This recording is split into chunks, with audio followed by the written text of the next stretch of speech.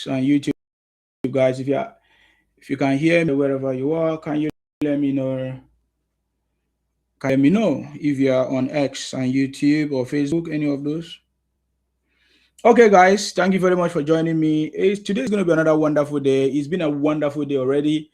The day has already finished. Very soon we are going to be entering another day. But I salute you wherever you are. Thank you very much for joining me.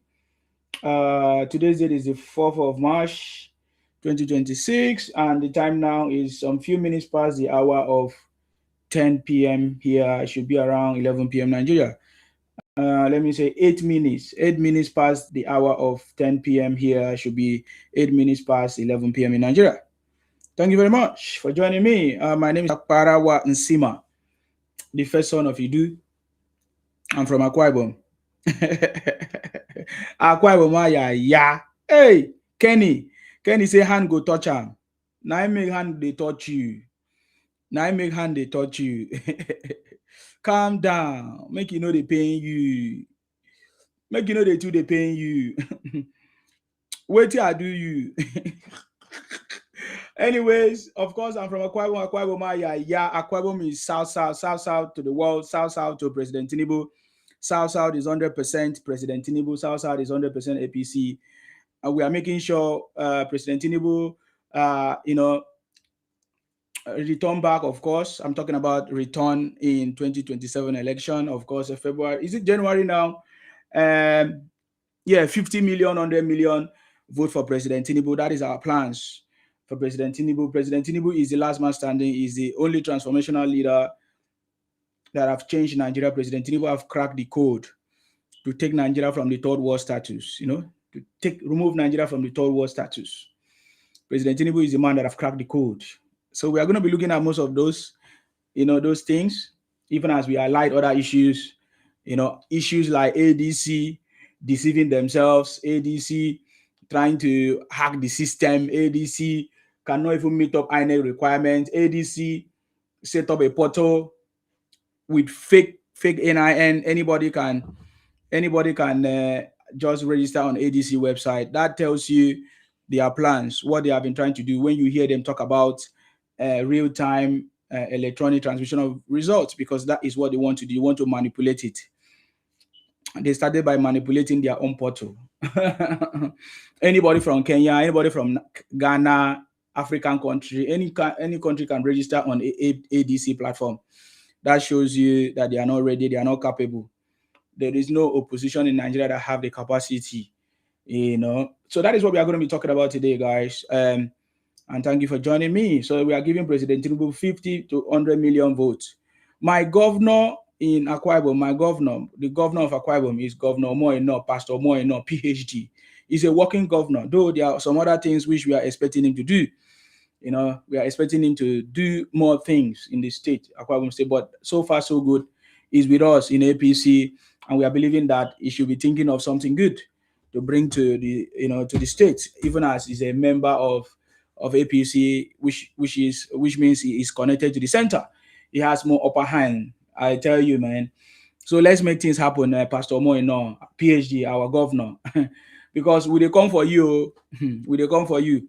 We dey hear many stories about 70 something, is it 70 oil wells or 76 oil wells?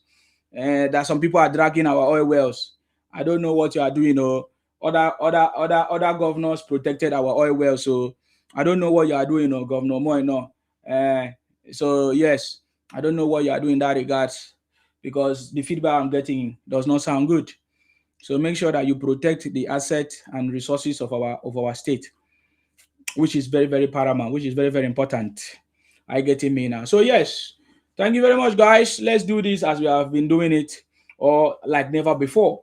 Where do we start from? You see, let's start from the fake ADC portal. You see, INEC has a requirement right now. They have to make sure that. Thank you very much, official. I see you. Thank you, raising your voice. The matter is ridiculous. We are going to hold him out. He don't fail with that. If Pastor Moore not fail to secure our 76 oil wells, he has failed already. It doesn't matter whether he's in ADC or APC or any party. That I'm just telling him. I tell you how it works. Every other governor that comes protected our property. So Omoino, Pastor Omoino should not make mistake. Even as we love you, even as you're an APC supporting President Tinubu, if you make mistake and hand over our oil well to any other person, I don't care who is that person, you will fail, because Akwa Ibom people will never forget it. Even if President Tinubu back you, you will fail. You see, don't make mistake. There are some things you don't make mistake, because when it comes to local politics, when it comes to state politics, you have to don't make mistake. You see, me, I know the high mouth. I mean, I know they tell you. Even as I support President Tinubu, if I see something way no good, I go talk him. I tell you, Pastor Emo, no, that is not, I didn't want to address it today, but somebody just said something. That's why I'm talking about you. Pastor Emo, no, you are a member of APC, which means you are supposed to have upper hand. You are a member of APC, which means you are supposed to take the state to the center, which means you are supposed to bring development. APC under President Tinubu is known for development, is known for progress. We have seen how President Tinubu have changed Lagos and changed other parts of Yoruba land. What is it that you are bringing to Akwa Ibom, Pastor Moeno? Is it that you want to let go of our oil wells? About 70, is it 70 or 76 oil wells I'm hearing? The news that I'm hearing is not funny, Pastor Moeno. So I don't know what you are planning. I don't know what you think that you are doing. If you make mistake and hand over our oil well to another person or to other people or to other states, Akwa Ibom people will never forget you, and you will never win. It doesn't matter whether President Tinubu supports you. Take note of my words. Because local politics, you need to play very well. State politics, you need to play very well. If you make mistake, Pastor Moeno, if you make mistake and hand over our oil well to anybody, I don't know who is influencing you, Pastor Moeno. When I call you out like this, just know say the matter high you. Pastor Moeno, I dey praise you since, but if you hand over our oil well, give anybody, you will fail. And you will fail big time. Even if it's Tinubu that supports you, you will fail in our state. You will not come back if you hand over our oil well to anybody. I salute you, AG. Thank you very much for coming. Thank you, Sima, for your good work. You're welcome. No, I just wanted to, chip in something on this oil well stuff. I don't think, number one, I don't think Pastor Emmanuel can give 76 oil well to Cross River State. Yes. Because there's a Supreme Court judgment that allocated that oil wells to them initially. So for you, I mean, it is supreme. There's nothing anybody can do about it. I just think that Cross River, they're just doing a lot of, propaganda, and then thinking that, okay, if they appeal to the sentiment of maybe the president, you could give them some. But the truth is, the Supreme Court has ruled on it. It was the same Supreme Court that took some oil well from rivers and gave to Akwa Ibom. So that's, for me, it's a dead end. So even Pastor Moeno, even if he wants to give oil, he cannot. Mm-hmm. Because those territory has been mapped as Akwa Ibom's territory. So there's nothing they can do about that. So they can keep making noise. And every time, to the credit of the governor, Moeno, every time he sees those people doing all sorts of stuff on it, he's always coming out, releasing statements. Oh, this cannot happen. This is our oil well. Supreme Court judgment is there, so you cannot overturn the Supreme Court judgment. The people that are saying, okay, cross river, they are saying, oh, they want to get. Have they even gone to overturn the judgment? No. So you cannot use mouth to go and overturn a judgment that has been passed by the Supreme Court. So, everybody should calm down. The oil well belongs to Akwa Ibom, and so it's not going away. Thank you. Thank you very much, sir, for coming. I appreciate you for speaking on this topic. Thank you very much.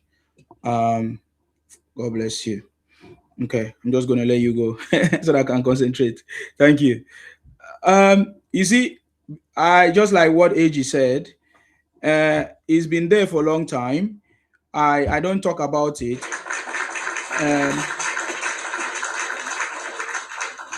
It's been there for a long time. People have been discussing this, but I don't talk about it. But I just wanted to tell Pastor Moino something. I know he listened.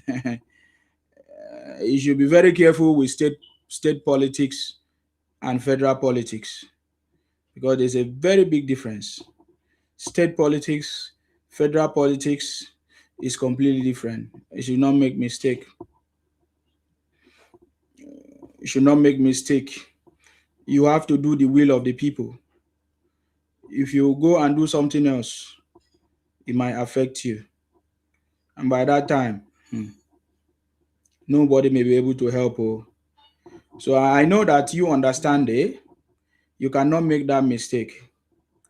If you make that mistake, that is something else. So anyway, that is by the way. Let me don't dwell much on that. I think different people have addressed that topic in different categories. I've seen different people from Akwa Ibom talk about it. So let me just leave it for now. But we are happy with what Umoino is doing. And I'm thinking that Umoino have a lot of work to do. There are so many other work that Umoino have to do right now. So we'll talk about that later. But let's go back to the topic. Tinubu done nothing for 3 years. So many people have said this. Many people have made this statement many times. They say, hunger. When Tinubu came into power, fuel was, how much did they say fuel was? 75 naira. Okay, the bag of rice was 50 kobo. What again? Dollar was 800. This and that and that. In fact, congratulations to is it Mr. Taiwo Oyedele or Mr. Taiwo for the new appointment of by our President Tinubu. I believe that the appointment of President Tinubu to Mr. Taiwo is very strategic, and is what we need at this time to change the narrative. Because just like I said, President Tinubu have cracked the code to take Nigeria out of the third world status to a developed one. So we need somebody that have the knowledge, they have the skills. I know that President Tinubu always know how to gather or how to form a team of excellent people. And I know that is what President Tinubu have done. It's not based on ethnicity or whichever criteria, because I've seen many people try to talk rubbish about the appointment of Mr. Taiwo as the financial minister. That is so powerful, and we are expecting more good things to happen. Of course, implementation of the tax reforms fully, a lot of stuff that is going to happen. So that's a good appointment, by the way. And when President Tinubu took over office, many things happened, and now he has bring Nigeria back on track. We are top 10 of the global economy, but something has just happened right now. I hope Nigerians will not blame President Tinubu anymore. Due to the fight that is going on, the WAR that is going on between US, Israel, and Iran and other countries, and just like that, is the price of food is going to be affected, of course, because of course oil price is increasing and all of that. But we know that some people in Nigeria always take advantage of bad news to increase the price of food and everything. But you see, are you still going to blame President Tinubu this time around? Because as far as we know, President Tinubu have made the price of food or dollars, and our economy is stable, and Naira is stable as it stands now. So now the impact of this WAR, which nobody saw it coming, but it just happened. Who are we going to blame? Are we going to blame it on Trump, or we are going to blame it on President Tinubu?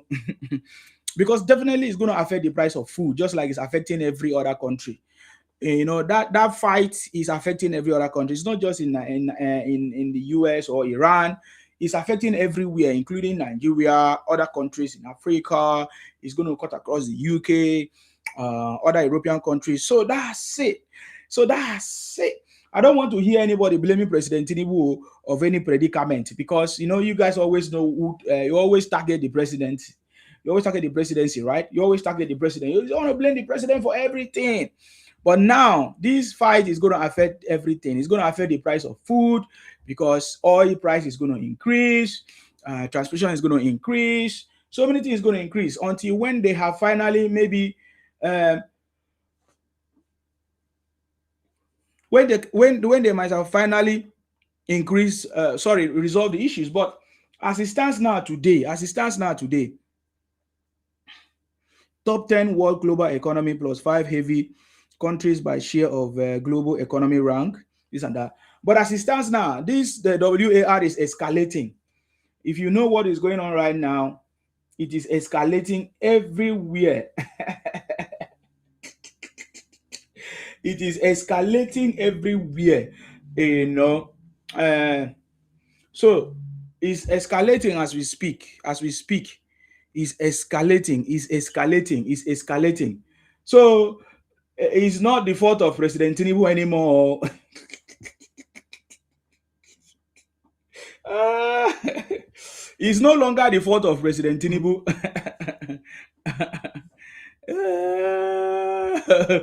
It's no longer the fault of President Tinubu as things are going to be increasing now. Mm-hmm. The hunger that you guys have always been talking about, get ready. The hunger is coming. The real hunger is coming. As the hunger they come now, you know, go blame Tinubu say hunger don't come. Because I know that you people always look for who to blame. Because you people should be blaming Trump. Oh. The Trump that you were calling to come and help you. Oh God. I remember how they were calling Trump to come and help them to fight Christian Geno. They love him. They love Trump like winch. I hope so. I will continue to love Trump now, because as this WAR they happen now, it's going to affect you. It's going to affect food. It's going to affect a lot of stuff. So don't put the blame on President Tinubu, because President Tinubu is not the one that is causing the WAR as as it's going on right now all over the place. It's escalating to many places right now. In fact, people are scared of the next move, what is going to happen. Because even the US, according to some sources, they say they were not prepared to this kind of escalation or to this kind of response by Iran, because Iran has responded in a very, very surprising way, will I say, or in a unique way. They are taking the fight to every other allies of the US. They have destroyed their military bases in Dubai, is it Saudi Arabia, Dubai, or in many places. The attack affected some airport, different places. Just mention them. And I don't think that they prepared to this level. But as it's happened now, what the repercussion of this fight is that it's going to affect everybody all over the world. Whenever the US have any problem or go into anything, it affects everybody. And it's obvious it's going to affect everybody, because now this affects China, this affects some other places. So it's going to affect everybody. The price of food is going to skyrocket, transportation, price of petrol or oil. I think that is why I saw a news that Dangote increased their price of whatever backed by 100 is it 100 naira. So it means obviously there's going to be an effect. There's going to be definitely something that everybody's going to feel. So do not think that you are free because you are not in Iran or US, because everybody's going to be affected. Let me hear from you, Rhapsody. What do you have to say? I don't know which topic you want to talk about now. Yeah, go ahead. You are looking very glorious. Thank you. Now, Baba God. You are looking very glorious. Your face is shining. Thank God, though.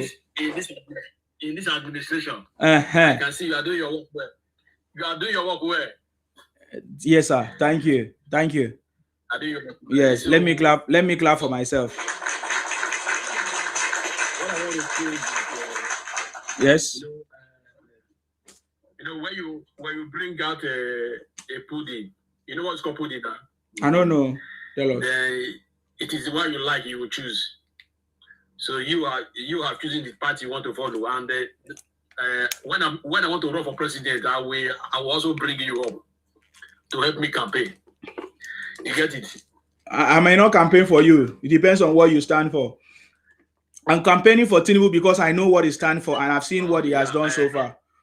Yeah. So you said pudding. Yeah. When you choose pudding, you choose the one, right? So I've chosen mine. What is your own choice?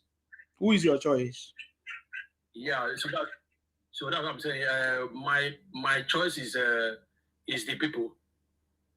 The people. It doesn't. You are not making sense. The people are not people. What? Who are the candidate you make your choice?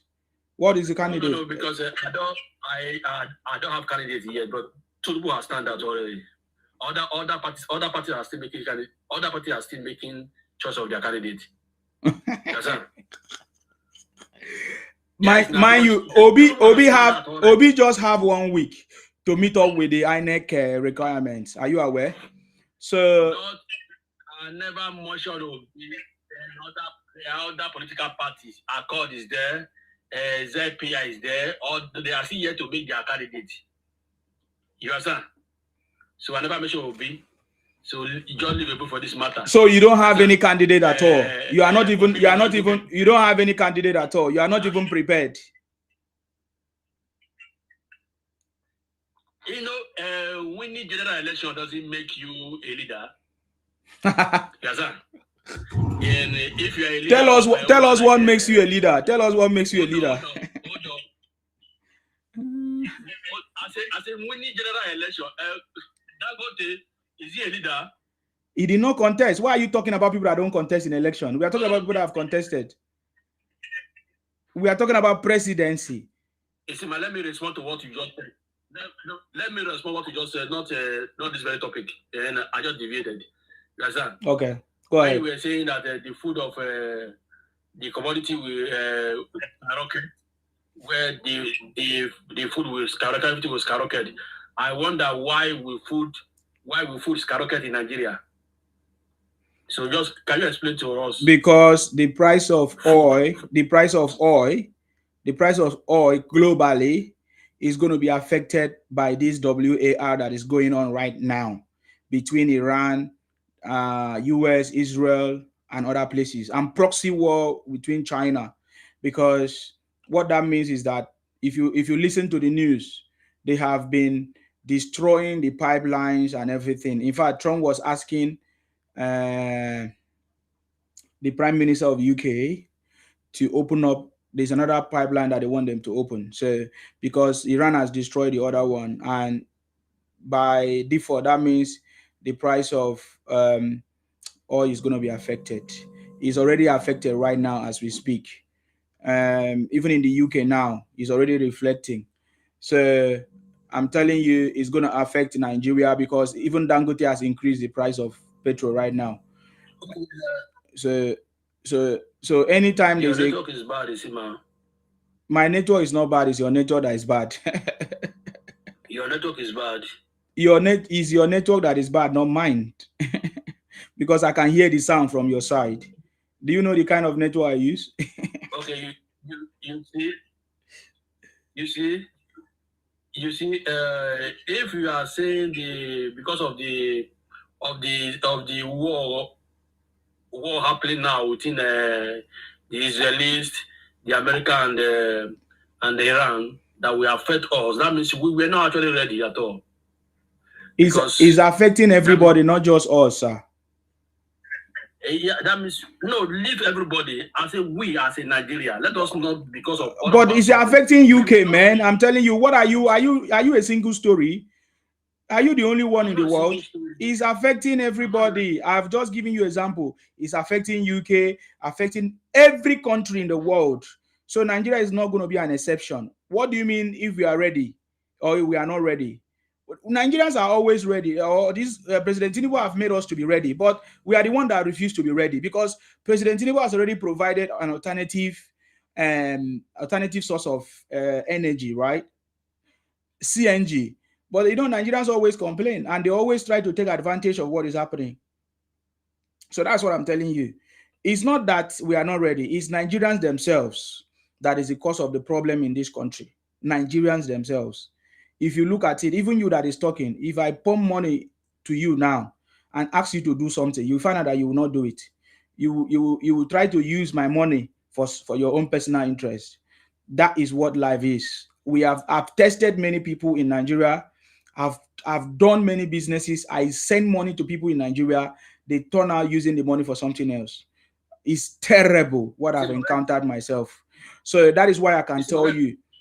Where do you reside? Sorry? Where do you reside? Where do I live?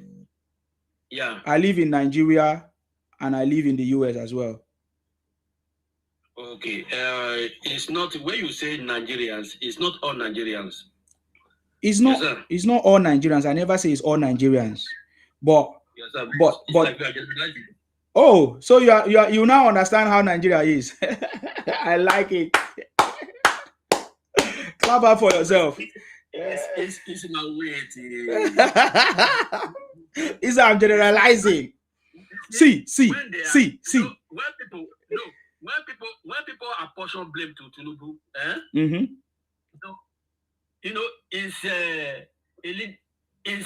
It's a leadership responsibility to see that every delegation is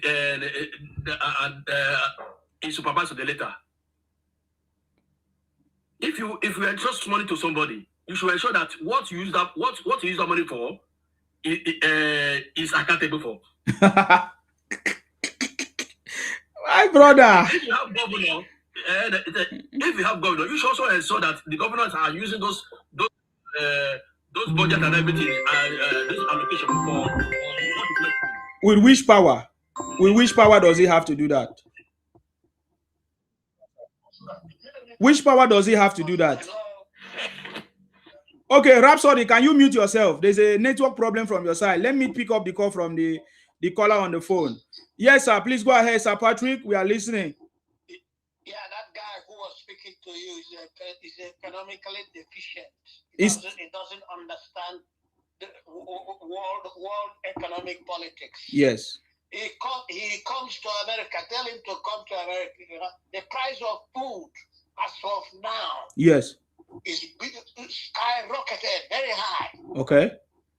Price of gasoline very high. Yes.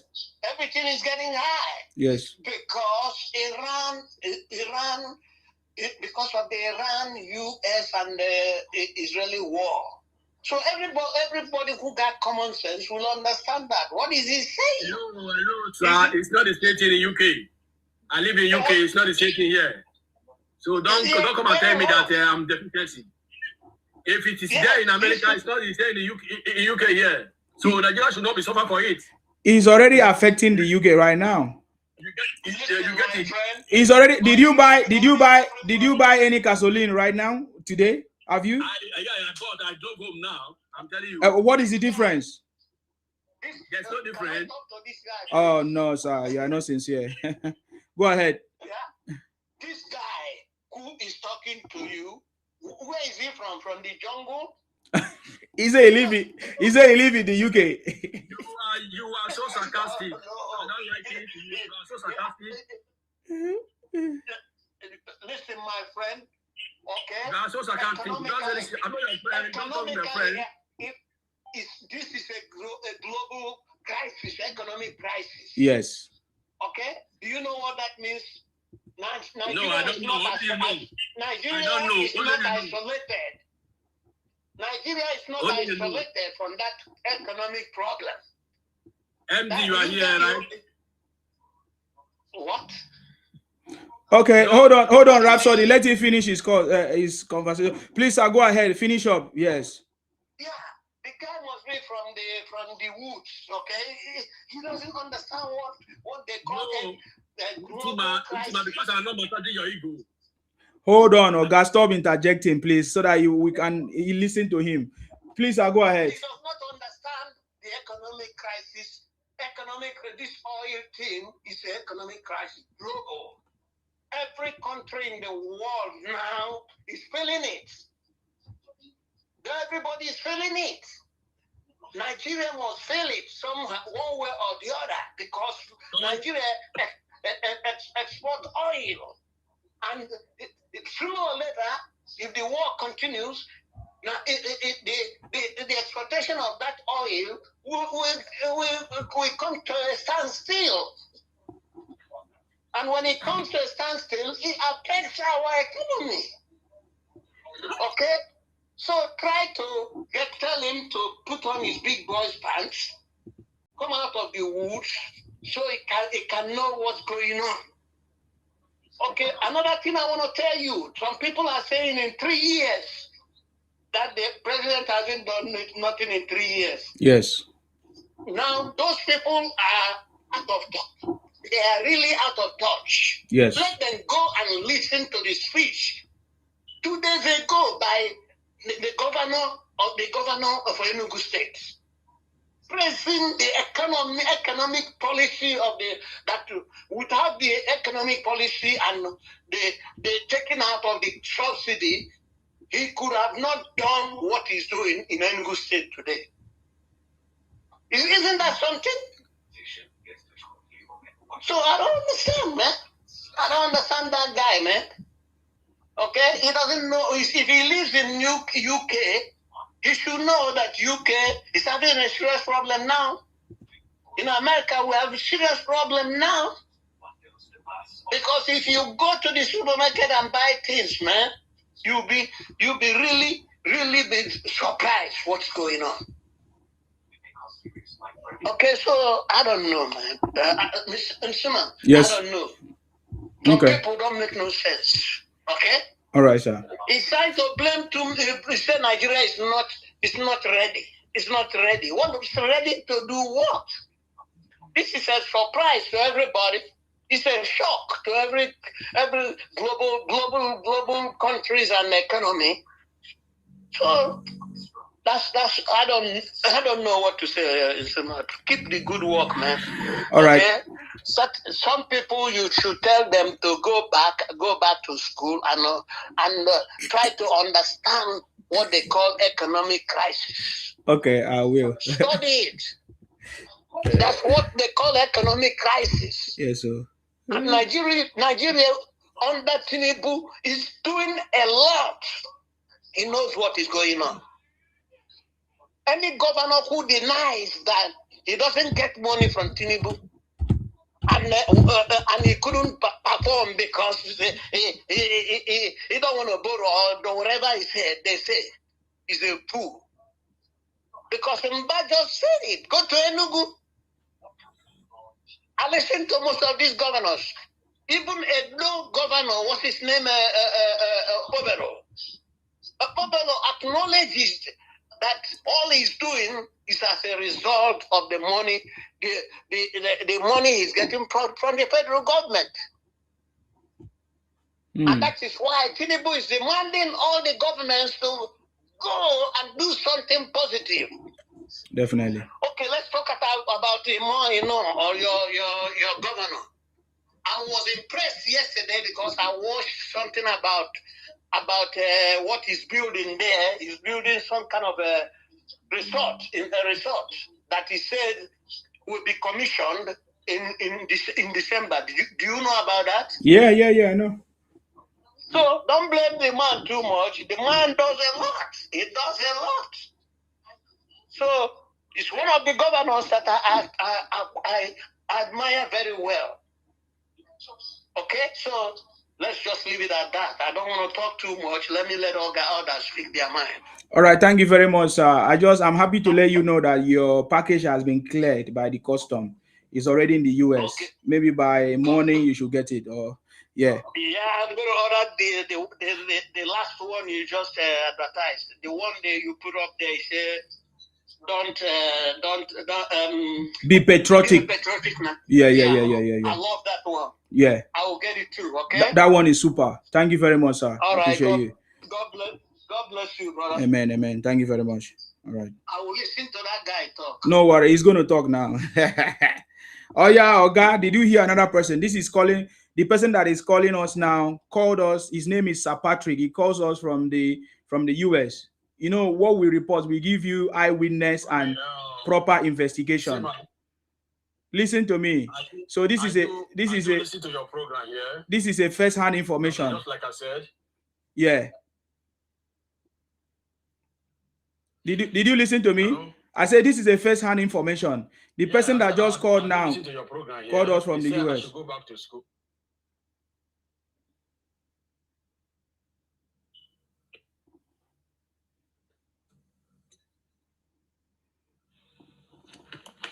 Go ahead. What is wrong with your network? I thought you said you are in the US. Oh, sorry, in the UK.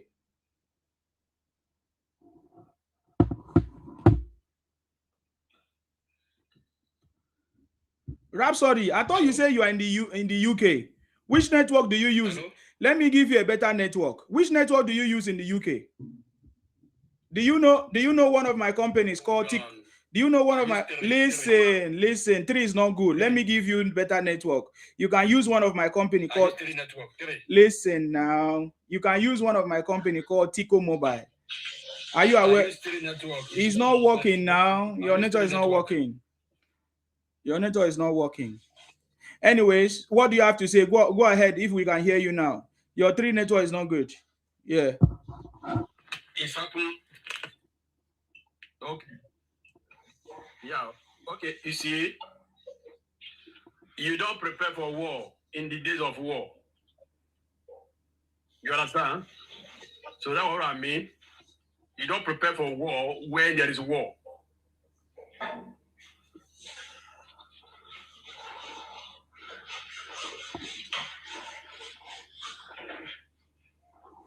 Okay, don't talk finish.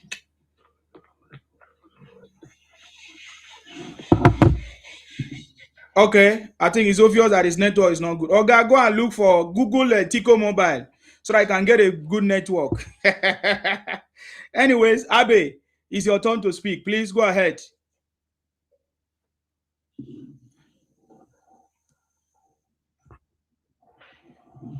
Abe.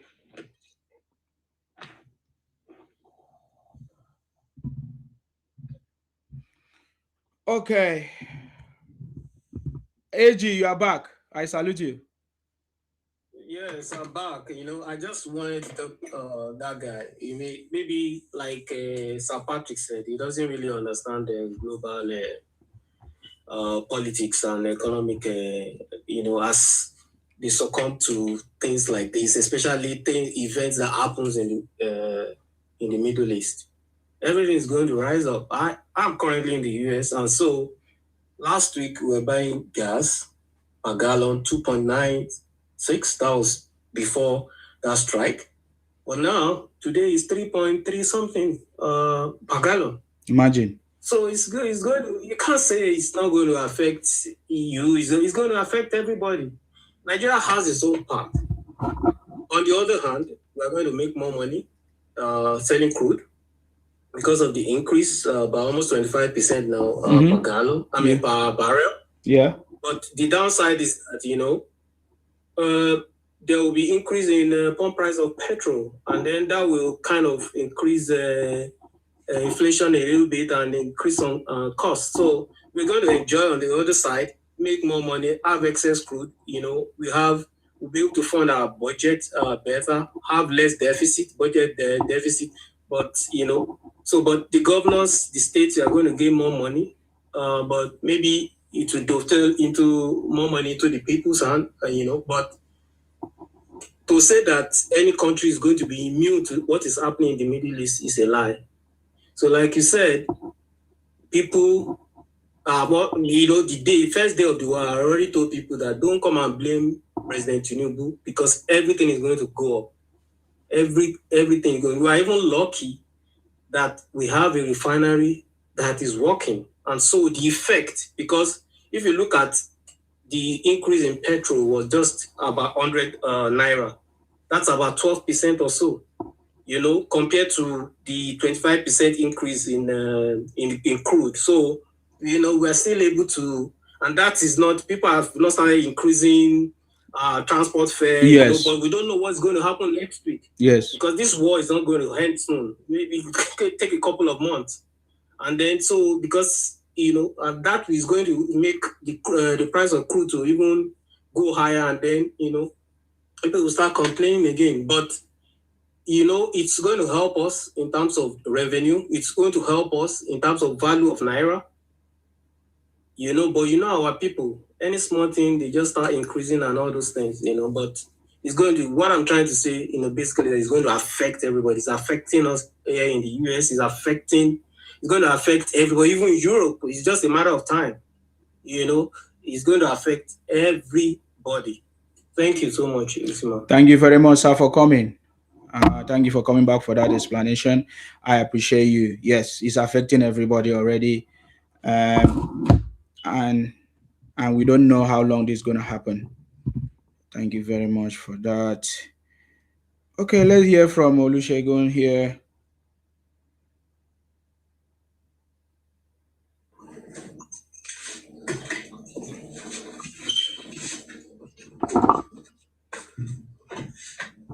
Hello, are you ready to speak?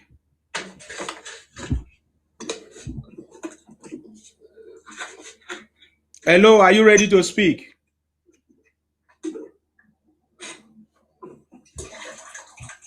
Okay, obviously, Olusegun is not ready. So let's move on. We have a lot of things to discuss. This is just one of the aspect of it. I just wanted to start by that note to let everybody know when you start putting blame, when things start to increase now, don't put the blame on Tinubu. Put the blame on Trump. Your Trump that you were happy to go and invite to come to Nigeria to invade. You know what I'm talking about. So don't put blame on Tinubu. Okay, Olusegun, are you ready to speak? You didn't call my name now. I don't need to call your name. I didn't know you are the one you were talking to.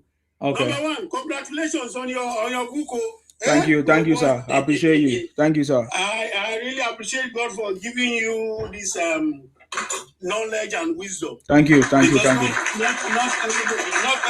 has it. Yes, sir. You know the impression of the dollars, the people of low knowledge, let me put it that way, is that you are doing all this, waiting for somebody in the presidency to come and start giving you billions. They don't know that God has given you the brain, the magnanimity to know how to make your way in life and and succeed. Amen. That is what makes a smart, intelligent person. Definitely. That is who we Nigerians are. We are not thieves. We are not corruptors. No. We are not people who cut a short get, who always run after a shortcut to make it in life. No. We use our brain, we use our hand and our dexterity, our God-given ability to make something genuine, something legit, something legal, to make something in life. So I'm very, very happy for you. Thank you, sir. Congratulations once again, my brother. Thank you. Having said that, you see, many people, is the problem of hindsight and foresight at the same time. Many people are so visionless. When we are telling them, when people like you and other people are seeing the handiwork of Mr. President, foresaw, not even before he even started, yes, foresaw the visionary, the intelligence and the wisdom of this president in 2022. When you started this and we followed you and continued up to this date, and after we won the election, we still stood our ground and we are still supporting. Because we saw what many people didn't see in this man. With what is happening in the global village now, economically about this war, we are happy that God has given us a good manager of resources. Like the last caller said, the downside is this money, after getting all this money, the rise in price of stuff might affect all the huge money that might go down to the regional side of our country. But let us praise God that we got a good manager of resources. That's why he knows how to manage the money. It's not unlike during the Jonathan era, when we made load of money in oil. The price of money was up to $100. Or even more than that. Yes. During the time of the Gulf War, during the Babangida era, we made a lot of money. Where is that money today? Where did it go? Yes. So God has seen all those. That's why he gave us this intelligent, God-fearing, a man who is after a great legacy for himself. Amen. Because God has blessed. When you talk of money, when you talk of influence, when you talk of name, when you talk of position, God has blessed him already. It's not as foolish as people like. Sorry, I don't want to, because Obasanjo is an elder statesman. Don't let me use a harsh word for him. But he is not somebody like Obasanjo, who God will show that I'm giving you another chance. So you've gone through a lot in life. You've gone through prison. You are coming out now. Go and change that name and do something good. This man is not like that. He has seen that God has blessed him in so many ways. That's why he's working so hard to make sure that he's established his legacy in Nigeria by making a modern day Nigeria, a new Nigeria that will be better for all of us. Somebody coming out to say, Ashwaju has not done anything in 3 years. I know don't mind them. We don't have to worry about it because it's all propaganda. They know what they are coming out for. They are, you know them anyway. I don't need to explain, to describe them to you. So they know what they are doing. They want to try to find a way to bring down the president and start talking him down. But for we've opened our eyes. No nail phone, like I explained to the last caller on the last program. I told him, I said, look, we are in advanced country in the UK, in the US, and most of the advanced countries of the world. When they give you student loan, it always comes with interest. After finishing, when you start working, when you start paying back, it's going to be with interest. This Nigerian loan is not with interest. If they give you 100,000, it's the 100,000 you are paying back. You are not paying back 150,000. Which is a very big plus for our parents that are struggling to pay their children's school fees. He's saying he has not done nothing. The Consumer Credit Corporation, for somebody, that is how it works in these advanced countries of the world. You go into your consumer credit, you get your own card. When you get out your own card, you can buy something in credits and pay bit by bit. Now, this is our consumer credit card now. If you take our card now, it has never happened before. Or if it has happened before, it's not as effective as this one. You can take Nigerian card to anywhere in the world and spend the money there. That is financial autonomy, financial power all over the world. That's another achievement. Where have you seen any queue during December or during any time in our country looking for fuel? Or buying fuel in the black market and all those stuff since these 3 years. That's another achievement.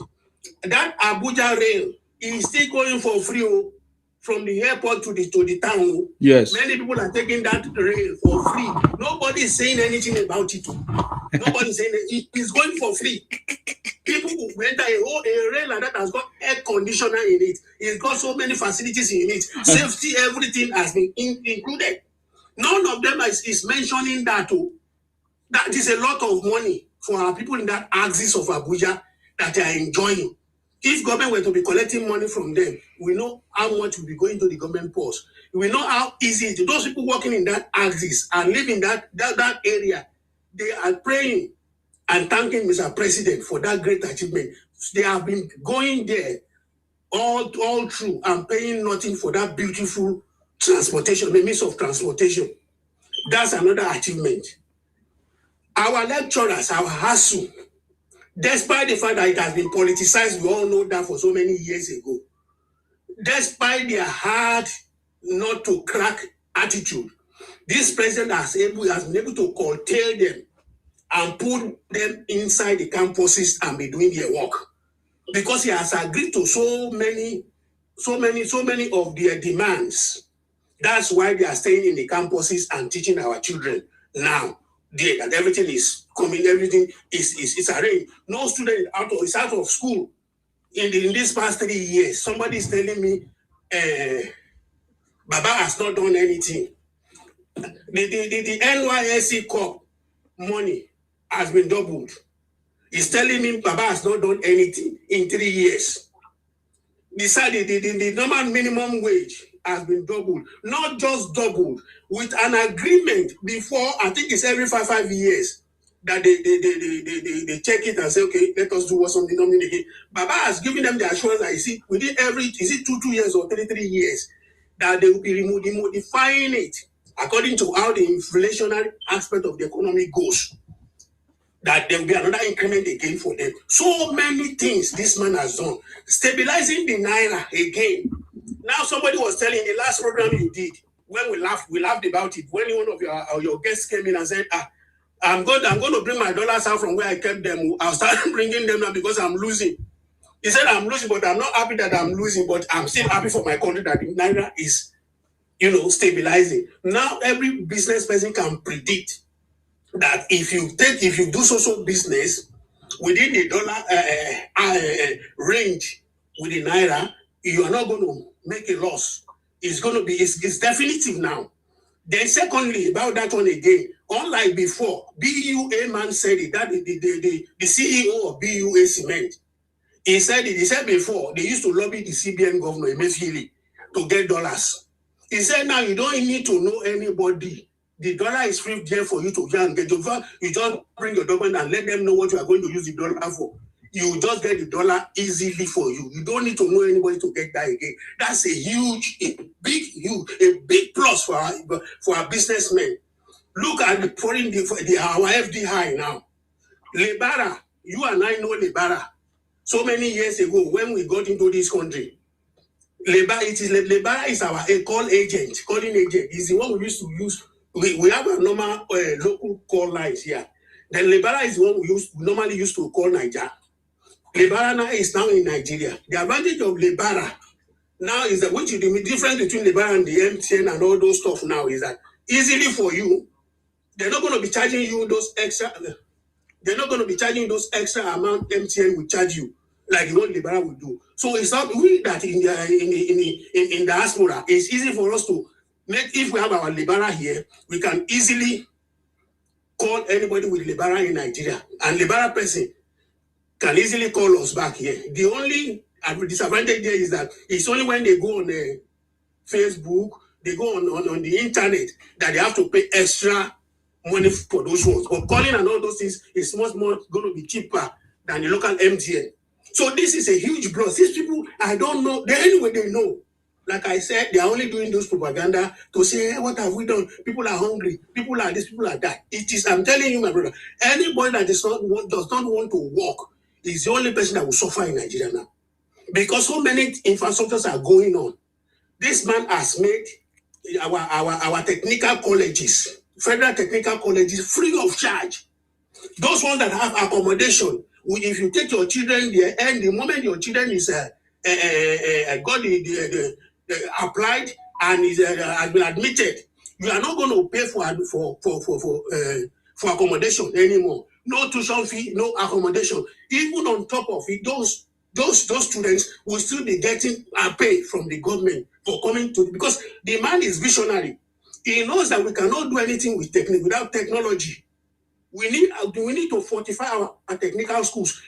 Just this week, a lot of billions of nairas have been voted into our technical, our airspace something, our technical stuff and all those stuff. He has voted billions of naira there so that they will improve the facilities that will be used in teaching our children in technical colleges to learn more and to earn more. Because the moment you are able to have your handwork, that you like our old papa used to call it, get your handwork. If you don't get handwork, you don't go check better for. No matter how you do, the era of white collar job, where you'll be looking for suit and tie job to do, is over. We are not saying those ones are not there. If they are there for you, no problem. But adding technology to it, that's what I'm telling one of my sons. He did fashion designing. He said he's going online looking for what does not lost.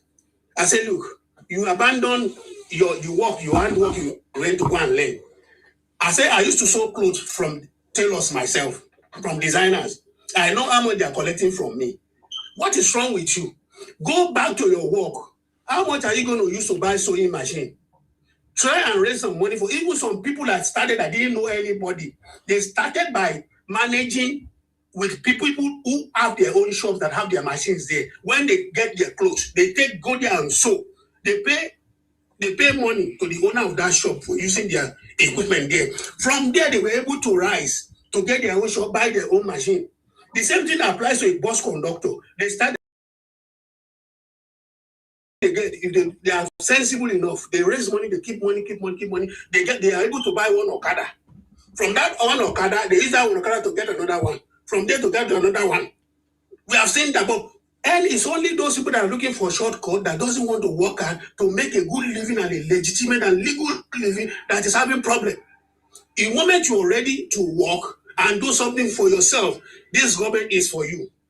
We are not saying we are in Uhuru already, not yet Uhuru. But the moment you are able to stabilize our economy, we are now looking for how to strengthen it. So there are no two ways about it. 2027 is for our city boy again if we don't want to lose it in Nigeria. Because let us warn ourselves, this is not a matter of tribalism. This is not whether I'm Igbo, I'm a Hausa, or I'm a Shekiri, or I'm a Akwa Ibom, or I'm this. It's a matter of doing it right and see somebody who is doing it right, we have to give him the support. If we say we take this man out now, bring any rubbish person again that will take us back again to where we are coming from. It's going to be very, very, very disastrous for us. My brother, I rest my case. Continue with your good job. God will continue to bless you. Thank you so much. Usima. Thank you very The son of much. a- Thank you. Thank you very much. I appreciate you for coming. Thank you for your You're welcome. submission. God bless you. Stay blessed. You're welcome. Okay. That is powerful submission there. Very powerful submission there. Okay, let's move. Let's move. Okay, I think I've listened to some people now, touch on most of the things that we are going to talk about today. Lots of them we are going to talk about today. You see, just like I said before, many people say Tinubu have not done nothing or have done nothing rather than hunger, or except hunger. Hunger is everywhere. And when he came into power, rice was cheap, fuel was this and that. Those are the comments that they are making. And I notice that all their comments is out of knowledge, is stupidity. They know the truth, but they don't have anything to say. They are just making noise, you know. And just to add to their confusion, you need to be confused, you need to be stupid, you need to say all kinds of nonsense because you are foolish. You just need to say things that will make you to remain where you are while others are progressing. And just like I said, before President Tinubu came into power, we had few millionaires or billionaires. As President Tinubu came to power, so many people became millionaires, billionaires because of President Tinubu policy and reforms. That is the truth. As you keep complaining, others are making it. That is why I tell you, to solve a problem in this life, you don't need to complain, you don't need to make noise, you don't need to cry. Because your complaints and cry or tears will never solve the problem. You need to find a solution. You need to turn that problem into a solution where you are going to get paid. That is the difference between Nigeria and the developed world. In the Nigeria today, you can become a millionaire tomorrow by night, overnight.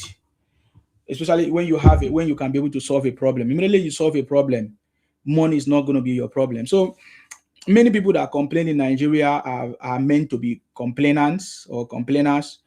Many people complaining in Nigeria are meant to be hungry, are meant to be hungers, are meant to be foolish, are meant to be poor. That is the situation. There's nothing, even if they travel out of Nigeria, they will still remain poor, they will still remain hungry. As some of them say, they are hungry. They will still remain complain, because that is who they are meant to be. That's what they are meant to be in life. So when I listen to them, I just understand their situation, right? Anybody telling me that, oh, there's hunger in Nigeria, I just understand that you are meant to be poor, you are meant to be hungry. Anybody that is telling us that, oh, bag of rice is high, I just know that that person is stupid, because you don't understand what the time it is. You don't understand what time it is. Because if you understand what time it is, you would have positioned yourself so that you can take advantage of the situation. Every problem you have in Nigeria today is an opportunity for you to solve it, to start a business, to start a company that can provide a solution or service or a product to that issue that you think that you have in your community, in your village, anywhere you are. Anytime you see any problem in your place, just know that that is opportunity for you to solve that problem in order to make money, to become a billionaire. But if you cannot solve the problem, if you join other people to make noise, somebody else will come and solve that problem for you, and then we'll collect money from you and make money. Are you getting me now? That is the truth. And besides, if you are hungry, you need to remain hungry if you don't know what to do. If you cannot get a skill, if you cannot get a job, then you are stupid. Don't carry your family problem and put on President Tinubu. There was no family planning with President Tinubu to control how your mother is going to give birth to you or how you're going to pregnant your mother or your wife. President Tinubu did not pregnant your wife. President Tinubu did not pregnant your mother. So why are you asking for President Tinubu to come and feed you, to come and give you money that you are hungry, that hunger? Don't you have parents again? Did you want Tinubu to adopt you as an adopted son or adopted daughter? I don't understand when you call on President Tinubu to come and feed you, to come and solve your hunger problem when you are there and you cannot solve your problem. You understand me? So that is what I can describe all those guys that talk rubbish against the president or talk rubbish against Nigeria. You see, they take advantage of this nonsense confusion that they share among themselves to try to demarcate the country. with their lies and propaganda. Well, I hear them many times, and when I listen to them, I see no substance. You say President Tinubu have done nothing, but what is it that you are crying about? You cry about fuel subsidy. Is it not something that he has done? Free Spirit, I give you time to speak. Go ahead. Yeah, Zima. Yes. Congratulations on the book. Thank you very much. Thank you. When I get to Nigeria, when I get time, I will read about by God's grace. Amen. It is good. No yeah, just what you're saying. Can you hear me? Yes, we can hear you. Kind of. Hello? We can hear you, but there's a lot of noise. Oh, you can hear. You see all these people when they talk, say, and they complain. You know these people. If they enter room, fuck their wife. She don't conceive. Now Tinubu Kosa. They go blame Tinubu. Or they go. That's what they be. Oh, this Nigeria. Even if you fuck self, you don't feel conceive. Now Tinubu, all their life, they complain. And you see, like you say, it's lack of knowledge. They come online, the economy is growing. The common man is not feeling it. And I keep asking questions, what do you want to feel? When they say the economy is growing, what it actually means is, if you have something you're doing, you have a higher success, a higher chance of succeeding because the economy is growing. Yeah. It's not about you sitting down and say, oh, the economy is growing. The government should give me free food, give me free house. It doesn't work like that. When the economy is growing, that's when you should even work even harder than before, so that you can take advantage of the increased market size. But they say, oh, the common man is not feeling it. What do you want to feel? Price of food is already going down. Okay, we might have challenges here and there with housing, like every other country. But on the whole, standard of living is actually improving. We that were here in this Western world, we know what we have to go through to pay all the bill. Pay all that in Nigeria. You know, that's why if you have moved to Nigeria, many of them will tell you they're never leaving because they're surprised that, oh, I just have to pay my rent once. Maybe it's 1 month rent that's paying a year in Nigeria, even in Lagos. And when they get there, they're just like, no. I could see one of them talking a couple of months ago, saying, hey, I have to pay water bill. She's surprised she doesn't have to pay water bill. She was like, no, not that she's surprised, because she's already built the house. She's just so happy. She said, oh, I have to pay for all this. But she's got the ball there. You don't have to pay. Here, a lot of them, when they come abroad, they're surprised when they say, people abroad don't look after them when they come here. If you go and stay with somebody, you can't be using the guy's electricity, using his gas, using all these things anyhow, because he's got to pay for it. And if he's got to pay for it, if somebody's accommodating you, you should know what he can offer you is limited. You can't blame them. But these people, they come online here and they're likening in advance world. And I'm thinking, this advanced world that you're talking, people have to pay with their blood, not even just their sweat, with their blood. There are many Nigerians that have come here, they're working that hard. Very close to me a couple of years ago, one lady, she collapsed in the hospital. She actually collapsed. One guy too, one lady was telling me, in themselves, because we have to go through working, you know. And these people think, oh, everything should just be free. Water should be free. And it's the one that shocks me. They say, oh, it was on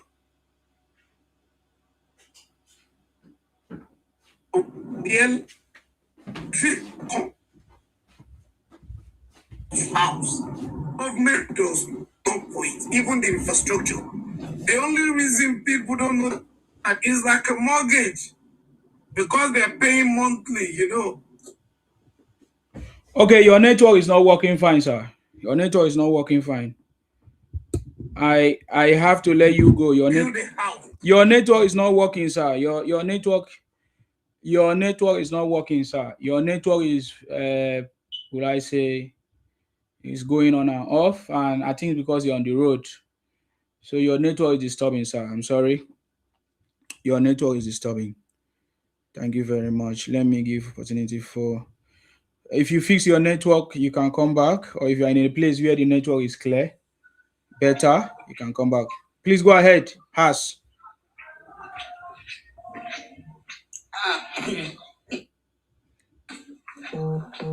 Can you talk now? How am I going to get your book? I'm interested in the book, please. Oh, it's easy now. It's easy. It's easy. You said Amazon or July. How do I get that? You can get it on Amazon. If you are anywhere you can get it on Amazon, or you can get it on my website, insimabooks.com. It's there. Okay, insimabooks.com. Books. There's S on it. Yes. Books. Yeah, books.com. Okay, I'll try and get one. You will see many books, so you will see many books there, but look for the one you want. Okay, you have a lot of books there. Yeah, and there's written by you. Yeah. There's ebook as well. The ebook is cheaper if you want. The ebook is we'll just send you a soft copy, but if you want the hard copy, it's there as well. So it's paperback, hard copy paperback. So yeah, so it's very easy. Anywhere you are, I'm going to send it to you. If you get it on Amazon, if you are on Kindle, if you have Kindle account on Amazon, you can read it free. I want the hard copy. Oh, you want the hard copy? Okay, yeah. If you buy it on Amazon, Amazon only give me 60%, so they cut all the money. But if you buy it from my website, it's better. I'll get it from your website. Yeah. That's good. All right. For the people that said they have not seen anything Baba is doing, I think they are blind. Definitely. Even the blind can feel it, except for the fact that they don't want progress. Because this is not Tinubu is just here, just 3 years, and you guys are shouting. Do you want miracle? Something that have been like that for years. You guys are now shouting. They are killing everywhere, even here in America. Everything is happening, but definitely we have to let our government know that they need to stand up to their responsibility. Fine, everybody knows that, but you now condemning the man outrightly is what I don't understand. Like the other speakers have been saying is like school loans. Tinubu have turned Nigeria to construction companies. Look at everywhere. Look at the level of quality of those roads they are doing. Look at it's not even only the what's it called? The school loan, technical schools, free education. It's been long we have something like that. Nigeria is moving. We are progressing. But for the people that did not see it, I pray they will remain blind forever. Continue your good job. I'm enjoying the program. Though I'm at work. Yeah. I didn't even know I've sent a request, but really? My hand is always on that request line. Keep on the good job. God bless you. Thank you. God bless all good Nigerians. Amen. That really want this country to work. Definitely. And for those people that are bad-mouthing Nigeria everywhere, thinking we are not going to get there, did they think people in diaspora don't want to come back to Nigeria? Did they think abroad is better than home? There's no place like home. If you see people in abroad shouting, you will see that. Oh wow! I think maybe you are in a place where we can't hear you. Network. I love Nigeria. It's a lie. We that we are here, we want Nigeria to look like the country we are. In fact, if it's possible for Nigeria to be better than where we are, but Nigerians don't want to understand. I have a friend back home. She will be arguing with me. Hey, you are abroad. I said, keep quiet. Do you think I feel like coming here? If you are in abroad, it's just like you personally come here and put anchor on yourself that okay. The big people in all these black Americans, they brought them here through slavery. But now this is modern slavery. We are the one that will use our money to come here. And eventually there is no place like home. I used to tell people back home, there's nobody that love Nigeria more than the people in diaspora. Because definitely we want to come back home. And we pray Nigeria is good. Amen. It's better. It's safer for everybody to live in. Amen. So God bless you, everybody. God bless you, Sima. Thank I'm you. enjoying your program. Thank you. So much. Thank you very much for coming. I appreciate you. Thank you very much. Stay blessed. You see, we have we in abroad, Nigerians abroad have not actually told the story to Nigerians at home. We are going to do that. We will explain it. We will explain it in the way that you guys will understand. Because many of you back home in Nigeria do not understand. You think that abroad is better than where you come from. You are making a very big mistake. You don't know. Even us that came to abroad, we thought that abroad is better than home. But until we came here. And most of us that came here, we cannot go back home. Do you know why we cannot come back home? Because we sold some of our properties. We sold all our properties. We borrowed money to travel abroad. So going back home just like that is going to be a very big shame and disaster. And that is why you will never know the truth, what happens abroad. Because Nigerians abroad don't want to tell you. It's a very shameful thing. How some of them sold their properties, collect loans, even left their proper jobs, and they travel abroad just to come and do cleaning, just to come and do cleaning yash, just to come and do many things that if they're in Nigeria, they will never do. Many of you don't know the story. That's why we are saying stop demarketing our country. Be patriotic to your country, Nigeria, because you don't know. You are just far. They say he who stands afar will never know the smell. You see, I don't know, there's a proverb like that. You will never know how it tastes. If you never taste that food, you will never know how it tastes. You can be perceiving the aroma. The aroma might tell you, oh, it's sweet, but until when you taste that soup, it's not the aroma that tells you how sweet the soup is. You see, that is why many of you at home lacks education, especially education about life. That is what you guys lack. You might have classroom education, which we are common to have in Nigeria because our education is cheap. That is another thing that you people are not talk about. Our education is cheap. Even the indigenes, I'm talking about citizens of abroad and America, UK, education is not cheap for them. They have to take loans to go to school. You don't know what you have. That's why I say stop demarketing your. You need to go and get that book. I don't know where is the copy. I don't have a copy here again. You need to go and get that book. You need to get this book so that you know what we are talking about. Because most of you don't know. Go and be patriotic to your country, Nigeria. Stop demarketing Nigeria with lies, misinformation, and propaganda. We need to build a positive digital footprint for national progress. Go and get this book.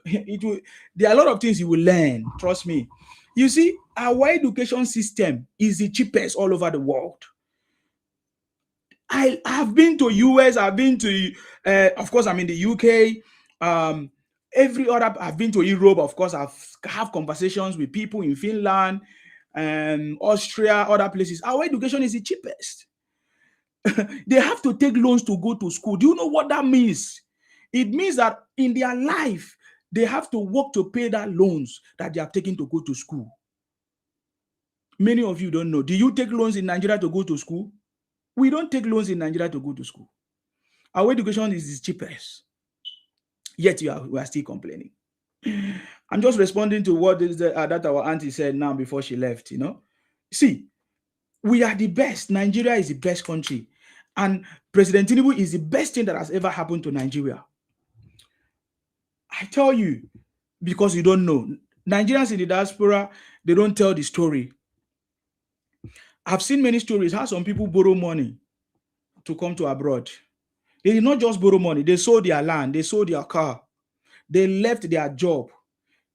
Many bankers left their job. Many people that work in a proper place, they left their job because somebody told them that immediately they come to the US or UK, they will make it. They came to the US and UK. The story is not the way they told them. That story is not the same. First of all, when you come abroad, what you need to do, you need to make sure you are able to get your paper. If you don't have your paperwork, you can't even work. That's a bigger problem. That's the first problem every immigrant faces. Are you getting me now? The first problem every immigrant faces is the ability to work. Do you have the right to work, right to stay, right to live? What is your visa type? What does it allow you? You need to begin to now understand that the freedom you have in Nigeria is different when you travel abroad. Your freedom abroad depends on your visa, depends on which document that you have. It's a shameful something. That is why Nigerians don't tell you. I will begin to tell you, because I notice that you guys are demarketing your country. You don't know. You should be patriotic to your country. There's no better place. That is why those abroad, they come to your country to make money and they run away. Why do you think that Indians are in Nigeria so much? Look at our even land of India. There's a lot of fights going on in India. Whereas Indians are angry with some Nigerians. I don't know. They are mostly people from the southeast committing all kinds of crimes in India. But there are so many Indians. There are so many Indian companies in Nigeria. And you don't know. Those people come there to make money in Nigeria and they go. And you are there complaining. A Chinese come there to make money in Nigeria and you are there complaining. They come there to come and plant cassava. They come and plant yam. You that owns your country, you are there complaining stupidly and foolishly. You see, many of you Nigerians don't know what is going on. I get it. You don't know what is going on. You don't even know how we pay bills here. You don't even know how our house rent, how we pay our rent. Many of you say, why don't you people come back? We don't come back because we're in a very big tight corner. I just explained to you. We cannot come back because we have sold our houses in Nigeria.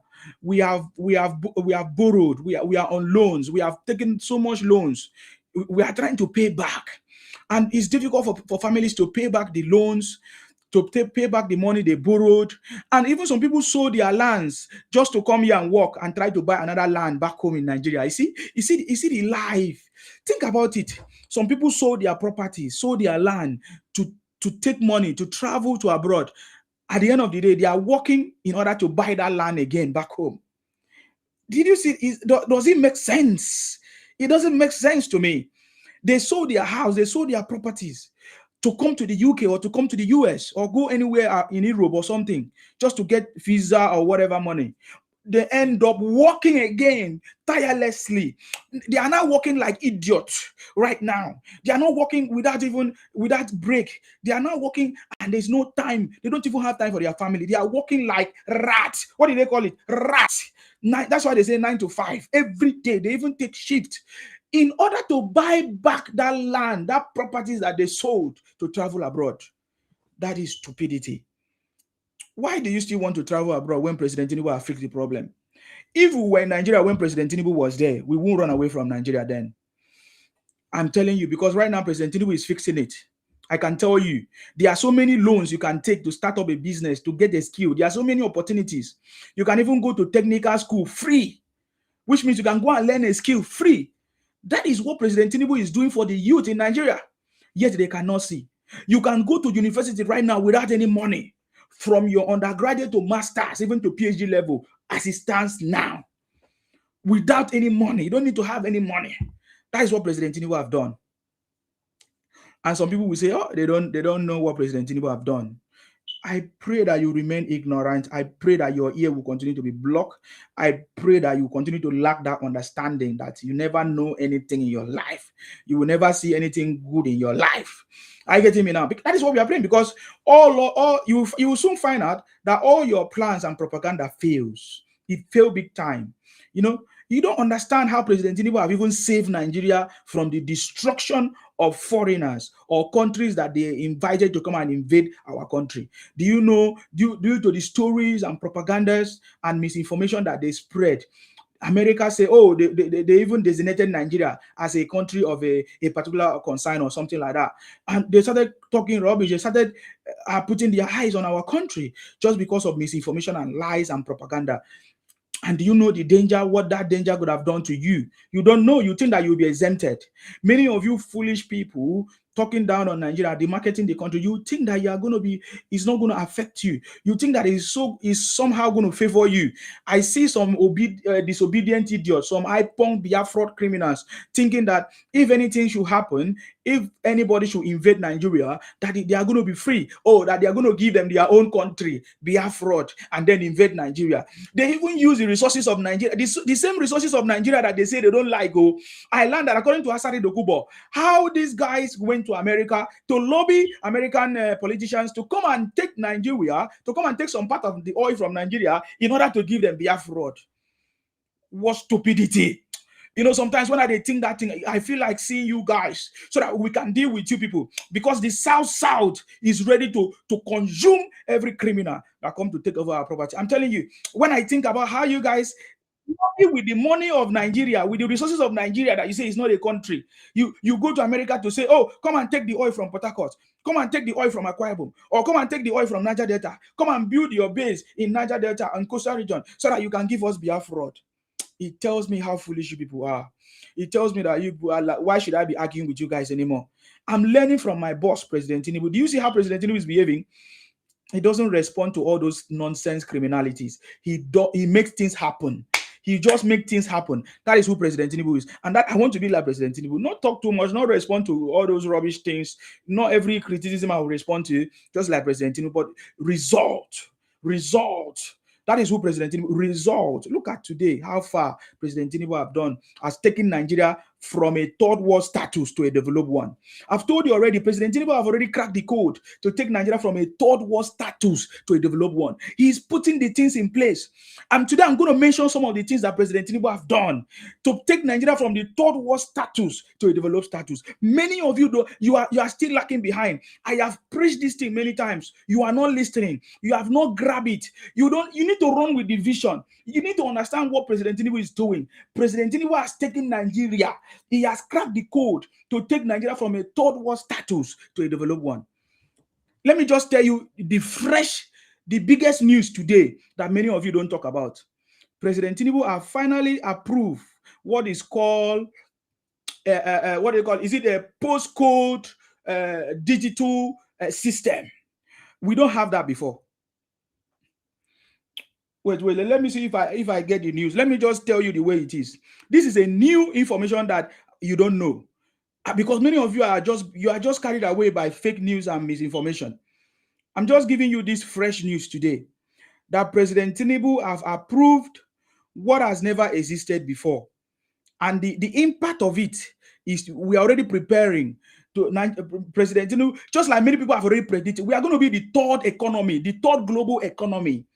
After UK, US, is it UK, US or China? We're going to be the third global economy because President Tinubu is setting us up for that. That is why today we have a new finance minister, Mr. Taiwo. It's not by mistakes. He needs to put the right people in place that is going to do it. Because I hear people complain, he has appointed another Yoruba.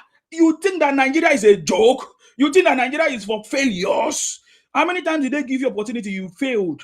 You think that I've told you that President Tinubu is not joking. He is ready to work with people that understand and have the skills and ability to work with him, not people that are demarketing the country and criticizing him negatively. Yeah, he's not after you, man. You are already a failure. You have shown to be a failure. You have shown to be a saboteur or a sabotage. Because how can President Tinubu go and take somebody that will go and sabotage his government? You don't have sense. I've just told you today, because if you don't hear, if you don't know, President Tinubu has approved what is called alphanumeric digital postcode system for Nigeria. Go and find out what it means. I've told you that President Tinubu have cracked the code to take Nigeria out of a third world status to a developed one. President Tinubu have cracked the code to take Nigeria out of a third world status to a developed one. Go and find out what this means. Alphanumeric digital postcode system for Nigeria. It has never existed before. Alphanumeric digital postcode system for Nigeria. We have been so backward for so many years. But President Tinubu have brought us back, put us back on track, renewed hope. This is renewed hope agenda. It's not by noise. He knows what he's doing. He knows what he's doing. These are the things that we are supposed to have had long time. Put these things in place long time. But our leaders never cared. They never concerned. They were just eating our money, storing our money abroad. We talk about Abacha loot. We talk about, what they call it, that woman, Lezani. Our money is taken. What do they call it? That man from this thing, the former CBN governor. What's his name again? That took our money. You know, they were all taking, even Malami. Allegedly, let me put that one. You know, they took all our monies. They were storing them abroad. They never cared on what they need to do.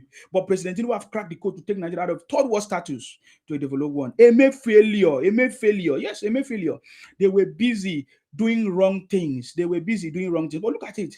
This is something that we're supposed to have had long time ago. Alphanumeric digital postcode system for Nigeria. This is very, very, very, very, very, very important. So they are going to start the implementation of a GIS-enabled alphanumeric digital postcode system for Nigeria, something that is going to take Nigeria from a third world status to a developed one. Do you understand that? This is one of the things that is going to take us from a third world status to a developed one. So that when they want to track, when they want to trace, so that we can be part of the world map. You know, sometimes when I look at they say, what is Nigeria postcode? How many of you, what have you come across? You are applying for something and you wanted to use Nigeria postcode, and what did you write there? Think about it now. I'm giving you expo now. What did you write there when you make application and they say you come across Nigeria postcode? What do you write there? You write 234. Does it work? So now President Tinubu have approved an alphanumeric a postcode digital system. This is part of what is going to take Nigeria from a third world status to a developed one. Okay, you put 1, 2, 3, 4. That is failure, man. Which postcode is 1, 2, 3, 4? Does it tells you a postcode? What it does? Postcode takes you to a specific location, a specific place, and all of that. How can 1, 2, 3, 4 be a postcode? So President Tinubu have come to change that nonsense.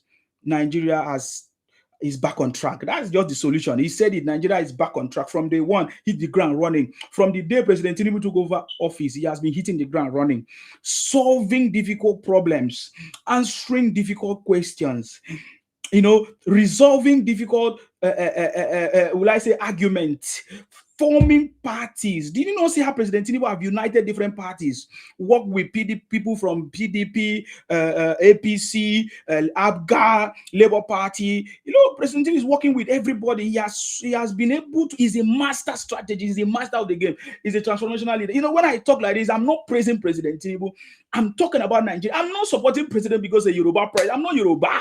I've said this thing. This has nothing to. I'm telling you what we have seen, what we have expected for a very long time for any president to do it, but they failed.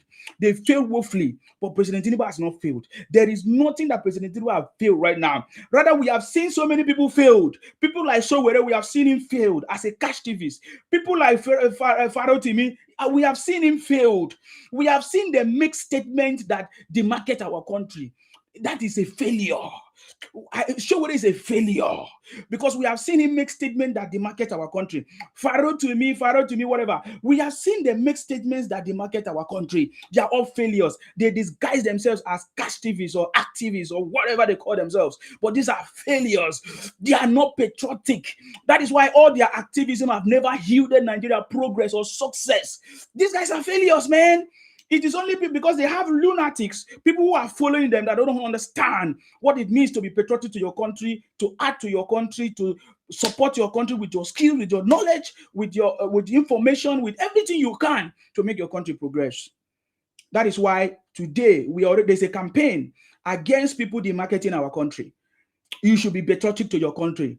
You should not join other people to demarket our country. Even when you hear people talk about it, you should correct them. Because everything, if you look at it, everything should be in context. Everything should be in context. You should correct people that try to demarket our country or demarket our president. Because President Tinubu is the best person for the job. So far, so good. We have seen him deliver results. People will talk about how their own ethnicity are not represented. People will talk about how their own religion or their own region or their own zone or their own parties are not represented in this government. Because you know why? Because the people complaining today some of them have already been there. Most of them have already been there. People like Abaribe, they have been in government for years, yet they could not achieve results. People like Atiku has been a vice president for 8 years and more. He couldn't achieve results. People like Obi has been a governor for 8 years and more, even become part of the economic council of Goodluck Jonathan, but they couldn't achieve anything. People like David Mark have been there as a Senate president, as a governor, but couldn't achieve anything. People like Erofai, that today is under investigation, couldn't achieve anything. So when you look at people criticizing the government, these are people mostly that have had the power. They were there in power before, but they couldn't achieve results. So I wonder I wonder, sometimes people wonder, say, how come when they have left power, so all of a sudden knowledge come? People like Amechi, what did he do when he was a transport minister? He was busy collecting loans and everything. Where is the road? Where is the road? How many road did they do? Look at, no wonder they just collected all kinds of loans and shared it and take the money abroad and will I say, hide it somewhere for their own personal interest.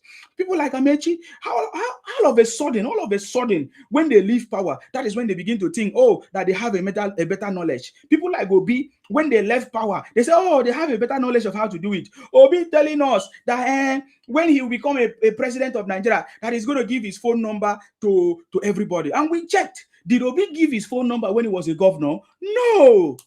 Obi never gave his phone number when he was a governor. Nobody even got close to Obi.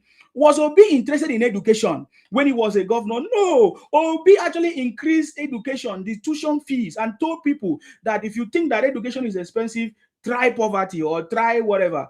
He said all kinds of things.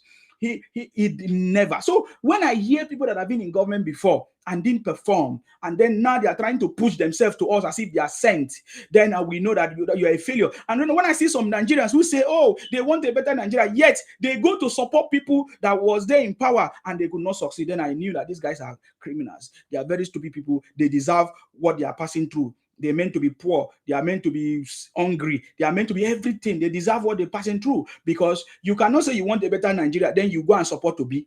You cannot say you want a better Nigeria, then you go and support Atiku. You cannot say you want a better Nigeria, then you are supporting Amechi. Amechi is okay, kind of, because when he was a governor, he did a lot of things in his state. But when he was a transport minister, he did nothing. So that is what disqualified him. And now this is a turn of a sudden president. It will be foolishness to say, oh, you want a different person to come and replace President Tinubu. What are you talking about? President Tinubu has already gone far. Are you stupid? Are you a bad investor, or are you a bad, what do you call it? Look at, if you run a business and you already have somebody who is already doing a better job, all of a sudden somebody come and tell you, oh, it's not doing well, or let's employ somebody new.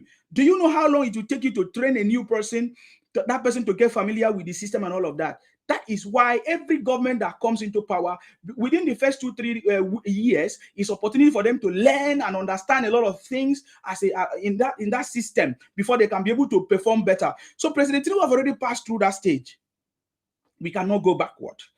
We cannot go. That's one of the reasons why we say President Tinubu must continue. We have seen President Tinubu have started a lot of things, policies, reforms, a lot of things that are already in motion.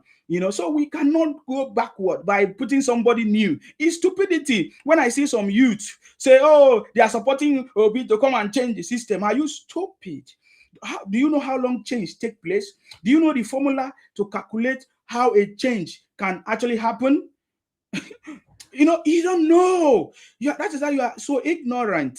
So we don't want to listen to people that are so ignorant. We don't want the ignorance of some few people to delay the progress of the country. And that is why I love President Tinubu. Is one of the reasons why we supported him, because we know that is somebody that does not talk anyhow. He does not listen to side talks. He's a man that is focused on delivering results.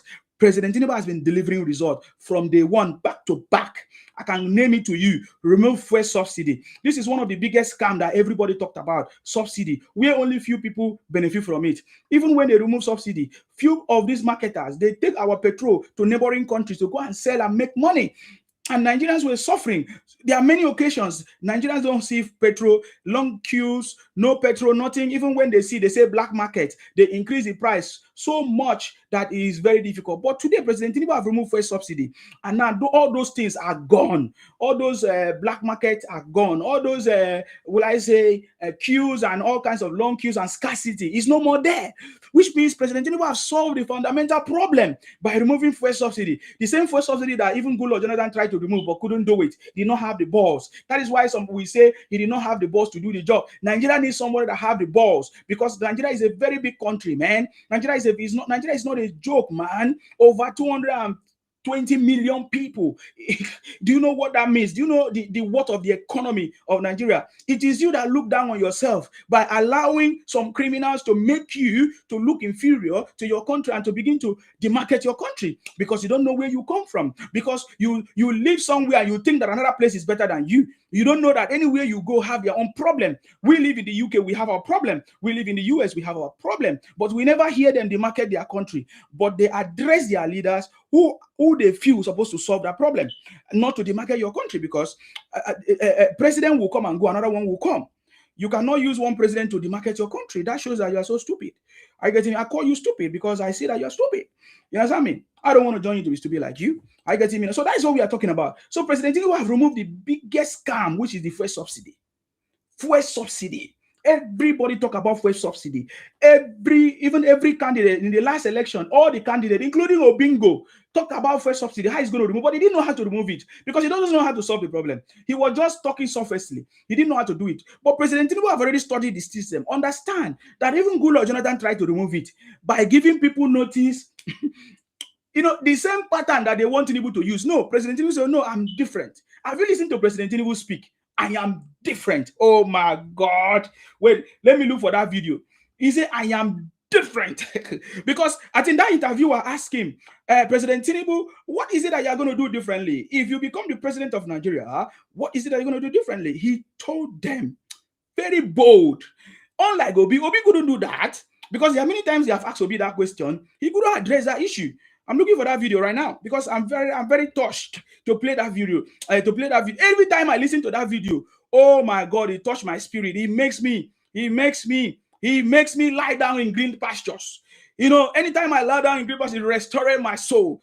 And as I listen every time to that word, I say, can I tell myself that I'm different? Can I tell myself that I'm going to achieve result? He said, I am different. Look at what I did.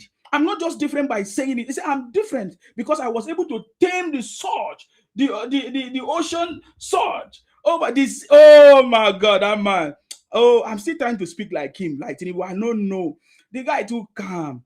See, upon all the money we get, you see they calm down. Yeah. You see, let me tell you something. All of you need to learn from the city boy. Just like I said before, by January 2027, all Nigerians will join us to say that the city boy is on the throne. Because by that time, the questions that you couldn't, oh my God, this is not the one. The question that you couldn't answer or that you don't know the answer to, by that time, you're going to get answers. Because President Tinubu is going to answer all your questions by the things that he has done and planned through his reform, through his policies, through the things that he has planned already. You will see that all the things, all the things that you are thinking about, all the challenges, all the problems that you think is too difficult, he has solved it already. But maybe it has not come to, he has not matured yet. But I tell you, the city boy is on the throne. You see, I really needed to play this video, but right now it's like I can't find it. But I'm going to play it. Hold on. I'm going to look for it and play it. I really need to play that video where President Tinubu, when they asked him that question, how do you think you're going to solve this problem? He said, because I'm different. Guys, if you have that video, send it to me right now because now I need that video. Now I can't find it. You see, now so live day. As I find the video now, I know see him.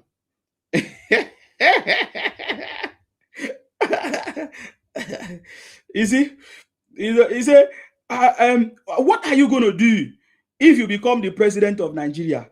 He said, I'm different. I am different. Oh my God, I wish, I don't know where that video is now. Now that I'm in the spirit. This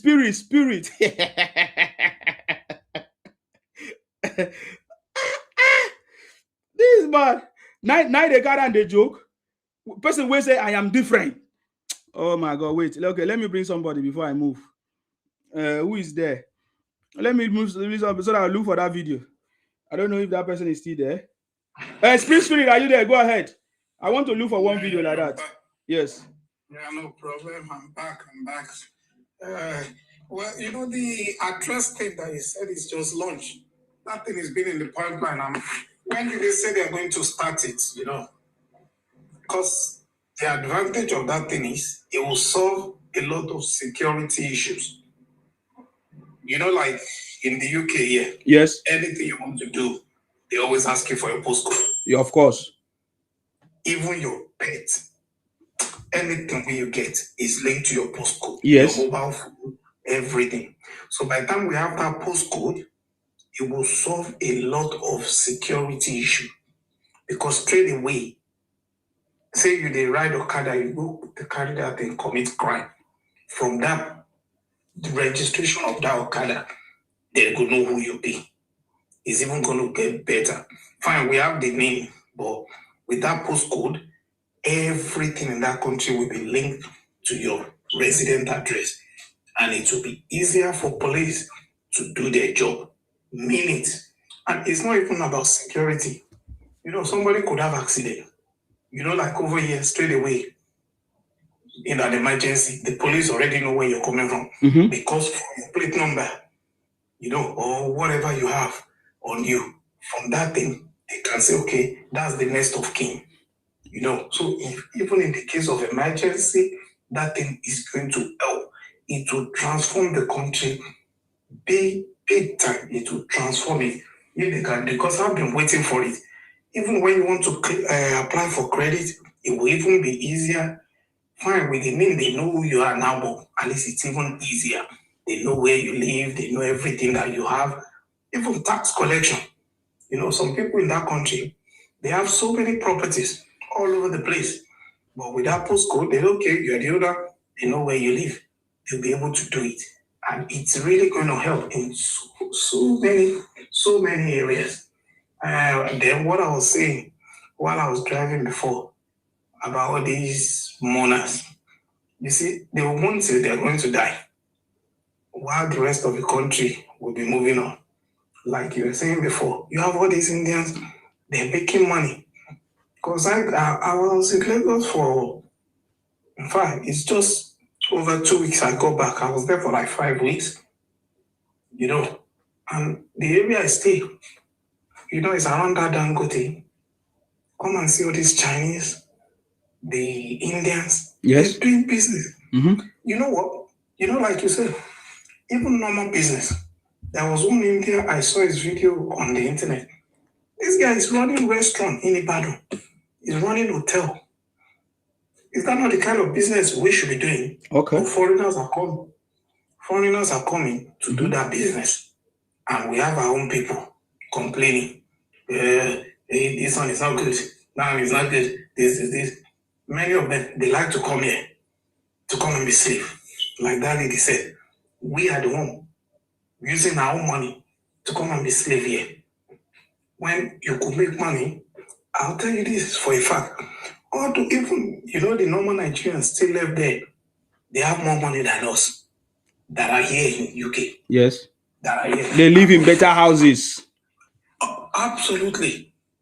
Absolutely. The thing, you know, it's like when I go to Nigeria, sometimes I stay with my sister. You know, they'll just give you a room, self-contained, no worries. They're not complaining about any bills. Okay. You can just do whatever you like. If somebody come and stay with you here, after 2 weeks, you start watching the meter.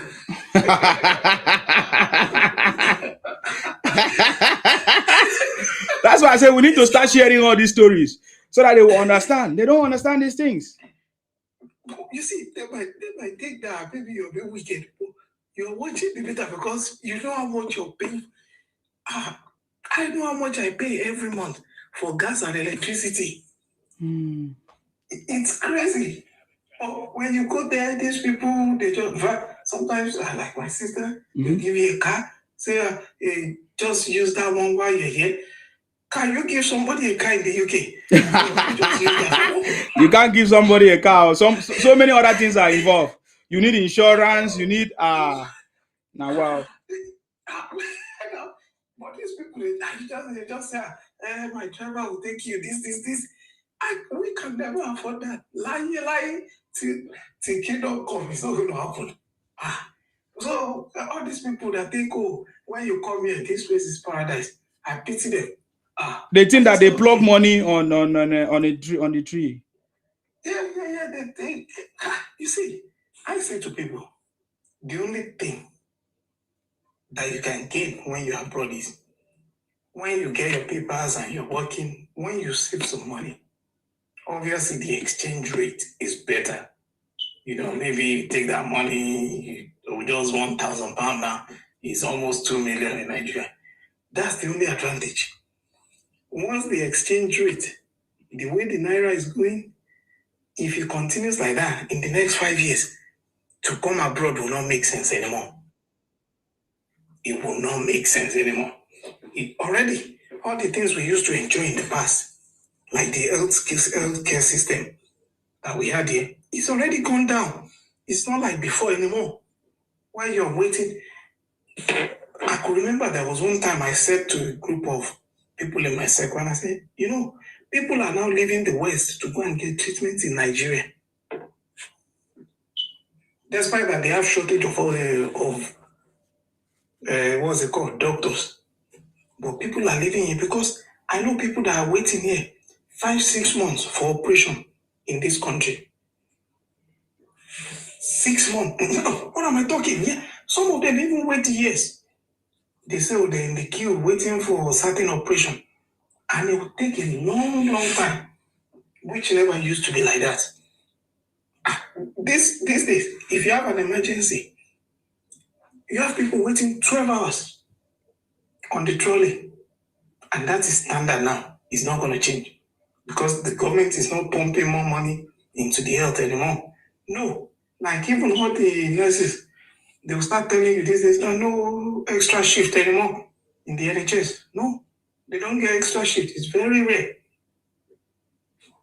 So what advantage are we getting like before? All those advantages, they're reducing every day. The only thing we're getting now is just the exchange rate. So, okay, if I'm able to save 2,000, that's already almost 4 million in Nigeria. If not for that, there's nothing else. Those guys in Nigeria, they're enjoying living big life. Big life. Well, thank you very much. Anyway, so I think I prefer the digital copy of your book. So at some point, I'll go on your website and download it. Yeah. I like the electronic copy. All right, sir. So thanks very much, Nsiman. Thank you very much, sir. I appreciate you. Thank you very much. Bye. Thank you. Thank you very much. Bye. Thank you. You're welcome. All right. Okay, that's powerful. Yes, you can get the digital copy on that website. It's easy. Immediately you get it and download it straight up. So you don't even need any of those. Okay, powerful. Yeah. Let me see. Okay, I brought somebody up. I don't know. Maybe that person is not there anymore. Okay.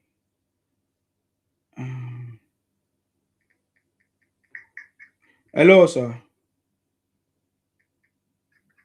Hello, do you know that you sent a request? Olusegun, do you know you sent a request?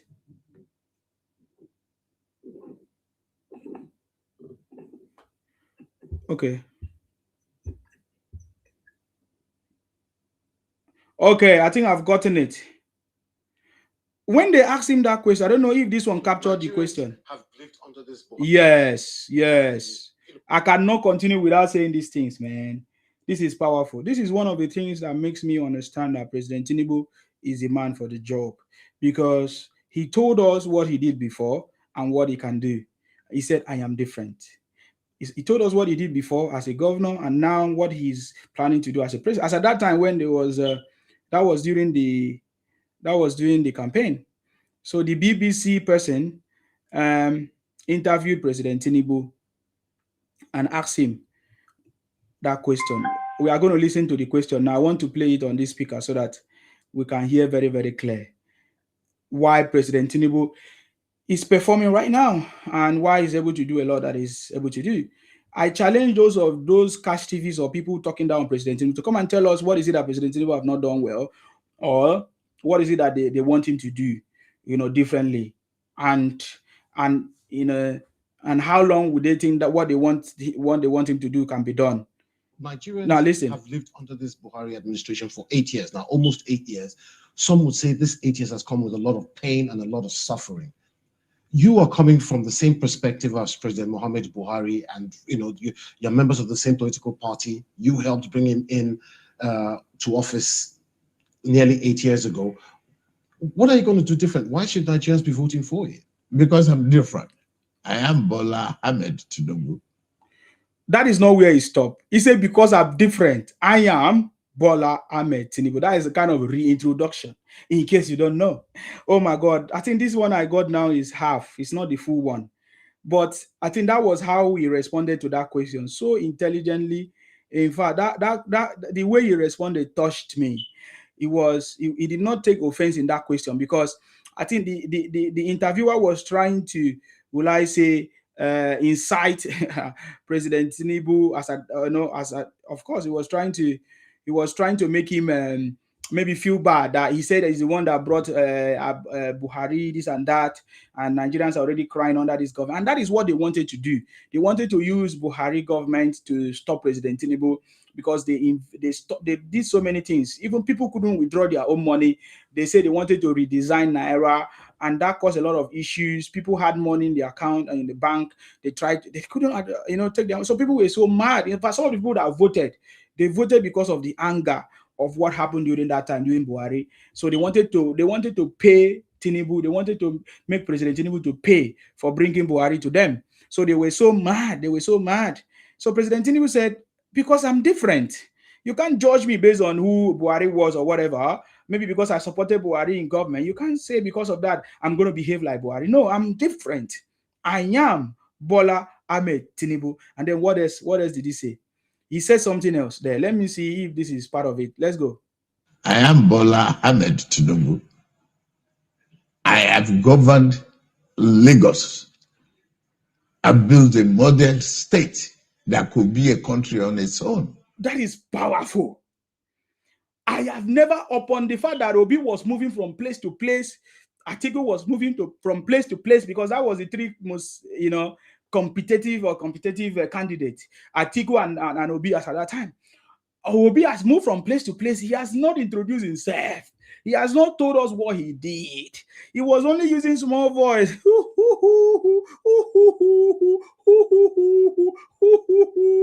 Obi now.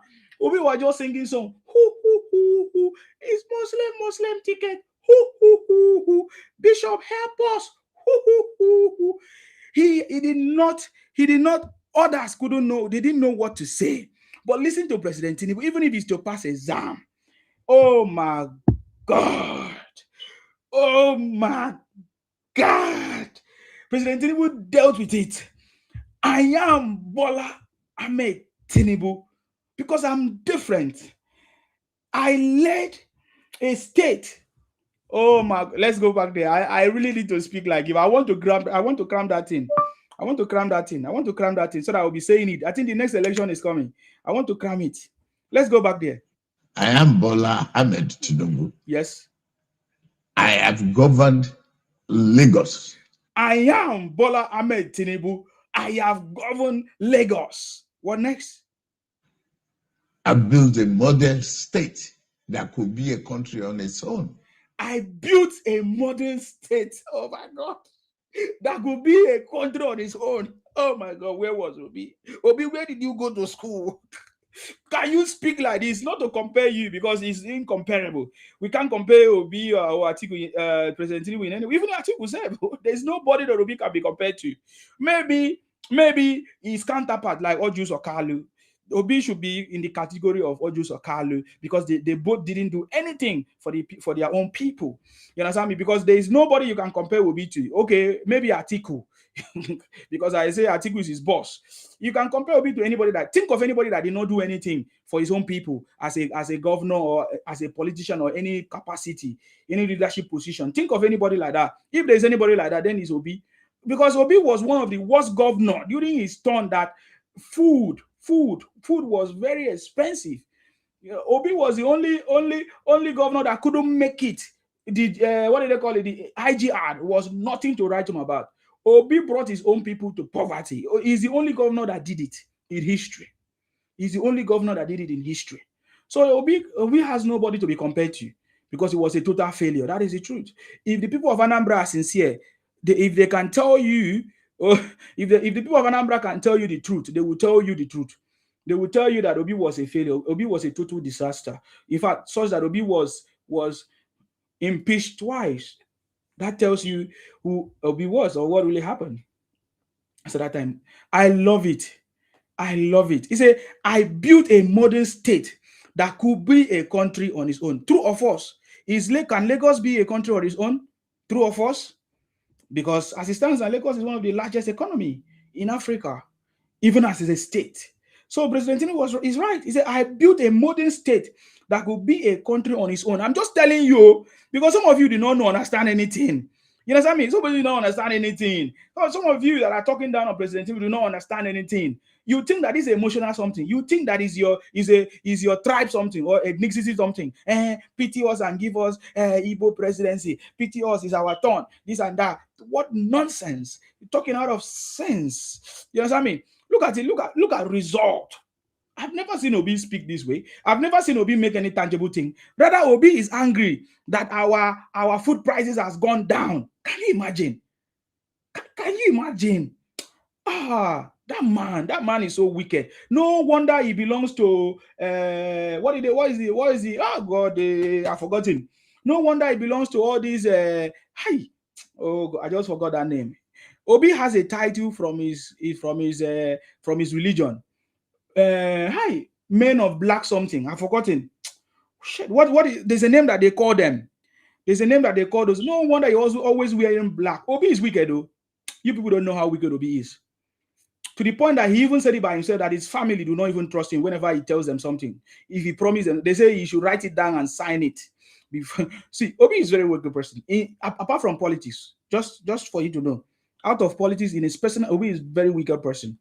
Don't mind him pretending as if he's talking. No, he's a very wicked. I say his family, according to us, he told us by himself that his family do not even trust him. That if he says something, yes, Knight of Mulumba. Hi. No wonder Obi belongs to Knight of Mulumba. Praise the Lord. Hallelujah. You see, what I tell you that I don't understand. Now, Anambra people, now they don't understand. You listen to that woman that said, people that are praising Obi, they are not from Anambra. They don't know what they passed through. But thank God, we dodged that bullet. Thank God, because you can never make mistake. If others make mistakes, some of the people that make mistake before in Lagos, in Edo, in some places in the South, in some places in Yoruba land, they can never make you. He said something will not happen to you twice. Something will not happen to you twice. We dodge that bullet. We escape something that could have been a very big disaster to Nigeria.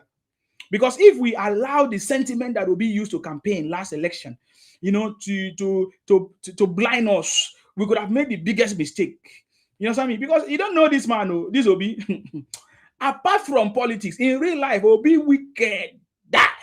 Obi wicked die. See, did you not hear Obi said that even to buy petrol in the car, he does not give the driver money to buy petrol. You don't understand. He said he will go and buy it by himself. That is not prudence. That is not saving money. That is not being, what do they call it? Cost saving or whatever. Obi, that is wickedness. Is in the blood of this man. Trust me. Obi in a national television telling us that that the price of food have gone down and that is going to make our farmers poor. That tells you when the price of food was high, he was the number one person complaining. Now that the price of food is down, President Tinubu have dealt with every obstacles and make sure that he's dealt with the price of food and make sure that our farmers can be able to go to farm, provide all the equipment that they need, invested in the farmers, but the price of food has coming down. Obi was mad. Obi is not happy. Obi is looking for every negative things. You understand me? Obi is looking for every negative things to the market Nigeria. Every negative thing, even the positive ones, he tried to turn it to be negative. Oh, bingo. Obi. Obi. Import and export. See, Obi container economics cannot help us because we have seen how Obi container economics could not help the Anambra State people. So therefore, you cannot bring that model to Nigeria? What model can you bring to Nigeria? What is your experience that you can bring to Nigeria economy? That is what President Tinubu is saying in this interview. That he once had opportunity to rule this country as a governor. Look at what he did. So I'm going to bring this model, this model of politics, this model of leadership from Lagos to Nigeria. I'm going to bring that blueprint from Lagos to Nigeria that have built a state, a state that could become a country. That is what I'm going to bring. All the parameters, all the good things that I did in Lagos, I'm going to bring it to Nigeria. Can Obi say that? Can Obi say that? No, we cannot say. See, let me tell you a little bit, because I don't have much time to go into details. I'm just telling you information surfacely. Because look, do you know what I'm doing? I'm dealing with Tinubu done nothing for 3 years. When they say Tinubu done nothing for 3 years, so I'm just giving you instances so that you will not say, oh, I'm siding Tinubu because I'm supporting Tinubu. No, I want you to use your brain to think. That is what we do in the UK, right? When we are studying, when we go to school, you find out that those people that came to UK to study, I think they quickly find out something for themselves. You find out that you need to study by yourself and learn by yourself and know. Because we ask questions. We throw suggestions, we say something, we don't force it on you. Then we allow you to think and use your brain. Nigerians, they are not looking for such things. Nigerians are looking for people to feed them, give them the food, show them how to do it, draw it for them, do it for them, write it for them, implement it for them, do it for them, so that they will not be hungry again. In fact, for them to even eat, you have to be the one to make the food. And when you make the food, cut it in portions, even feed them. That is when they will say, oh, we are no longer hungry. You see the point now? Obi's government, as at that time, was characterized by so many disasters. Number one, even in his political party, there was a lot of problems, fighting, and all of that. That is why today is not different from what most of us, we know who Obi is. That is why we are not surprised at what is happening. Anywhere Obi go, there's a problem in the party, because we already knew that. He knew Obi for that.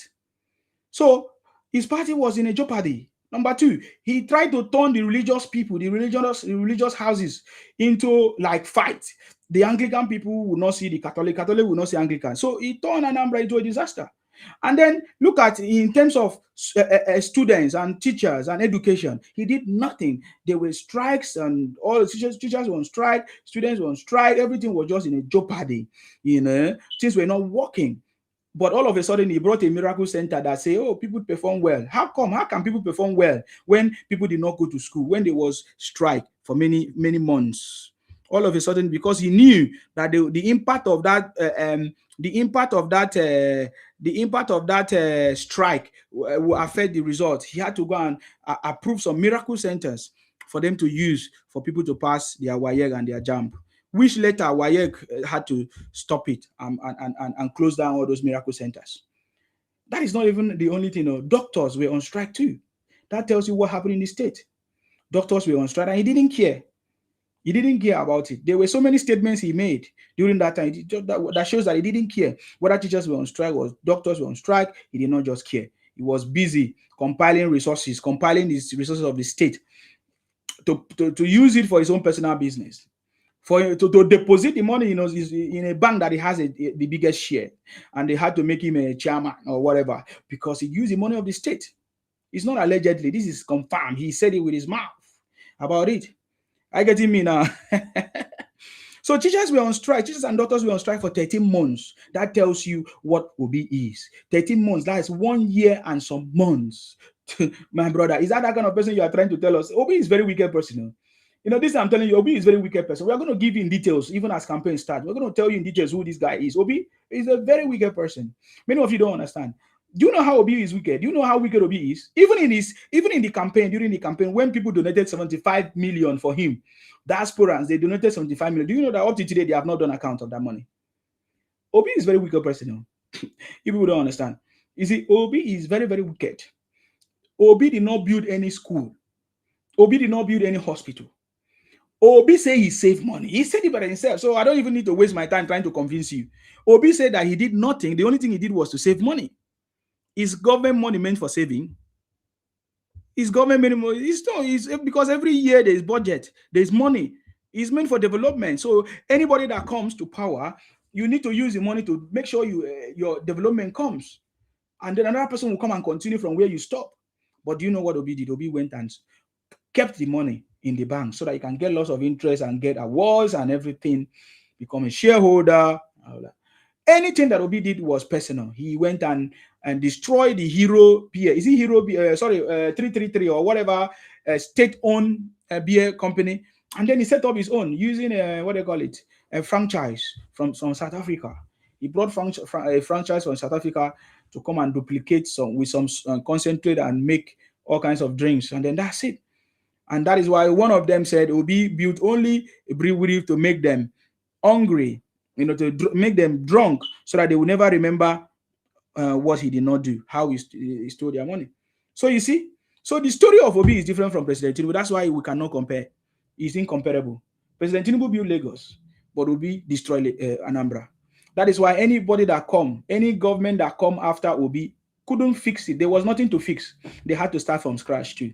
Obiano complained bitterly to the point that Obiano revealed to us how Obi tried to collect money for campaign, that he used money to campaign. I don't know, is it 12 million or thereabout money?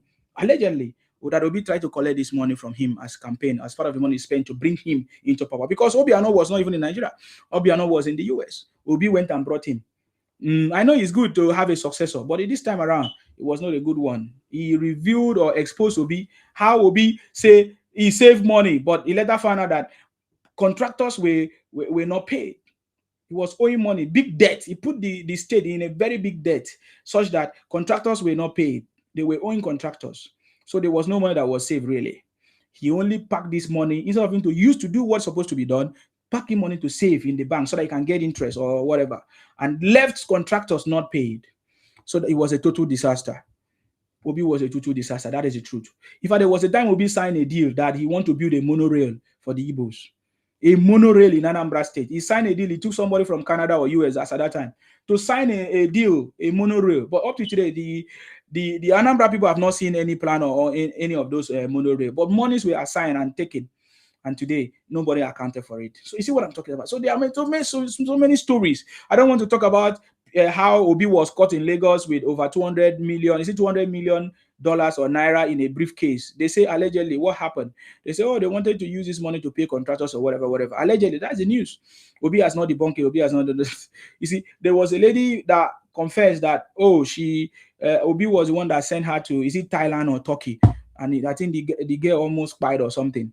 Obi has never condemned it or even spoken about it. You see, these are allegedly allegations that are laid against it. What about the Pandora paper? Or is it Paradoma or Padomara or Paradoma papers exposition? Obi has never debunked them. What about the one that said Bishop is a religious whatever? As Obi debunked it, Obi threatened to take the newspaper to the court, but Obi never done it up to today. So you see what I'm talking about. So Obi's government was characterized so many. These are a few things I know, but we know that Obi did not build any road. The only road he tried to build was some road in Onitsha or thereabout, and then nothing else. There's no legacy. There's no story. He don't have a story.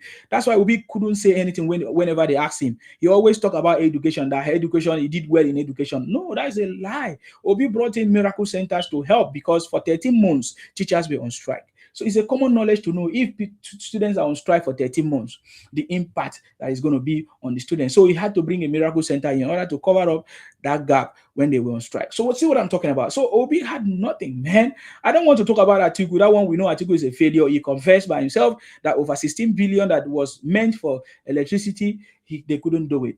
The money disappeared up to today. So he still feel the pain. He still feel that they really disappointed us. So that alone has condemned Atiku. Of course, that alone. I don't want to go into deeper things. Even when his boss also told us the story about him, Atiku, that he took a lot of money allegedly up to today, because up to today there's no interrogation, there's no investigation that has been launched for Atiku, even Obi as well. So you see what I'm talking about. So these guys have, when it comes to governance, when it comes to power, when it comes to the opportunity that was given to them, they didn't do well. So there's no way, there's no miracle that will make them to come and do well now if they come back. Even David Mark, even Erufai, all of them, they didn't do well. So if they did not do well when they had that opportunity, is it now that they are going to do well when things are getting tougher and tougher? So that is what President Tinubu said that touched me. I've let Yes, I mean, I'm going to go back there because I love it. I love what he said. I built a model state Yes, that boss. could be a country on its own. Yeah. I've led an administration that is so prudent. From 600 million internally generated revenue to 5 billion a month. That's a record. Nobody else can brag about that. I've treated and tamed the Atlantic Ocean surge in Nigeria that will have perished many people in Lagos. Wow. The infrastructural renewal of Lagos is excellent. I've continuity. Do you hear what I say? I have continuity. You see, let me go that side. You see, that is why I wanted to leave this part when it's after President Tinubu have won election and all of that, because many people talk about. I think one of the guests that came to my platform, was it the other day? He said, "Now Tinubu is doing well. Okay, let's assume that Tinubu is doing well and all of that. What about when he leave? Who is going to do? Is it not the North? Are they not going to take us backward? No, you made a mistake, man. You made a mistake. It's like you don't understand who President Tinubu is. He always have continuity so that the project that he has done will not be abandoned. He always have continuity. He's going to be, he said, even President Tinubu himself said, for you to be a good leader, you need to have a successor. So don't stress. Don't worry about that one. So I just wanted to touch light on that, but we'll still talk about it when the time comes. There is always a successor. He knows. He's been watching. He knows people that can work and can continue his policies and his reforms so that we can actually achieve results. That is why today the hidden secret behind the progress in Lagos is continuity, because there's already a blueprint. That is why I've told you already, there's a blueprint already in Nigeria. Nigeria can never fail anymore. Nigeria can never go backward anymore because there's a blueprint. Anybody that comes must follow that blueprint. If you fail, if you do yama yama, if you do we go send you back. It's not by noise. There's a blueprint, 50 years. That's why if you don't join the City Boy movement now, forget it.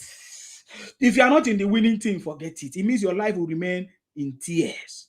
You will always be among those people that will be crying, that will be weeping, that will be, because you don't even know how to play politics. Because in other places, how they play politics is whenever election finish, they collapse their political interests and join to make sure that they build their country, even as they continue to criticize, but not to condemn and destroy or demarcate the country. You see what I'm saying? So if you are not in the winning team, check yourself. You'll be among the people that is going to cry. When the time comes, I will tell you. There is already 50 years blueprint for the progress of this country. One of them, let me say one of them is to make sure that we amend our laws. We don't need all these 2-term election cycles or in 4 years. It's affecting our country. It's affecting the stability of our country, the stability of economy and all of that. During elections, there's always problems, and whoever wins has to take another years to fix it. Why are we stupid, man? We want to move the country forward. Why are we not doing a proper checks on our country? If it's our personal life, we do a proper check. If it's a company, we do a proper check. Nigeria should be taken as a company that should be properly managed, where every interest, the interest of all the stakeholders is being, provided or met. So we should do the same. How can we continue running for 4 years, which means every election for 4 years, disruptions and everything?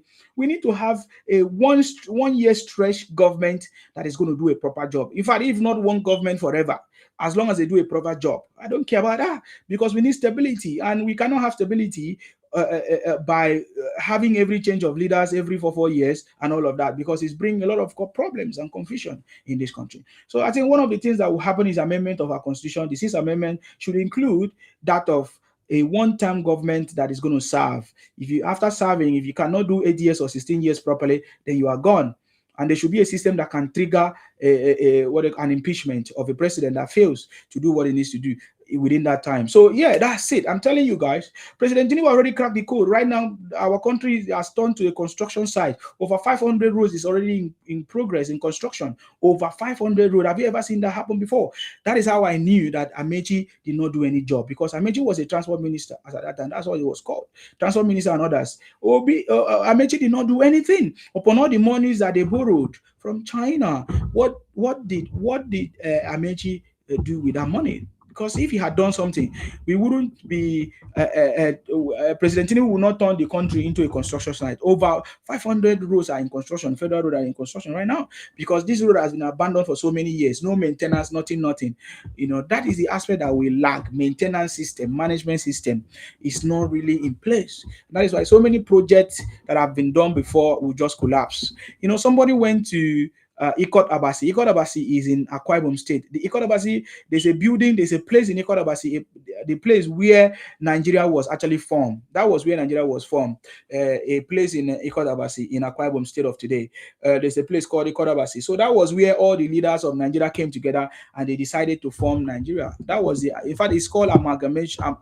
Yes, Amalgamation House. That was where amalgamation took place. Do you know what happened there?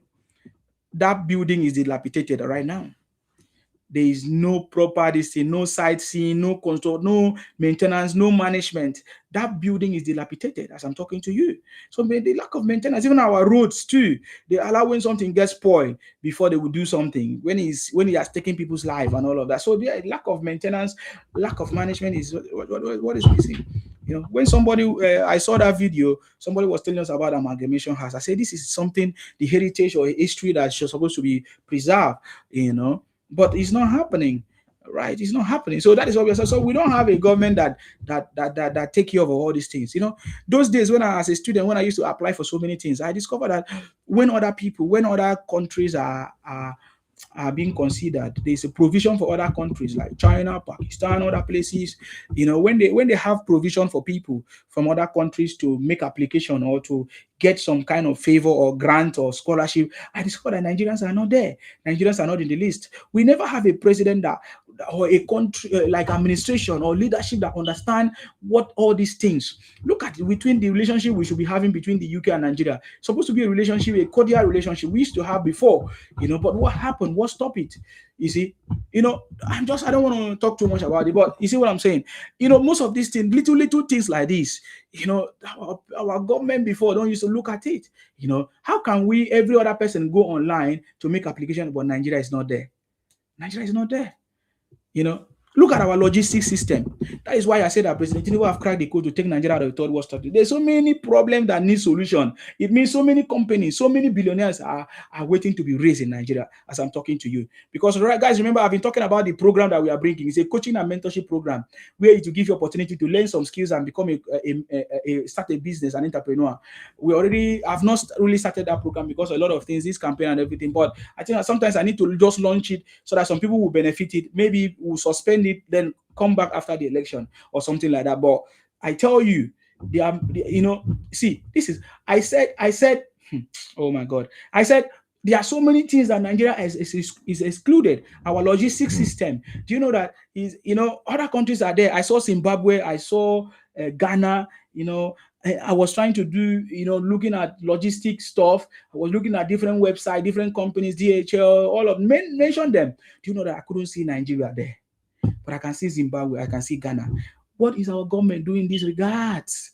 That cordial relationship, will I say, that strategic partnership is not there. Our government do not focus on these things. They are just busy looting money.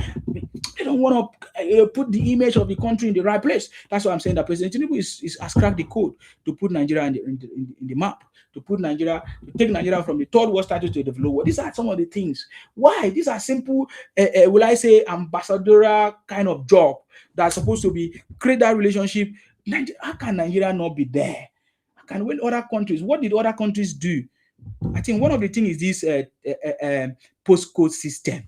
I know some of the solution. I'm just sharing the things that is not used to be there before. That is President Tinubu that is going to fix it. One of the problems where people like DHL cannot put us in the map, in their network, in their platform, is because we don't have a perfect alphanumeric postcode digital system. But President Tinubu is already fixed. That's why I say President Tinubu has cracked the code to take Nigeria out of the third world status to a developed one. Many of you may not understand what I'm talking about.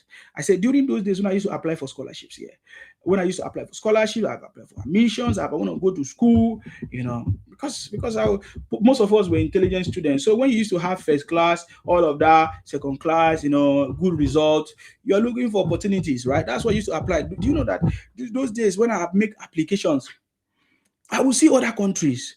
but I don't see our own. I don't see Nigeria. Sometimes I wonder, how did these other countries, how did they do? What did they do for them to be on the list, to be there? What stops Nigeria? They say, oh, some people say, oh, Nigeria is a big country, Nigeria is a rich country. That's why they don't want to put us. I say it's a lie, because I see US, I see Canada. I don't know, rich country. I see UK. So what is going on? You see, it's because our government has not been paying attention. What are those ambassadors doing? What are those ministers doing? Some ambassador role and ministerial role that they're supposed to play, they don't do it. They don't create that relationship. They don't form that partnership where they're supposed to put us in the map too. So that is what I hope in this government. Some of these things will be resolved. But I tell you, some of these things is something that we're supposed to fix. I get him in, but I believe that President Tinubu is doing it. The announcement of this alphanumeric stuff is a proof that President Tinubu is on the throne. I get him in now, and hopefully, all of these issues, all of the things that we have been talking about, we're gonna be celebrating. How do I know? For example, our Naira card. Today, our Naira card is can be accepted worldwide. Anywhere you can use our Naira card. That was not possible some years ago. I don't know what happened, why they banned it, but President Tinubu brought it back, and now we can see result of that. We can see result of the improvement of President Tinubu. Our Naira card can be used anywhere in the world. That's why if you're in Nigeria, you can also get my book in simabooks.com. You can use your card. You know what I'm saying? Because it's possible anywhere you are. Our President Tinubu has fixed some of this problem. So you can use your Naira card and make transactions anywhere in the world. And today we also have PayPal. PayPal is functioning right now in Nigeria, but before they never. Ask yourself, why is it that they never come to Nigeria before? Or they never was operational in Nigeria, but right now they are beginning to operate in Nigeria. What's happening? What happened? What's going on there? What's going on there? It's because things are beginning. They can see that there is a stable system and all of that. There's a taxation system. There's a what do you call it? Taxation system. Our currency is stable, and they understand the impact. What about this Libera that is now in Nigeria? Libera is a company. It's a network company, or will I say phone media or internet company. So now they are going to be supplying us with their own product. They have phone data, whatever calls they're going to provide us. So what are we saying? So why are these people now here in this? It's because President Tinubu have cracked the code, and they are now beginning to see. And also remember that President Tinubu has been invited to the UK. I'm not sure that is council or due to the Iran stuff, but I think it's still on, because we have not got any feedback on that. And that's because President Tinubu is doing well. You see the point now. Student loans, very powerful. Student loans, nail phone. What are we talking about? He said what President Tinubu have done for 3 years, nail phone, student loans. Some people have been asking me, how come students are not talking about this nail phone? Is it that they are not receiving it? Is it that it's a lie? No, it's not a lie. We don't know why some of these students are hiding it or don't want to speak up. And we don't even also know why some of these media, they don't talk about it. They don't give more attention to this nail phone, because this is one of the best things so far in life. Like, you have ability to go to school even without money. Without money, you can be able to go to school. So this should be something that should be encouraged by proper broadcasting, by various media houses, broadcast it far and wide, so that people will now know that President Tinubu has given us opportunity to go to school even when we don't have money to this scholarship. This is some message, but all of a sudden, shockingly, this message is not going far and wide like this. This message is not going far and wide the way we expect it. I get him in a nail phone. Student loans that have never existed, at least for people that are born from 2000. It never existed before. But President Tinubu brought it. Even the students, look at how ungrateful they are. They refuse to come out to tell Nigerians that they have refused this scholarship from President Tinubu. And not just scholarship, they have also received maintenance monies into their pocket. Something that has never happened before. So why is it that they are hiding? Why is it that the media houses is hiding? These are questions that should be answered. If we want to move forward, how can the country is enjoying lots of stuff, and some people are hiding it, some people are keeping quiet. They don't announce it, just like they announce bad news about the country. Every time they always try to announce bad news, but they don't want to talk about good news. Nail phone is something that Nigerians are supposed to be rejoicing. Nail phone is something that everybody's supposed to be talking about. We should not bury nail phone news or nail phone information, because this nail phone has made it possible for so many families to now have their children in school, something that was never possible. That is a lot of impact, biggest impact that President Tinubu have done. I get him in. I don't want to talk about the taxation system that have a ability to give money into our pocket. Even already students are already getting increase in their awalawi or something like that. So this is what we are talking about. Taxation system. Why is it that they don't talk about it? Taxation system that have never existed. For us to move from a third world status to a developed one, we need to have we need to have a taxation system. So all these things that President Tinubu is doing is preparing us to a third world, taking us out, is preparing us to a developed status, to take us out of a third world status to a developed status. I get it now, because these are the things that we need to be able to function properly as a developed country. Yes, I get it now. So President Tinubu is fixing it gradually, gradually, and we must applaud him. We must live to applaud President Tinubu for all the good things that is done. So when some people say that they are not seeing it, I pray that they should remain blind. What about the road constructions? Are you not using Nigerian roads? Are you not seeing the blockages and everything? Because the they are building our roads. Somebody say youths are running away every day. It's okay. Any youth that runs away from Nigeria is okay. I also left Nigeria, but I left with a purpose. But anybody that leave Nigeria without any purpose will live to cry. And by that time, it will be very, very difficult. So when you say youth are living, youth are running away every day. When you say youth are running away every day, these are people that are meant to run away. These are people that are meant to do whatever they do, because they think that if they think that if we find out what they have done, we are going to make sure that we punish. So they have to run away.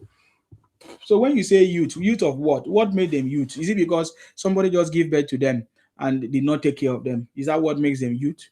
You should blame your parents for being stupid, for making you to be stupid like the way you are, for making you to remain in that position, for making you to see this kind of situation. Because it's your parents, the people that brought you to this world, supposed to also make sure that they train you very well and give you the proper clothing and information that you need to be successful. I get it. So youth, the so-called youth, I pray they should run very, very well, run far and wide, because they are the one that will still go back. Because I don't know where you are running to. Are you running to the UK, where there's a lot of issues with even young people? They don't even accommodate others. Are you moving? Where are you moving? Where are you moving to? I find it difficult to understand what people say they are moving to, because they find out that we see them on the street crying after a period of time. They say, oh, they don't have food, they don't have it. But you move to a place where you don't know. Some people just move blindly. They don't even know where they are going. Don't even know what they are going to do, because somebody just sit down somewhere and promise them and say, oh, look at it, you're going to have jobs, you're going to have this. I mean, I also fall for all these things, but it's very important that you know where you are going to. Our so-called youth should protect themselves from scammers or from people, that are deceiving them to travel out of their own country. I get him in. And so yeah. Ejekam voice say Tinubu crime lord. You don't have any evidence. You are just a noisemaker, disguising yourself as a Calabar person when you are really Ibotic, a mixed blood. But that is by the way, because that is not what I'm here to do. So whatever thing you say, you should have evidence of it, because whatever I say, I also have evidence.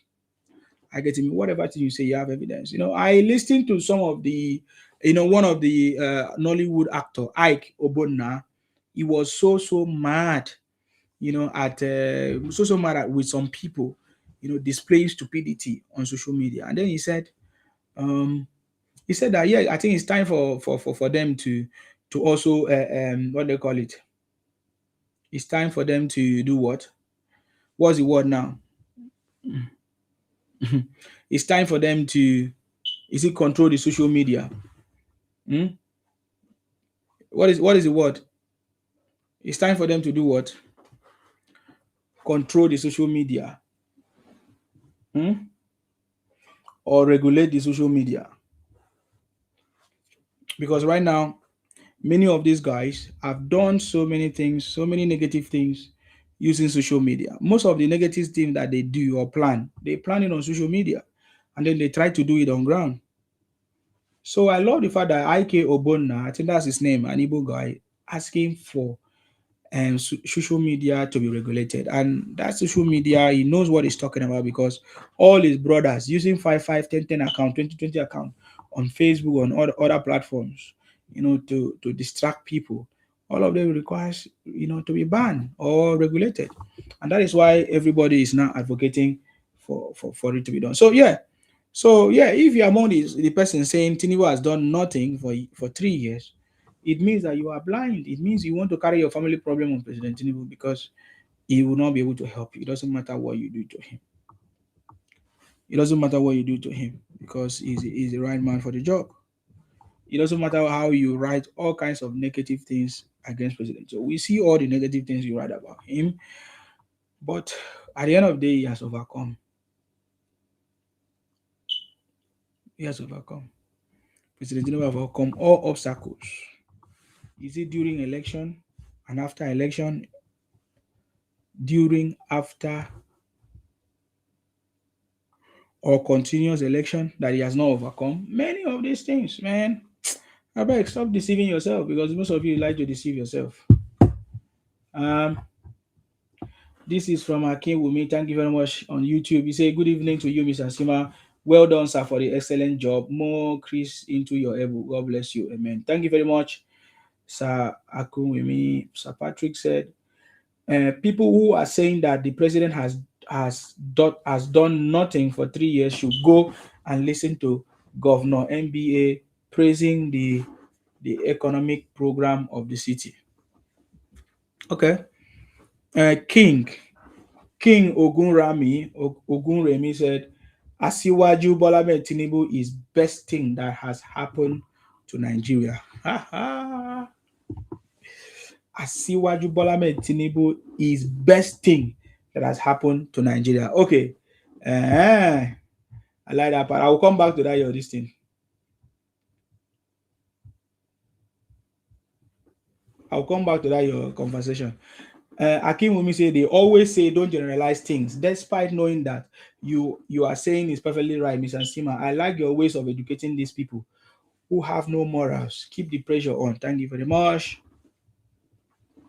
That's why former President Buhari called them lazy youth. That is why the case when an informed person speaks, they speak of points with the heart full, with foolishness and ignorance. This is a comment on YouTube, guys. They market the country basically principally on hatred mindset and unpatriotic spirit. They hate the president Tinubu and don't care whatever progress, growth, economy, social development done. You are perfectly right, sir. The problem of Niger became exacerbated with these blind criminals in marketing the country. They are their own worst enemies. They are foolishness. Now, wow. Thank you very much for that comment. Appreciate you. Let me go back to the other comment that says, Asiwaju Bola Ahmed Tinubu is best thing that has happened to Nigeria. Correct. In view of that, there is this music, of course. I'm Bola Ahmed. Wait, I don't want to play that one again.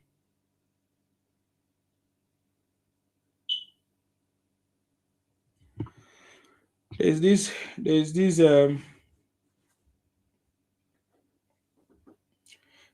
music that praise Tinubu. I love it.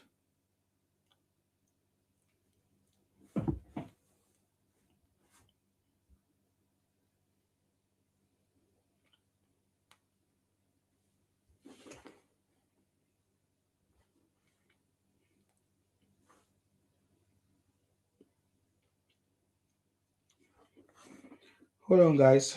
Come all the videos. I can't see them anymore.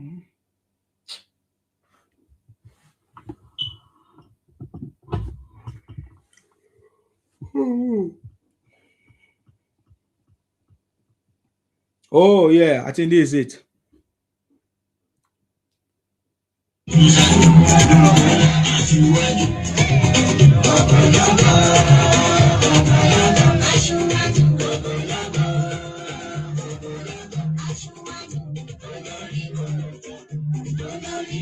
Hey, hey, hey, hey. Hey, hey. Hey, hey.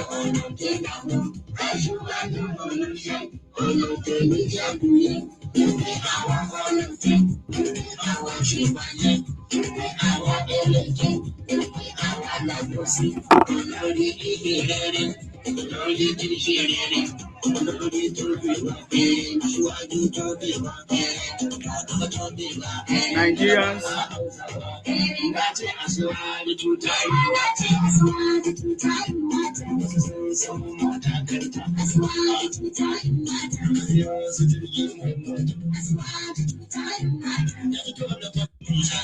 Powerful. That's a powerful song. I think that's one of the songs that we are going to use, during this campaign. Obi Ugu said, that is a good speech, but we want a Nigeria that works for Nigeria. I don't know the kind of Nigeria that you want. What do you mean Nigeria that works for Nigeria? What is not working for Nigeria? Thank you very much. It's possible. Tinubu for 2027, supporter from Canada. Wow, thank you very much.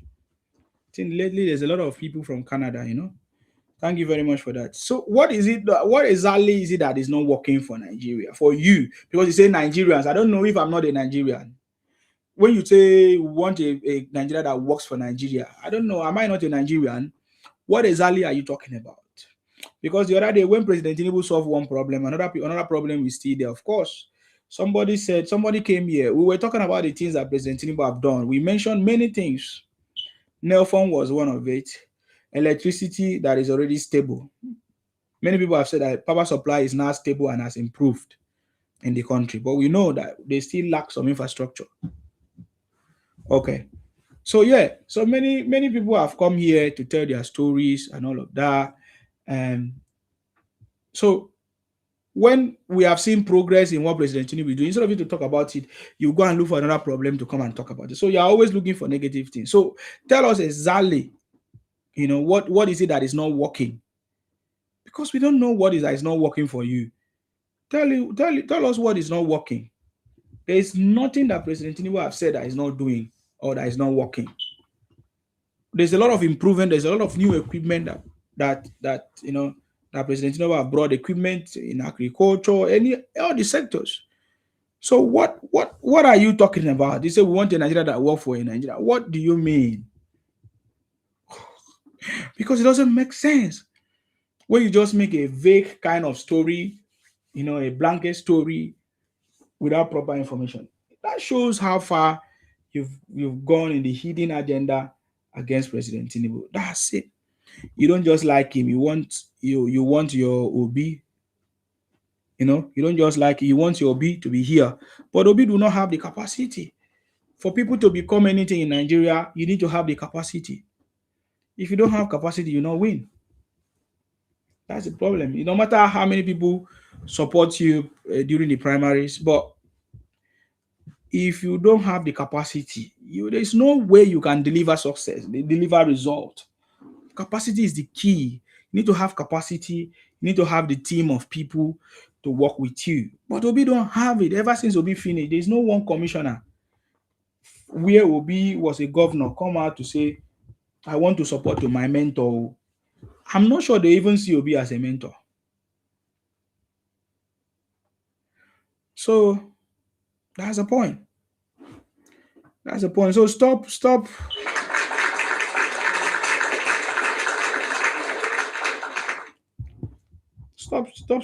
showing your ignorance when you say, oh, you want a Nigeria that work for everybody. What do you mean? What do you mean?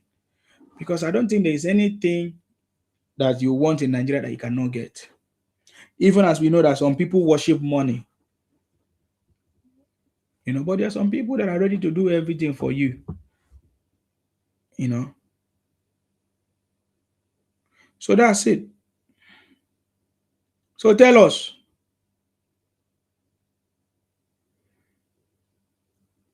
what is it that you want President Tinubu to do that he has not done? What is it that you want President Tinubu that he has not considered? He's considered everything. I'm lost. I'm just thinking now, what is it that he has? Roads, all of them in construction. What again? I don't know what you want. You have water to drink, you have everything, Yeah. Do you know that in the UK where we stay, we buy everything? There is nothing that we don't buy. Even pure water, we buy it. Even think of anything that's supposed to be bought. We buy everything in the UK here. But in your country, Nigeria, some of you are already blessed with family house, with land, or you want to live, you have separated, you have your own house. We have our own. We have our own. But you don't know. You don't know. You can't do that. You can't just live here in the UK, in the US, free of charge. Even if you say you own a land, you need to pay some charges or corporation tax or land tax or whatever. But in Nigeria, we are just enjoying so many good things. So many good things. We are just enjoying it. I get me now. So, and then some of you will come out and say, Tinubu have done nothing for 3 years. It's very, very bad, guys. It's very, very bad for you to make that statement. Making that kind of statement will not make Obi president. It's not going to favor Obi at all. And then you turn out to say, Alex Uti is doing well. But you say Tinubu has failed. Tinubu is not doing well. But he said, you turn out to say Alex Uti did well. Are you normal? Are you normal? You are not normal. Because for anybody to do anything, you have to make sure that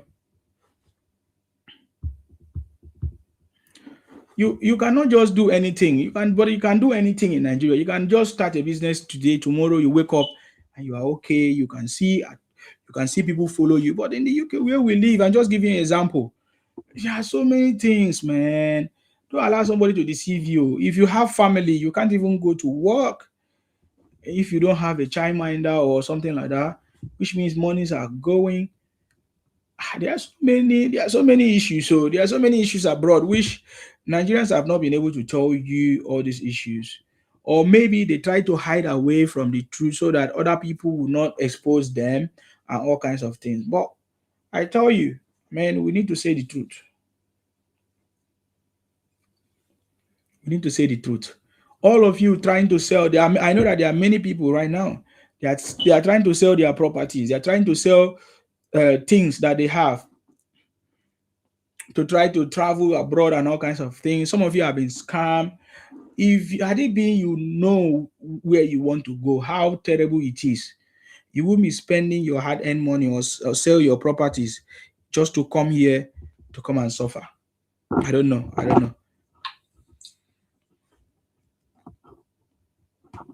Oga, talk now. Why they mute yourself? What is your contribution? What do you want to talk? Sorry, I was just checking on you. I thought probably you have changed your mind and drop this your slavery mentality, but I see you are still active at work. I don't know. Is this like you want to do this thing and give it to your children? When Sheyi become the governor, you still remain slave that you are. Is that what you plan? Because objectively, you are a slave to Tinubu, one of the dogs that he doesn't even care about. So if anything happened to you now, Tinubu is careless, he doesn't care. So I just think that you have dropped the job, but it seems you are still active, very active. So let me ask you. I have parents now. I have people who cares for me. But you now, you are a walking dead in Nigeria. What are you saying? Do you get? Listen, when you speak, listen to yourself. bandits Listen to kidnapping yourself. now. Listen to yourself. When you speak, listen to yourself. You say you have parents.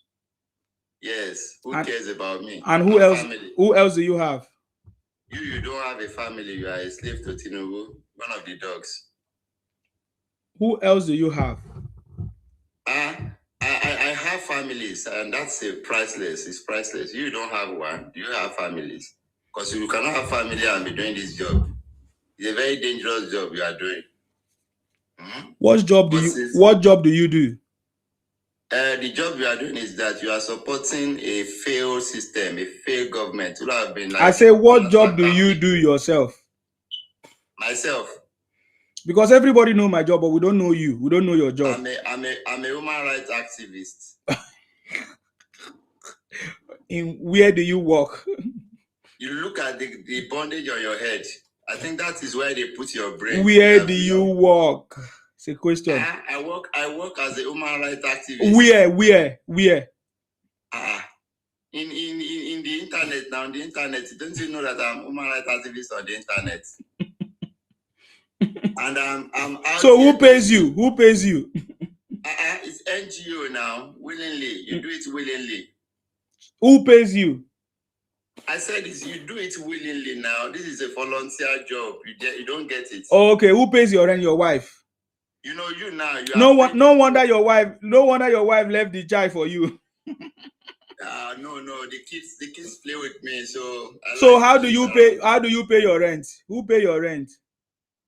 The government now. The government of America.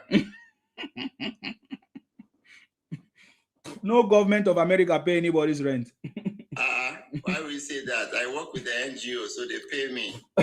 You say it's voluntary. Now you say you work with NGO that they pay you. See, this is how we expose criminality. You told us here. You are doing that. You told us now here that you don't. You are voluntary. Boy for a living. So you are a voluntary, and now you later change it and say they pay you.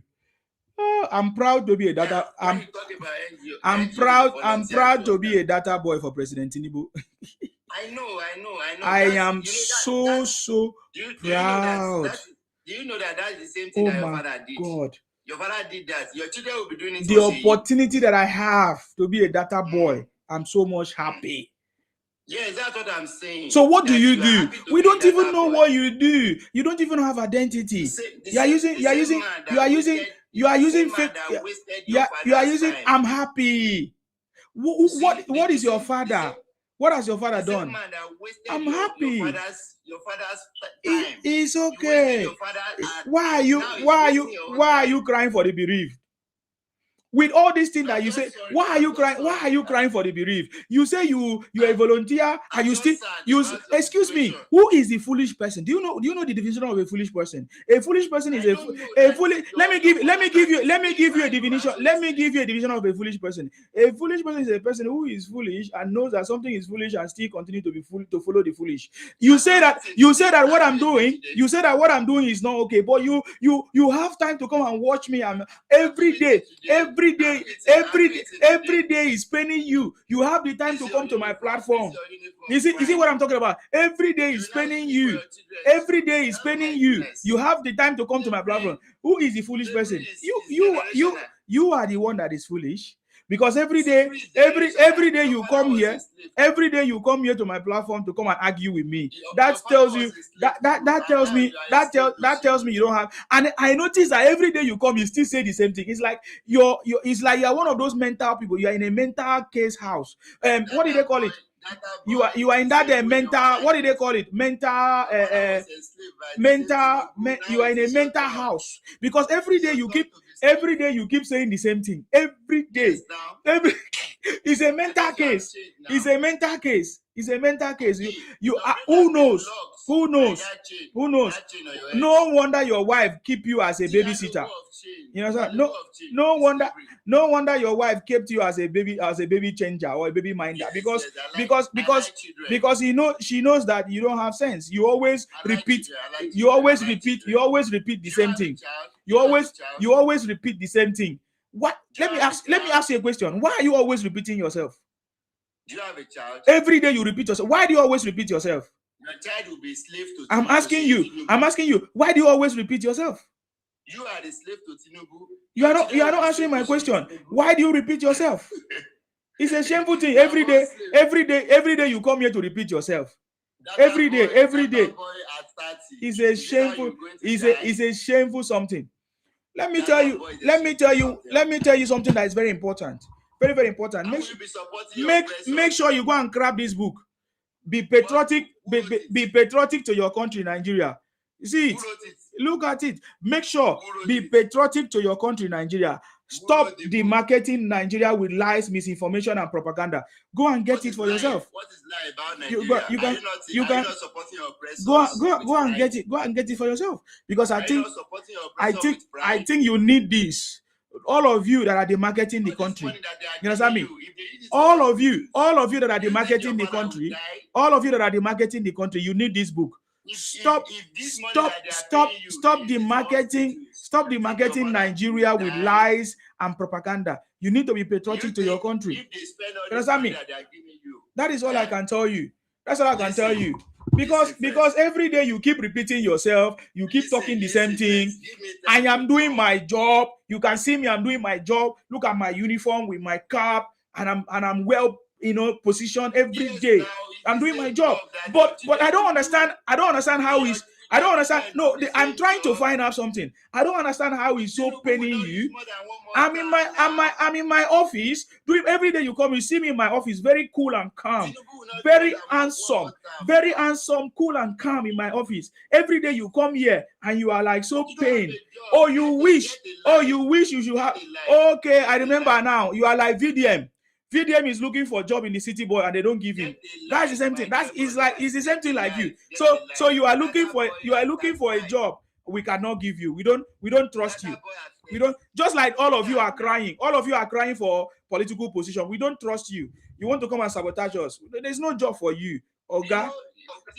We don't trust you. We don't trust you.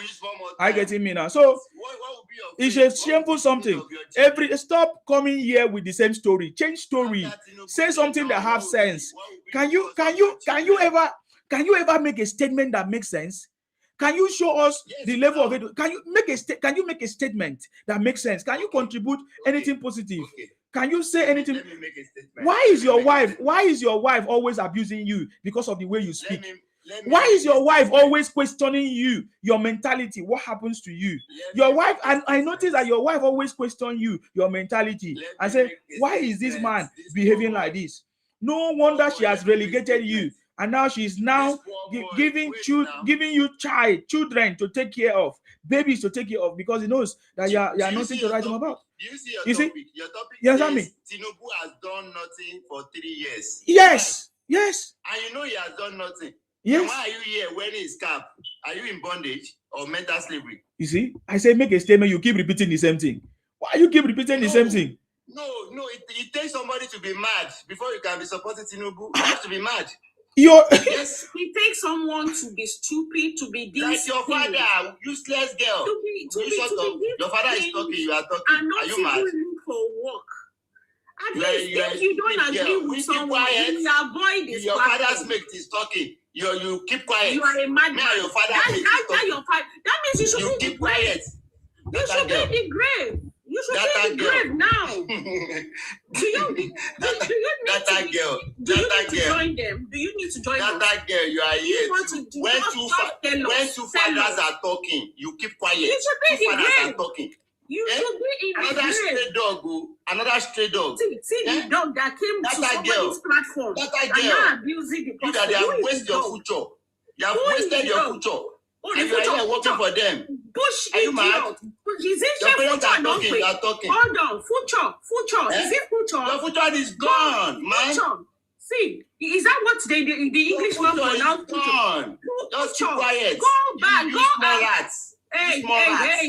Your parents are talking, you are talking. Methuselah, come and take my student loan. Go back to school. Your parents' mates are talking, you are talking. It's not future. They are still your future. You have nothing.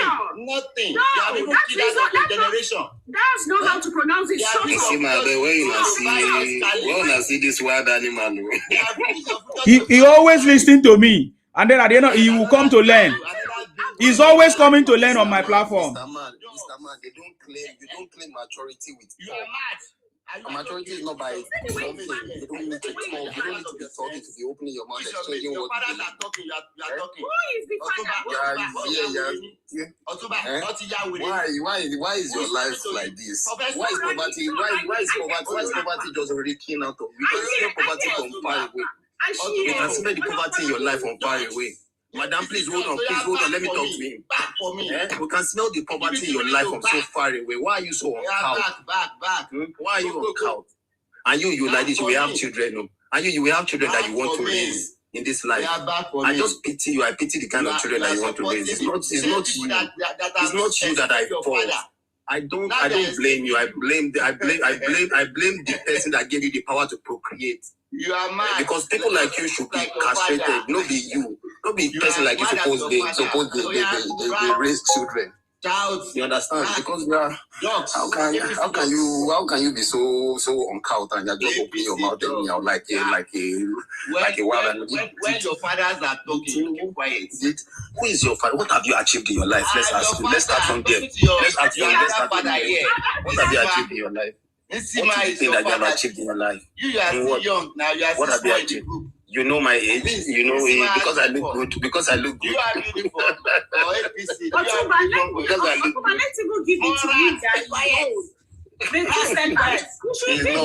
This one is not old. This one is just a fool. It's just a fool making noise. Just ranting. You understand? You can see that he's not properly educated. You can even tell. Because the way he's talking, you can tell he's not educated now. You can tell that his education is very brief. Brief education. They don't go to school now. They don't go to school. They don't go to school. I went to a lesson or something. The thing is just that they are carrying a phone that is smarter than you.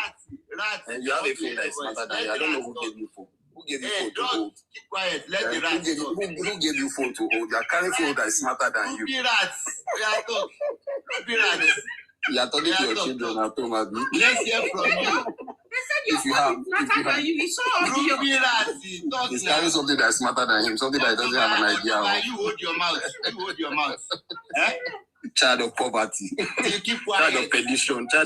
You that they born you out of poverty, and your poverty has still held you down till now. The poverty has drowned you. It has drowned your mindset. Look at you. You're behaving like a wild animal. You're looking like a wild beast on social media. Can you imagine how you like this, and you have children, and your children really looking up to you for anything? Are your children really looking up to you for anything? I'm asking you a question now. I'm asking you a simple question. If they bring me and you like this, they say, let us use the children to judge the parents. Where are your mates? Where are your mates? Somebody come for your judge the parents. Show you pay you whatever you want to pay.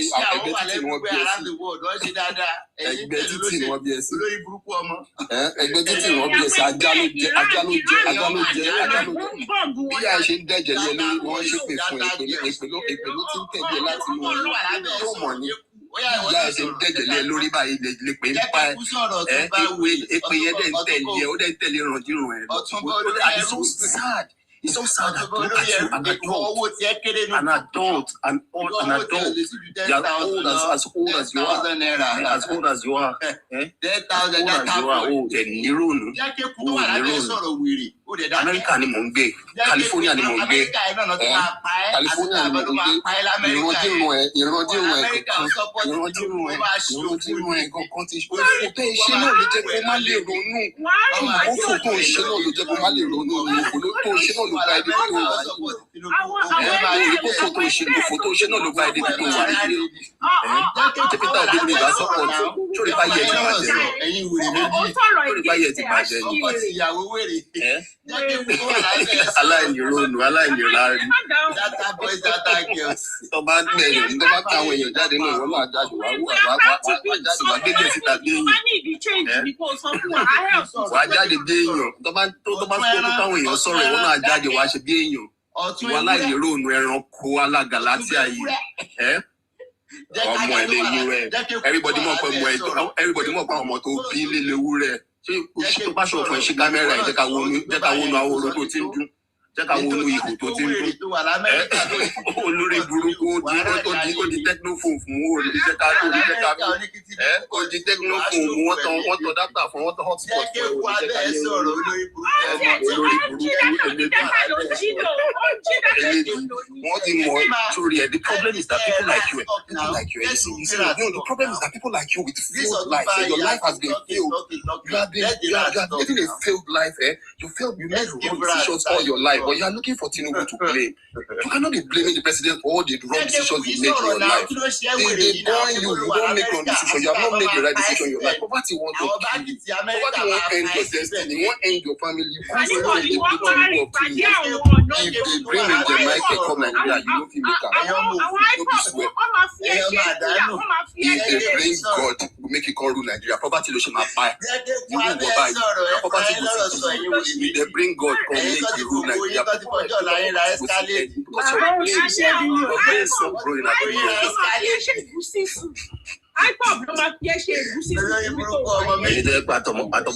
Àti 3 years lọ́kọ̀ọ́lẹ̀ ò ti dàgbà mọ́. Carry phone with smart pass you. Carry your phone with smart pass you. You come like this. You come dey make you wey poverty wan. Ti bàjẹ́ ní àlè jẹ́ kó sọ̀rọ̀ ayé ti bàjẹ́ ní ìlú òní sọ̀rọ̀ láàrin láwùjọ àwọn èèyàn. Ẹranko sọ ẹranko fẹ́ máa sọ̀rọ̀ láwùjọ àwọn èèyàn. Ìwọ náà wọ rẹ̀ ó ti fóònù yọ because say you don carry phone. And because you don't carry phone, you don't assume say you be human being now. Yes. Small boy. He's a small boy. Olórí burúkú ọmọ òfò ọmọ wọlé ìyàbọ̀ ẹkú. Ìyá wa mi tó ti fò gbòòrà nù. Ọmọ àdánù ọmọ ọ̀bànújẹ́. Ẹni tó yẹ pé àtijọ́ tí yá ẹ ti jẹ́ ọmọ ọ̀bànújẹ́ ni ẹ. Ìyá ò lè fi ẹ proud. Ọmọ burúkú. Ajá ló jẹ placenta. Ajá ló jẹ placenta àjà láàrin ẹ̀. Ajá ló jẹ. Ajá ló jẹ ọmọ tó bá ti lè ṣe nǹkan oṣù náà ọmọ tó yẹ kó fi ṣe nǹkan oṣù náà ni ẹ. Àwọn ọmọ tó kò máa bí ni mo pítì àwọn ọmọ tó ń bí ni mo pítì àwọn tó ń bí àwọn ọmọ pítì kò ṣe wọ nítorí ayé ti tiẹ̀ ti ọrún ayé ti tiẹ̀ ti bàjẹ́ náà àti mọ̀ kókó o ti ṣòfò o ti ṣòfò bí ẹ̀fọ́ o lè ní kò sí nǹkan tó fẹ́ kò sí nǹkan tó lè dáwọ́ dé láyé yìí tó ní oríṣiríṣi TikTok kí náà ló máa wá òtúnṣe máa ṣòfò TikTok kí náà ni. Kí ló dé lùzà follow me get you follow Tinubu you àbí follow Obi you lùzà tí wọ́n bá yẹ kí lùzà yìí ṣá kó ṣàmà bẹ̀rẹ̀ kó máa dùbẹ̀ kó tó lọ kó ṣàmà bẹ̀rẹ̀ ṣé wọn kí advice ni ṣé they no dey advise you no dey tire for failure. Ọmọ tó bá fi ṣe nǹkan oṣù dànù ọmọ wọlé ìyàtọ̀ ẹ̀kọ́ ṣé kò sí ẹ̀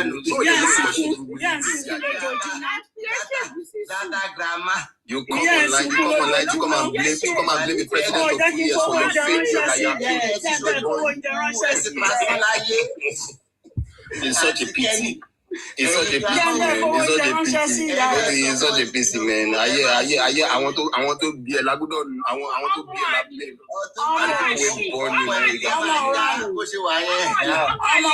Ọmọ àbí bàbá má ṣe rí, ọmọ tí bàbá ò ṣe rí. Àwọn ló mọ ó dàgbé orí oníbi tó ti wà àwọn ọmọ tó ní owó wa ní àwọn tó kọ Yorùbá àmì tó kọ Yorùbá. Ẹ̀yin lẹ máa ṣòfò. Wọ́n ti ṣòfò ń tiẹ̀ ìwọ ti ṣòfò láti sìn. Àwọn ẹgbẹ́ ń gbé ìlú èkó sórí oṣoorí burúkú ìwọ tí kọ́ba ti máa pa ìdìbò ìgbésí ayé ẹ̀ ìwọ tí bí wọ́n gbé kókò wá ṣe president na poverty kò sí ẹ̀. ọmọ àbí ìpàbẹ olórí burúkú òkú yẹn grandchild ṣé yẹn ti ní grandchild ìyá ẹ̀ ò ní grandchild ọmọ òṣì. Àti kẹ́ni ẹ̀rá yẹn wá. Ẹni tẹ́lẹ̀ pẹ́gbẹ́ títì ni ẹgbẹ́ títì ni kó di fóònù. Can you imagine how stupid you are?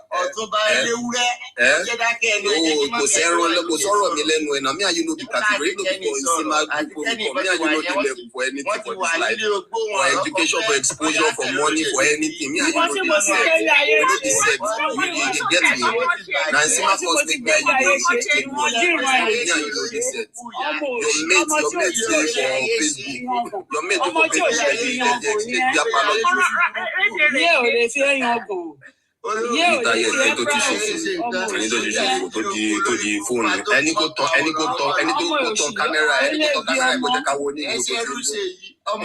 Camera I just want to go to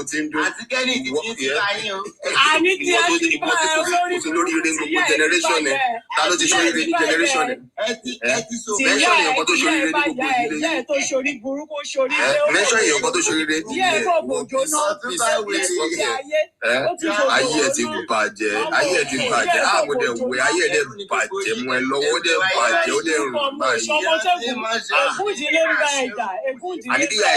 Yes.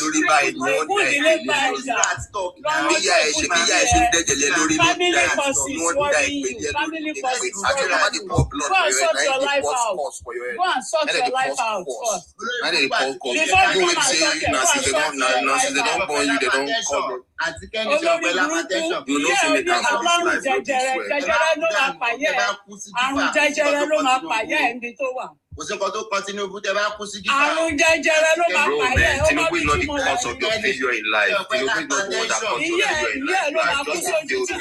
Just accept your failure. Don't think that you are just a failure in life. Accept your failure in life.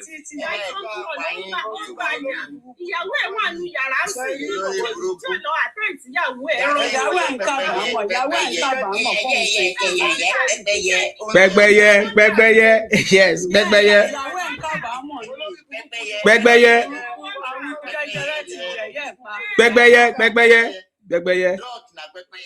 Begbeye, how are you? You see this piece, you know what this man is always doing? This man always cry on TikTok. Yes, he always cry of hunger, yes.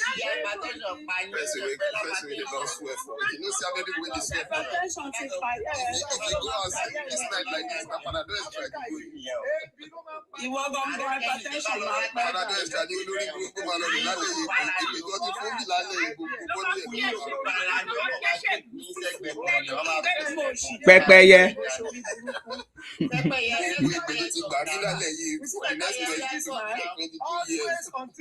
I know him now. I know him. That's why today I'm facing him. Yes, he always telling us he's hungry.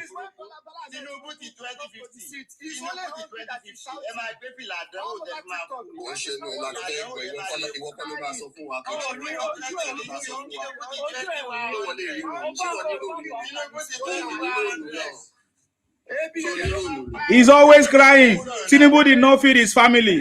Tinubu did not provide food. Tinubu this, Tinubu that.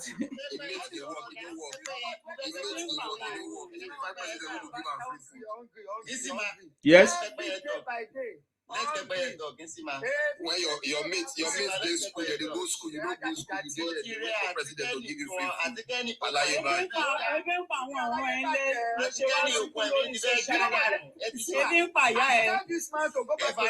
all your family are hungry. That's why you are crying on social media. This man is hiding one. Start crying. This guy is crying. Let's give you time to cry. Every day by day, he's crying all over TikTok. Start crying. Yeah, because his family are hungry. Àti kẹ́ni tí ti bá yín ẹ lọ jẹun ẹ ti ṣàṣẹ́wó tẹ̀ fi gbà pé fún aṣẹ́wó tèmi gbè mo ní let me give your mother a room. Àtẹ̀yìn ti jóná. Let me give your mother a room to live in Nigeria. Ọlọ́pọlọ dúdú. Very smelly mindset.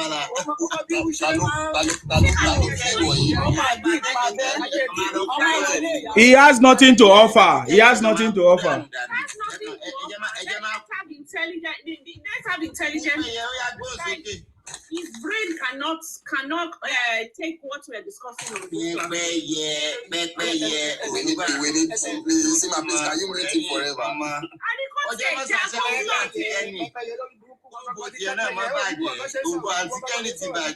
Because your mother is hungry in Nigeria, that's why you can't get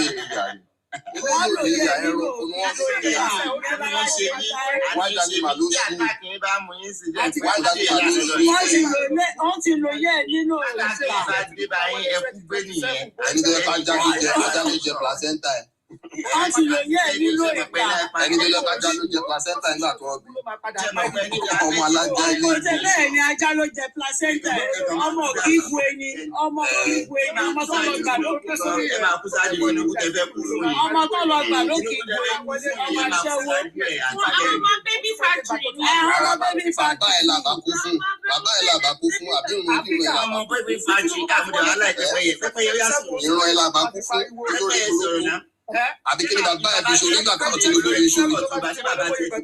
Kí ni bàbá ti tiẹ̀ fi ṣorí nígbà táwọn Tinubu ṣorí?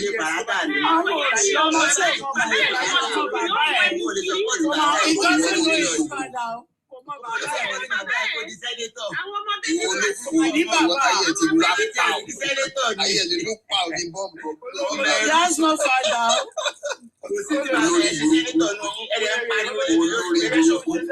Olórí burúkú ọmọ òfò. Ọmọ òṣù ó ti mú kó lò sí ni ó ti mú kó lò sí. Ìbànújẹ́ ló bá wè mí.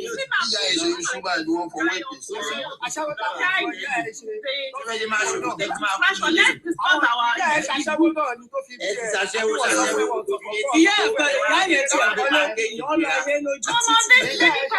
Ọmọ bébí fàájì máa ń lò sí àgbàtọ́. Jẹ́ kí pẹ́pẹ́yẹ sọ̀rọ̀ náà. Pẹ́pẹ́yẹ. Ìfọ́jú ti rí pé ìsinmi ló fún gbogbo ẹ̀ ní ọ̀dẹ̀ ló fún gbogbo ẹ̀ ló jẹ́ kéèyàn ló jẹ́ ká ní màmá rẹ̀ pé kéèyàn. Ẹ̀yin mẹ́rin lórí èmi nìkan ẹ farabalẹ̀ náà ẹ sunkún ní kọ̀ọ̀kan. Ẹ sunkún ní kọ̀ọ̀kan ẹ̀yin wèrè yìí. That should tell you how useless. That should tell you how useless your life is. Ó yẹ kó lè wó rẹ̀. Ó yẹ kó wó rẹ̀ kó máa ṣe kó. Ẹ̀yin ẹrú ó yẹ pariwo mo ti fún yín táìmù. Ẹranko àgbàlagbà téèyàn jẹ bí tí ìyá kọ̀dẹ̀ ló máa sọ fún òun bí ẹrú nìkan. Àwa náà mọ̀ pé kò ní rònú ṣẹ́ẹ̀rí ẹ̀gbọ́ gbogbo bó ṣe ń sọ̀rọ̀ ni. Ẹ̀yin ajáde ẹ máa gbọ́. Ẹ̀yin ajáde ẹ máa gbọ́.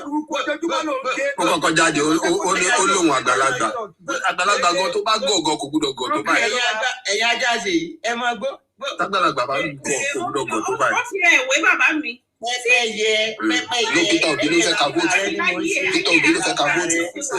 Aláwọn ẹranko àwọn ọmọ Peter Obi ló fẹ́ ka vóòtù ká má vóòtù Tinubu Peter Obi ní ka vóòtù wá bí. Ẹ jẹ́ ká bí ìtàlítàlá bá vóòtù tábà vóòtù tábà vóòtù fún tábà vóòtù Tinubu. Ṣé Peter Obi làbá vóòtù wá bá Tinubu.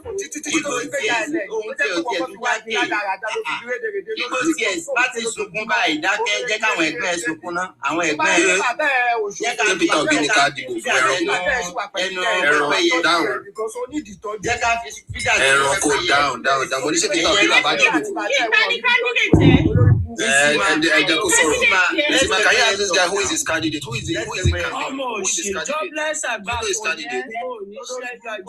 I think we have had enough of the break time. That's why I needed you. I needed you to cool off. Before now, I was kind of sleepy, so that is why I put you there. You know, that's why I allow you to make noise. You know, I know. He's a very stupid guy. I- Let us take him out. Yeah, the break time is over. Let us take him out. Yeah, the break time is over. The break time is over. The break time is over. The break time is over. You see this guy, eh? Yes. Since when Bola Ahmed Tinubu come to the seat, Yes. this guy always cry on TikTok, hungry. Yes. hungry. Yes. He never say good thing. He about always the repeat government. himself. He never always say good repeat thing. himself. Yes. Always hungry, and I don't know why he's always crying on TikTok like that. Sometimes I was even thinking that maybe he should send his account so that I can send him money. You give him there, money to so eat. that he will not be spoiling this government. But I don't know his account. I don't even know how to contact him. So you could have given him money. Come online. He's always hungry. And this guy is there in America. He has been there for donkey years. You know whether ICE is chasing his, whether ICE is looking for him. It doesn't matter. You can be America. You don't have document. Oh. Eh? Whether ICE, if I wait, you don't get one work. He's crying on TikTok. When you see, there's nothing. He will be looking for a way to just go and sweat. Nothing is on his head. I don't think he's in America. 60s, Somebody who is calling future is calling future. Who said he's in America? He's not in America now. He's in one local village. You are calling somebody Pepeye. Who is Pepeye? Look at even your voice. He's the Pepeye. He's the Pepeye. Tell now. He's the You cannot Pepeye. always tell. Look at his mindset. He cannot even defend one thing. He already spit on his phone. Yeah. Because his mouth is just like he's coming out with spit. He's just like Yes. Those are people that carry smartphone and that the phone is smarter than them. They don't know what to do with the phone. They just carry the phone and. In America, they are okay. He's not in America, sir. What is the evidence that he's in America? That is what he told them now. You know, when he was on that platform where they call Olori Buku, he even gifted him. He joined your team. Oh, he gifted me? Yes, so enjoy your team. Really? Enjoy your team. Very stupid guy. See, every day when you see this guy, look at you know, this guy is a very, when you see him, he will be like, oh, why Bola Ahmed Tinubu? He will be speaking. But then why is he impersonating the Yorubas? Why is he using the Yoruba language? Very stupid guy. Yeah. I even went to Ayanabra. It was the day when I saw him there when he was speaking. He said that I'm a Yoruba. I even said, you are not a Yoruba. This one is a mixed breed. You understand? He's a mixed breed. He's one of the children from You know all this in olden days, our forefathers, they went to Igbo land when they trade with them. So they have something doing with all these Igbo women. So this one is part of those ones that they claim that they are, and you're supposed to go back to East. Not to come to Yoruba and be claiming that you are Yoruba. You cannot be wearing a Yoruba cloth and you will be doing like a bastard child because this guy is already lost. Nothing that is on his head.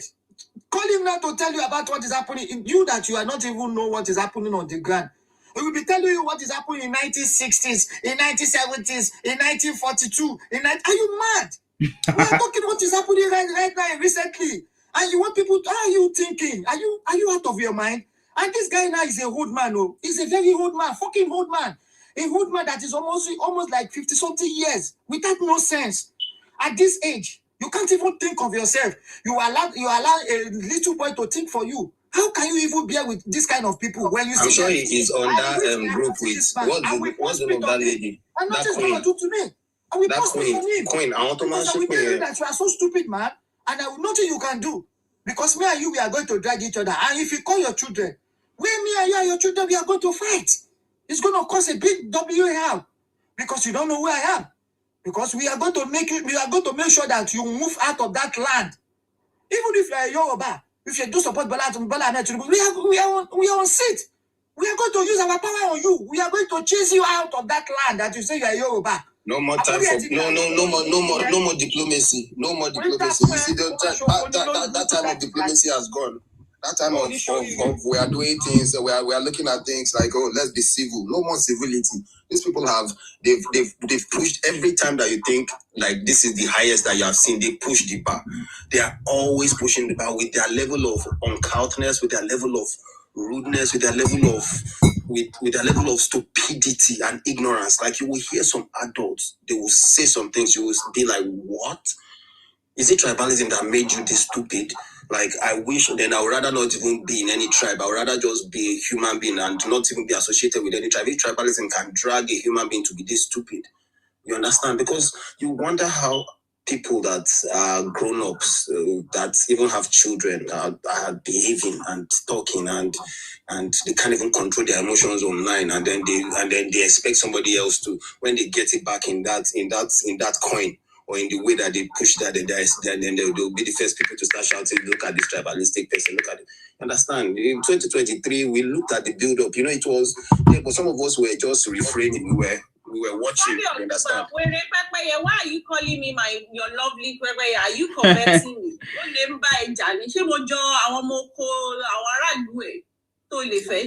a very stupid person. He's just looking for. Can't you perceive our level?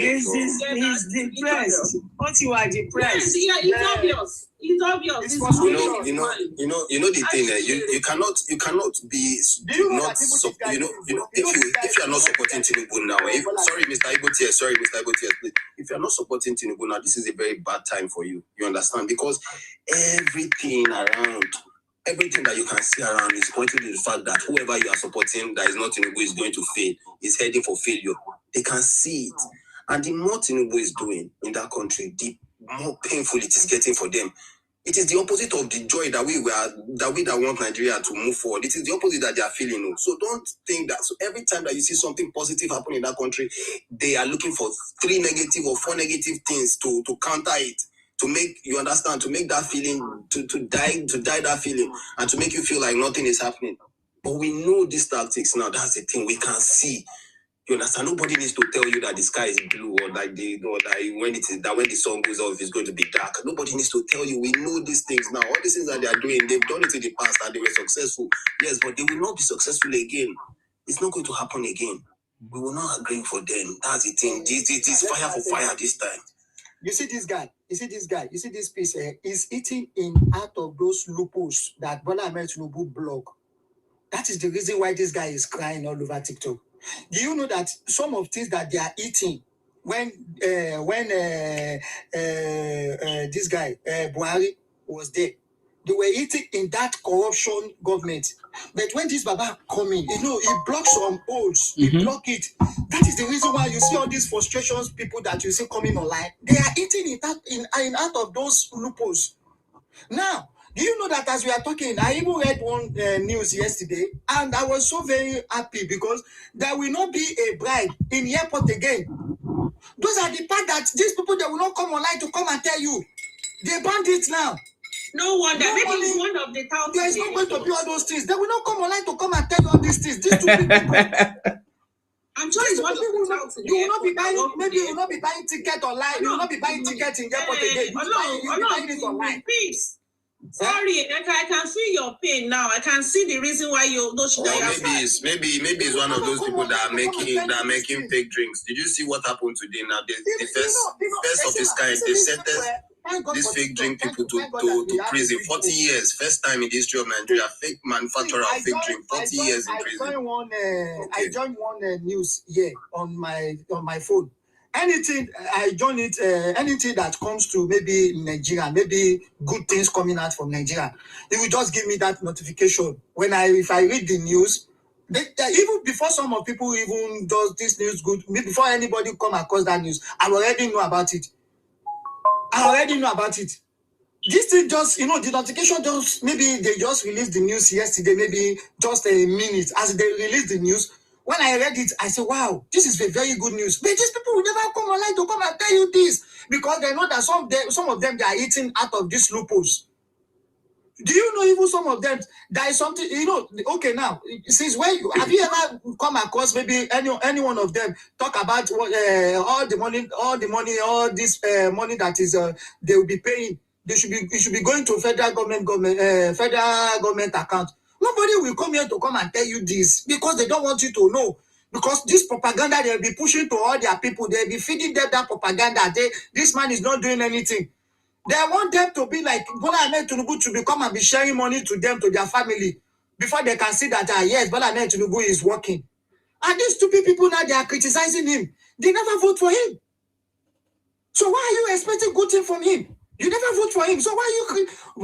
See, you know what, Esima, as you are now, when you become a president, as you are like today, if you become the president of Nigeria today, now I'll be supporting you. I'll be coming on your life every day by day. So when I'm expecting you to do more for me, when you become the president, I have the right to criticize you because I'm the one that pushed you to that seat.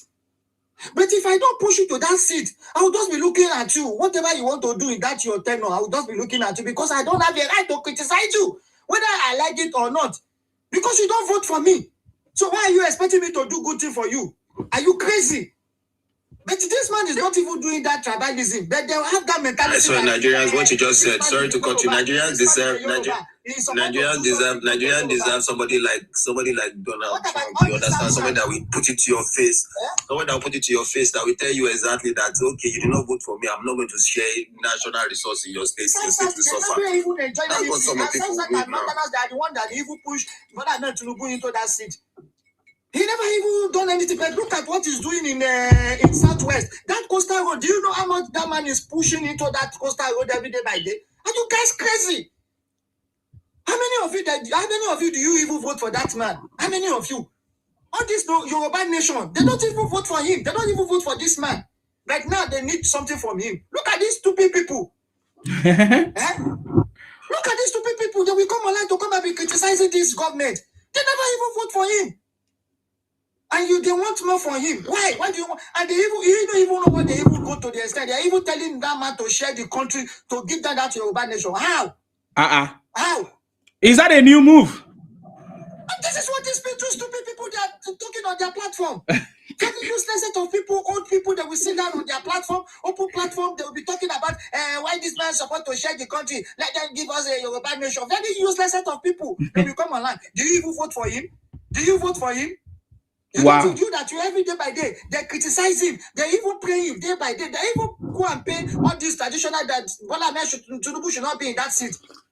I God shame them. It's not going to work. They are crying all over TikTok. You don't go better for all of them. I show you useless people here. Now they are now even crying all over that this Tinubu should give them that country. He must share the country. Why? Why do you want him to share the country? Do you vote for him? Even if we don't vote for him this 2027, he will still be there. Your vote doesn't even count. We don't even need your fucking vote. Are you mad? Stupid old people, they will open panel, they will be just be talking about, they will be criticizing him every day by day. They will be criticizing him. Nothing good that I've never go to their platform. They will not, even as you are, if you want to tell them that there is something this man is doing, a good thing, they will just shut you down. They don't want you to talk in, or they don't want you to say it on their platform. They don't want you to say it. Or what they just want you to, if you are talking, if you are saying good thing about that man, they will shut you down. Or what they just want to hear is bad news, bad news, bad news, bad news. Talk bad news to them, and they will be laughing. Like Obi. They'll be happy. That is what they just want to hear. They don't want to hear you that this man is breeding this one, this man is doing a loan. That thing will be angry. They will make you angry. They start swearing for you. Especially this stupid man, this one that is here, this Pekpeye man. You can see the way this one is this frustration, it's frustration. So whenever you see him coming on your platform, just know that this man is already frustrated, and that is how he's like. Every day by day, when this man come online, he's hungry. ABO. I don't know why. And I've even tried to connect him. Maybe I should just send him at least 20,000. To just go and feed his family. No, you don't give him your money. Because you always call us data boys. We data boys, we will feed you because we collect money. Yes, we collect money, we collect data so that I can, part of that data money that they send to me, I can send it to you also. Maybe at least you just... We are data boys. Yes, now. We agree, we are data boys. Make them come win us. Do you know how much we spend on online to come online every day? Come and defeat us then, if you are powerful. 24 hours you are being online. You very soon your data will finish, but you are calling us data boys. Imagine. Listen, imagine these serious people. They don't even be online for 24 hours. We that we are data boys, we have been online 24 hours. We know what is going on. Them that we have their data. Even up until when they are even saying that they have been there in that America or where they are, they can't even be online 24 hours.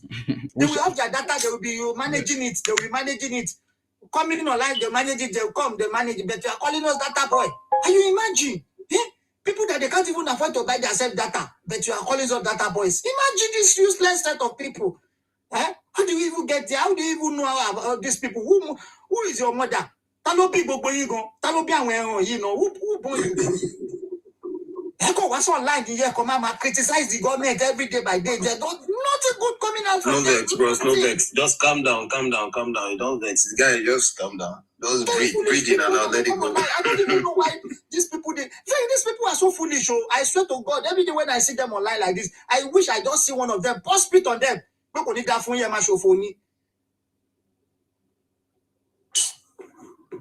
That's Thank you, Isima. Yes. Well done. Congratulations on your new book. Thank you. I just saw that today. Congratulations. I'm so happy. This is a laudable development. Wow. Thank you. Well done for that. Where can we get the book? Well, you can get the book on Amazon, or you can get it on my website, nsimabooks.com. I prefer if you get it on my website, all the money, I will get it. But if you get it on Amazon, they give me only 60%. So, yeah. Nsimabooks.com. Nsimabooks.com, yeah. Yeah. I'll check that out. Thank you very much, Ma. Yeah, I appreciate that. Thank you very much. We're super proud of that, and many more to come. Yes, we all made it possible, and because it's through all our conversations and everything, we come together. I mean, that's all we have been saying. We should stop demarketing our country or with lies and propaganda, and then we should be patriotic. I mean, that is what we are doing here. I mean, sleepless night every time, talking and countering all these things. So yeah, I just decided to say, okay, fine, we can put it in a book. Let's do it. So yeah. Let's do it. We're proud of our country, and any Omwali that is not proud, we will make the platform very uncomfortable for them. Definitely. Can you come and start a wonderful country like that? Definitely. Well done. Thank you so much. Please let everybody patronize Isima book, and please let's propagate it. It's a wonderful and a lot. Please. For me, I even want to donate it to even some of the secondary schools in Nigeria, or even university. I want to donate it. I want to donate the books. Yeah. How can we do that for support? How can on your platform, on your website, is there any support? Well, on the website is only the books that is there. Maybe I will put in like a donate button. If anybody wants to donate, you can donate any amount, because I feel I just need to pass that message. I mean, to everybody, especially those in Nigeria, because I found out that lots of people, especially from the Southeast, they don't understand the importance of their country. They don't know how their country is better than any other country, So I feel like if I can give them a copy of the book, maybe you can make a change. So yeah.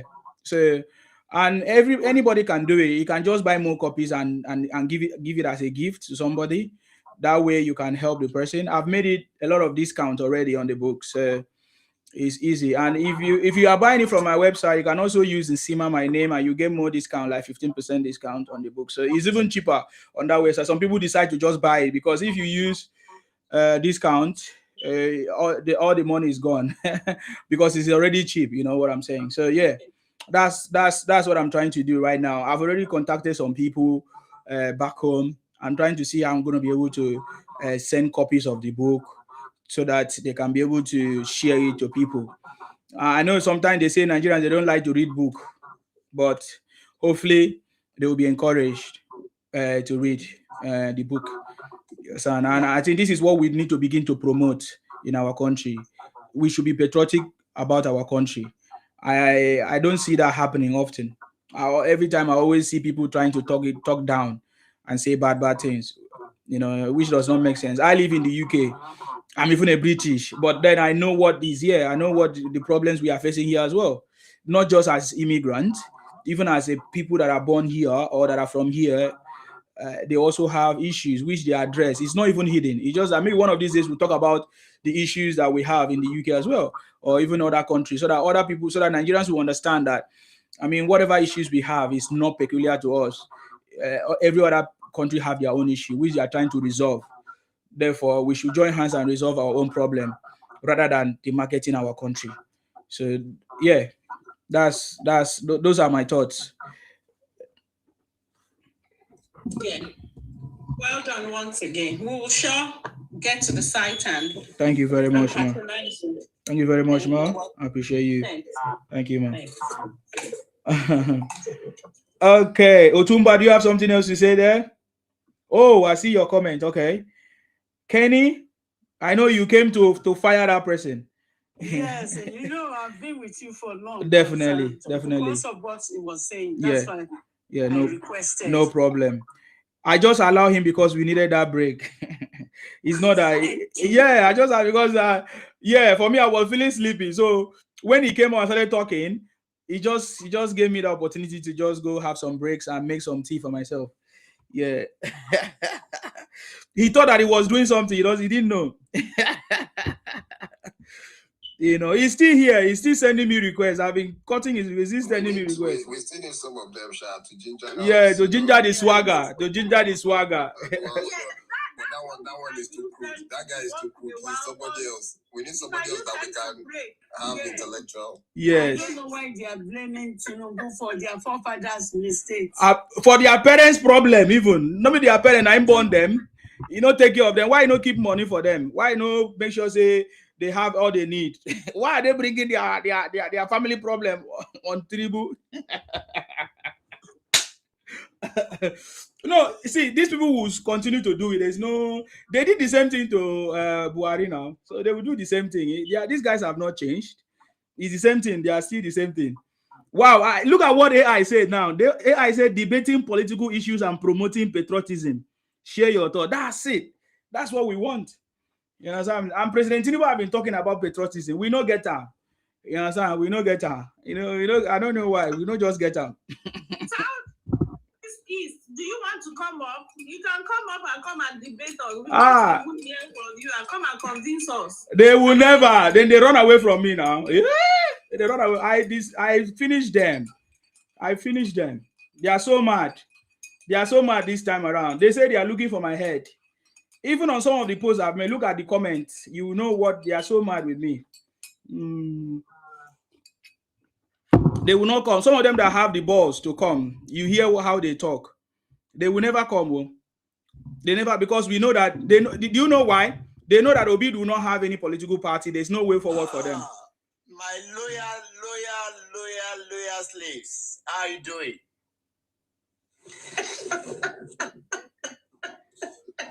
Please don't respond. Let him talk. If you find out that he can't say anything, there's nothing. He doesn't have any thinking faculty. Just leave him. To thank you for what you're doing, because you are doing a very good job. We've seen that this same pattern was just it's the same as that of your parents. They are slaves too. They are very big slaves to the puppets. And then they have done so much to remain slave, and that's why they give birth to slaves like you. You see, repeating the same thing. I tell you, this guy is having mental problem. He's repeating the same thing. Did you listen to him? Panel and all the viewers, just listen. He keeps repeating the same thing. He doesn't have anything different to say. He keeps repeating the same thing. You understand me? He keeps repeating the same thing. He doesn't have anything tangible to say. Okay, let us hear from this guy. Let us hear from this one. He claimed to be. Let me disconnect this one because he will be making noise. This is another one. Ejakam. Oh yeah, let's hear from you. What do you have to say, Ejakam? Unmute yourself, Ejakam. Sorry, Femi, I'll give you time to speak, but let's just hear from this guy. Ejakam. Oh yeah, go ahead. Yes. As much as we want to continue, campaigning for Tinubu and his minions, Petit Boy, whatever, Village Boys, and the rest. I want us to remember one thing. See the way you are rambling. You are just rambling. You are just rambling. I love it when you ramble, my brother. Yeah, I always love it when you laugh too. Okay. You learn a lot when you come to my platform. You understand? Please let me say this. I also want to remind us one thing. Those of us from the geopolitical South region, if we want to close our eyes on what is going on, let us all remember that Fulanis are on the neck of our people. And whether we like it or not, the day we seem to accept the truth for what it is, that this country has been, seeing us as an economic, should I say, a region for economic exploits. You understand? We are feeding the entire country, but the resources from the north, we don't see it. The solid minerals from the north, we don't see it.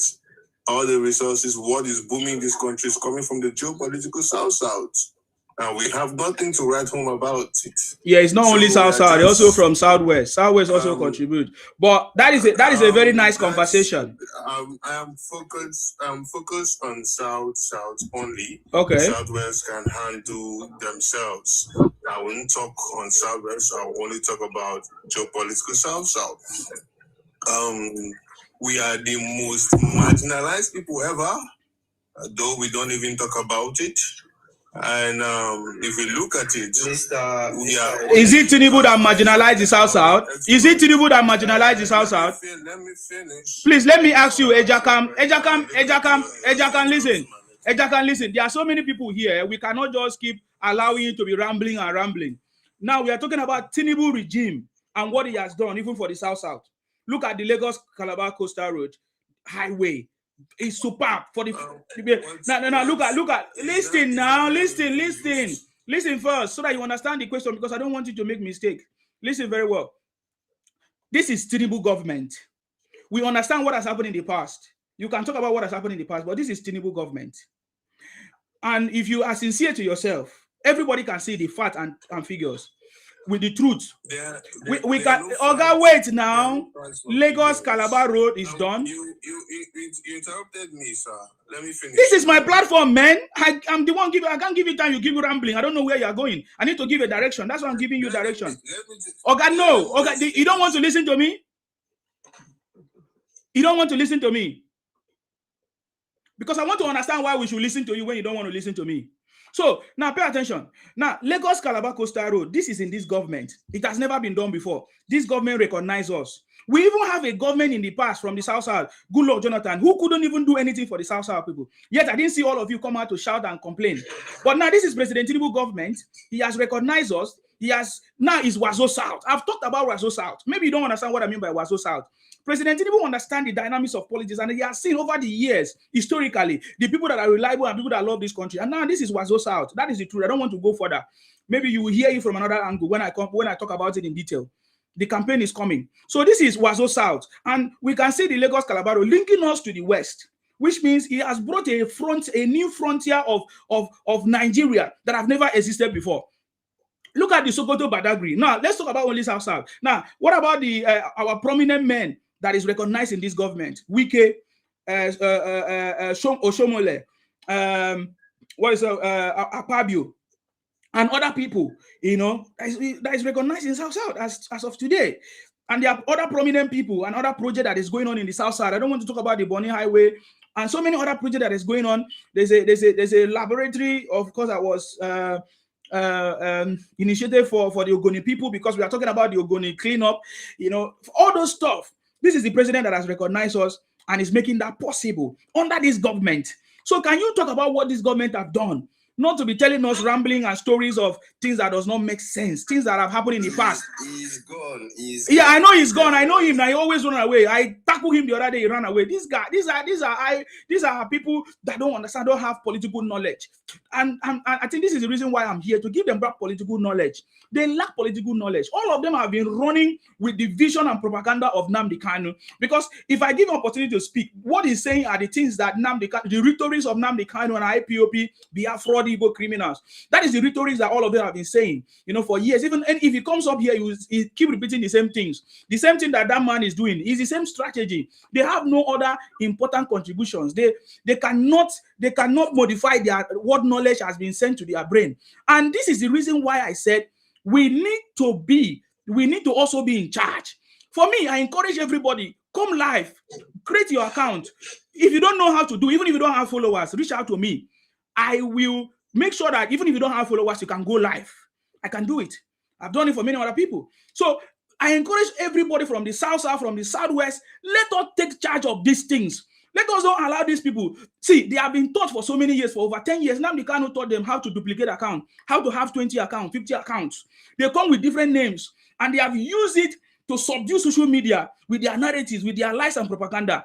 Do we want to change it, or would we want to allow it to be like that? No, this is a time. It's a challenge for us. Let us take this responsibility. We have a responsibility. We have a part to play to make sure that we are able to stop people demarketing our country with lies and propaganda. This is what they do. The narrative have been there for so many years. Now the Kanu has already instilled that criminality, that knowledge, that propaganda in their brain, and all of them are running with it.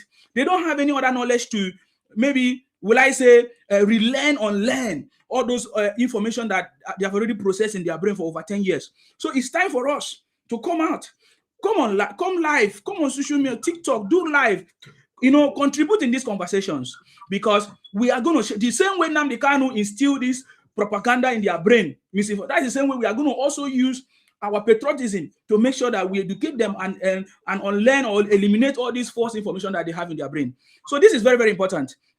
I know him already. He has come here many times. And the other day I dealt with him. Now he's come again with these stupid conversations. He wants to use, this is how they operate. They want to use something that looks like truth to try to penetrate, like force. When he says, oh, look at the oil, look at our resources, they are being sharing it nationally, but the resources of the North is not being shared. That looks like truth. But that is how they use all this information to now penetrate with their misinformation and the marketing. I know them very, very well. I joined them before. I've done it before. I'm now expert in it. So I can tell you the strategies that they have done. I find out, all these things is rubbish. It does not make sense. And that is not what we need for our country to progress. That is why I've taken a different angle. I'm on a different side right now. And because I know them, I can speak to them directly and they know me. And that's why they're afraid of me. Because they know if I want to do it, I know how to do it more than them. But right now, there's no way to continue doing all this misinformation and rubbish and propaganda. We have to come together, put our heads together, and join hands together to promote our country and to make sure that we are patriotic to our country and solve problems, criticize, constructively, so that we can move our country forward. That is where we are at this level, and that is the only thing that is going to happen, right? That's all I want to say. Someone else wanted to say something here. Is it Coach? Sorry, sir. Somebody was here before you. Either Coach or Femi, please unmute yourself, sir. Please, sir, hold on. I will give you time to speak. Femi or Coach, are you there? If you are not there, let's allow Martins then. Okay. Mr. Femi, go ahead then. I salute you. Can you speak up, sir? Yes. Thank you very much for bringing me in again. You're welcome. Yeah. Thank you. God bless you, my brother. You're welcome. I still want to try to point on this thing, please. We should talk more about how we can be able to kick this criminal out of the confederation. We need to send them away because they have destroyed many nations. I'm talking about Fulani. This is my picture here. Go back and check who is talking. Remember, Iran is not a Muslim country before they conquer Iran. Iran is not a Muslim country before they did what they are doing in Nigeria now. They did it to Iran. Please, let's work on how to get these people away. They are Kurdish, Gitanos. These people are not good in society. They are doing good. They have no home. Please, that's what I was telling people this morning. I've done a lot of investigation about them. They don't belong to Nigeria. We have given them a space, and the space, the time they have crossed the red line, they need to go out of Nigeria. That is it. I don't know anywhere they want to go. They are not a good people at all. They are not a good people. Please. That's what I will just say on this platform this morning. God bless you, my brother. Okay, thank you very much for that. Is there anybody that have any question for you? Because at this point, when you bring an idea and you don't have a solution, that's a big problem. If you say you want to drive somebody away, what is the solution? Because in Nigeria, we don't just the problem we have. Listen to me, sir. Listen to me. Can you listen to me? The problem we have is not necessarily the people that you mentioned. The main problem we have is Ibolani. They are worse than the people you talk about. The Ibolani, they come to our village. No, but he didn't mention them, so that's why I'm bringing your attention to it. So please allow me. Let me mention the most important points.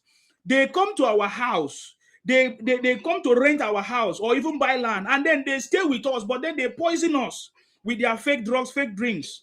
Yeah. And that is the strategy that they use. And then they in turn try to belittle us and say we are lazy people. We are the one that come to develop our space. And before you know it, they use intermarriage to confuse our ladies, and then they now begin to poison it. They use those women to begin to poison us from our spaces and drive us out in our market and our businesses. That's the same thing that happened in Yoruba land. I mean, the Yorubas were the one in charge of those businesses before, but all of a sudden they gradually phase out the Yorubas and take over those spaces with their poisoning, with their criminality, with all kinds of things. So please, the Ibolani, sorry. I feel like you fear the Fulani so much. Why don't you stick to the excuse me, please. That is not the conversation. He just brought a different conversation, and then I decided to respond to him. The topic is on the screen. But then I'm talking about what is more concerned to me. I've not seen any Fulani come to my space where I come from to come and challenge me. The only people that have come to my space, they come all the way from the southeast to come and challenge me in my own space are the Ibolanis. Those are my concerns. You understand me? So if anybody have concerns with any other person, you should go and look at them. The people that have concerns are the Ibolanis, the people that claim to be from my place, try to wipe us out, that have a expansionist agenda, which they did in 1967. Every Nigerian understood that the Ibolanis happened since 1967, and they continued up to today, over 60 years. I've never seen the people that you blame do that. The Fulani have never done that. So I don't know why you forget about what has happened before. Why do you think that Nigerians forgave the Ibolanis and they still continue doing it? It was not the Fulanis who did it. Please don't talk about the Fulanis here. I understand the story of Iran or whatever, but that is why we have a government in place that's supposed to do the right thing and make sure that things are done properly and nobody can come and maybe overcome us or whatever. That is a different conversation. But the people that I have problem today are the Ibolanis who come to my space, try to change my name, erase my name with fake story, impersonate my people. I've not seen the Fulanis do that, please. That is my concern. Do you understand? That is my concern. Yeah, that is my concern. And that's what we are talking about them, the Ibolanis. The Ibolanis is a big problem. Yeah. The thing is, in what I want to say, I've said. Yeah, I've also said what I want to say as well. That what you are saying is not our concern right now, because the people we are talking about, is politically, and that is why we are encouraging our people to come and participate in politics, and not think that politics is a dirty game, as they say. So if you allow other people to take over your politics, they will take over your politics. That's what is happening. So if that is a political fight, let us do political fight. You know what I'm saying? So that's it. I'd like to ask him some few questions, please. Yeah, ask him questions if you have. Yeah. Mr. Femi. Well done, sir. I just want to ask you some few questions. All right. Why do you say that Fulanis are not Nigerians? Number one. Number two, why do you feel threatened by the Fulanis? Can you explain some few things about that? I can't say much here, but what I'm just trying to tell you is this: we should be very careful about them. They will conquer your country and then use the system they normally use, because it's not the Fulani are existing for decades. For me, they took many countries, okay? They took Iran. Iran is a kingdom, is a world power before. They are not even a Muslim, okay? And then they are doing the same thing to Nigeria. They are doing it in West Africa. They are doing it in many countries. So that's why I'm trying just to point on that. We should work on that. Okay, I'm not afraid of Fulani. I speak the language. I live among them before, and I know what I'm talking about. My God, okay? Which part of Mr. Agenda, whatever your name is. Jakam, it's not your turn. Are you not seeing the order? You wait. Be patient. If you can't be patient, you leave, please. Don't interject. If you interject again, I'm going to bring you down. Okay, Mr. Femi, what part of Nigeria are you from? Which state are you from? Where am I from? You say my name very well. Yes, which state are you from? I'm a Yoruba. I know you are a Yoruba man. I'm a Yoruba man too. Yeah. So which state are you from, sir? Where am I from? Yeah. Okay, I'm from Ekiti State. Thank you very much. You are from Ekiti State, sir. Thank you. Yeah. So, which means you are from an ancestral place as well, right? Thank you. Thank you very much. Yoruba man, your ancestor will have farmland, right? Okay. Do you have a farmland? We have a farmland there. Yeah. Do you own one? Yes, we have one there. And you still operate it like family inherited farmland? Yeah, we have. We have both of our and the we have it here. Okay, so are you threatened by Fulanis on your farmland? What I'm trying to analyze for you is this. Oh my God. Look, these people, they are nice, they are good. I'm not saying they are not good, they are not nice, but what I'm trying to point to is this. We should learn from history, okay, that what is going on in Nigeria about this Fulani Earthmen and Boko Haram, etc., etc. That's what I'm talking about. That's what I'm trying to point, that look, we should be very careful, okay, about these people. That's what I'm just trying to say, okay? So because there's something that happened here last week, maybe you are not here, about a guy that came here and started saying that he's the one that write our history, okay? So that's why I came back here today and make another research. I'm trying to tell this guy we need to be very careful, about these people because they have done that to Hausa people as well. Understand me? And they are even keeping people in the kitchen as well. Excuse me, sir. Why are you not asking us to be careful of people that are poisoning you with food that you are eating every day? You're talking about Igbo people. No, the people, I don't know whoever they are, but do you know that there are people that are poisoning us with food that are not okay? They are selling us fake food. So which one should be your immediate concern? Because for us to be alive, we need to eat every day. Is that not? You're right, my brother, okay? You're right about that as well. We need to be very careful in all angles. So okay. That's the thing. Okay. All right. That's okay. If you had balanced your conversation, Femi, if you had balanced your conversation, I don't think I could have asked you much question or have a concern. You could have balanced the conversation. Nigeria today, we have two major problems: the Fulani and the Bolani. That's it. The immediate problem that we have today, right now, are the people poisoning us every day because we have to eat every day, and they are poisoning us gradually, and we can't see it. We can't understand it. Every day, our people are suffering with so many health issues as we speak right now, and there's no cure because even as you go and buy some medications in this pharmacy or where, they are still the same people who have infiltrated in our pharmacies and our medications. So this is. Yeah. I really appreciate this information. Thank you very much. Okay, you're welcome. Thank you very much, Femi. Let's move to the next person. I think is I don't know, Coach. You want to say something or Sir Martins? I would like to say something just to Mr. Femi. Mr. Femi, though, if you are truly Yoruba, you are from Ekiti, don't abandon your house, okay? Don't abandon your farm. Don't abandon your property. Visit regularly, operate it, contribute to the economy of your state, contribute to everything there, and please don't just be on the fence of complaining that somebody is taking over your land, somebody is doing this, somebody is doing that.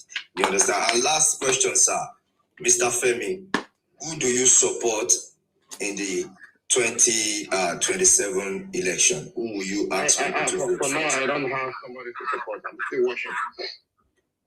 We know you. You are not a Yoruba man.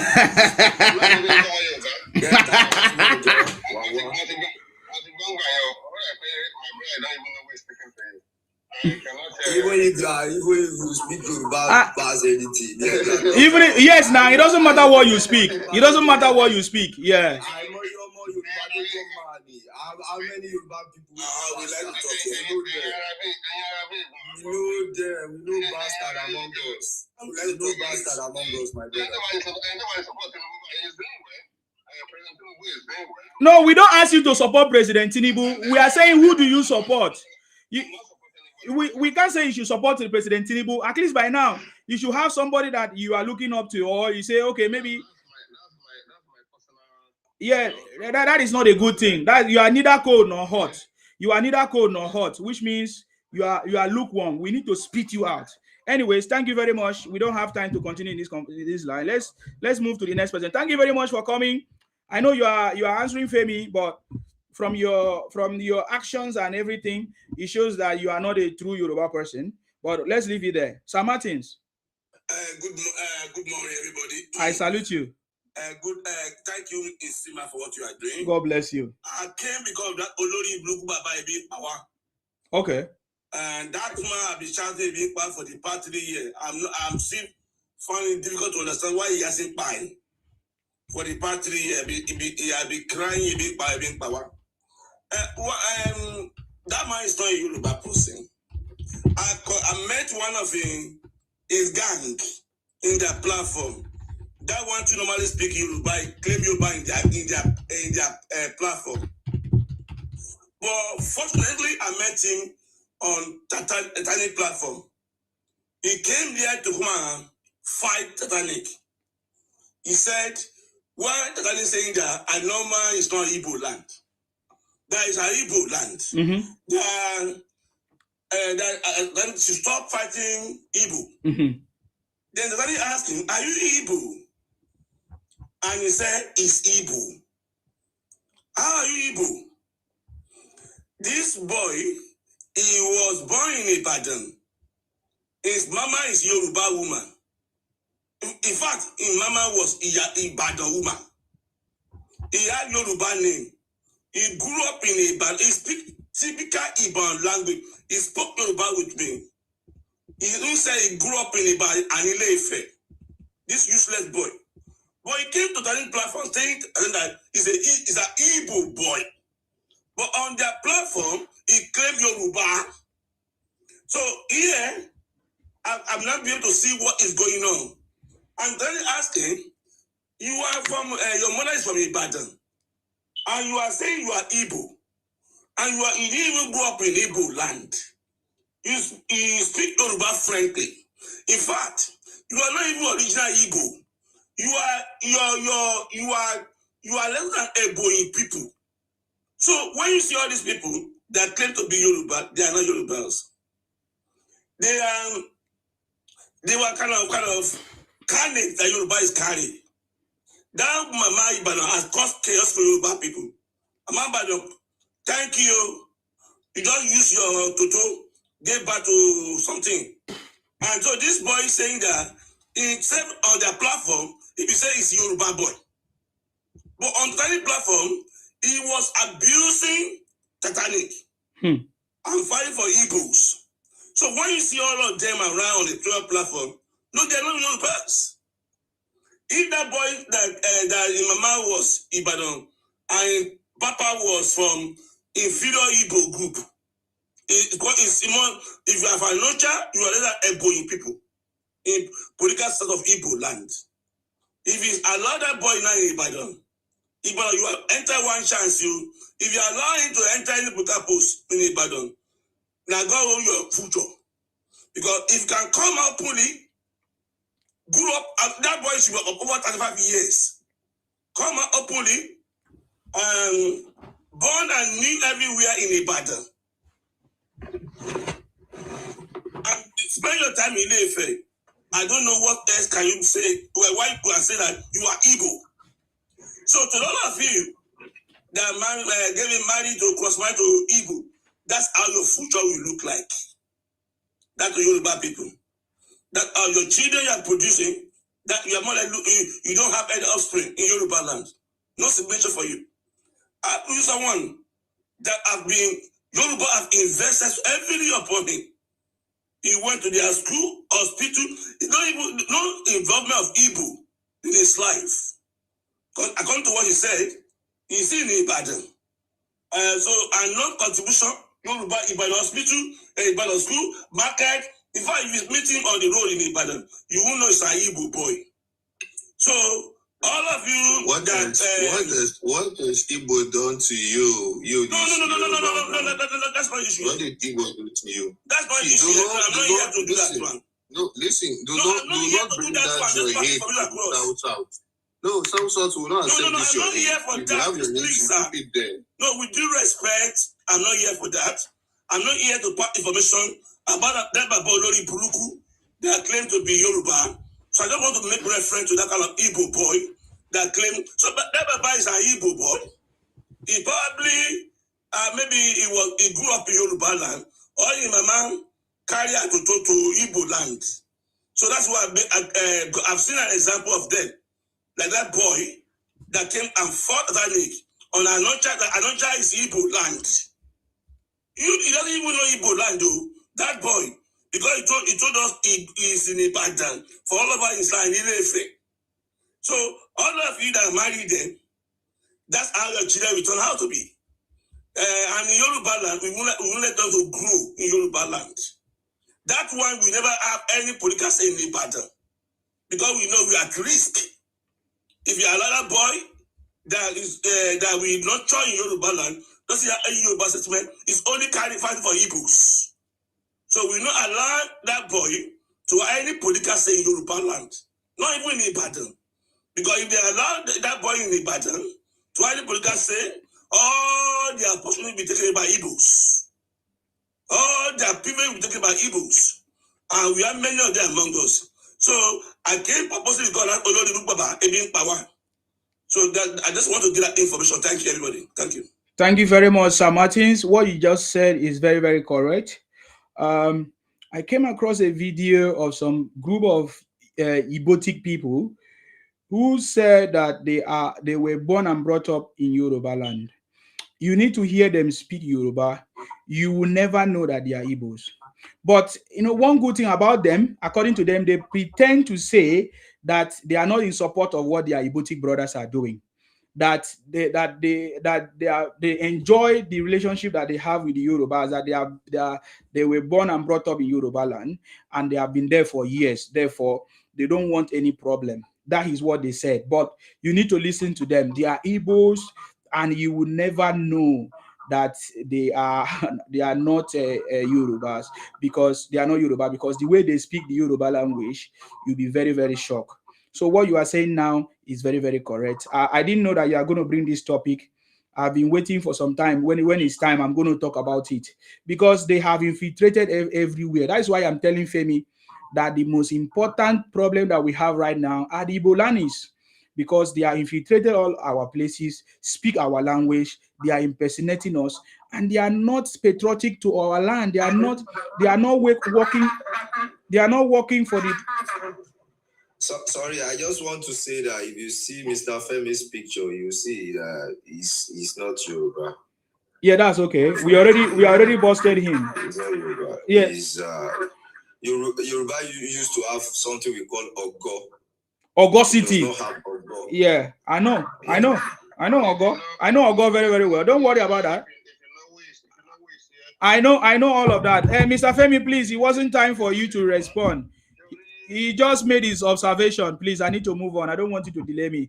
Now, I want you to listen to what I'm saying right now. Sir Martin, just to add to your point and give you more evidence of what you said that is very, very correct. I said that the Yorubas are still joking because they don't understand what is coming and what the Igbo land, especially the Igbo Biafra, have prepared to do in Yoruba land, because it's not just Lagos. It's very, very important. You guys understand this.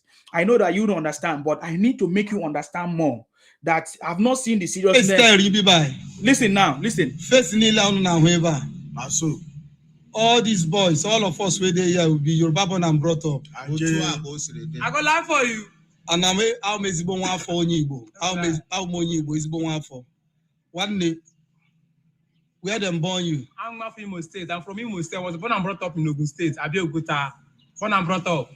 I was born and brought up in Nigeria. Grew up in Lagos State. One day, Alanam can knock it and I but I'm not like Jabu, if I cannot do. Shombag is in Letibe. Shondu. If I see you, Bawala, Yapayaski. Allah. Our only for Febu. Ali for Febu. Lie. I want soon. You see all these Gen Z. When I want to destroy what I know if you build. They're not fit. We will be OG. Lawa. Now our parents build the love. Now them build the bridge between the Yorubas and the Igbos. Now no fit destroyer. We be builder, and I be destroyer. But when I want spy what you wanted the lobby. But our pillar today strong to destroy. Okay, so did you see that? Did you see what I'm saying? Yeah, sorry, I've been following them. Okay. But one thing that we are not carrying away with those things. Okay. We see the threats in Yoruba land. Okay. We see your threats. Okay. We have one or two of them that are very good, like this people. but majority of them are so brainwashed. Majority carries the vote. Yeah, majority of them are so dangerous. Yes. I was shocked when that boy came onto that platform. I've been seeing all this useless platform that normally abused President Tinubu. He was there too. And I was shocked when I saw him on the same platform claiming to be Igbo. So I gotta ask him, are you Igbo? He said, yes, I'm Igbo, I'm Igbo, I'm Igbo. And he spoke Yoruba fluently, Ibadan accent. Ibadan accent. So Yoruba people, these are the threats. All of you that normally like to go and carry your lolo from Igbo land. And we can tell you that we too are prepared. Our children will not be oppressed on their land. We've seen what you are doing, what is going in the Igbo land. How you are oppressing the Igbo people.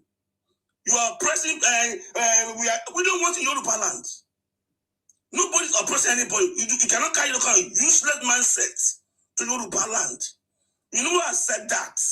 So we've seen that. We know that many of Yoruba men that like law from the Igbo land. Maybe because they want to sell powder. They want to do fake medication. They want to collaborate with the law. We see you. Your children is also in Yoruba. We change back to Igbo land. We know in Igbo land they won't accept you. Because you are O2 grade A. All of you that marry Igbos. But in Yoruba land, we will never allow to preach. Because we know the way you behave, your mentality doesn't allow freedom, it allow domination. Very, very narrow-minded. So how do you go and you grew up in Yoruba land, Yoruba invested heavily on you, and you went to Tanzania to go and fight for I know states. You are not even Igbo, and you are not even original Igbo. Your papa is for that side. But one good thing I like about him, I asked him, are you Igbo or not Igbo? He said he's Igbo. I was very glad. And I asked him, is Lagos State, is it Yoruba land or not Yoruba land? He said Yoruba land. I said, thank you. So you can go and tell your Igbo brother that Yoruba land is Yoruba land. So all of you are not, there are many people down here. 163 people on the chat. We are watching you. All right, sir. Thank you. I salute you. Thank you very much for your contribution, and I appreciate you bringing that topic here. But we are looking at Tinubu done nothing for 3 years. Lots of people have made that statement. So, yeah, if you want to... Yes? Yes? Let me say something. You know what? Let us be very careful. Do you know that now, even most of them right now, they are not even using their name anymore. Let me tell you something. There is some people now that I encountered maybe 4 days ago. Most of them, they are using Yoruba name. They are even using our own traditional name. You don't know, people, I saw one guy is using Ade Dayo. And that Ade, it means our crown. That is our crown name. That shows that these people, they are so upset about Yoruba. They are going deep now. And I don't even know you. See, I said something the other day that you guys, there will be a day in that country, most of you, you are not going to bear your name anymore. You are not going to wear that name anymore. And this is the time. We have been saying it now. Most of them now, they are even ashamed. I never see a Yoruba man that is going to be bearing Ukushuku or Shineku or Shendukpo. They are only the one that they want to wear name, our name. That shows that you don't like these people. I would say, you know the reason why I have a right to call you stupid? Because you are so stupid people. Because the more I'm even abusing you, you are even coming to me that like a monkeys. And that is the reason why I will call you a bad name, because you are wearing my name. You are bearing my name. They are criminals. Okay. Criminals. Okay, hold on. Thank you very much. Let me allow Ejakam to speak. We'll come back to you. Okay. Okay. Thank you very much. I indeed greet you. I know you very well. And is it my network? Are you about to apologize on behalf of your ancestors? Can you guys hear me? Can you guys hear me now? I was having a network breach.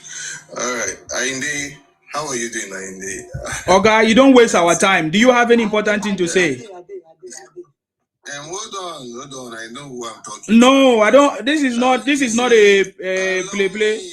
Oga, this is not a play. Go straight. If you can't have anything, you get out, man. You're wasting my time. I've brought you here many times. Discuss the topic, please.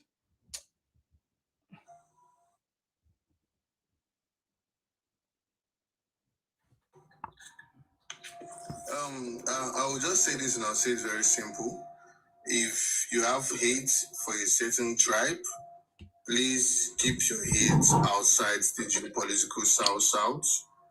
We are not going to do that. We will not do that. We are not going to alliance with hatred. You know. Can you define what you mean by hatred?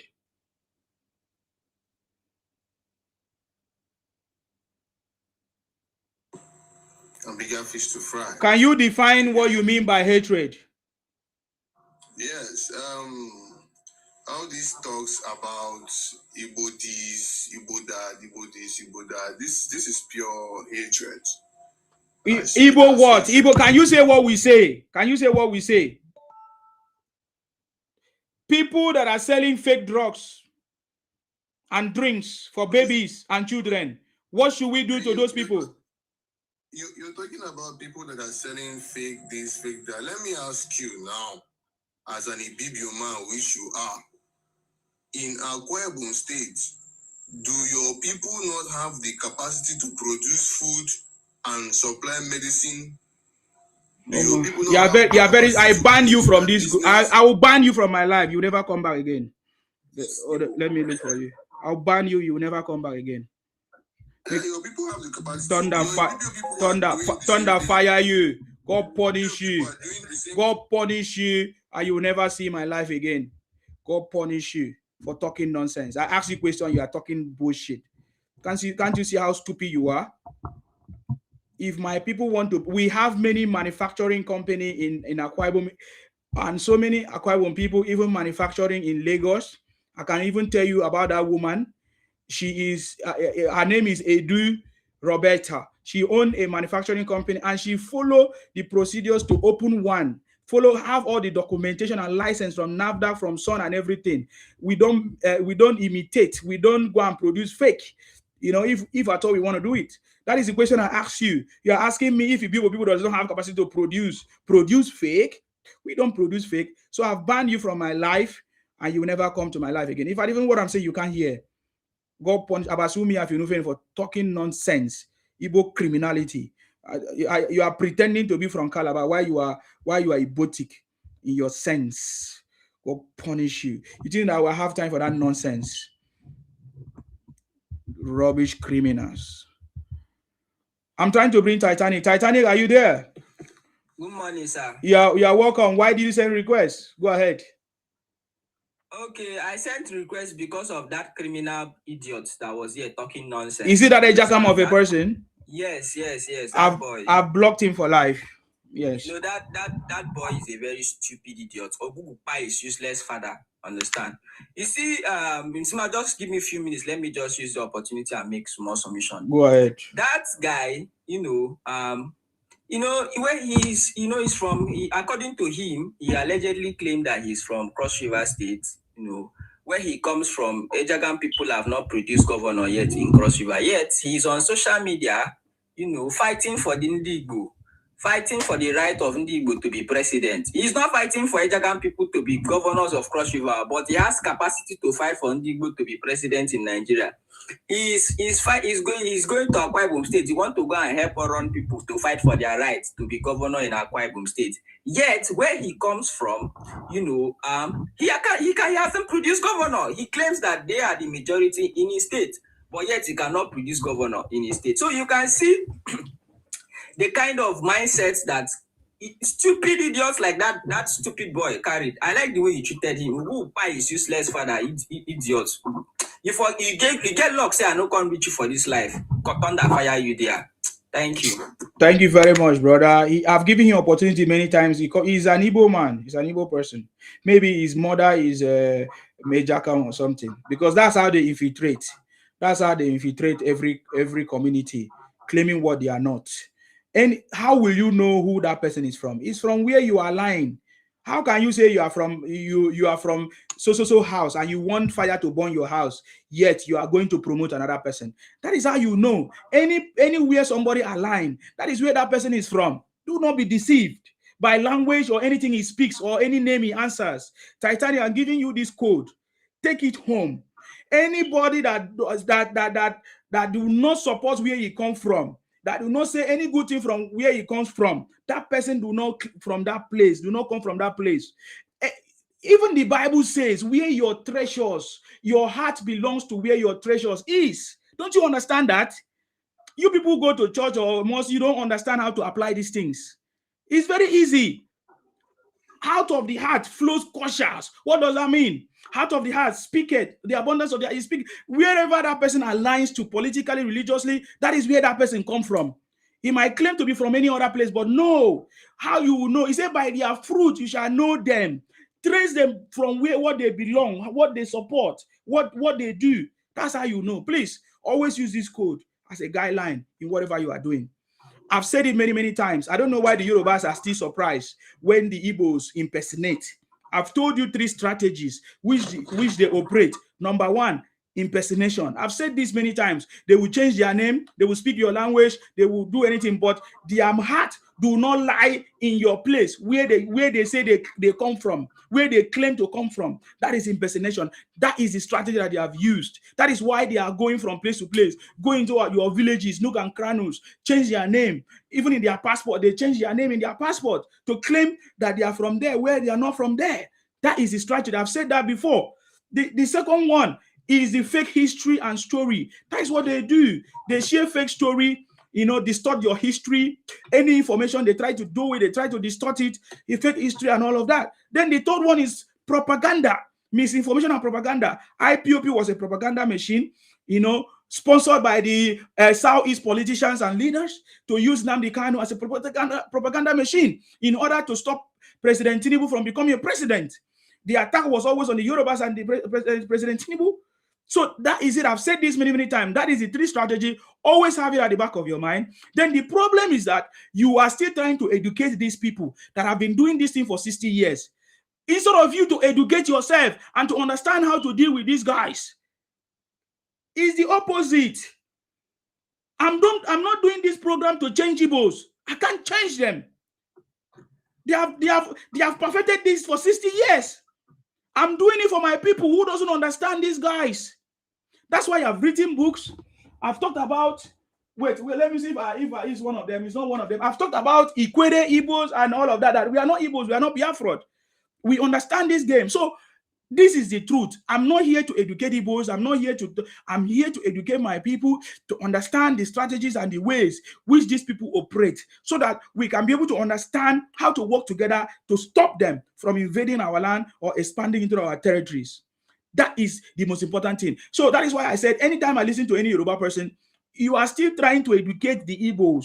You don't understand the strategy. Then you need to educate yourself and understand their strategies and their method, how they are penetrating into your territories, how they are playing their card and their game is political. That is, they want to take power. They are looking for ways. One of the Nollywood actors, what's his name? Kanayo already said it. The Igbos are everywhere. Vote wherever they are. Why did you think they do that? They want to get 25% in everywhere they are in order to help their brother to become president. That is what is going on. So we should rise up together and do the right thing if you want to change the situation, if you want something better to happen. So that's it. That's all I can say. There is no need of always maybe shouting when you hear them talk the way they talk or impersonate you. Rather, understand their strategies. Rather, ask them questions. Why did they choose to do this? Why did they choose to answer that name? Just so that you understand more of how they are using this strategy to penetrate your territories and your region. That's all I want to say. Is there anybody that wants to add to this conversation before I move? Danny, you are Sima, you are correct. We are waking up to it. It took us time to actually understand them, but now we have understood them. Now you are living very close to them. and Titanic. We don't live very close to them. We are far away. But you understood them more than we do. But now we are catching up. And the thing will change. That's okay, sir. Can we hear from Titanic? Titanic, what do you want to say? Yeah, essentially, what you're saying is right. You know, we need to do more. We need to put in more effort to push back on this false narrative that they have been pushing on social media. You know, the Anyama own, we were able to catch them. You know, break that their nonsense and push. You know, to annex Anyama state and take it to the southeastern region. And I think. We from that time till now, there've been a lot of improvement because people from that Delta North are coming out now to speak up, you know. So we need to put in more energy, resources, time to make sure that these people don't get away with this their false propaganda that they've been pushing for a very long time. That is all I have to say. Thank you. Thank you very much, sir. Now. Okay. Let me make space for other people. No, Wala. Thank you very much, Abasudion. Thank you for coming. Neka, it's your turn. I see your conversation in the comments. What do you have to say? Yes. Good evening, everybody. I salute you. You talk about love. Nzima. You talked about love. Nzima. Yeah. Yes, Nzima. You know, say.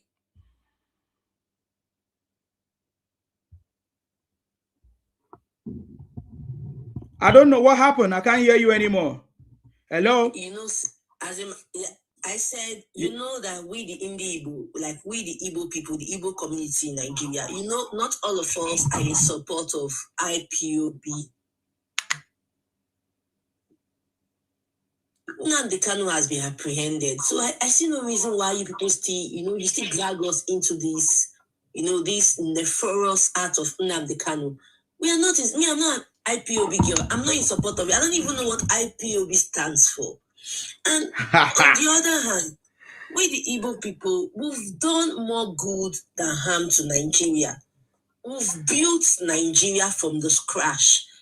You understand? If you go to Lagos, most of the infrastructures are owned by Igbos. Shut up! Oh. No, we don't want it. We don't want it in Yoruba land. Carry it to Igbo land. Thank you. Please, can we hear her? We have been listening to guys. Can we hear this lady version, please? It's very important.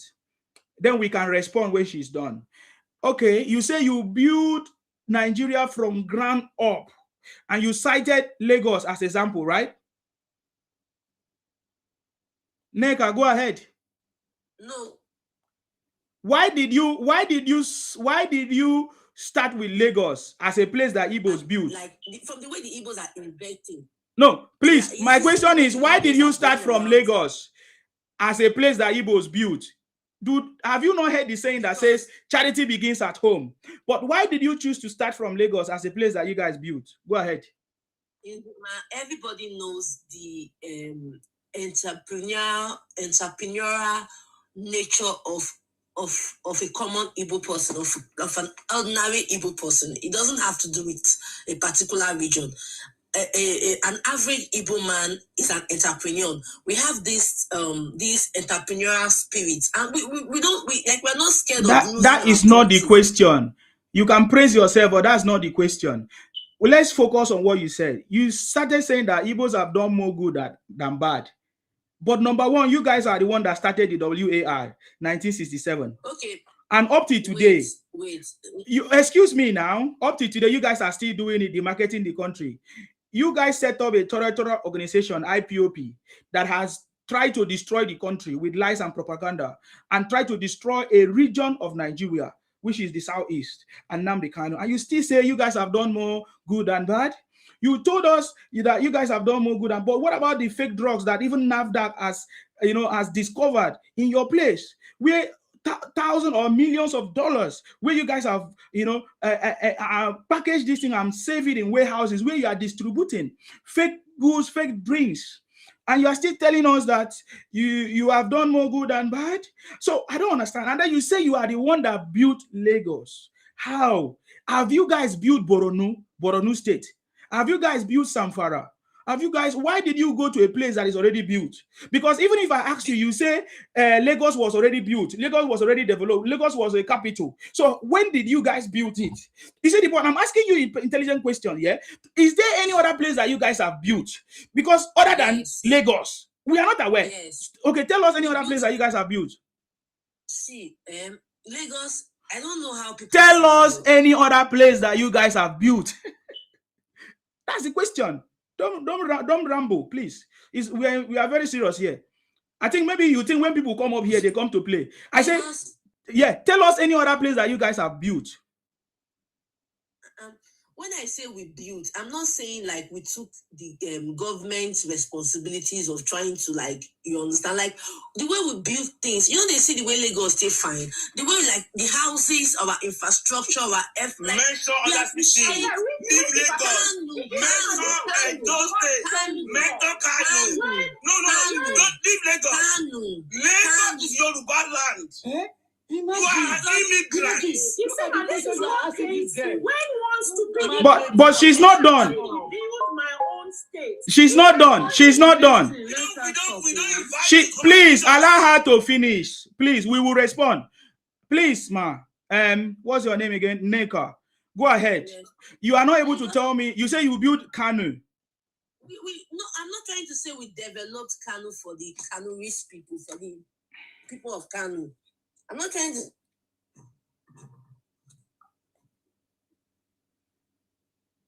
We are listening, ma. Are you reporting my page or you are responding to the questions? I'm responding. We built around all parts of Nigeria: Lagos, Port Harcourt, Kano, Calabar. You know. I didn't hear you mention your place where you come from. You know, Sokoto. Yeah. Asaba. I didn't hear you mention. I didn't hear you. Excuse me, ma. I didn't hear you mention the place where you come from. Where do you come from, ma? Okay, you can imagine if we can develop other places. Talk less more of our own town. Come on now. That's what I'm saying now. If you go to the eastern part of Nigeria, you will be shocked. You even think you are in London. Do you know there's a place in Igbo land called Small London? Where is that? Do you know? In Abia State. In Abia State. Abia State. In Abia State. Oh, please. Why do you guys live in La La Land? La La Land. What? I think, do you know what it's called? La La Land. What is La La Land? Oh my God. I don't know what is called La La Land. You don't know what is La La Land? I have questions. You don't have more. You know, there's no ethnic. I have questions. There's no ethnic. No, let her finish. Let her finish. We have many, or everyone have questions. Let's finish, please. Go ahead. Oh my God. Please, can you finish your conversation, please? There's no ethnic group in Nigeria that's added economically in terms of infrastructure in Nigeria. There's none. Yoruba people, you will not see them. Yoruba people, they just like to make noise. It is only Lagos that you have in Yoruba land. Yoruba land. Don't come and insult us. We don't want you. What about Osh? Don't come and insult us on our land. What about? No, leave that for us. Leave that for us. Allow her to finish now. Oh, sure. You when you don't listen, how will you know how to respond, please? Please, ma, can you finish? No, indeed, but we love Nigeria. In fact, the way we behave and the way we act like we are actually the real owners of this country. Honestly speaking, by character. Because the way Igbo man will just go to Lagos and develop Lagos, go to Ibadan, develop Ibadan, go to Kano, develop Kano, without even a fringe of, oh, what if they chase us out? What if they do this to us? We act like we are developing Imo and Anambra without developing your state. Okay, continue.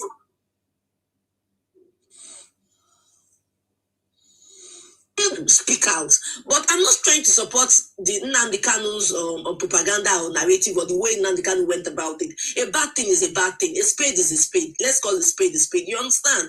There are ways, not because of the few bad and sport eggs in Igbo land, does not mean you should generalize it. It's not fair on our end. But let me ask you, if all Igbos think and say this thing that you said, it means all of you are the same. You are not different from Nnamdi Kanu. If Igbo said this thing, if the Igbos that you say, the Igbo that you claim that you are different from Nnamdi Kanu, if the Igbo sting this thing, what you just said now, and conceive this idea of what you just said, it means you guys are not different from Nnamdi Kanu. No, this thing I just said is contextually to the conversation. No, it's the same rhetoric. It's the same thing, because that is wrong. No, it's completely wrong what you just said. It's a propaganda that you have been spreading for years, trying to console yourself. So you want to outshine us. No. Give us our flowers. Can I respond, please, Enzima? Mr. Martin, please, sir. Exactly, host. That's what I was about to ask her, because she started by coming on saying that we should promote love. Yes. Right?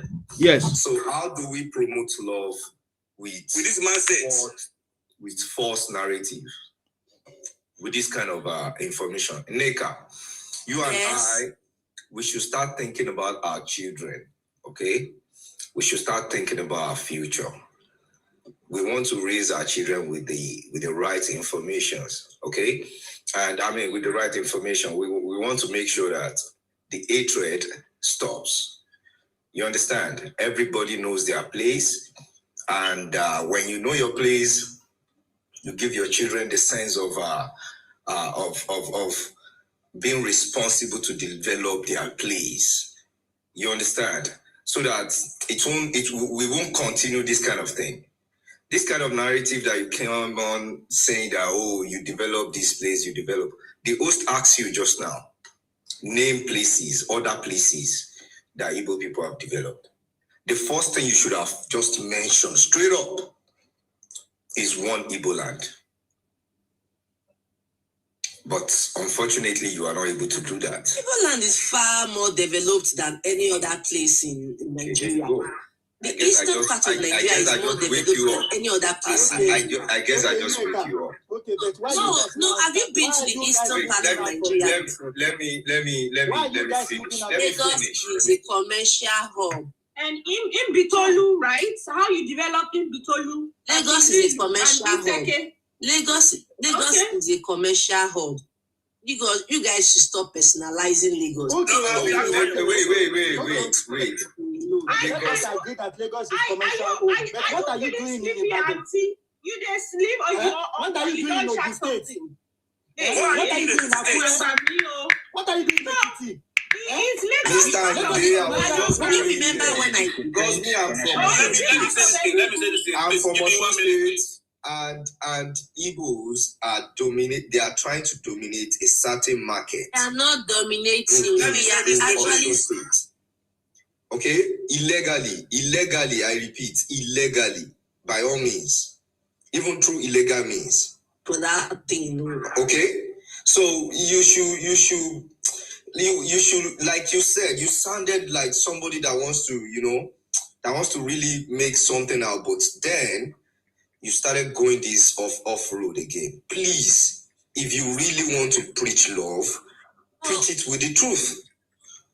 Please, sister, I'm talking to you, please. What is it about the Hindi Igbo? What is it about the There's Hindi nothing Igbo? about What is it. it about See the me Hindi making Igbo that allegations? strikes? Do you see me making false This low narrative self-esteem amongst the Yoruba? Like, no, let me say I'm something not about the Hindi Igbo that strikes like that's this low Don't bring Igbo beside Yoruba. Don't bring Igbo beside Yoruba. We are different culture. I'm saying Madam, let me say this thing. London is a commercial state, global commercial state. But we all know London belongs to English. Everybody come there and do their business and leave. Nobody come to London and say, we be London. London is a global village, but it's owned by English. How is Beijing? So, Lagos State else than China? London, we Africans will build London. We don't know that they use our resources to build their economy. Let me talk, madam.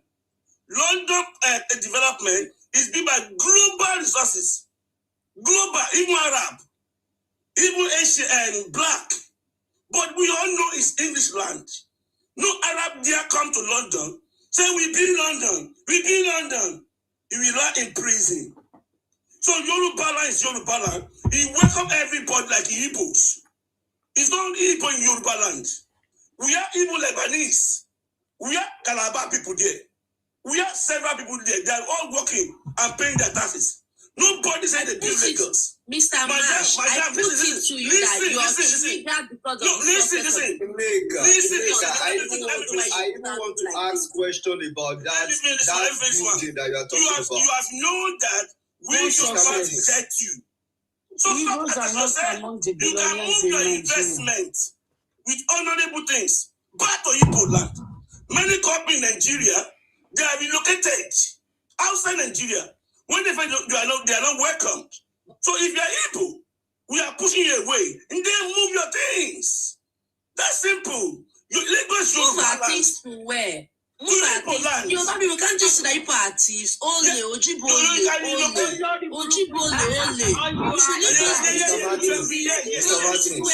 Mr. Martin. I want to ask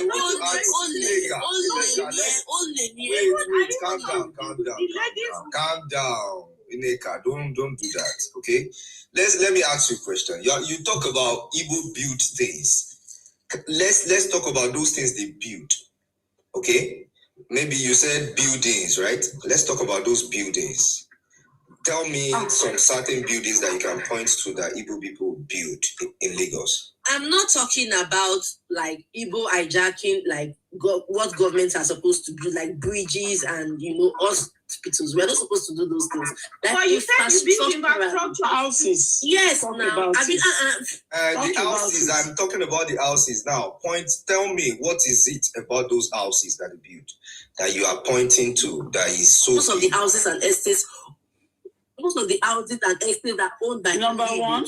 No, people are saying we should leave it like an intention. How many of it has it been deemed illegal or built on drainage, on illegal places? How many of it? We do things, we've contributed economically. We've contributed economically infrastructure. My sister. People know they don't let us go there. Don't let us go this route. Please, I'm not a but don't let us go this route. Building things is an overstatement. Even a very foul statement. Building things. Don't say building things. Let me remind us of infrastructures. Don't say things. When you say things, you're making it sound like a poetry. No, you said you build things. Which infrastructure? Which one? Infrastructure. Infrastructurally. Of Lagos. Okay, now if I build Lekki Ikoyi Bridge, right? Number one. Of course, most of the not Ikoyi Bridge. I said those ones are government and duties of the government. She's a dumb. Please leave her. I'm trying to remind you the one you build. So I don't mention one bridge now. Lekki Ikoyi Bridge 1, Kata Bridge 2, railway. The blue rail. Now you build them. So please mention the other ones too. At least I've helped you with 3. You know one thing about Yorubas. You see this systematic way of capturing people with education. I think that eating people, and you don't have a way of generating. My sister, you are not even bringing. Is it for you? Are you the other? Okay, Emeka, let's talk about the business. Let's talk about the economy, right? You said Igbo people contribute to the economy, right? Or to the whatever of Lagos. What are the business? What are the business? You said Igbo people know they are very entrepreneurial. They are this, they are that. What are the business? What are the business that Igbo people do? What are the business? Entrepreneurial nature. So what are the businesses that they do? Tell us. A lot of business now. A lot of business. Every day Mr. Martin, let's hear the kind of business they do. If she can't mention one, I will help her. You do Unkumiri. You also do fake drug.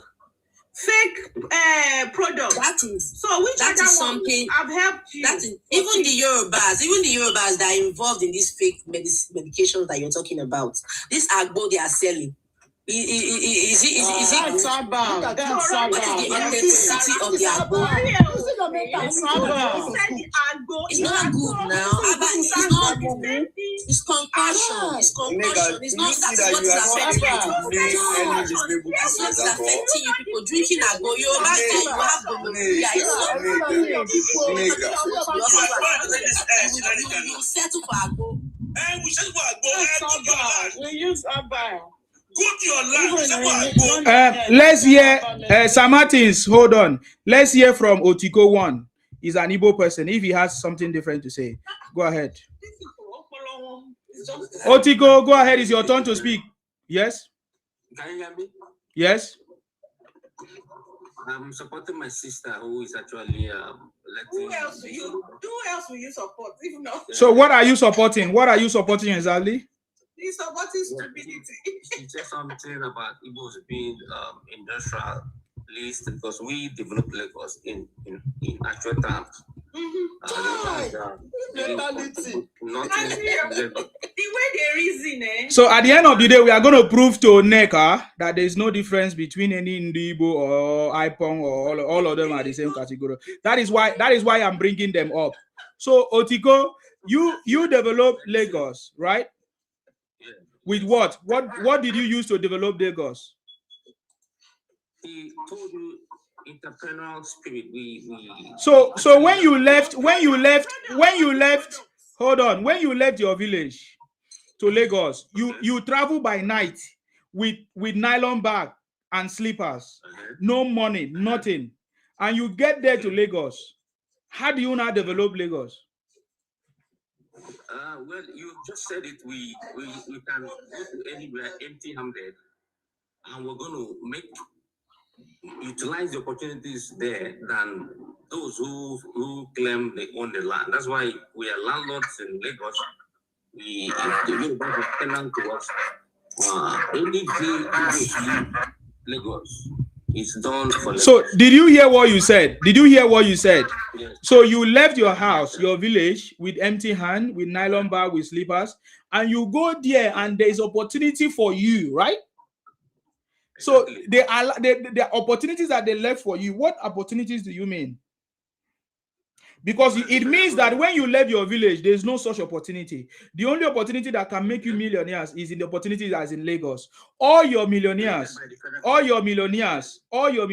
all made their money in Lagos. That is why they left their village too, because there are no opportunities there. So you have to go to Lagos where there are opportunities, which you have confirmed. That the opportunities in Lagos. Yeah. They're crying because they too come empty-handed. We are beating them in terms of competition. We are. Mr. What's his name, sir? Please, let's do it one by one. Please, let's do it one by one. You came to my land. You are even telling me that I came to my land with empty-handed. Look at this idiot, though. You came to my land. This man, do you own the land? Are you mad? Do you own the land? Say your land. Are you mad? No, it's Lagos a Bradford land. Are you from I'm Lagos? No, it's from Lagos.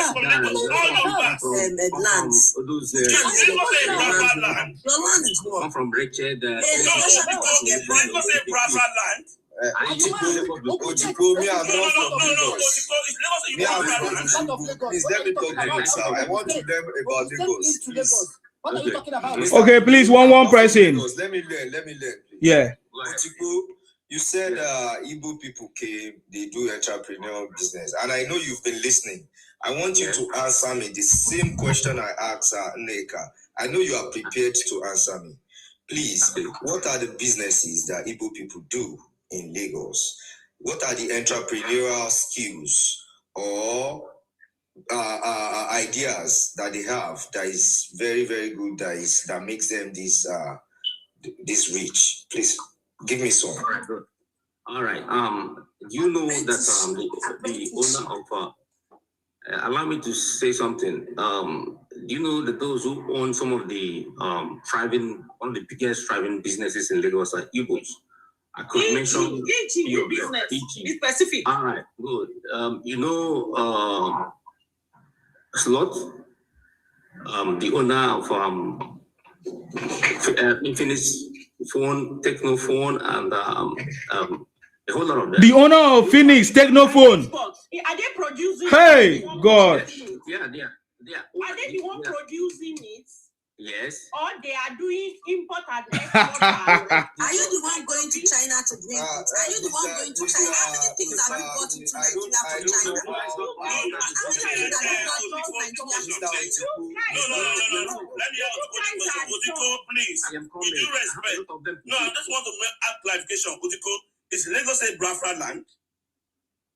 Okay, you sound local. I don't. No, we are not Biafrans. We are Indigo. We are not Biafrans. I know it's an Biafra boy. That's what I'm asking you. You are begging me for unity. Why you? No, I never. Go for peace. Mr. Martin, let me ask him question. Let him go for his He was going somewhere with his answer. You are the one begging for unity because we are chasing you out of our lives. Chasing you away. We don't want you. You are the one chasing you. We don't want you. We are chasing you away. Tell us how to stop depending on Lagos. We will defend every inch of Yoruba land. Stop depending on Lagos. Stop depending on Lagos. Every area Yoruba land will defend it. Depending on Lagos. We will defend Lagos. We will defend Lagos. We will defend Ogun State. We will defend Ogun State. These people will defend London. These people will defend London with their blood. The Yorubas are damaged. Yorubas are damaged. We don't want they to took go the to educational part that Okay, guys. Excuse me, everyone. Excuse me, everyone. Excuse me. Please, can you mute your mic now? Can we hear from Ugo, another Igbo person? What do you have to say, please? You see, man, this, I don't have anything to say, no. This 2026, you still bring all this your bullshit and all this your nonsense online, you see, man. And the funniest part that you have a lot of problem in your own state. It's supposed to be talking about how to settle it and how to make your people to be a place to be a little bit relevant, a little bit good. And you are still coming here every day talking about Igbo people. What next do you want to talk about? Do you have any other thing to say from what your people have said here? Otiko is here, Neka is here. Talk about what we are discussing. If you don't have, then you get out. I want to hear your version. I want to hear. Yeah. What special idea that makes them think they are the one that developed Lagos? Please allow them to speak. Never one of them that they make sense here. Allow them to speak. You see, when you see the idiot laugh, when you see the idiot people laugh, this is how they laugh. And when you see the most stupid, useless people talking about this is how they talk. You know, the most stupid one is the one, the people that say other people like stupid. You know, you are here talking about you like to disgrace people, but you don't know that you are the one disgracing yourself over here. Because if you have sense, you have something good to do.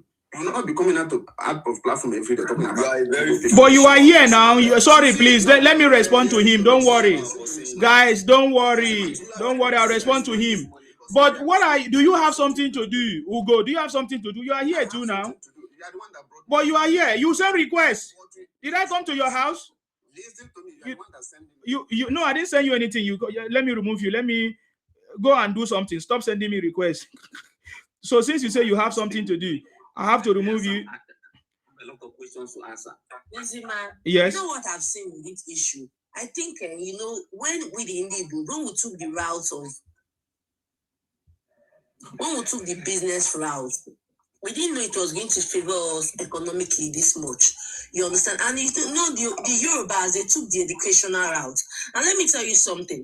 You see, eloquence does not equate intelligence. You understand? Because you feel. Mrs. Ineka, you are talking about business. I want to ask you a question about that business. Please don't go far. Because it's part of the question I asked you earlier, and you are not able to answer. And now you've managed to answer something. I want to ask you something. Okay? Do you know that they eat meat in Lagos? They eat cow, which means they eat beef. They eat meat in Lagos, right? Do you know the amount of meat of cow that they kill in Lagos in a day? Okay. Do you know amount? Do you know? Is it the Yorubas that are? Is it the Yorubas that are not into? They're not into. Do you know one single Igbo man that sells cow in Lagos? Must everybody say cow? The people selling cow in Lagos are the houses. So if that business is thriving, why do you think Igbos are the one that developed Lagos? Do you know how much that is bringing, even the revenue that alone that is being bringing into the save of the government? Okay, Coach, can I ask you a question? Okay, on please an go ahead. infrastructure, on an infrastructural context, tell me how the Yorubas or the Hausas have contributed infrastructurally in Lagos. Let's leave those business aside. No, don't mention Yoruba. No, that they don't know. Don't mention Yoruba. Please let that go ahead. Let that go ahead.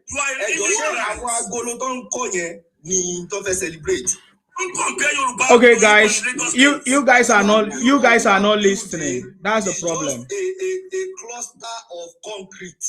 You are not building shelter. Hold on, guys. That is why most especially you see that is always falling. Is always falling. Do you want me to mute you? Listen, guys, listen. Please, Neka, before I move to this Osama or Osu guy pretending to be Jaconde here. Neka, can you tell us the infrastructure that Igbos have built in Yoruba land? Thank you. Go to Festac and see what the Igbos are doing in Festac. Go to Ikoyi. No. What infrastructure now? Be specific. What do you do there? We do business in Lagos. No, the infrastructure. The infrastructure. You say you have. Can you please define infrastructure and define business to her? It seems she needs to be. Yeah, that's why I'm bringing her attention back.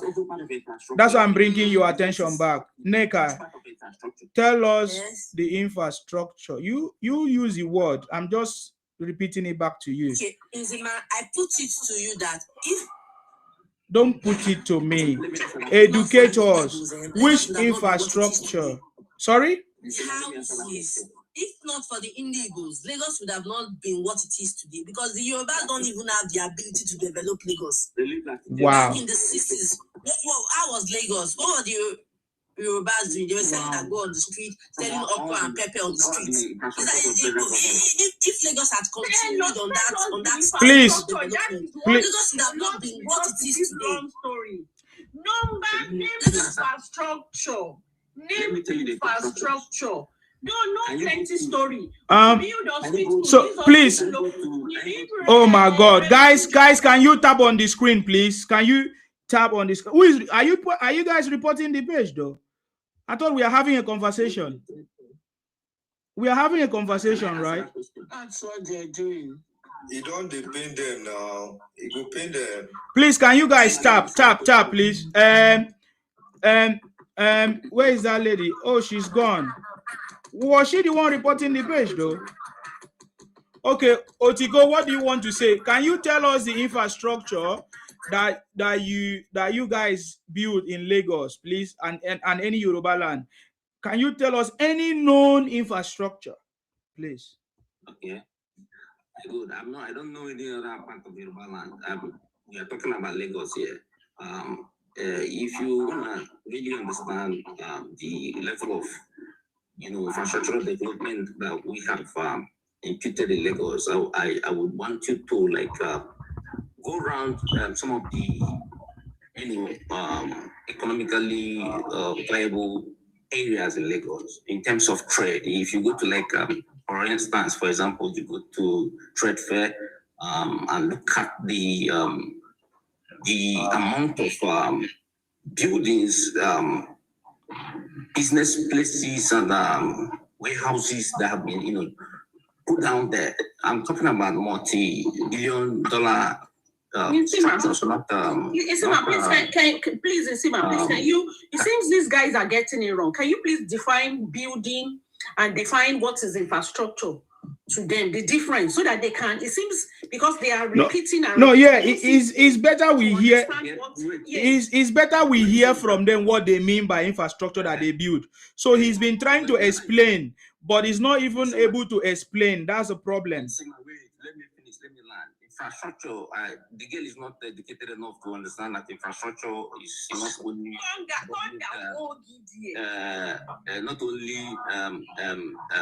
social amenities like bridges that federal government has already built in Lagos. So please, Otigo, are you referring to the shops that you guys are selling, or the house that you are living? Did you want to live in the bush, or where did you want to sell? Is it the shops that you guys are renting in Lagos, or the house that you are living? Is that what you refer to infrastructure? Giving you examples, Alaba International Market. I'm giving examples of Aspan. Yeah, what is inside the Alaba International Market? Are there no shops? It's shop not part of infrastructure. When you talk about infrastructure, are they the one Nigeria. Please allow him to finish. It's better we hear them. Please. So I don't. Yes, go ahead. I'm not. I don't hold any doubt or say there are little ones that are not educated. Yeah, there are quite good number. No. Don't deviate from the topic. We are talking about infrastructures, and you referred me to the Alaba market. Those shops. Are you talking about those dirty shops in Alaba market? No, that's what I'm saying. Is it those dirty shops that we see that you are referring to? I'm asking you, have you been there before? I have been there. That's what I'm saying. They are dirty. Have you been to trade fair before? Yes, they are dirty shops. Some of them. What are you talking about? Some of them store that is not proper. Look, is that what you are referring to? Infrastructure, brother. Infrastructure can be dirty, it can be clean. Even the business they do there is dirty business. My brother, that is not infrastructure. What you are referring to, what you are referring to is your business place, which is some of them are rented properties. Listen now. Listen, you have been talking. Please don't waste our time. We need to move on, please. Now, everybody, Nigerians have listened to you. All the noise that you have been making before are false narratives, are lies. Because if you are referring to the Alaba market as infrastructure, then you are wrong. Because that is a place where you hide to do your criminality, where you hide to sell your fake products, where you hide to sell all those things that don't have license, don't have expiry dates. Those are the places you do your businesses, which means, and for you to do your businesses there, you either rent the shop, or some of them, even the government made it possible for you to, government provided that space. As it stands now, the government can decide to say, okay, we no longer want these dirty shops in this Alaba market anymore. We want to move you guys to a specific location where the government will now build a structure and you now rent it and do your business. So from what you are saying, if that's what you guys refer to as infrastructure, that is completely wrong. You said that I gave you time. I'm not confused. I gave you time to explain yourself and you keep repeating yourself. Those are stores. Those are incomplete building. Okay, you keep repeating. Let me remove you, please. I don't have time. Just to help him out. Same like Sabu. Like Yoruba people will give Hausa, please. Sabu, where they go to call Sabu. Yes. Exactly. Yes. There's no difference. You don't understand that. Bonagel. Aspamda was initially built by the government. Okay.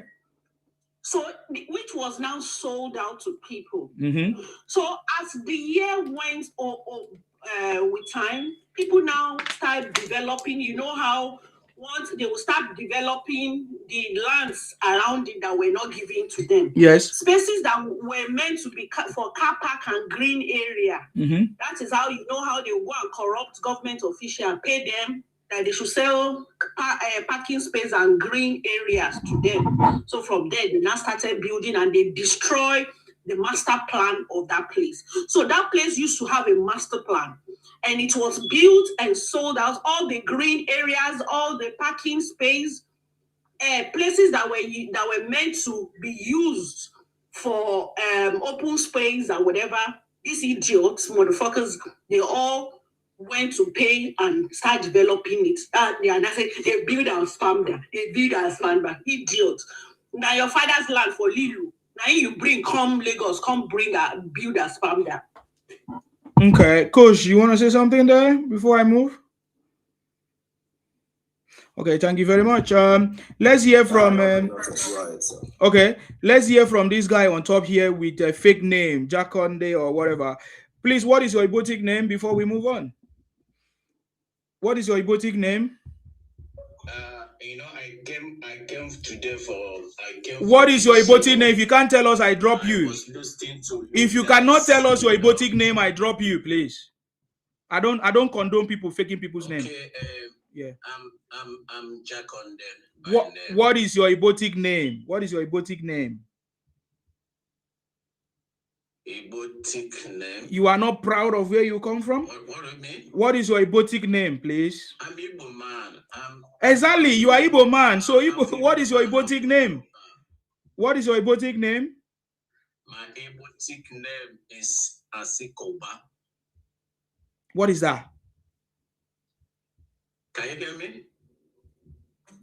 So it sounds like Alakuba. Don't worry about him. He's a criminal. Sounds like Alakuba. He's a criminal. I don't have time for criminality. They have. And this is an example of how Igbo is camouflaging Yoruba name. We cut on that one now. There are several of them. There's one called Adebayo. I don't know why people does not have shame. Cannot be proud of where they come from. You can never see Yoruba bearing Igbo name. Yes. Go ahead. Why you mute yourself? Go ahead. Oh, good evening, my boss. You are the boss. Go ahead. Yeah. The question that they're supposed to ask the lady and the guy that said they develop Lagos is very simple. When they are talking of infrastructure, things that make Lagos to be presentable, and the real estate is the big estate in Lekki, all those old big mansions. Who owns them? All the companies that built big estate in Lagos, I worked with one at Lekki that year. Most of them were owned by the Yorubas. And the Igbos who are living, it's not all of them, scanty of them were living in those estates. After they do their cocaine deed, they do their drug deed, they said their fake things that they acquire some money, they rent house inside the estate. Some of them are able to buy also. They are not the one that own it. I work with them, I know some of those who own the estates. And I work with many Yorubas also who are CEOs in Lagos State. And the owner of Nerabet, I worked with him before very well.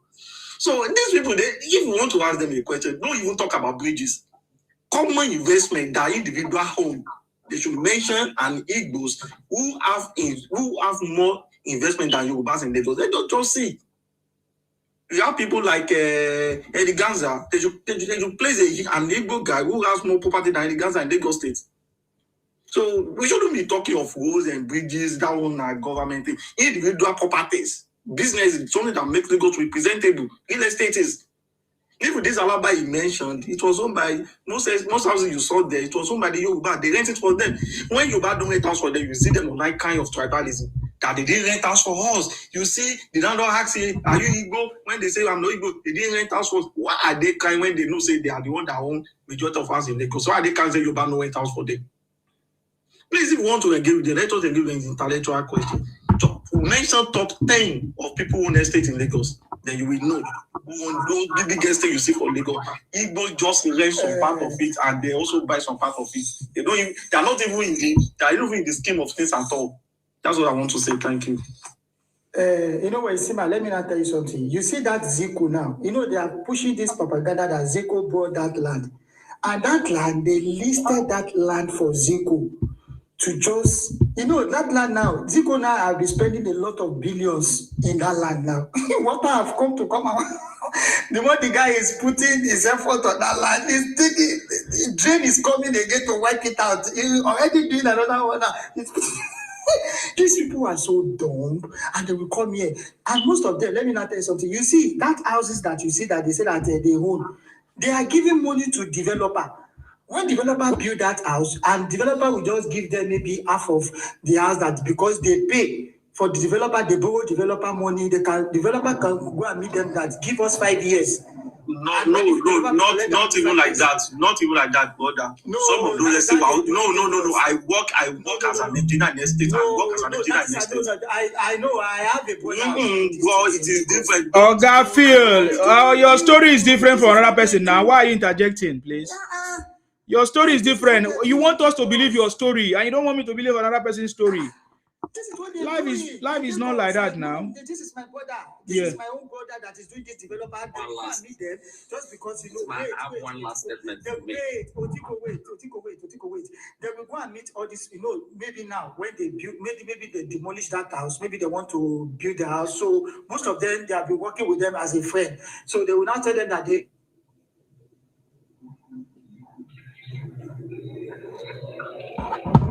Okay. I don't know what happened there. I can't hear you. Yeah, what do you want to say? Let me say this to especially Yorubas. If you think that Igbo is not important in Lagos, I want you to start from tomorrow and begin to sack Igbos. Use gun, use everything. I bet you in the next 6 months, Lagos will go. Shut up your mouth. Who invited you? Who invited you to Lagos? This guy is a maggot. No, Otiko, who invited you to Lagos? Well, by virtue of those who want one Nigeria and the unity beggars, they say we must be one. And Lagos used to be capital, and the federal government. Who invited you to Lagos? All the federal facilities in Lagos is what invited me because I use them for importation and for exportation and my business. What do you import? So which means you need the Yorubas, because if you don't need them, you could have gone by now. If you are tired of Lagos, then you leave. Don't wait. They will never tell you to leave because you need them. That's why you are there. I am challenging them to that is not a challenge. That is criminality. How are you stupid to say you are challenging them? If you are tired, you leave. Sorry? I have never seen a lazy tribe like Yoruba. What is your Ibotic name? What is your Ibotic name? What is your Ibotic name? What is your Ibotic? What is your Ibotic name? What is your Ibotic name? What is your Ibotic name? Let me tell you, what is your Ibotic name? What is your Ibotic? I will remove you. People here, we know their names. If you cannot tell us your name, we remove you. We want to know who is speaking. If you are proud of yourself and where you come from, let's know where you are calling us from. Okay. Fake evangelist. Mr. President, what do you have to say? Greetings to everybody. I salute you. I'm a proud Yoruba man. It makes me laugh when Igbos actually come online and say, evangelist, can you please mute? But they come online to claim they build this, build that. And they say charity begins at home. When we look very well at their homeland, it's desolate. Their mothers are probably naked in their villages. It's poverty. Why are you lying? Let me land. I can show you. Please don't interrupt. When you were talking, nobody interrupted, right? Their mothers and parents are probably in the village, poverty stricken. We see them all the time. Wasn't it last year we saw Bilod, with his gigantic building, and how everybody was rushing to his house. So an Igbo man, one rich Igbo man, is as well as a poor man because everybody knows it's a dog-eat-dog world for Igbos. All this, we build this, it's all lies. And when you were asking this guy below me to actually tell you about the infrastructures to build in Lagos, he couldn't even tell anything. He was just running his mouth, saying all sort of nonsense. You see, these people don't quite understand, they don't live in the real world. And, comments like this, this guy beneath me has made, is one of the reasons why, people don't rent houses to them. If you go to Anambra State, the Anambra man does not want to rent a house to the Ebonyi man. In fact, information I've just received recently is that majority of the shops in the Onitsha main market are owned by the Ebonyi people. not this Indian Ambra or Imo or this Igbo. These are the poor ones amongst them. So again, when these people come up here to say or speak about things they don't even know about, and we ask them for evidence, it's just like overstretching it. We know them. Igbos are loudmouth. They will claim to be Jesus Christ today. Tomorrow they will claim to be Ayatollah. Tomorrow they will claim that the oldest tribe in the entirety of Africa. Igbos, biggest trouble. I stop making mouth. I'll youth for now. Thank you very much. That's very correct. Otiko, what do you have to say? And please, just to Otiko, please wait to speak to your topic, so it doesn't look like Igbos are irrelevant in the grand scheme of Nigeria. The Igbo ethnic group, for the past 12 years, they've proven that their vote does not count. The president is doing wonders, I can tell you for fact. I don't know, maybe you've heard Nigeria now would be using postcode, alphanumeric postcode, just like in the UK. This is going to enhance delivery and postal services, so that's good news. Kudos also to the Minister of Information. There's going to be this thing launched later this month called National Single Window, which means importers do not have to wait 3 weeks to make payment, to do this and that, to clear their goods. They can have their goods cleared as fast as 48 hours. That's progress. New rules have been, what's it called? I was just reading this a few minutes ago. The presidency has just signed into construction a couple of federal road. There's a lot going on, a lot. And the funny thing about this thing is, it touch everywhere.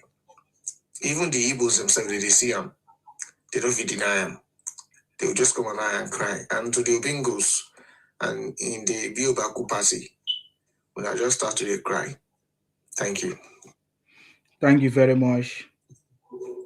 Yeah, Sima, I need to respond to this guy that just left now. I know they like to create their own happiness. We understand who they are. And if they never antagonize around Igbos, they don't feel satisfied. Even from his voice, from his tone, you could see that he's very, very hungry. Because the economy is too bad. People hardly, eat at least a reasonable 1 meal a day. You understand? It is hypocritical, or you're living in mediocrity and then coming and talking rubbish about how since 2012 years or whatever, like it was.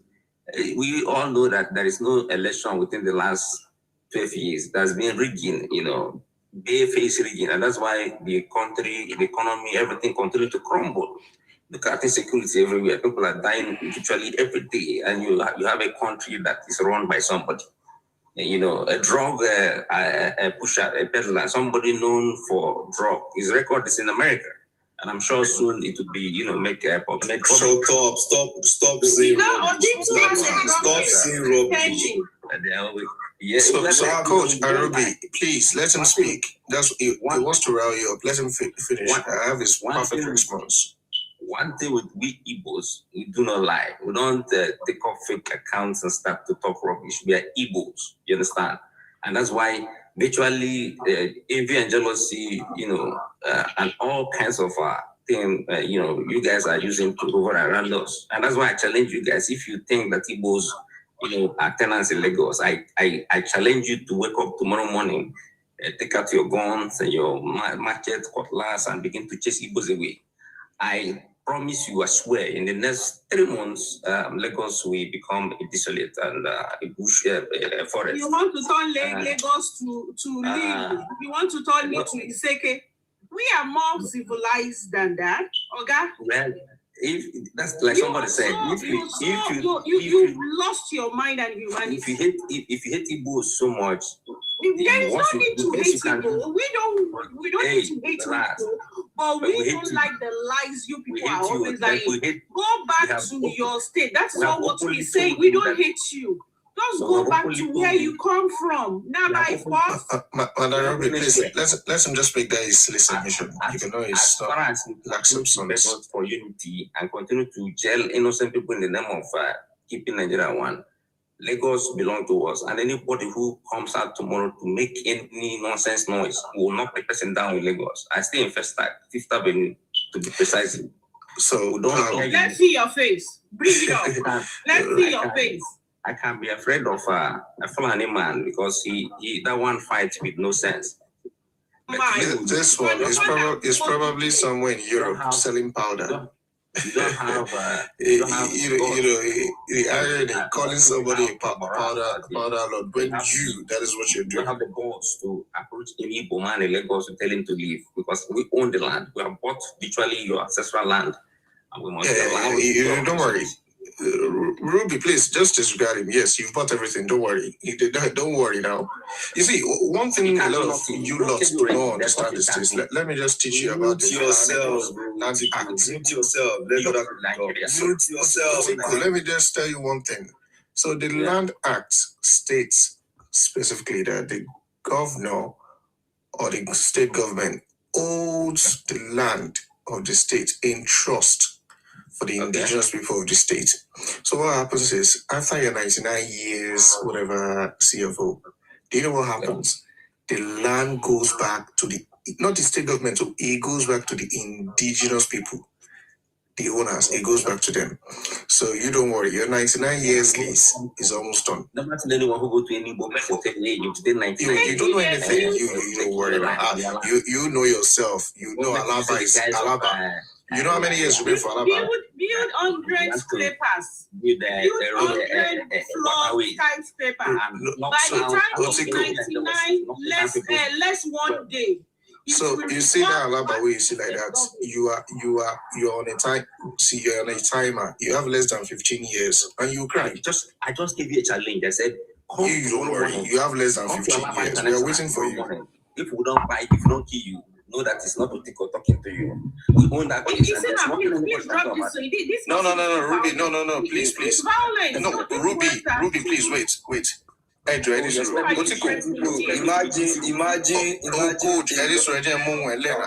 Expect me to be easy with you. Ruby, please wait. So,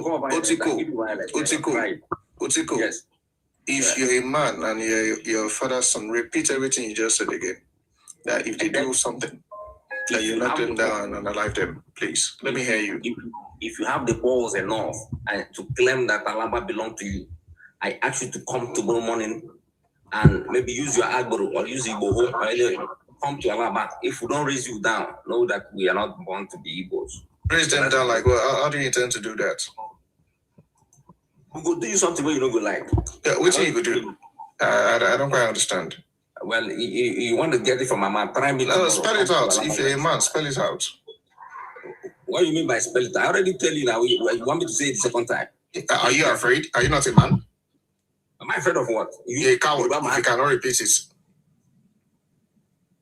Well, I've told you that if you have the balls enough to say that Alaba belongs to you, come there tomorrow morning. And then whatever you get, you. No. What are you going to do? I'm just trying to understand. I mean, I can come there tomorrow morning, and you would be.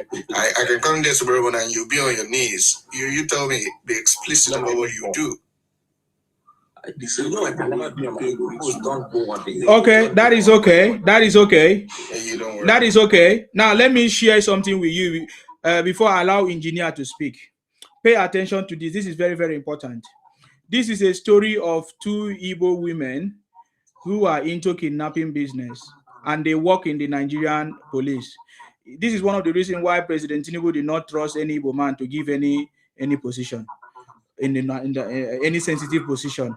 Now these are women who they work in the Nigerian force, but look at what they did. Look at this is what they did to collect money. They kidnapped their own brothers. To kidnap, pay attention to this. So this is the kind of business that they do.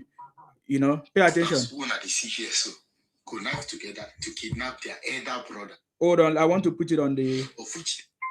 30 million, which was. Listen, these two sisters who are the see here, so connive together to kidnap their elder brother, of which they demand the sum of 30 million, which was paid to them. Listen, two sisters connive together to kidnap their own elder brother, and they demand a ransom of 30 million naira. These are Igbo women. I will repeat it again so that you listen again. Listen. These two sisters, who are the see here, so connive together to kidnap their elder brother, of which they demand the sum of 30 million, which was paid to them, and they released the elder brother. These two sisters, who are the see who is that idiot? You're supposed to mute yourself. Hold on. Who is that idiot? Otiko, if you unmute yourself again, Thunder will fire you and remove you, idiot. Why are you saying want to ask questions when I'm doing something, when I'm playing something for somebody to hear? Pay attention to what Igbos are doing. That's why I said, he mentioned here, he said kidnapping business. This is what they are doing. And they will come and they will video it and come and say, oh, kidnapping, insecurity in Nigeria. These are what they are doing. These are what Igbos are doing in Nigeria. Their businesses is kidnapping and all kinds of things. They do all kinds of things to survive, and then they come here and make noise. Pay attention. If they were not caught, you will never hear about this. It's a terrible situation. What is going on? These two sisters, who are the see here, so connive together to kidnap their elder brother, of which they demand the sum of 30 million, which was paid to them, and they released the elder brother. These two sisters. Okay, hold on. Let me remove this criminal, Igbo criminal. Let me remove him so that I will have peace and do what I'm supposed to do. He don't want people to hear. People will hear. That is why Igbos are afraid of me, because I deal with them face to face. I'm not afraid of criminals. Listen, connive together. These two sisters, who are the see here, so connive together to kidnap their elder brother, of which they demand the sum of 30 million, which was paid to them, and they released the elder brother. These two sisters, who are the see here. This one, Ngozi Chukwu, while this other one, Nancy Chukwu. This one now they work with Nigeria Civil Defense Corps. Why this one? They work with Nigeria Immigration Service. The two of them. Did you hear that? I don't want to go further. When I talk, I give evidence. He mentioned their names, where they are working. They are civil servants. This is how they sabotage the government. This is how they carry out their criminality. They kidnapped their brother and collected 30 million. They took advantage of the job that they have and conduct all kinds of. This is the way they behave. It's the same thing. That's why I'm saying the Yorubas are not ready. When the Yorubas are ready, you will begin to boycott all these people, all these plans, all these things. Before you know it, you stop empowering them. You are the one empowering them. You are the one empowering them. You see all these people talking cho money in water. It's because the Yorubas are empowering them by buying their product. Even when we know that they are selling fake, even when we know that they are poisoning us, you are the one empowering them. How else will I say this? Before they will not attack me and see me as a bad person. You are the one empowering them. When you stop patronizing their product, when you boycott their product, they will begin to know what is happening. They will know by themselves. You understand me? You see the business? You see the business that they do? This, are you telling me it's only in Igbo land that they do it? They do it also in Lagos. That is what they do. Everywhere they go, it's only few people that may actually do maybe genuine stuff. Only 1% of them. Others are the same. You listen to that lady, she's the same. She's not different from the men. It's the ideology. Understand that this ideology is in these people for over 60 years. How else will I lecture and explain? Oh, is it until when I say I'm a lecturer or I'm a professor so that you understand what I'm saying to you? This is what these guys are doing. There are lots of evidence. If time permit, I can show you one by one. It will never change until they are caught. Until they are caught in the process. So this is a very, very, very, very serious issue that we are facing in our country. Very, very serious issue.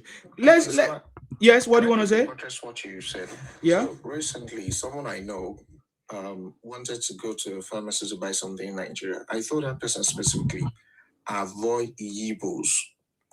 Only for security agency. Yoruba pharmacy. And when he got there, the Yoruba guy told him point like that, come, this medicine where you won't buy, I know get. But I'm assuring you, if you buy it from anywhere, they're fake. Okay. That is how bad these criminals, they've made it look. To just go buy paracetamol like this. Now every person will wake up. Engineer, you have to floor. Yeah, engineer, please. Thank you very much, Miles. My own is that people are saying that the president is a good blood. Go to Twitter, go to anywhere, go to any news, anybody that they caught peddling drugs, they are mostly these people. The same people that will be shouting, yeah, drug lord, drug lord. 90% of people that they arrest from anywhere in the country that comes from this country are always the Igbos, and you will be the one still shouting, drug lord, drug lord. Now, go to any hospital in this country that are offering dialysis. Look at the number of youth, number of young men that are waiting for dialysis. Why? It's because of the fake drinks, fake alcohol, fake food that these people are selling.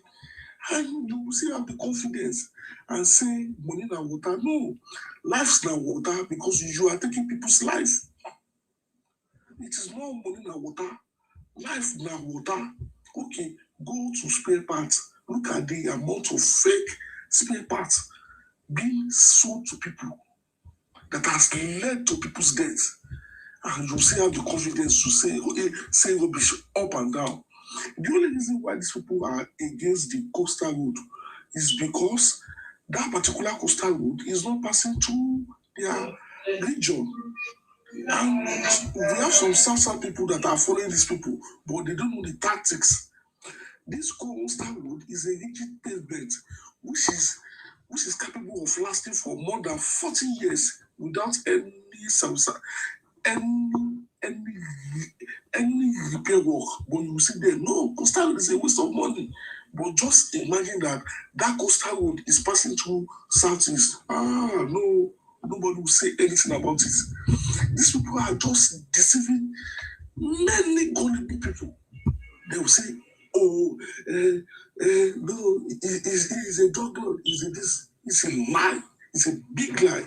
Many of them are just criminals. Now, look at the obedience movement, full of criminals.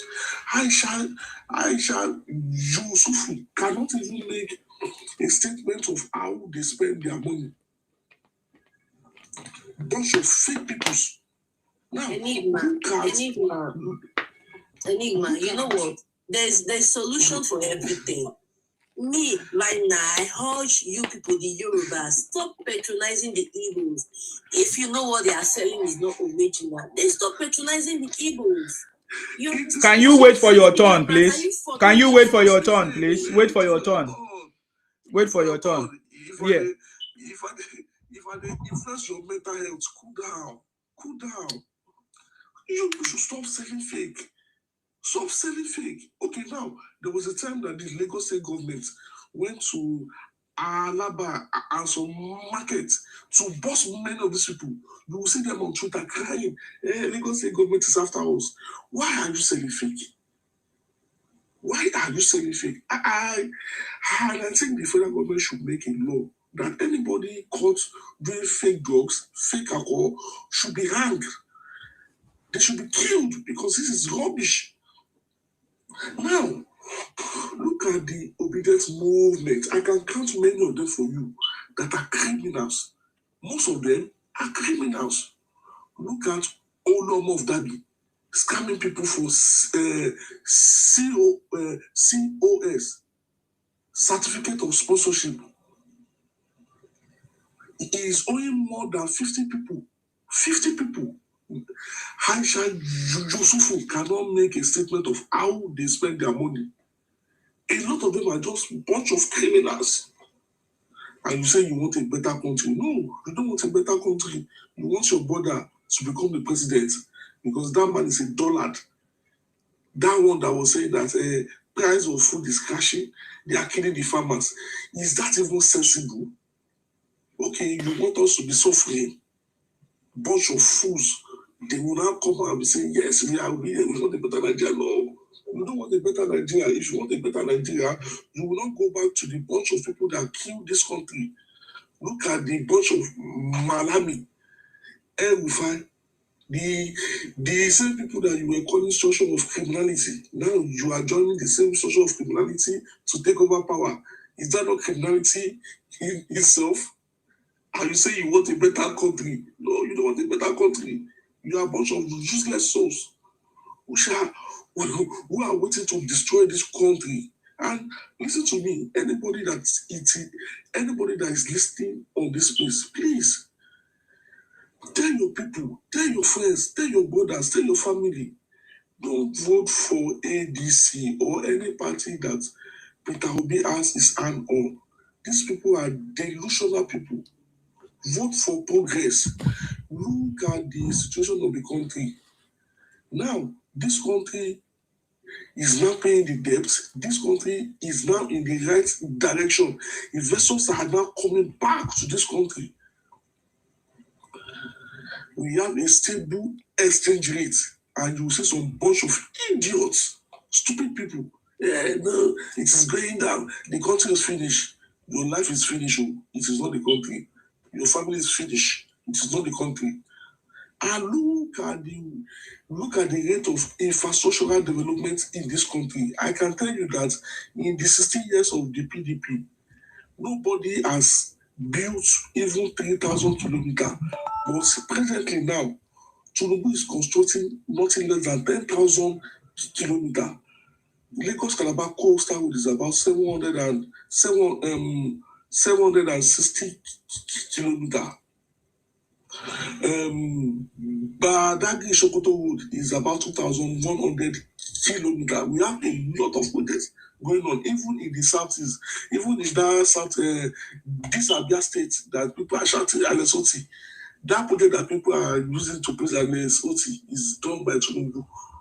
That is why I said many of these people are a bunch of delusional idiots that just want their people to be in power. Thank you very much. Thank you very much, engineer. I appreciate you. Thank you very much. It's okay. It's obvious that these guys, IPON people running propaganda, they don't want to go anywhere. They are just looking for where they can continue their criminality. That's obvious things. So that's the point. One thing I say or I feel is going to be the solution is boycotting. Boycott all boycottables. That's the only way forward. And we need to begin to implement it. Boycott all boycottables. That is the way forward. Okay, Neka, what is your response? Engineer, honestly speaking, I listened to you for like 5 minutes. For the whole 5 minutes, I wasn't even able to capture any reason respectfully. You understand? No, it doesn't matter. There are so many ways to talk about that. Either your ears are not clear. Either your ears are not clear, is blocked, or you have a ear problem, or you are not understanding, we need interpretation, all those stuff. It's okay. Yeah. Whatever. I think me personally, I think the Yorubas, they took the right route, like going through the academic route to prosper, but it's not favoring them as planned. You understand? I think you guys should dive into the commercial route and if it will favor you people. So tell me, how many women? Wait, sorry, don't step on my tongue, please.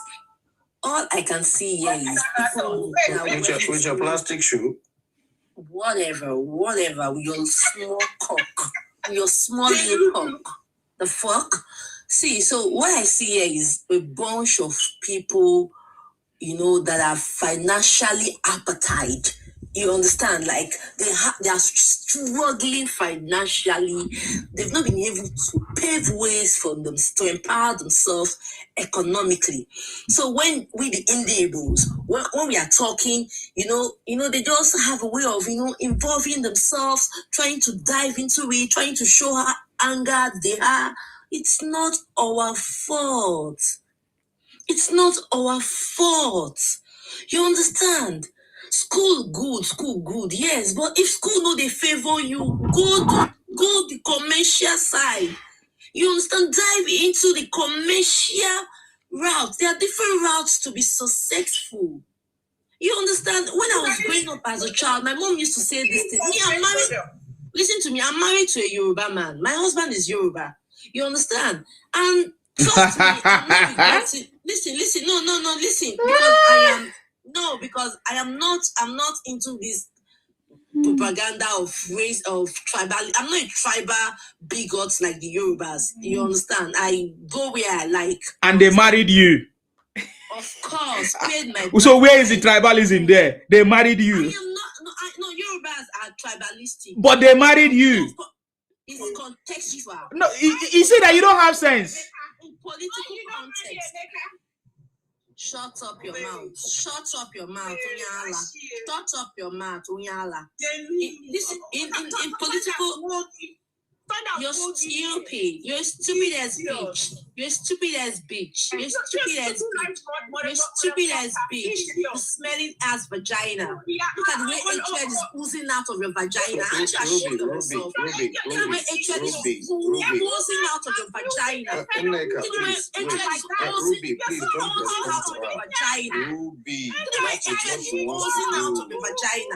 You're actually Ruby a just ignore her. That's what she was doing. You understand? I think at this junction, we should all come together and encourage ourselves. Come together with your plastic shoe. Whatever, nigga. Those are Christian Louboutin, nigga. Those are Christian Louboutin, okay? Those are Christian Louboutin, okay?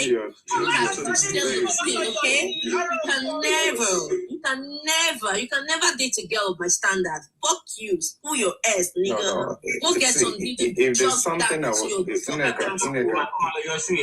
get Dido stuffed into your fucking ass, or you need some women. Mr. President, I thought Fifi advised you to go jack off. What's your problem? You sound like you're frustrated sexually. You sound like you've been going through some sexual apathy. What's your problem? We're going through some sexual struggles because I see no reason why. Ruby, please wait. Nsema, since yesterday like this, all these Igbo girls, they've been concerned about my sexual life. I mean, what is it? I'm not interested. No, you sound I am not interested. You sound starved. I don't know. I'm sure he's not. He's gone. They say I should remove him. He's a Nupe boy that married now. A Nupe boy abusing a fellow. She wanted to use it to report my page. I will block her. She won't come back again. Because now they have restricted our life. Please block her. They have because of the language and what she said. She intentionally did that so that they can shut down my page. She said something about being rich and whatever nonsense she was spewing about. So I'm just going to be reading a few names. She should come and tell me how many for their Indigo billionaires have the money of these guys. So the first one is Olubenga Agbola, Inyola Aboyeji Flutter Wave. There is Michelle Elegbe, Interswitch, Tosin, Eniola Unda, Money Point, Yomi, Adedeji, Pampe. Come and show me any of your Indigo billionaires that is as rich as this young Yoruba people. I am Afuge. Don't worry about her. She's a very local person. I went and I've been listening. I went and checked her profile. I found out that she's very local. She lives in a very local place. She has a very big problem on her chest. It's very elongated. So she has so many frustrated issues. She says she's looking for a husband. She said her sister married in a very dilapidated area. She even recorded it and showed us. She has lots of issues. I think she is in, I don't know, she has taken some Unku Miri, all those stuff that they normally take. Her job is Olosho. That's what she does. And I can see it, and she lives in a very, very worse area. So she's just laying her frustration on us. So that is what happened to her. No wonder. Yeah, because she's not married or yeah. I don't want to show. I could have tried to show the video here. She's showing her yash. she's just so frustrated. I don't think nobody's going to marry her. She's already gone. Exactly. So I don't think any married woman living in Nigeria would be up at this time. You are supposed to be cuddled up with your husband. So, you know what I was about to say, that I'm sure that you are not married. If you are married, you can't be near your husband and still be awake at this time. And use such language that she used. Yeah. Yeah. So for a fellow human, or if it's even a guy that is addressing me that way, I will say, okay, that's what guys are known for. But a woman abusing the same thing that you have, you are using it to abuse you. Don't you know that you're abusing yourself? You are even talking to yourself first before you should be ashamed of yourself. Neka.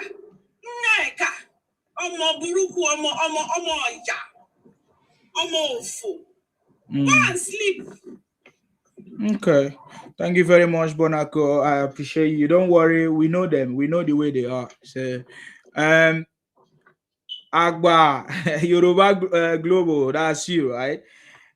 Yes, so I appreciate you. Thank you very much. Sorry for keeping you waiting. There are lots of people here who were like trying to listen to them. You know, this is what we have been saying. Sometimes pay attention and listen to them because they are all the same. Thank you very much. Akbar, go ahead. Oh, your network? Okay. No problem, Jerry. I actually came up when that guy was talking about how they build Lagos. And I like that because everything is not banter. You ask him one fantastic question and you ask her one fantastic question, but she couldn't answer. I mean, how can Igbo and all those things they are saying, they heard it from their elders. And you can see when the girl first came up, she was saying, why are you dragging Igbo? Why are you talking about Igbo? At the end of the day, she still went the same way. All of them are gone. Yeah. So the point here is that 99.99% of Igbos are the same. And when we say they are the same, what do we mean by they are the same? These guys are born propagandists. They are evil. They will support criminalities and all of that. And here he was saying that they build Lagos, they build... Listen, let me quickly say this for the Yoruba that are listening. Most of you about the one by Tinubu by come out of being pay so more equal. Mama from listen. Mama that go play that one more. It has absolutely nothing to do with Igbo. You are Yoruba. Which is Jenny. So these Igbos goes everywhere and they say, oh, we build. Even in Ghana now, they are building. They are building in Ghana as we speak. They are building in Burkina Faso. They say they are building. Benin Republic, they claim the market, yeah? In Benin Republic now, they are building. And I've heard one of the pastors say that when you go to Chicago, the Igbos are building. They are building USA. One also said that when you go to Johannesburg, most of the buildings, most of the companies there are owned by the Igbos. So Igbos have mental problems. And the most important thing for the Yorubas to do now is to isolate these people and boycott whatever they are doing. Like Isima have always said, that it is majorly the Yorubas who are empowering these people. Once you take a man, you see, when you look at a man as a man's life, the most important thing in a man's life is his job. His job. A man's life is his job, the most important thing. Once you take that job away, that man is nothing. A man's job first, his savings second. If a man tamper with those two things and replace that his savings with whether one will not show Igbo, one Igbo will not show, it's gone. So when you want to deal with these Igbo miscreants and criminals in your space, take your market away from them because Igbos are leeches. I like one of our brothers who said here that when the Igbo come to Yoruba land, they come with a poly bag. I don't usually fancy Yoruba trying to say when they come to Lagos, if Lagos leave Lagos alone. Yoruba land in general, to the smallest and the tiniest village, you will see Igbo migrants are there. What are they doing there? They want to come and rent shops. Because an Igbo man who is selling handkerchief in Enugu or Anambra cannot make profit enough until he moves to Yoruba land, or he moves to Akwa Ibom, or he moves to Calabar. And at the end of the day, you see these nomadic migrants, economic migrant Igbos, disrespecting their hosts on their soil. I will never take that too. Never ever will I take that.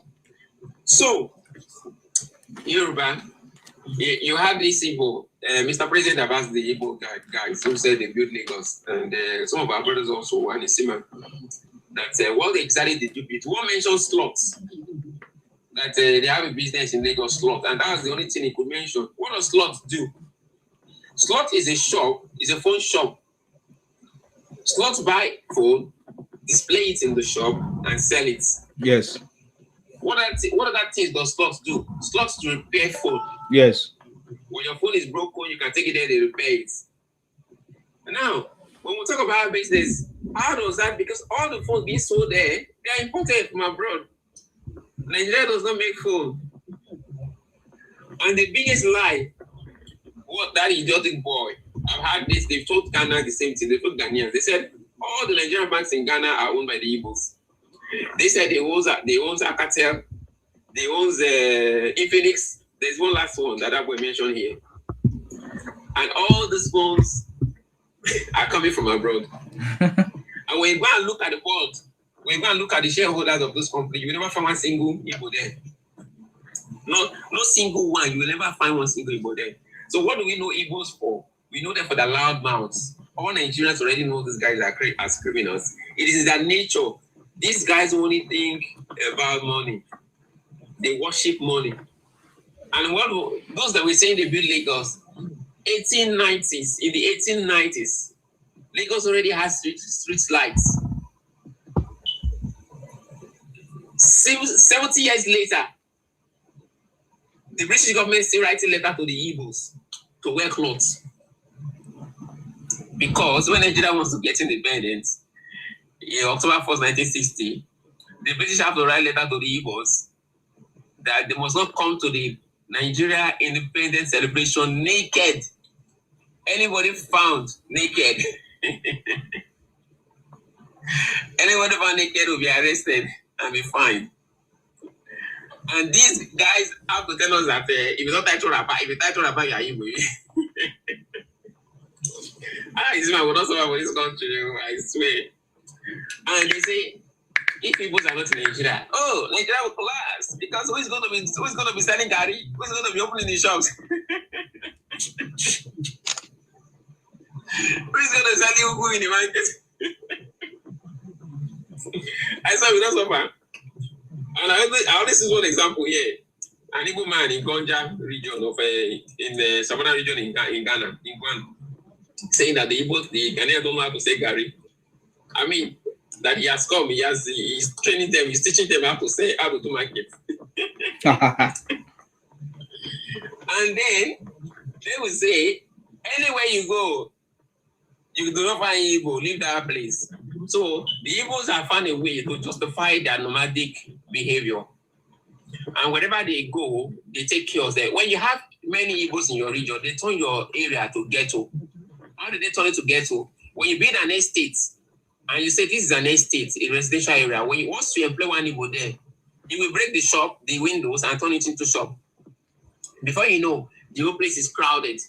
If the estate is made for 20 people, each of the Igbos that are there, they are inviting 7 of their hungry brothers from the village to come and stay in the shop with them. Before you know, the place is totally overcrowded. And for you that are marrying Igbos, you are losing a lot because your women are using their womb to give birth to all these nuisance. These nuisance are coming to tell you that I don't think in Yoruba tomorrow. Like that, of course, we know that Chinedu that want to contest for Lagos governor. We know he is not Yoruba. We are going to expose him in 2027. We are waiting for election to come nearer, so we'll expose him because his ancestors have already written book. They have told stories of how they came about. So whatever he says does not matter. If he is like, he called himself JRV, he called himself JRW, we know he's not Yoruba. He's not one of us because his ancestors have written books that we have read. They have analyzed their own genealogy. So whatever that idiotic boy is saying doesn't really matter. We wait on the 2027 to expose them. So Igbos, tell us what you build in Lagos. Absolutely nothing. One said they build shops. so now I travel now and then I go to UK now and I rent a shop and then I tell the British people, you guys are lazy. You guys cannot even open shops. So I mean, this is so stupid. It's so stupid. Thank you, Sima. Thank you very much. President, thank you for that, for making it calm so that you can easily deal with these people. Everything don't have to be noise. Yes, so they like to trigger you and then they want to make noise. But when you're very, very calm with them, you see that, whatever they're saying holds no substance. You can see how she was insulting Ruby and now she started talking about what I was doing in the room. Let me put this out there. It's not big. If you know you are from the East, I am not interested. Leave me alone. I've told you guys, I'm not interested. Thank you. It's like they have checked you out. Do you have some beautiful or wonderful pictures? I don't get picture. I don't get. They don't check you out. These guys are desperate for Yoruba husband. They are so. There's one lady I saw. She says she must marry Yoruba. She's Igbo. She says she must marry Yoruba. This is not even a joke. It's a competition. Many Igbo men are in prison, yes, even within Nigeria and globally. So Igbos have excessive women. So no, Yoruba should be careful, and Akwa people should be careful. Don't fall a victim. We don't fall victim well. We've fallen victim already. Yeah, statistics says it. There are many Igbo men abroad in prisons on the death row. They are there. There are very, very many. They have excess women. That is why they could send their 13 years old girl to Ghana to do Ashawode. In Anambra, every day they are arresting girls, young girls, small girls for prostitution. This is not even a joke. All the men have run away. Imagine, Anambra government say more than 50% of the indigenous people have run away from the state. In fact, most people in Anambra now, they are from Enugu. So what are they looking for? So the women, who are they left for? They have to scramble for any man they can catch. So Yoruba men, don't let them catch you. They catch you. Your generation has ended. So you can see that video who came out and say, me, I'm Igbo. So that's going to be the future of your children. And if you don't want that kind of thing to happen to you, you avoid them. Thank you, sir. I appreciate you, sir. Yoruba greatness. You're always great. Or Yoruba Global. Popular. Please go ahead. Hello, are you there? Popular, are you there? Okay, sorry. Now, because I know call and well. Hello? I'm not sure he's there. Maybe it's hard to pronounce anyways. Sorry. I'm not from your place now. Sorry. Go ahead. You don't need to. Okay. Is that like a Yoruba name? Yes, it is. Okay. Name. Sorry about that. Yeah. Maybe you can be Igbo, who knows? Okay. Because he doesn't want to talk. Money Spencer. Are you going to say something today? Yes. I always say something now. You always run away. Let's see what you're going to do today. You drop me. Not I'm not running. I don't drop people. You see me, I will engage you. I say when you go nasty, but I will engage you. Go ahead. Okay. Greeting to everybody. You're welcome. You're welcome. Yeah. You're welcome. You see, the election coming in 2027. Yes. So we cannot just say we only want Jagaban. Yes. We need other tribe to come out like this. The way the Igbo people are pushing Peter Obi, let them come out and say their own. Not that we, as a system, go for Jagaban. Everybody must not go for Jagaban. So at least they have rights to say they want to come out for president. Nobody stopped them now. Nobody stopped them. Me as a Yoruba man, you know, to me, I'm still saying it because when I travel down to Nigeria for Christmas, I enter some all this market that they dominate, like the Arena, Oshodi, all of them, you know. I see that these people, I think maybe they realize their mistake, you know, they behave normal. So at least what we need, the election that is coming is not by war, it's not by fight, you know. People that will win the elections, they already know.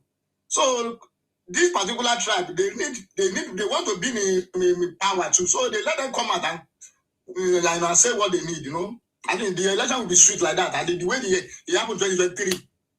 So for me, I didn't connect any tribes. You know, we are one Nigeria. We love each other. So we have a good Igbo, we have a bad Yoruba, we have a good Yoruba. So Agbake, we are one Nigeria. So honest friend, are you married to an Igbo woman by any chance?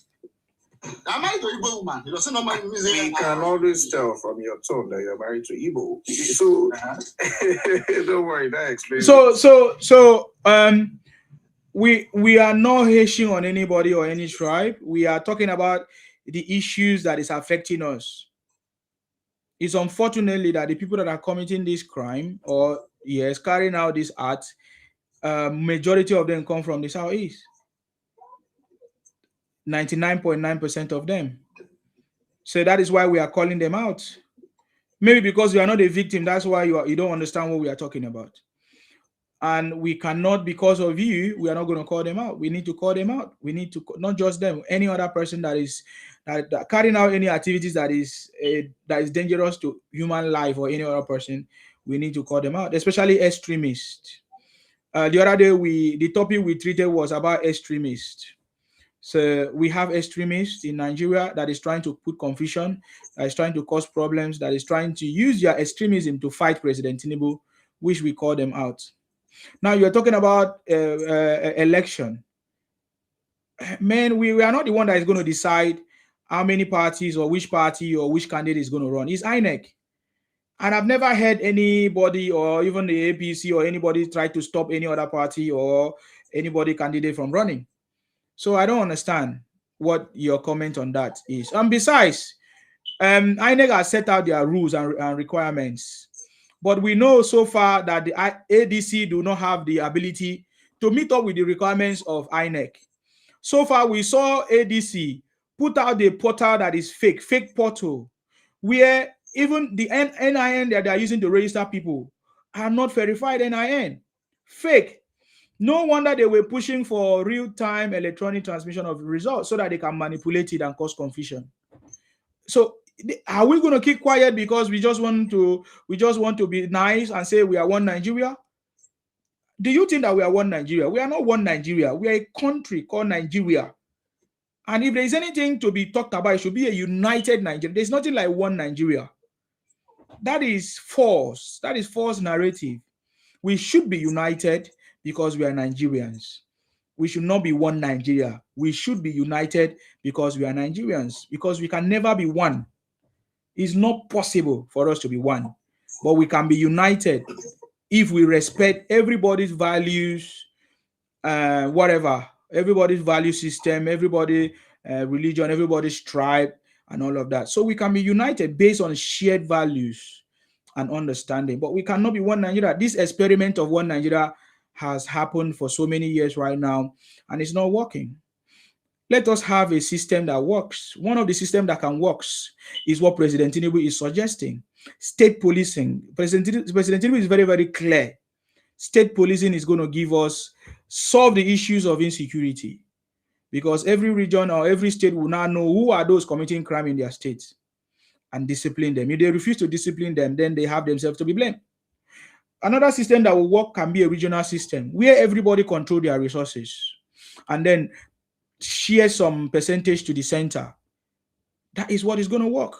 So this narrative of one Nigeria that some people have used to infiltrate us, invade our communities with their expansionist agenda, with impersonation, has not worked. It's been 60 years. So these are the things that work. So when you say one Nigeria, that is wrong. Because when they talk about one Nigeria, they make reference to Wazobia that has failed. Those things have failed, brother. I thought by now we should be more educated, have better understanding. When I was a child, I had like a child. But right now, I'm almost 50. Soon I'm going to be 60. So I know better. I try to correct the mistakes of the past. Or, of course, I don't allow the mistakes that I did in the past to happen again. Now that I'm better, now that I'm older, now that I have a better understanding. It will be very wrong to be part of the people who say one Nigeria. Because in true sense, there is no one Nigeria. There is no one Nigeria.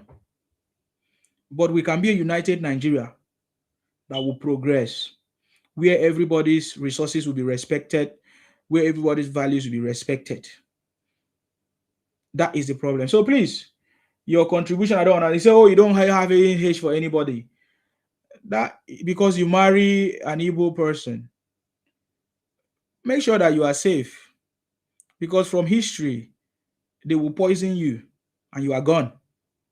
And you will never know how they poison you. You will never know. They poison you gradually. Especially if you have some properties that they can inherit. If you need me to cite example for you, I will cite example. You are not going to be different. You are not going to be exempted. My brother, you will die by poison. I can assure you. They will not do it. The way they will do it, you will never know. So please, your life is even in danger, and you are here defending criminals. That's all I can respond to you right now. But I can tell you, you will die by poison, and you will not know. It's not a prayer. It's what has happened before. And they have never changed.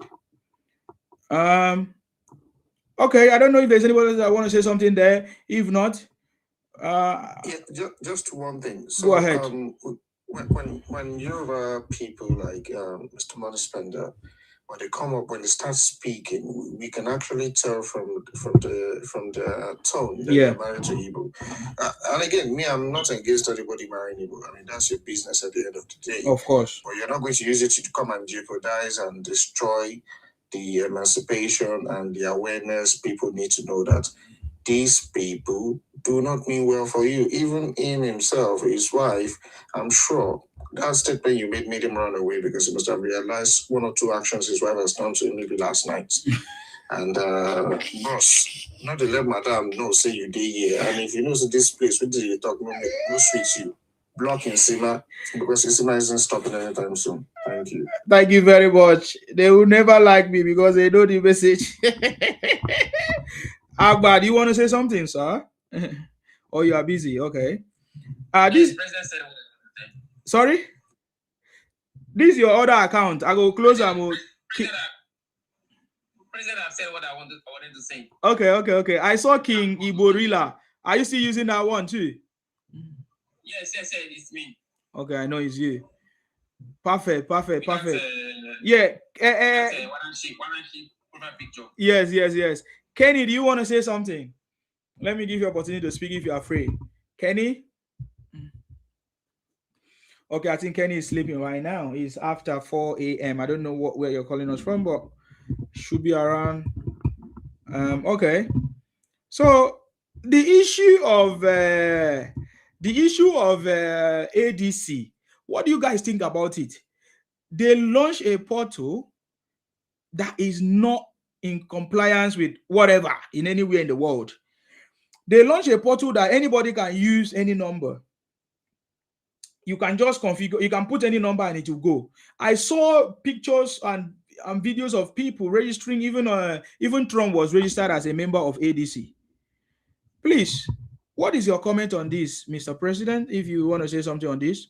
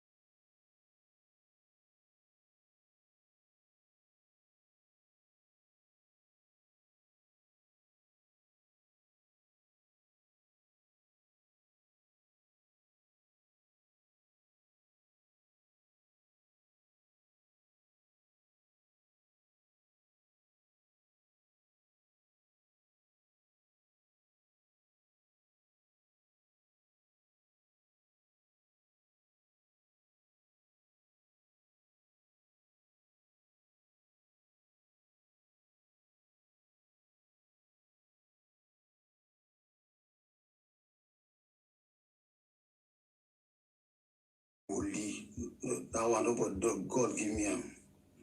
When one of the aspirants on our life, there will be kata. That kata, the American will come in. It will not hold, and they will take their decision. Yesuma, thank you for that, but let us count that period. I don't want to tell you that particular period. Thank you. Yesuma, can I ask us a question? Yeah, ask. Your Lordship, this vision will you see? I beg, when you go see this vision, to say when you go see this vision, say you will become a billionaire. Thank you. It's here by the special grace of God. I'm not lacking. To the glory of God, I'm not. So it means you don't see anything with that. Listen. You always like to insult yourself. It was me and you last year. You argued that America will not come in. I told you that. See what I saw. America will. You are who? I beg, don't use me package your lie. If you want to open shop, church, go open church. Don't use me to package your lie. You don't like the truth. My brother, you don't like the truth. So do you want me to play a video for you, Asi, where I said that President Trump is going to visit Nigeria? That was last year when nobody even saw it coming. So and that was based, what I said was based on knowledge. Oga, can you mention the names of people that are trying to poison President Tinubu? Can you mention the names of the people? I will not mention any name. I don't know anything about that. I don't want to mention name. I told you that I don't want to mention name. So are they trying to poison? Are they trying to poison President Tinubu? Your father will go prison now. Are they trying to poison President Tinubu? I don't know about it. What is it that you know? What is it that you know? What is it that you know? Look, and somehow, let me put to you. Let me put to you. I've said it over and over. Election will not hold. What do I expect you to do?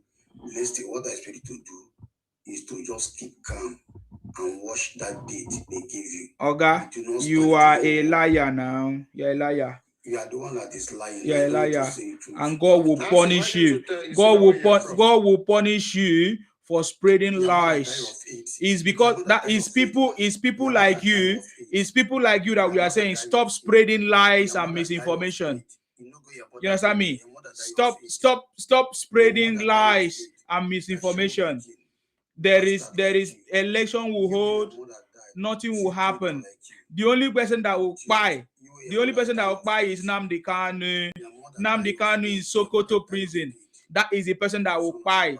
Stop spreading misinformation and lies. Nnamdi Kanu in Sokoto prison will buy. That is the person you should be telling us. Not to tell us about any other person that will. There is no other person that is going to buy. I can assure you that election will come and go and finish. Election will come and go and finish. And Tinubu will take over second term and finish his tenure until 2031. So all these your lies today, all your lies will no longer be relevant. Stop spreading lies and misinformation. Stop spreading lies and misinformation. You understand me? Stop spreading lies and misinformation. That is all I can tell you. Your lies today stops today. Your lies will stop today. You understand me? Because I know you. You guys know how to spread lies and propaganda. Shame unto you. Shame unto you. With all the education that you have, look at how you have turned yourself to liar. Look at how you are, with the level of education that you claim you people have. I know that you are one of the container traders. Container traders with fake products. You see, look at how you lie. In the face of everybody, you come here to lie. You say you were born a criminal, that you can predict tomorrow. Lies and propaganda. Shame unto you. Shame unto you. Shame unto you, criminals. Running propaganda and lies and misinformation across all social media platforms. Spreading propaganda. Shame on you. You are part of the people that are spreading propaganda. It will never be well with criminals. It will never be well with IPONG Biafra, spreading criminality, spreading lies, spreading misinformation. May God punish you guys. All of you spreading lies and propaganda, misinformation, IPONG criminals. Your leader is in Sokoto prison. Sokoto, Alhaji Nnamdi Kunu in Sokoto prison, washing toilet like Peter Obi. Shame on all of you. You cannot save Nnamdi Kanu, Nnamdi Kunu, Alhaji Kunu. That is what you should be talking about. That is, how come you did not see vision about Nnamdi Kunu? Oh, you have not seen vision on how to save Nnamdi Kunu. How come you have not seen vision on how to save Nnamdi Kunu? You cannot see vision to save Nnamdi Kunu. What a shame. You say you were born for 40 years, but you cannot see vision to save Nnamdi Kunu. Nnamdi Kunu is languishing in Sokoto prison for life. Nnamdi Kabiru is not Nnamdi Kabiru. Omotosha, show me the law. He's in Sokoto. He's in Sokoto. He's in Sokoto. Masturbating. He's in Sokoto with another person, their fucking wife. What a shame. You come here to talk, you say you see vision. You know if you see vision for Nnamdi Kunu. Why come you don't see vision for Nnamdi Kunu? Hey, what a shame. What a shame to you guys. I've never seen a tribe that is so shameful like you guys. What a shame. Look at a shameful idiot. You want to see vision for Nigeria. Can you imagine this idiot? You come here, you is spamming my page. You are coming here to spam my page. What a shame. Liars. Spreading misinformation. Propagandists. Shame on you. You bring your true color. Look at you. Shame on you. Shame on you. Shame on you. Shame on you. Look at you. Shame on you. You are not even proud of yourself. You can't even tell us your Ibotic name. Look at you using fake name. Ha! Nsima has dealt with all of you. You guys, when you want to come to my platform, you use fake name. All of you using fake names. Look at you. Look at you. Shame on you. You came here to lie for us. Nonsense criminals. City Pool, I give you opportunity to speak. Don't mind this criminal. We come here to lie with propaganda, idiot. Please, City Pool, what do you want to say? Bunch of criminals. Yes. You say you have a question for me? Thank you so much. Good morning. Yeah. You say you have a question for me. Go ahead. I want to talk about. Yes, I don't want to talk out of the topic. The topic here is that Tinubu done nothing for 3 years, right? Yeah, what's your question, brother? That's what I. Yes, if I could remember, Tinubu became Nigerian president May 2023, right? Yeah, it's not yet 3 years, but we usually say yeah. Can you hear me? We can hear you. Go ahead. Okay, so yes, my question is that about if you look at the way budget, you know, our Senate approved budget and how the budget goes, you know. So I want to verify all what I'm trying to say here because I don't want you to I'm just talking out of out of sense, or I'm just saying I want you, whatever I said here, I want you to check it and verify so that it won't look like I'm just telling lies here. Let's look at the whole budget for this 3 years from 2023-24. Let's talk about 25. I hope you know when you look at 2025 budget, our great Papa Asuaju went to borrow money from foreign loan in order to support the budget, you know, which is he borrowed almost $2 billion. Is that right? I don't know. I don't know what you're talking. I thought you said you have question for me.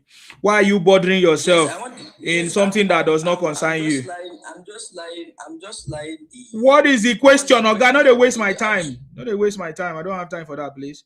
What is the question? We are not interested in those stories. What is the question? The question here is that the way, if you look at the way like the way I think our president needs someone like Gege to advise him when it comes to spending, because when you look at, imagine.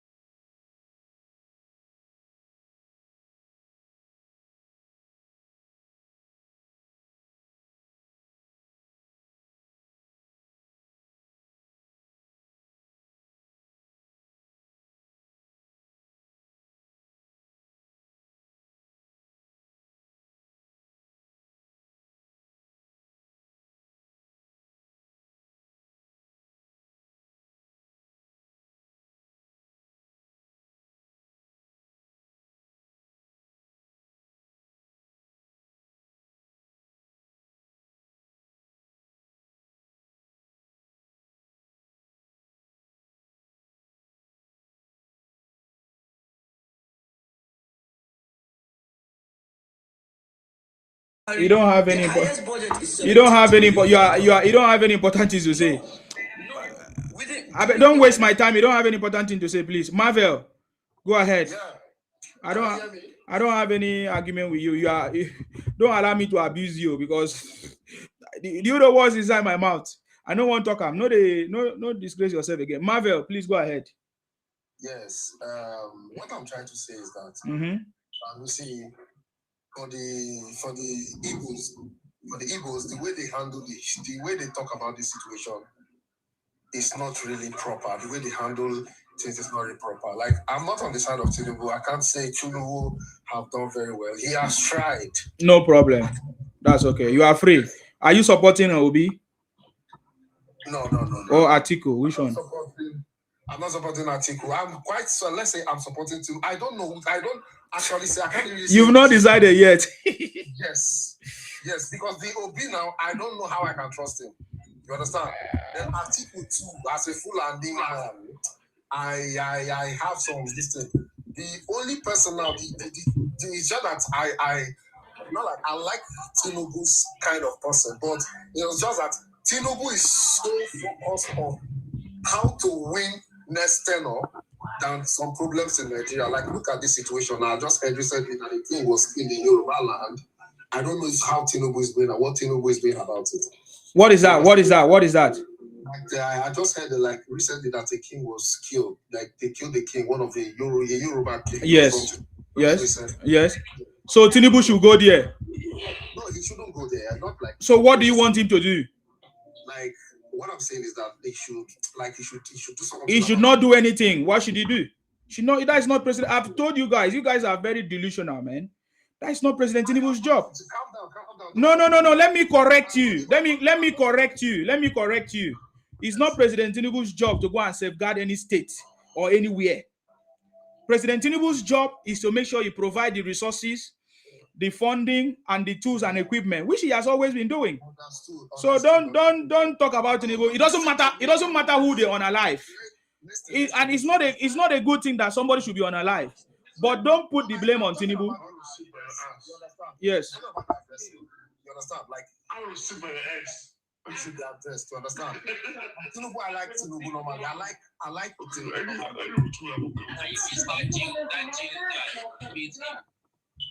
Sorry about that, Marvel. Sorry. I'm aware that 8 people were beheaded in Ebonyi State and their head was taken away. Yeah.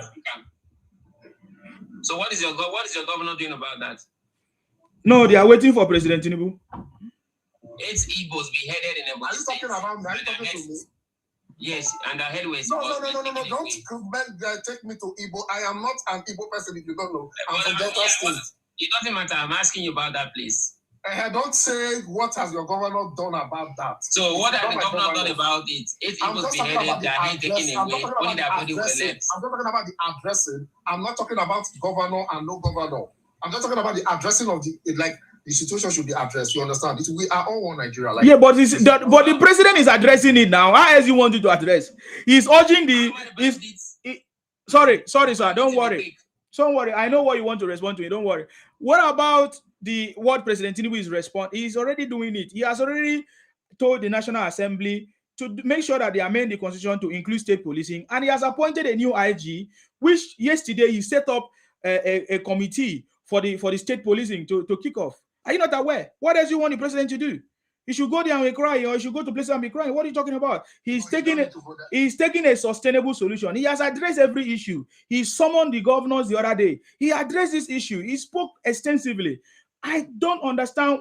Every time you guys keep talking about president, is it the only president that we have? We have federal government, we have state government, we have local government. If all these government don't work together or don't do their job, there's nothing that can be done.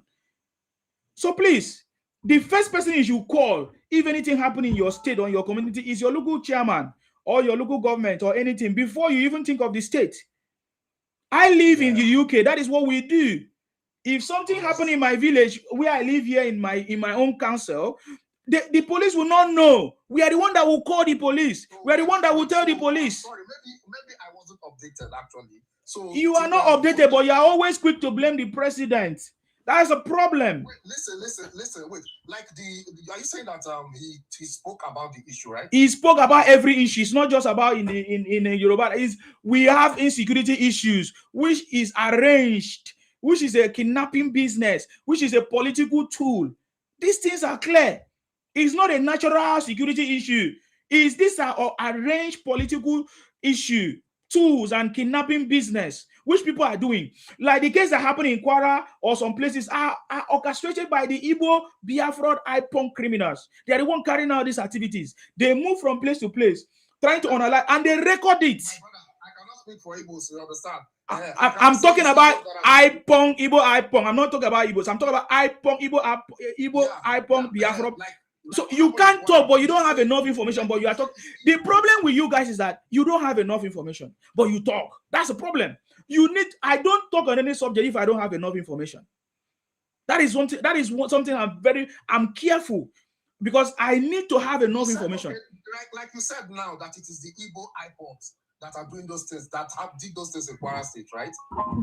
Yes, the place. Actually, but how did you get this information that is? Because this is not the first time that is happening. It's been happening, and they have been caught. And they have been caught. Yes, they have been caught several times. Yes, they have been caught. In other cases where this has occurred. He's been caught by the police. What are you saying? Am I going to believe you more than the police? Delta State. I'm from Delta State. Yeah. I don't. It's not a tribe. Why are you hiding? Is Delta a tribe?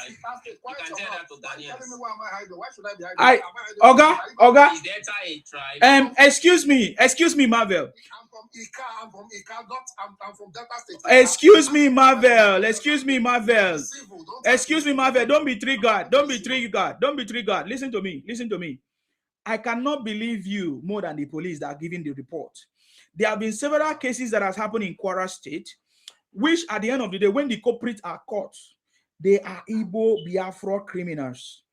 And we have several cases. And when they notice that when this incident occurs, they are the one that record it, they are the one that share it. You never hear it from any other media. It is the same IPOM Biafra people who record it, upload it, and talk about it.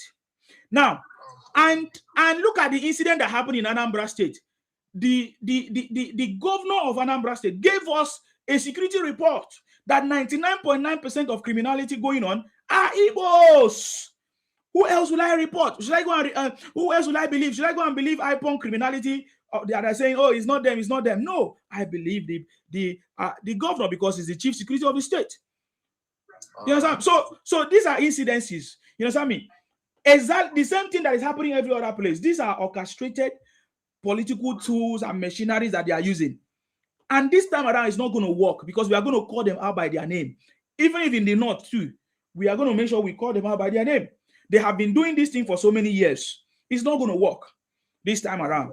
You understand? So that is what I want to say. So, but how come? One thing I'm angry about, like Igbos now, like some things they say, like I've been listening to you. I've been trying to come up since, like when they say, oh, Lagos State, they have infrastructure, they own Lagos State. That is wrong. Don't say that.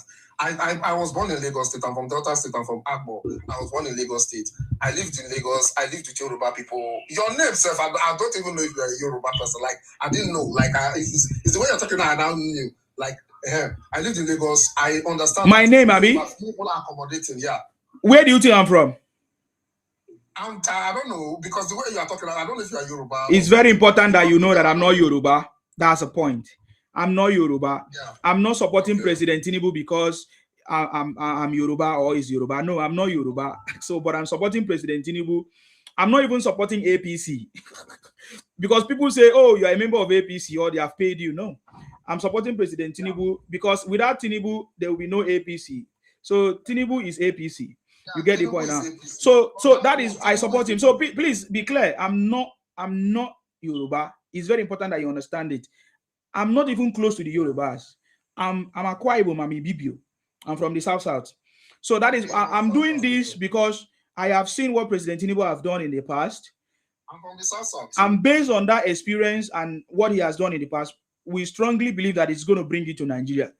And he has not disappointed us so far. But it's very unfortunate when you came here, the first thing you started talking about is insecurity. When you know that the insecurity in Nigeria was not started by President Tinubu, it's been there for years. So I'm surprised why you come to talk about an incident that did not start here. For example, poverty in your family. You were not the one that created poverty in your family, but it's been there. But you have been trying to lift yourself from poverty, but it's difficult. Is that not true? Yeah. So for so many years, this problem of insecurity have been there. And you know that there are political actors that are making it so difficult. You are aware that even El-Rufai is under prosecution for tapping into the NSA's phone. No, El-Rufai, people like El-Rufai, so, you and I know that no, those people, my brother, no, you don't understand what I'm saying. If you don't have the political will, you will not be able to prosecute El-Rufai.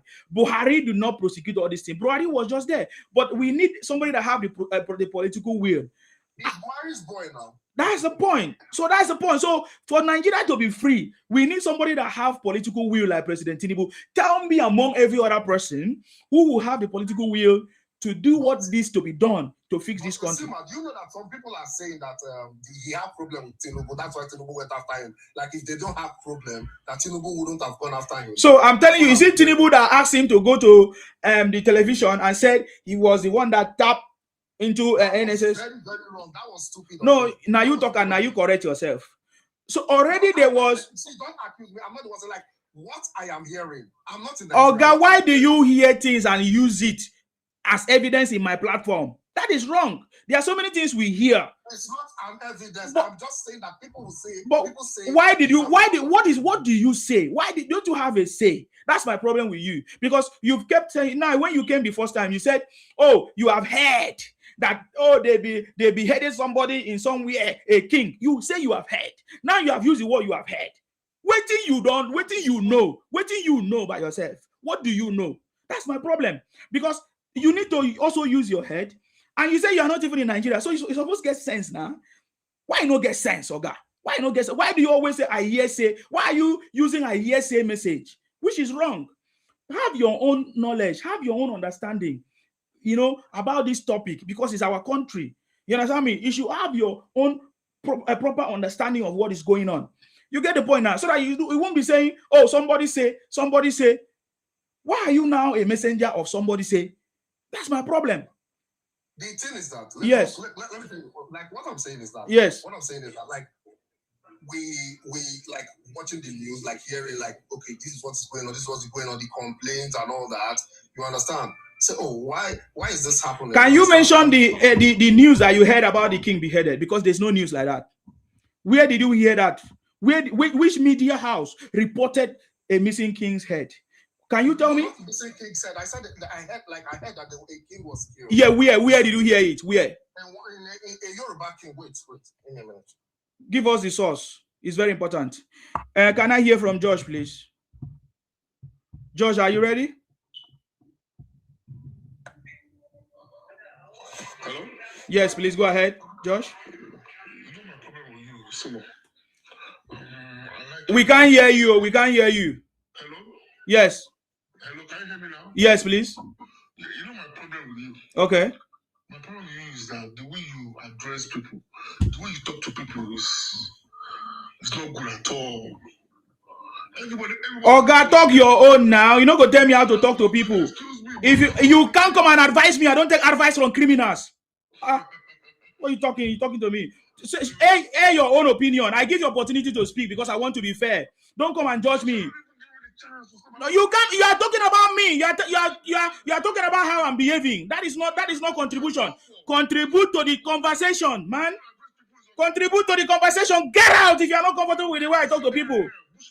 Look at you, criminal. You want me to come and treat criminal nice? You are a thief. You are a thief. God punish thief. God punish thief. God punish. Oh, guys, shut up. Shut up. God punish thief. Don't come and tell me how to talk to my people.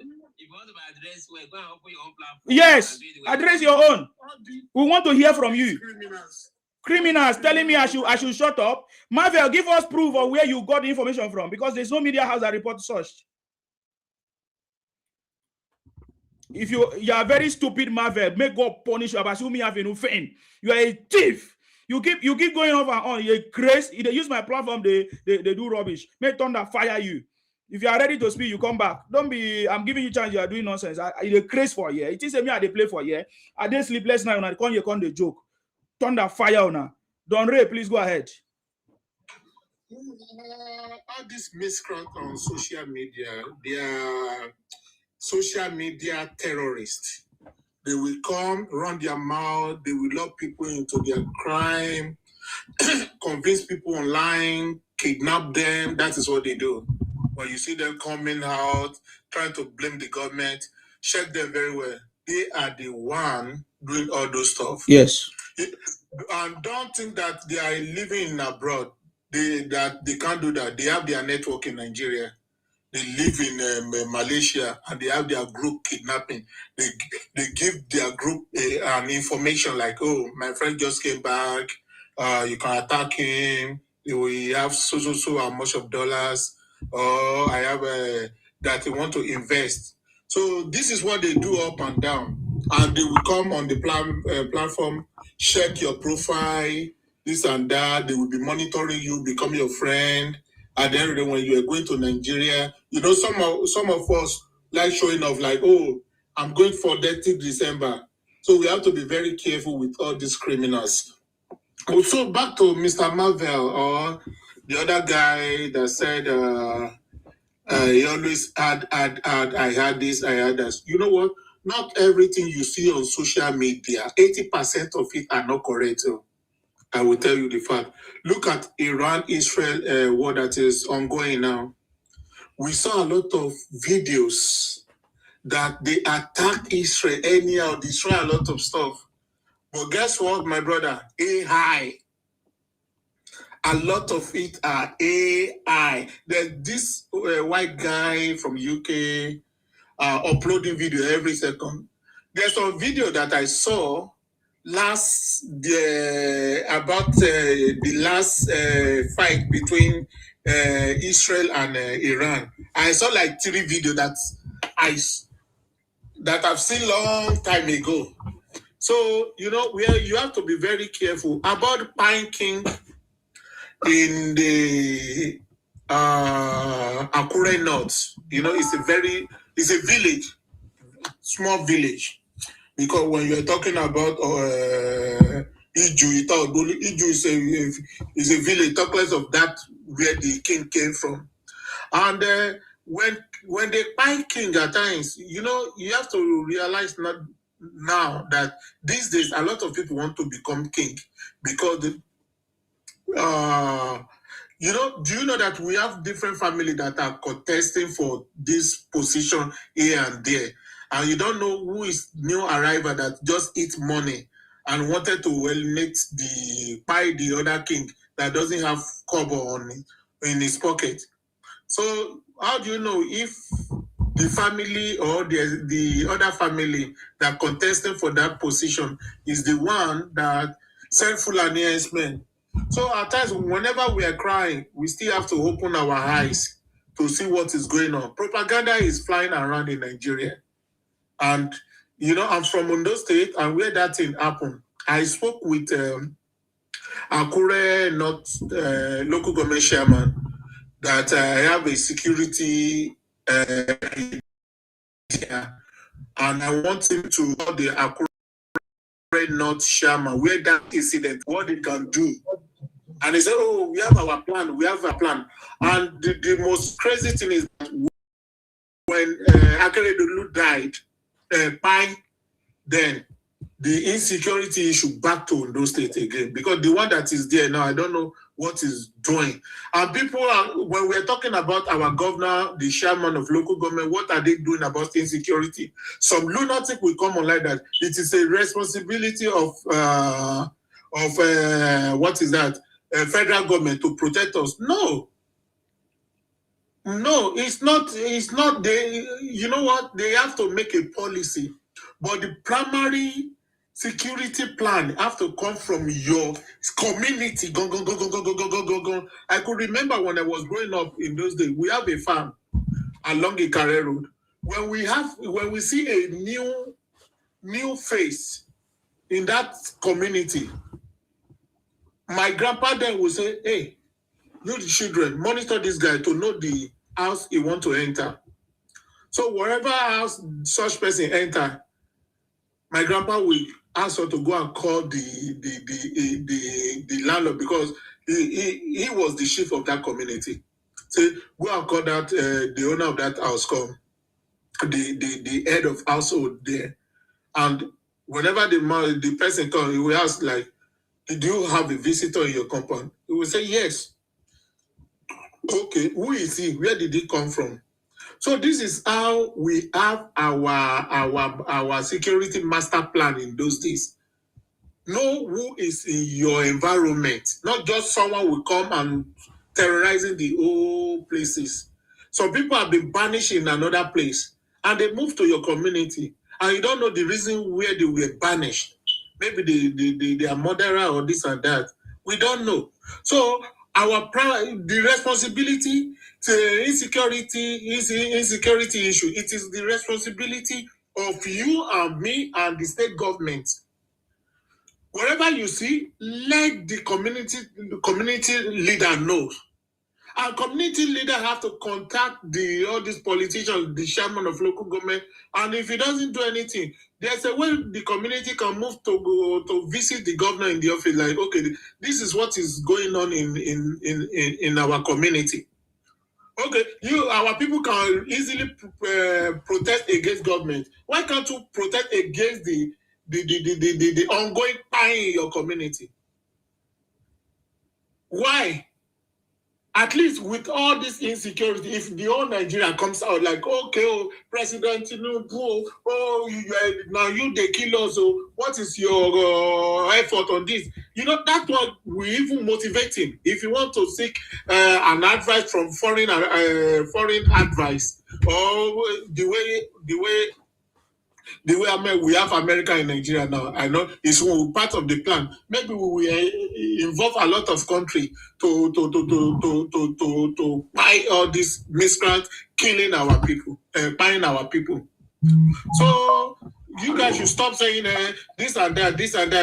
Security issue. It's not our problem. It's not the work of governor. Because I've seen a lot of these Southeast people like now today when I know say governor could do this during Jonathan. No, we are talking about today, not yesterday. So the insecurity issue is going crazy in Nigeria with all these Gen Z people. Most of these Gen Z, they don't have job, but you see them with big cars, and you guys can't question them in your community that what are they doing to acquire such wealth. Most of these guys don't even have job, and you guys can easily come out like say it is a Yahoo. Someone who cannot even write his name. You're telling me that such person is a Yahoo. A lot of these kidnappers, well, what they were hiding under scamming, and which is not. So we have to gather ourselves together and reason like human being. And all this insecurity that is ongoing, we need to do something. But to tackle insecurity, you have to start from my house and your house. It's not just we can't just leave it for government alone because it's getting out of hand.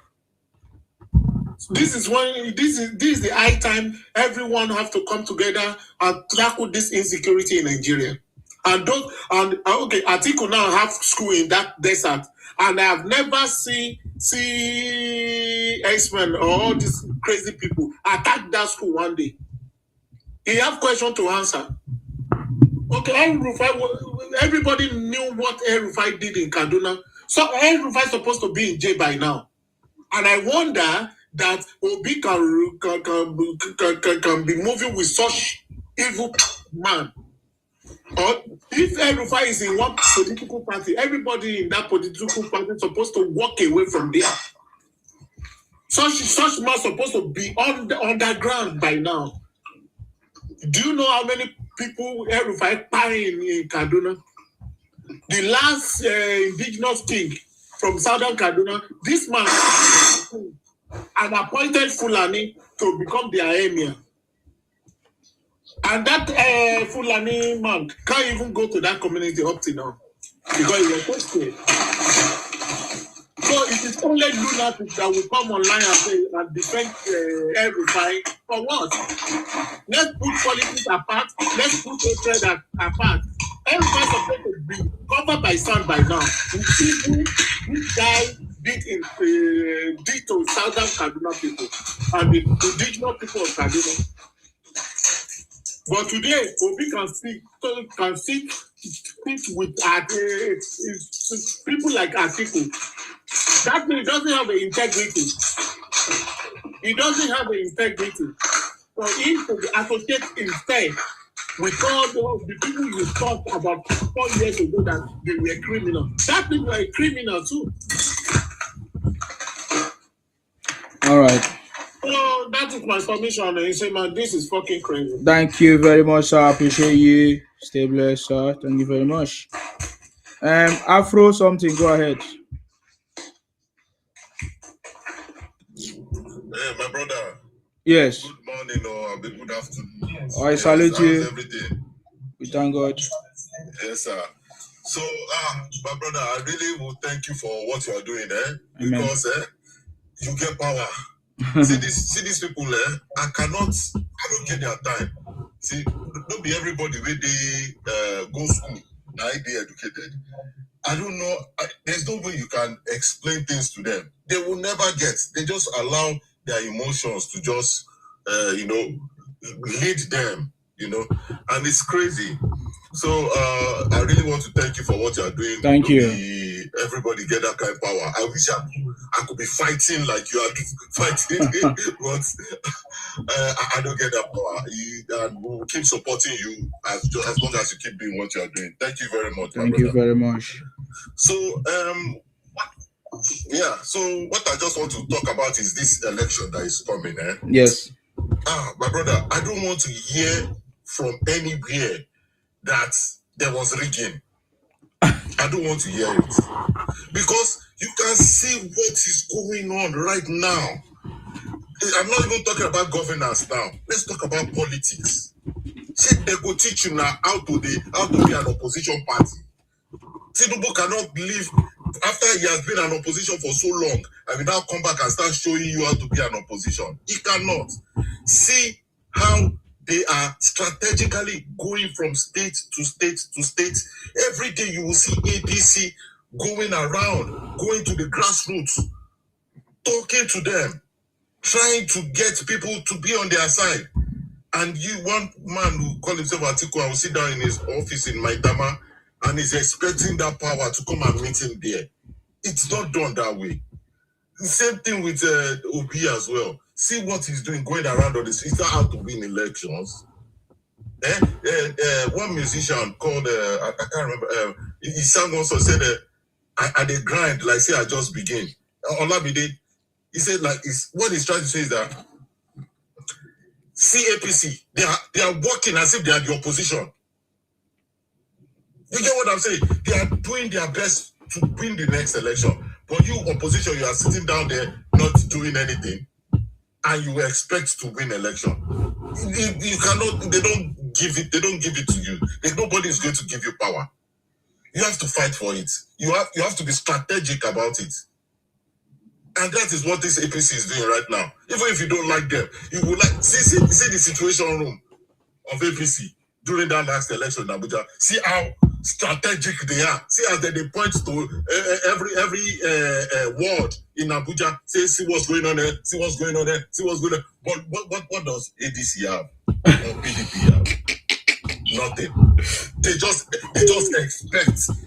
expect this power to just land on their feet, on their hands, and they will just take it. It's not like that. They are going to lose woefully, and already we can already predict that they are going to say rigging. But this is not rigging.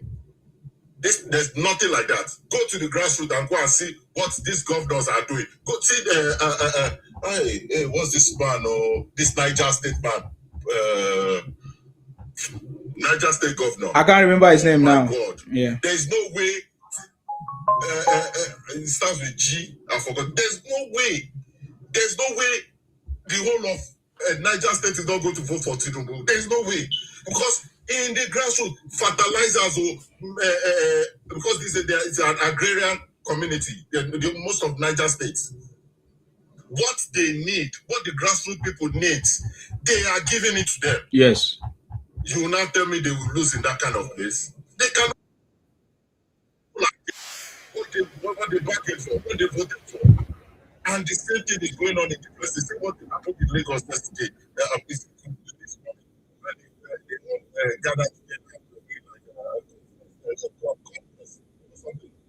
And it's going on in different places. Yes, that happened in Akwa Ibom as well, many places. Yeah. Yes. If you want the ADC has done one. We saw their portal, sir. We saw their portal. Do you know what happened in their portal?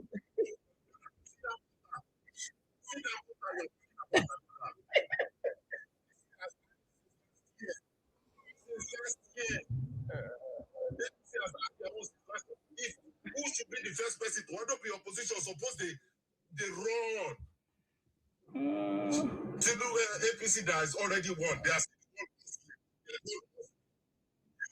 doing it. Don't come and shout rigging. Don't come and this one is a walkover. Thank you, my brother. Thank you very much, sir. I appreciate you. Thank you very much. We don't have any opposition in Nigeria. They don't have the capacity. They don't have the capacity. I think that will be my next topic. We'll look at it one by one. They brought a portal that does not have verification process with the NIN. Stupid people. Nonsense. AK White. Thank you very much, sir. Let me give you a clap.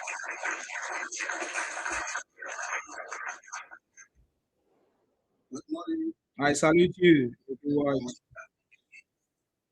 Yeah, You're welcome. Let's just from where the last speaker signing the opposition. It is true that even though you don't have, you can easily copy the ruling document. Instead, they just have some miscreants making noise all over Chicago. Like that idiot, that idiot that lives in Edo, that lives in Lagos, that lives in Adeloke. Yesterday or today, when she goes on social media, what she always is annoying. They're not talking about how to remove this government. They're not talking about how this. They're talking about business. They're talking about war. They're talking this. You just want all over the places to open a radio and hear this grace. Yes.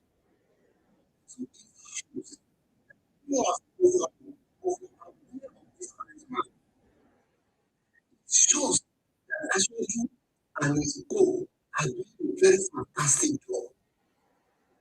Now, I was on the news this week because I used to listen to the news in the morning. I have news where they don't know where they got them as an important in the news papers it out. So I am very happy to tell you this that the new IG has set up some committee to settle how to form the state police. But I am not happy with the names I had because about 3 senior men, Igbo men were among those committee. Because that selfish interest that we don't want, it will be there. Because this is what they are lacking before. In state policing now, they cannot come to our own place. Sir, there's no problem with that. Yes. In state policing, sir. State policing. This state policing of a thing, they'll tell them to go and look to the cloth they will be wearing, to go and see how they will be paying the state police. Yes. To go and see how they are going to operate, that they will not use their power. To go. So they are, in conclusion, they have, as in the police has concluded to support the government in having state police. So how the mode of operation, the mode of dressing, the mode of everything is what they set up those committees for, to go and deliberate upon. So immediately it is finally approved. It is left for we, I am now talking to the people of the Southwest, to make sure we shout, cry out, and anybody they will arrest must be Southwest. Sorry, everybody they will and give their jobs to West. Definitely. Definitely. Because, and the people of Southwest should make sure they make a very sanitized before they answer your name. Likewise, from our place too, they answered our name. Because this is the only tribe that celebrates criminals. Back then, before it gets to this stage, if any of them disappear in the market, and you ask them, what you hear is a good village, or knowing that he's in Kirikiri. He has been arrested for robbery. They will never tell you the truth about themselves. They will wait more for this social media that expose them more. So these are the people that will see white and call it red. And that is why they want to continue to cover their criminality And that is why they were crying that, why are you doing responsible? Why are you responsible? During the time of they always refer to Jonathan. They never refer to Jonathan. They will not refer to why. Oh, sorry. Okay. I think it has a core. Okay. That's powerful. Yeah, that is something. No, it's not a call. So I just need to stop that now. So share your respect. They always look for a way to use Jonathan as an example. And they are not that they love Jonathan. They only love the approval they have during Jonathan and the heart they had during Jonathan. And they are using that to protect the business out. And Tinubu here, your people is supporting you. That's why they always talk about you. Because you don't know that Jonathan did not understand what politics is all about. He was fortunate to be here. And I even had the news how Obasanjo deliberately invited them to be the vice president to Nicaragua. I think they accept that offer. That is what will happen. What will happen in the I know that they rule Nigeria. And we for the spirit of the people that hold that country that make them to disagree. We don't know what they may have done in that of 6 years of Jonathan if they happens to be Igbo person. So, to me, this issue of state police now, you will see that when they finalize it, they will still fight. Because the other time, they were demanding for 50% of them in Lagos State to be among the state police. I don't know what always comes into their mind. I don't know what always comes to their brain that make them feel they are so special that whatever they want, they must get it. Other people were moving around now, coordinating people. Despite the fact the government is doing well, the APC never relent on what they are doing. They never relent that they are the ruling party. They are still continue to mobilize, to coordinate, to speak to people. They were there, relaxing. They want the presidency to come and meet them inside. Now, if anything happens, now the South people have said they endorse Amaechi. This Amaechi is who they want. They were telling Obi indirectly, stop coming to our region to do your nonsense. They are telling him indirectly, oh boy, you don't need to come and wasting your time here. We don't appoint our own picking. Go to your southeast. The worst thing is, by now, I am expecting OT that use his name as Labour Party to become a governor, to be talking about Obi. Tell me newspaper where Obi is topping or campaigning for Obi now. That how I wish my principal is the governor, is the president of this country. This good job I am doing, I will do better than that. He have never said that because they know themselves. They are all criminals. We should just allow people to rest. They are doing all those things to distract the government, but thank God the president was so wise, dealing with them patiently. If it was, it's like, and I have heard it from him more than 3 times. That his mother taught him how to be focused, not to listen to any side talk when he was determined to do something. So whatever they do to you, don't look at that. Even though they stole you, don't look the person that stole you. You just focus and achieve your aim, achieve your goal. So because of the network of that page I'm listening to that news, it's not doing fine. That's why. So I'll be happy if they can do that issue of state police faster. In fact, within 2-3 days, let them conclude whatever they want to do and submit it to the House of Assembly, to the Senator, and let the President sign it. Any state that feel they want to handle state police, they should approve it also, because they tell them to pay salary. Some states refuse to pay that money. They tell them to allow local government autonomy. Some states is not yet to allow it to work the way it should be. So anybody that feel state police is good for them to secure their area, Let them go ahead. You that feel the state police is not for you, continue with your madness. So let me use the mic for Mr. 7070. Thank you. Yeah, thank you very much. Good news everywhere. Everywhere, good news. Thank you very much, sir. I appreciate you. Thank you. Now, wow. Baba God, no, ni. I salute you. Thank you very much, AK White. Any good news? Good news. Good news is everywhere. Oh. Good news is everywhere. Oh. 7070, go ahead. I salute you, sir. I salute you, sir. You're welcome. If I say na AK White, now bring this good news. Oh wow. I've been with you since morning, but just in my office I cannot talk. But thank God I'm able to join you now. You see, I came up here to just congratulate you and to thank you for a good job. Thank you, sir. And to encourage you that you should continue your good job. See, posterity has your name written in the code already. Thank you. And come 2027, they're going to celebrate another 4+4 for Baba Tinubu. Yes, sir. Till 2031. By special grace of God. And God is going to elongate his life. God is going to give him good strength to continue the good work Baba has been doing for Nigeria.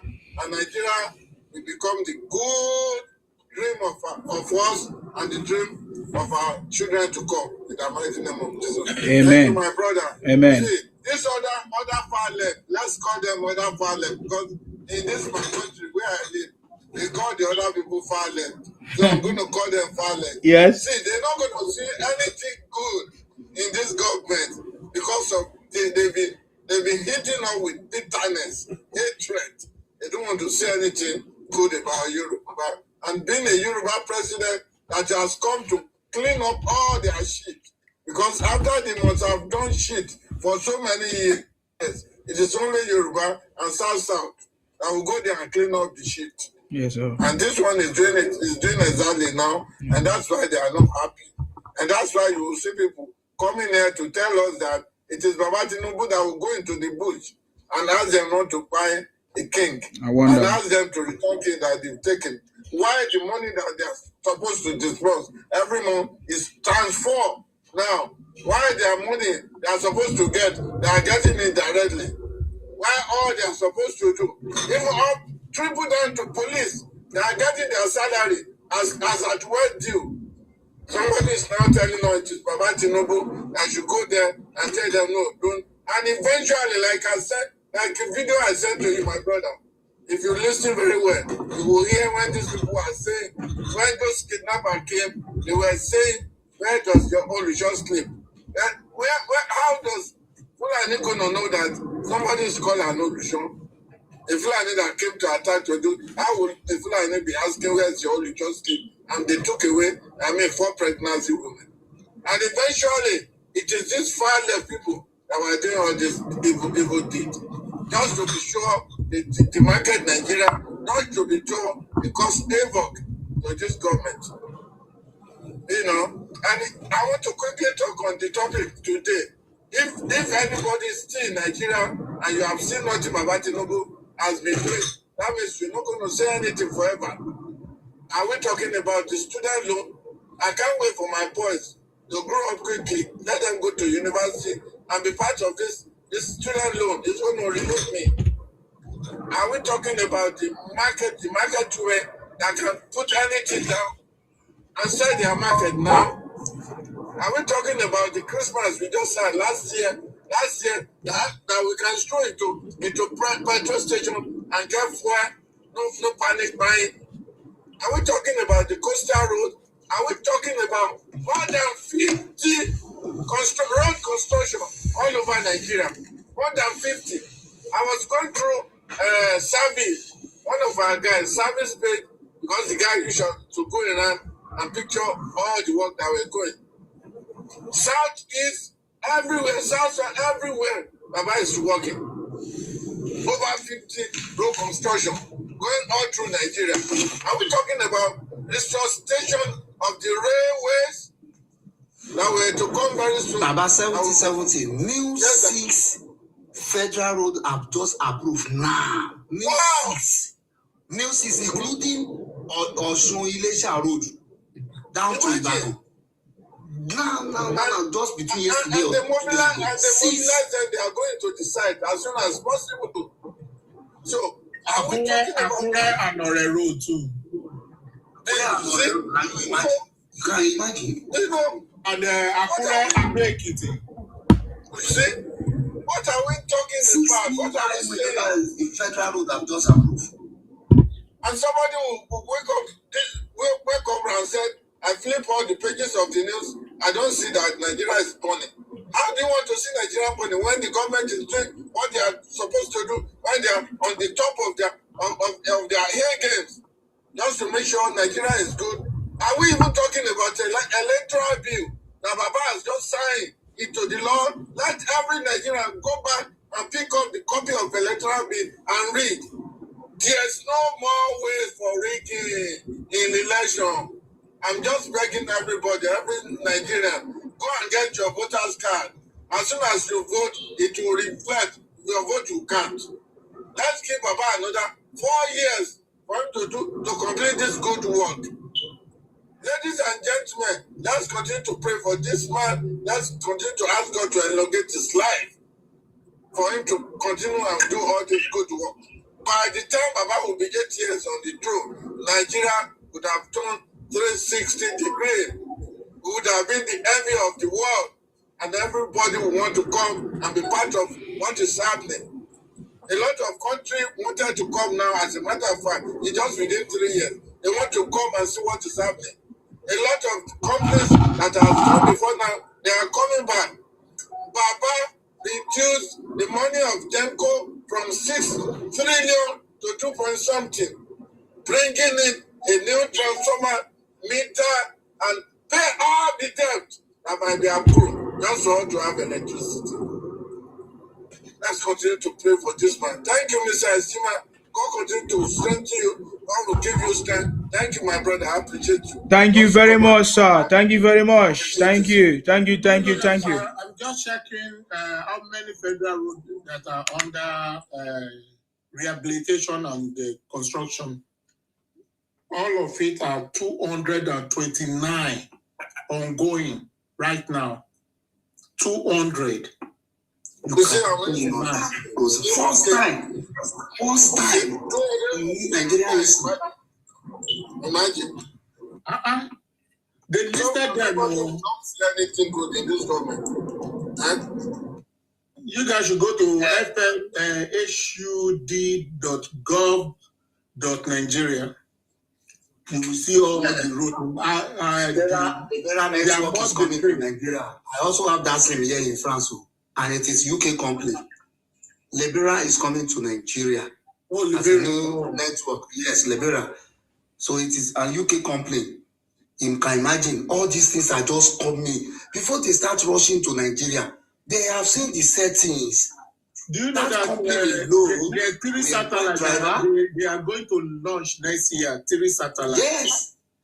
Now, those people will employ drivers, they will employ workers, they will employ secretaries, they will employ managers. Do you know how many people that will go or they are coming with their staff? It is not possible. They can only come with some people that will lead them and put them through on how to work on that network. Do you know how many people that will secure job under that Libera network?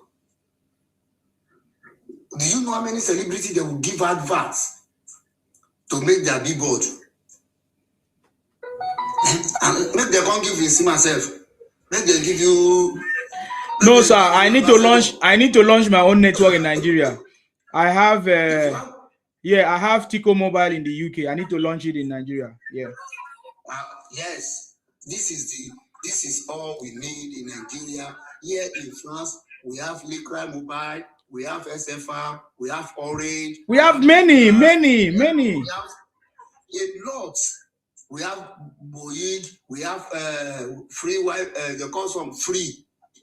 more than 10 network. How many do we have in Nigeria? Just 3. Out of the 3 now, that of Salat is nothing to write about. Only Glo, MTN, and Airtel. Our own Nitel that's supposed to convert it to SIM card. Already they converted it to SIM card back then before it was finally sold by Atiku. Where is that Nitel today? Where is Nitel today?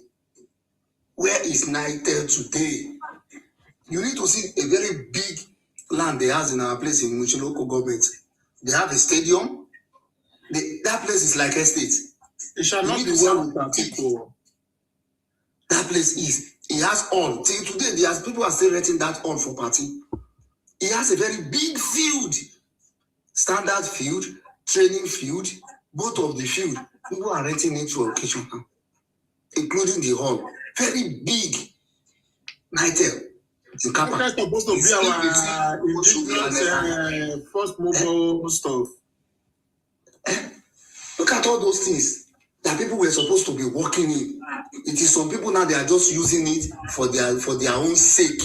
Our Nigeria National Stadium has turned to be a part of some Igbos in Surulere. Go and see it. A lot of government abandoned projects in Lagos. That of National Theatre, if not that Tinubu that renew it and name it after Wole Soyinka. No, is it Wole Soyinka? Yes, yeah, Wole Soyinka. They name it up. That is where that place starts functioning again. It has been an abandoned property. Immediately they move Lagos and they will be shouting, "Hey, Lagos is once capital. Come and tell us how many of those infrastructure federal government put in place that is still in working, aside from that port and airport." Go and see uncompleted building in Kogi that has turned to woodlands hideout. Like 12-story building, uncompleted. 30-story building, uncompleted. Behind the passport office there, you will find it in Kogi. A lot of them. This is not fallacy. This is what I saw myself. Some of the compound has gone to mechanic workshop. All this Hausa that has no houses to sleep, they went into that building and be sleeping there. The only hand cutting. Abandoned project is. Thank God, we appreciate God. And we thank our creators that doesn't allow us to fall the victim, to fall into this Obi and his elite plan to finish that country. Because they don't like the country. They don't want any good. They don't want to hear any good thing about the country. They are crying about now. Look at what they discover in Rufai's house.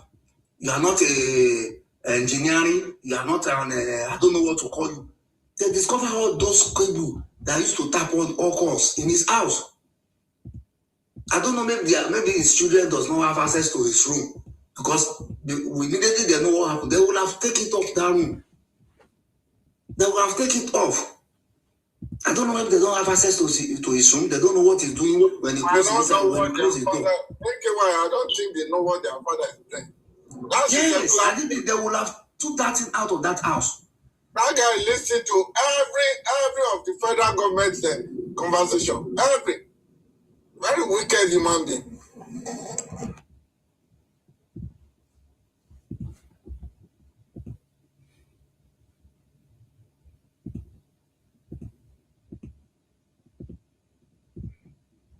Okay. AK White, are you done?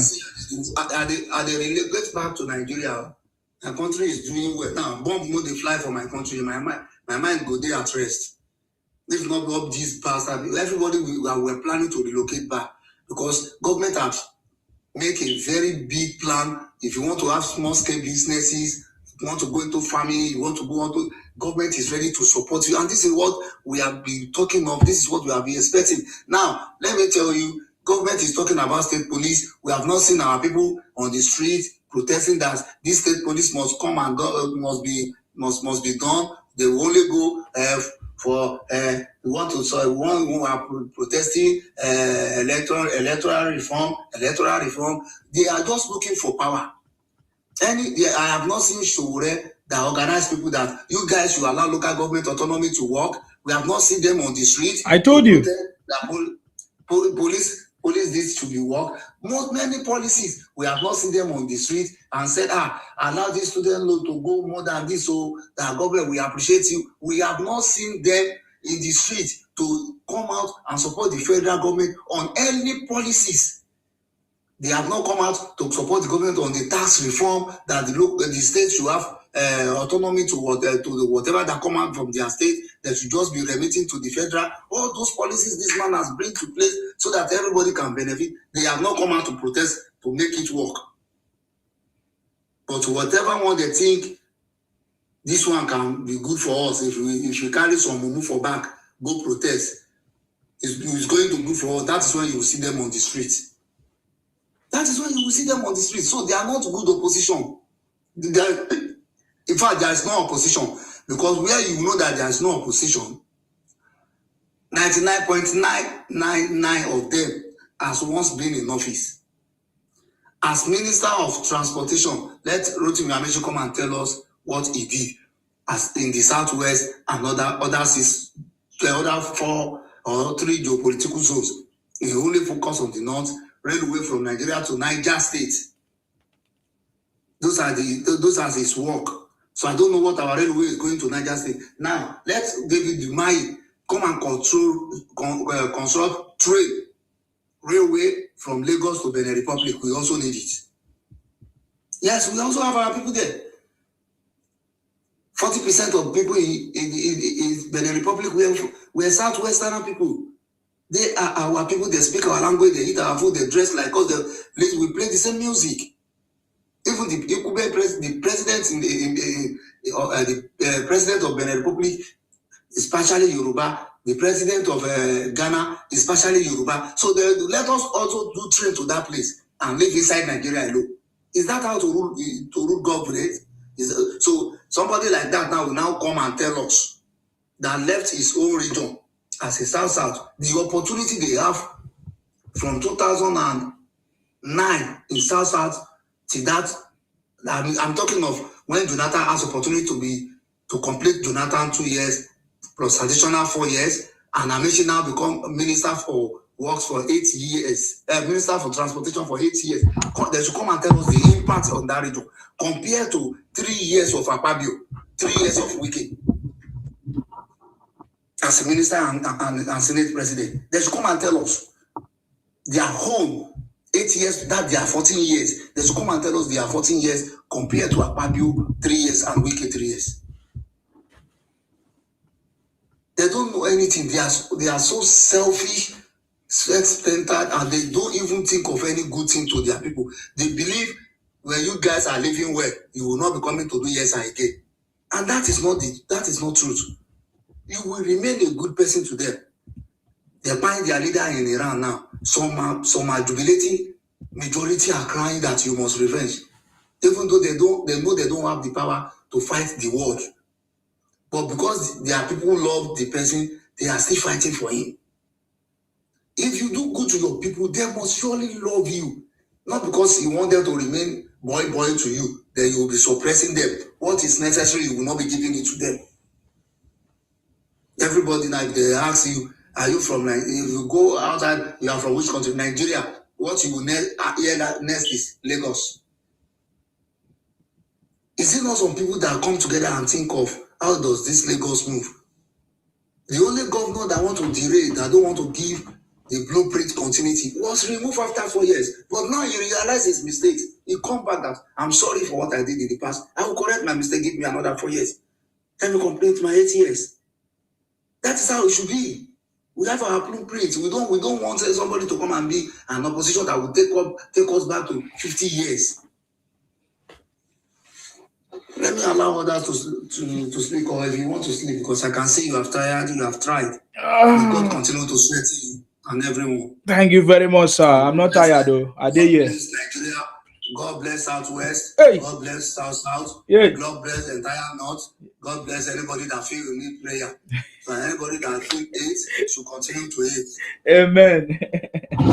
Hey, that's it. I like that ending part. God bless everybody. Thank you very much, sir. Sleep no they catch me. Oh, I wanted to ask you, are you aware of The latest news now. The latest news. I was expecting somebody to say this. Are you aware of this latest news? That Ojus Okalu, that was telling us that he's supporting Tinubu, now wants to run for presidency 2027. Are you aware? Ojus Okalu.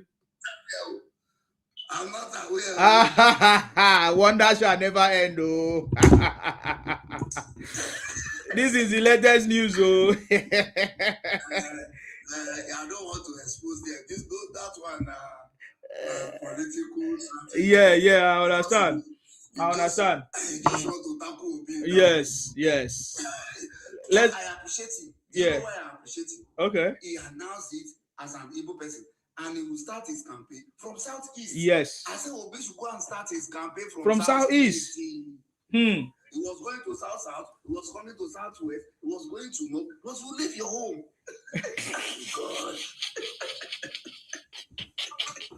Wonder shall never end in this country. We are ready. Hey, I told them they don't know political calculation. What is coming for them? They never saw it coming. They never see anything yet. Please, let's hear from you, great man. Thank you. Thank you, sir. Yeah. Okay. Yes. Like I've heard, I was listening to what people were saying. Good. Like, I see the whole thing happening. Like, it's a good work. Tinubu is trying his possible best. Nigeria is not the best right now, but at least. But I'm suggesting that if Tinubu finishes tenure, at least he should give to a younger person, like someone like a youth, I would like Nigeria to have a young person to be president one day, like after Tinubu's second tenure or something. At least it will help. What is the parameters and data that you are using to tell us that a young person will do better? Based on, let me finish. What is the parameter? Because based on what we know, do you know how old Obi was when he was a governor? Obi, I don't actually know Obi's age. Exactly. So you are not talking based on data. You are talking based on emotion, right? Do you know how old was the Kogi State governor, Bello? Yeah, Bello. Yeah. Do you know how old was one of the senators? I can't remember. In the House. I think he's still in the Senate right now. The first Senate president was 32 years. Ask him. How old was Dino Milaye when he started buying car? When he started messing up? Yeah. Let me even tell you. Do you even need a political position to understand that the so-called youth in Nigeria will not do well? Look at VDM. Did you not see the fight between VDM and King Mishi or whatever they call themselves? Did you not see the fight between B Lord and others? Why did you think they had that fight? It's just because they have a little bit of social media power. When I say a younger person, like what I mean is like not those VDMs. VDM is still young. VDM is in his 30s now, right? Early or late. Sir. Every developed country, tell me how old they are. Because I don't understand what you guys, what is the parameter? That's what I'm saying. What data are you using to say this? I live in the UK. We have seen the president of the US. Another president. How old are they? The youngest president, will I say France? Emmanuel Macron, right? What is happening in France? Do you know what is happening in France? France? Yes. Do you know what is going on in France? Yeah. I understand that France is going through some. So, my brother, it's not about the age. It's about political. Yeah, it's about. Now, listen. Now, let me tell you. It's about political knowledge, political will, and political experience. When President, don't worry about who is going to take over from President Tinubu. He has. Oh my God! I just played a video now. I just played a video when they asked him a question. Tell us what you are going to do different. President, oh my God, you need to understand this knowledge. Receive this knowledge and give it to you. When they asked President Tinubu that question, he did not just tell them that, oh, look at what I've done, look at what I will do. He also ended with saying that he's going to have his continuity. There is no other candidate that have ever answered that question. He ended it with continuity.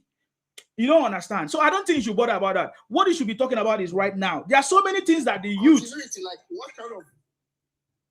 You don't understand the meaning of continuity. You don't understand the meaning of continuity. Yeah, like what? He's not going to leave the position vacant. He's not going to leave the position vacant without having the right person that is going to take over from him and continue his legacies and policies and reforms. That is what it means by continuity. Just like what is happening in Lagos today. There is a blueprint in Lagos that it doesn't matter who comes into that power as a governor, they will follow the blueprint. The same thing is going to happen in Nigeria. We have already blueprint. I already said in 50 years to come. Forget it. If you're not listening, forget it. If you are not in the winning team, you are going to be crying for life. Because there's already a plan. Nigeria is not, we have wasted too much of time over 60 years trying different things, try this, that, different people that have not progressed. Now, as President Tinubu will take us out of a third world status, he's not going to allow you to slip back to the people that don't know what they are doing. So there's continuity already in plan. Even during campaign 2023, President Tinubu already have continuity plan. So I'm just telling you, I don't want you to bother yourself about that. There's nothing wrong in young people contesting when it's time, right? But I'm just telling you that when it comes to President Tinubu, he already has a continuity plan since 2023, even before the election started. And I believe that he knows somebody that is going to work with him to achieve that result. And that if that person don't work, we'll remove that person. I can assure you, we'll remove that person and put somebody that is going to follow the blueprint that is going to take Nigeria. But in our continent, you know, when someone is there, you can't just remove the person just like that. We remove the person in Lagos. Do we not remove the person in Lagos? Please don't allow me to go in details because it's not yet time. We removed the person in Lagos when it was time. We can still bring the person back. Of course, there's already plans already. We can bring the person back if the person have repented or have a rethink or a reset memory. So what I'm trying to tell you, my brother, I tell you raw things. Because right now, we need to move this country forward without any bias. There is no sentiment anymore. It's not about young person. It's about somebody. Sorry, yes, it's about somebody who has the ability. It's about somebody who has the ability that is going to deliver what we need, sir. That's it. So why are young people not contesting for governorship? Why are young people not contesting for local government if they are really serious? You see, when I see some British come online and talk rubbish, I wonder, are they not from a state? Do they not from somewhere? They come from somewhere. They have local government, they have state. Why don't they come and show us at their own level? Show us how you are going to lead.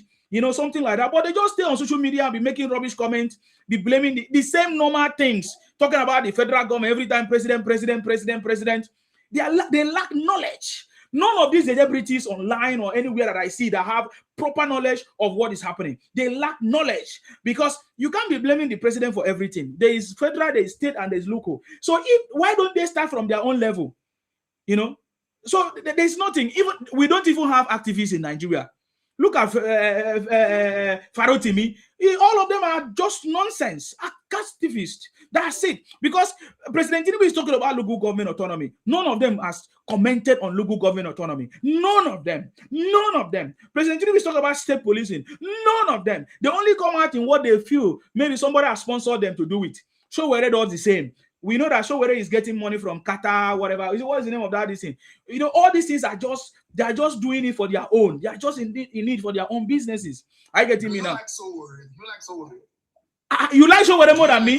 You like Showere more than me? I campaigned for Showere in 2015 or thereabout. You don't know me now. That's a problem. I campaigned for ANC. I like Showere, but Showere cannot be a president, cannot be any political. He doesn't have that skill. He only is good in shouting and. So why because he opened up his mouth. I'm telling you now. Let me tell you. He opened up his mouth. I see him as a smart person. Guy is not. He's smart in some ways, but when it comes to a position that as a president, he doesn't have that character or that leadership skill that will be able to lead. He's always like agitated for things that does not make sense. I get him now. Let me tell you. I followed him when he came back from the US to campaign for presidency. I was part of the people. In fact, we saw the wave, how everybody followed him as at that time. But unfortunately, he didn't make it. And then the second time, 2023 or thereabout, we saw when Obi came out, and it was a disaster for him. Obi took all his followers and all of that. But I've listened to Showere very, very well. He said during the time when they were fighting as a student leader, he said that they are the one that fought for democracy or whatever, but they all left after they finished fighting. Do you understand what that means? They all left. So none of them thought it wise to occupy a position or take a political position, right? And then he came back again. He still have the same spirit of like, Nzobu, let's go and protest. It's all about protest. No, we are in the 21st century, man. Everything is not about protest. And I've listened to the things he protests for. He's not protesting for something that makes sense. He's not protesting for something that makes sense. You understand me? How can he be protesting for Nnamdi Kanu to be released? Only protest. Yeah. That's the protest I know that someone already did. My brother, every other protest is the same. Every other protest is the same. How can you go and protest for Nnamdi Kanu to be released? It doesn't make sense. Do you know how many people died in the process? That protest was very wrong. That protest was very wrong because Nnamdi Kanu normally is a tyrant that is trying to impose himself as a leader. So he's not supposed to protest from Nnamdi Kanu. Left alone, me, I would like him. I would like him to be the president. Let's see what he's going to do differently. But just like we have seen every other, just like we have seen every other young person, they don't always turn out to be good. I just want to see a young, maybe because all the old people that have been ruling Nigeria, everybody's still complaining the same thing. Even when we are saying today that this one is working, that one is working, people are still complaining. A lot of people. But people did when Jesus Christ was here on earth, did people not complain? They killed himself. So, my brother, thank God you answered the question very well. That is how life is going to be, my brother. People will always be poor and people will always be rich. People will always be good and people will always be bad. Choose ye this day whom you will serve. Sorry? I said, if Tinubu will finish, make it give him to South person. Make the hand over to South person. You see, I gave you a very important message. You did not listen. You went ahead and talked about South person. That is, you did not listen to my point. My brother, in this life, people must be poor and people must be rich. People must be good and people must be bad. It's two sides, positive and negative. But you have the power to choose where you are going to belong. That's what is important. That's what is important in this life. There is no time that everybody is going to say, oh, I'm okay, I'm fine. No, there are some people that are going to be okay. There are some people that are not going to be okay. But you need to choose your side. If you understand this principle, my brother, you will always be successful. You will always be successful. Because if you choose to be positive, if you choose to always be okay, if you choose to be rich, then you need to do the things that will make you to be rich. If you choose to be in the winning team, you need to do things that will make you to be in the winning team. I'm telling you, that has always been my principle. I've always won. I've always win every time. I get him in now. So that's all I can tell you. If the South people, if maintain a good principle to lead you to those people. Yes, now because for us to become president in the South is what is happening right now that will take us there. We need to build relationship. We need to we cannot become president by South alone. We need to partner with other people. We need to support other people. We need to do everything. That is why we are saying it is Wazo South movement, Wazo South. All of us, we are rooting for President Tinubu, and our vote is going to count. Our vote is going to speak. You know, for the people to know that yes. I'm not in that Wazobia. I'm not in that Wazobia. So like that north. No, we say Wazo South. Wazo South, not Wazobia. Wazo South. Oh, have you not heard it before? Wazo South, not Wazobia. Hello? Because you don't know that the Igbos are the ones who are trying to manipulate your identity. They are claiming to be the whole of the South. That's what we are saying. The Igbos have been claiming South and Southeast. They're saying they are the ones that owns that place. And that is what they could be portraying for Nigerians and the northern people. Yeah. And that is why you never that's why you never become that president. Yes. Thank you, sir. So Wazo South is answering the questions. It's fixing the issues. Yeah, and Wazo South also include them. Yeah. We can't hear you. Your network is very bad. Can you fix your internet, sir? Great, your network is bad. Okay, sorry. I'm gonna take you out. If you send another request to come back, go ahead, Abba. Go ahead, sir. Go ahead.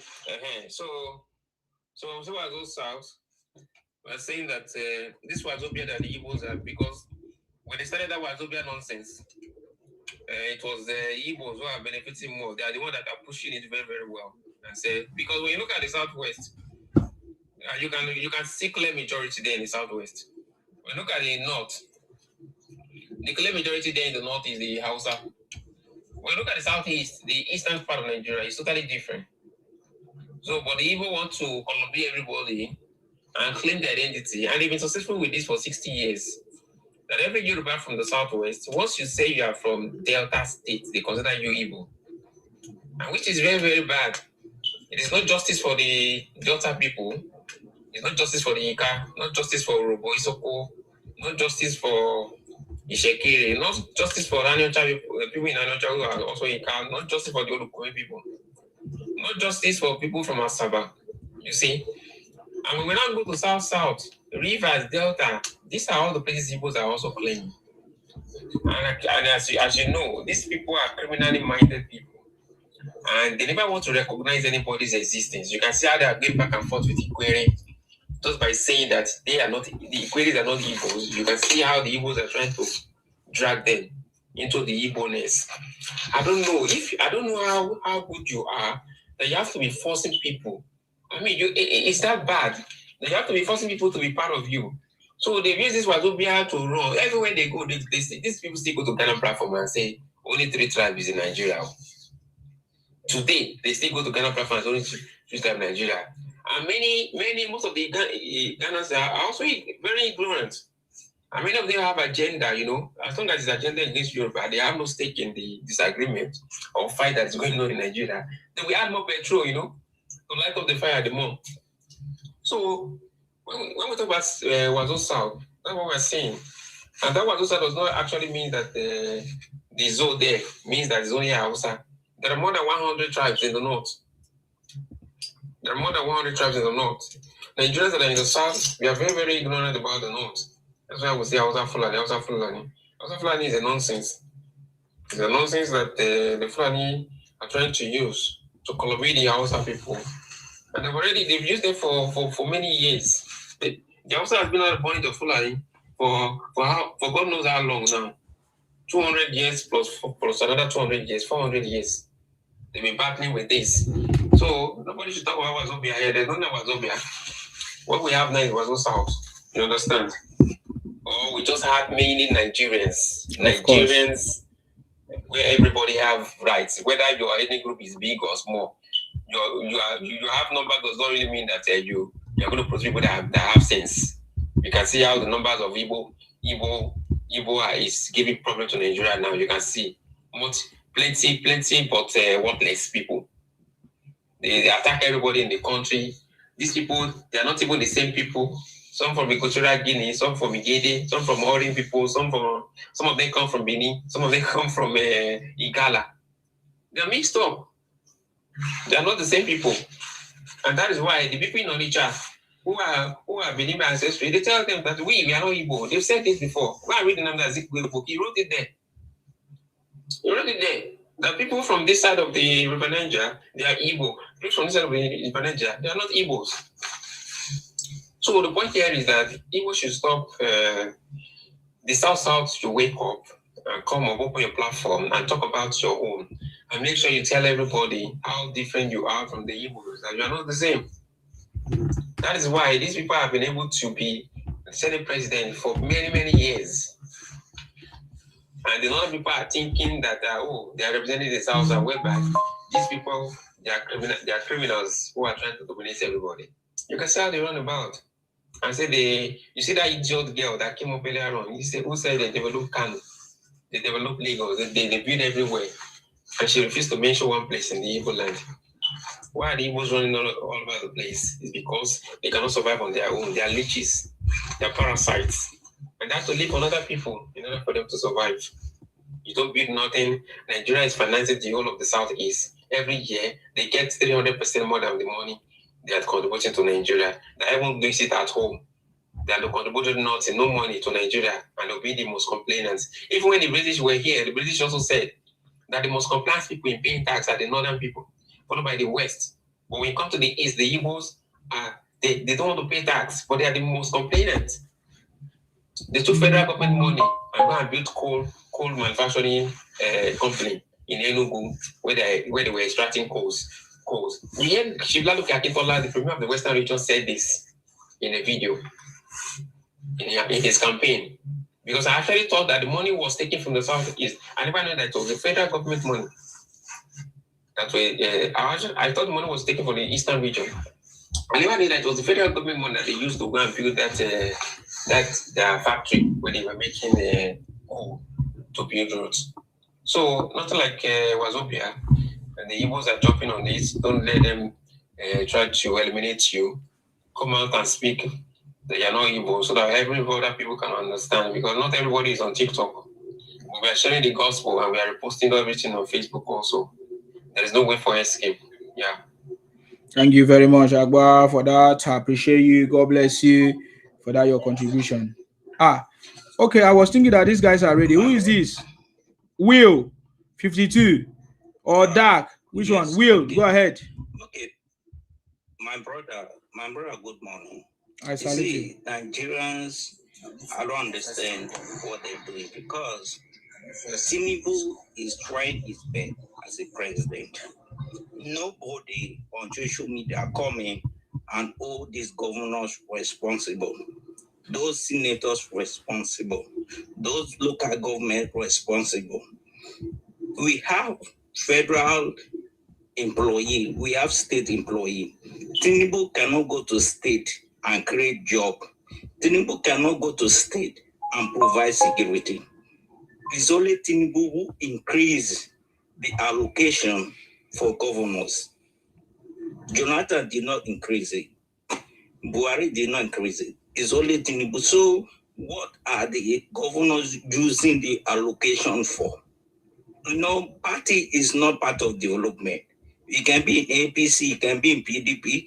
You have to develop your own state, because the president is giving you allocation not based on party basis. It's giving based on your economic, what you are contributing to the federal government. So Tinubu as a president, I think is the best. He's doing his best. But Nigerians looking up to the president. Why are you not looking up to your governor? What your governor is doing with the federal allocation, billions of naira. Let me tell you, South is one of the most useless people in Nigeria, because all the oil and gas in Texas alone, they have 35 refineries owned by Texas state government. So Zaza cannot even build a chemical plant. They cannot even build a refinery. And then you call it about Tinubu. It's Tinubu that will come and be a governor of your state. So to me, Tinubu, I think, is doing his best as a president. They should hold their governors, their senators, every person responsible. They're looking at Tinubu. We have state, how many employment they generate from River State? So how many people coming on social media as a federal employee that are talking about Tinubu because they have jobs in federal, not state? All these people coming, they are talking because they are from the state. So they should hold their governors responsible. It's their governors that are taking care of the money, enjoy themselves, doing whatever they want to do. Tinubu is a president. Tinubu is not controlling all Nigerians. You have to build security structure in your state. You have to create employment in your state. Federal government will not come to your state and create a job for you, because federal have a constitution and the state have their own constitution. So let's go by the state constitution, not the federal constitution. Thank you. That's my submission. Thank you very much, sir. I think your submission is very, very clear, and that is very, very correct. We need somebody to tell them the truth, just like we have been telling them. It's not Tinubu that is going to solve your state problem or your insecurity problem in your state. If you guys are ready, you put your heads together and solve your problem. Thank you very much, Will. I appreciate you. Thank you very much for that contribution. And Dark Van, is your time now, please. If you're ready to speak, please go ahead. Dark Van. Dark Van, are you ready? Okay. Yeah, good morning. I salute you, sir. Go ahead. What's your contribution? Good morning. Good morning, everyone. I'm streaming from Kingdom of Netherlands. Okay. I'm in Nigeria, from Delta State. You're welcome. And Ika, man, precisely. Ika, are you Igbo or the Ika? last speaker, God forbid. Okay, go ahead. So the last speaker, I think I have to pinpoint some things he just said. Yeah, everyone should be held accountable, right? Yeah, whether local government chairman,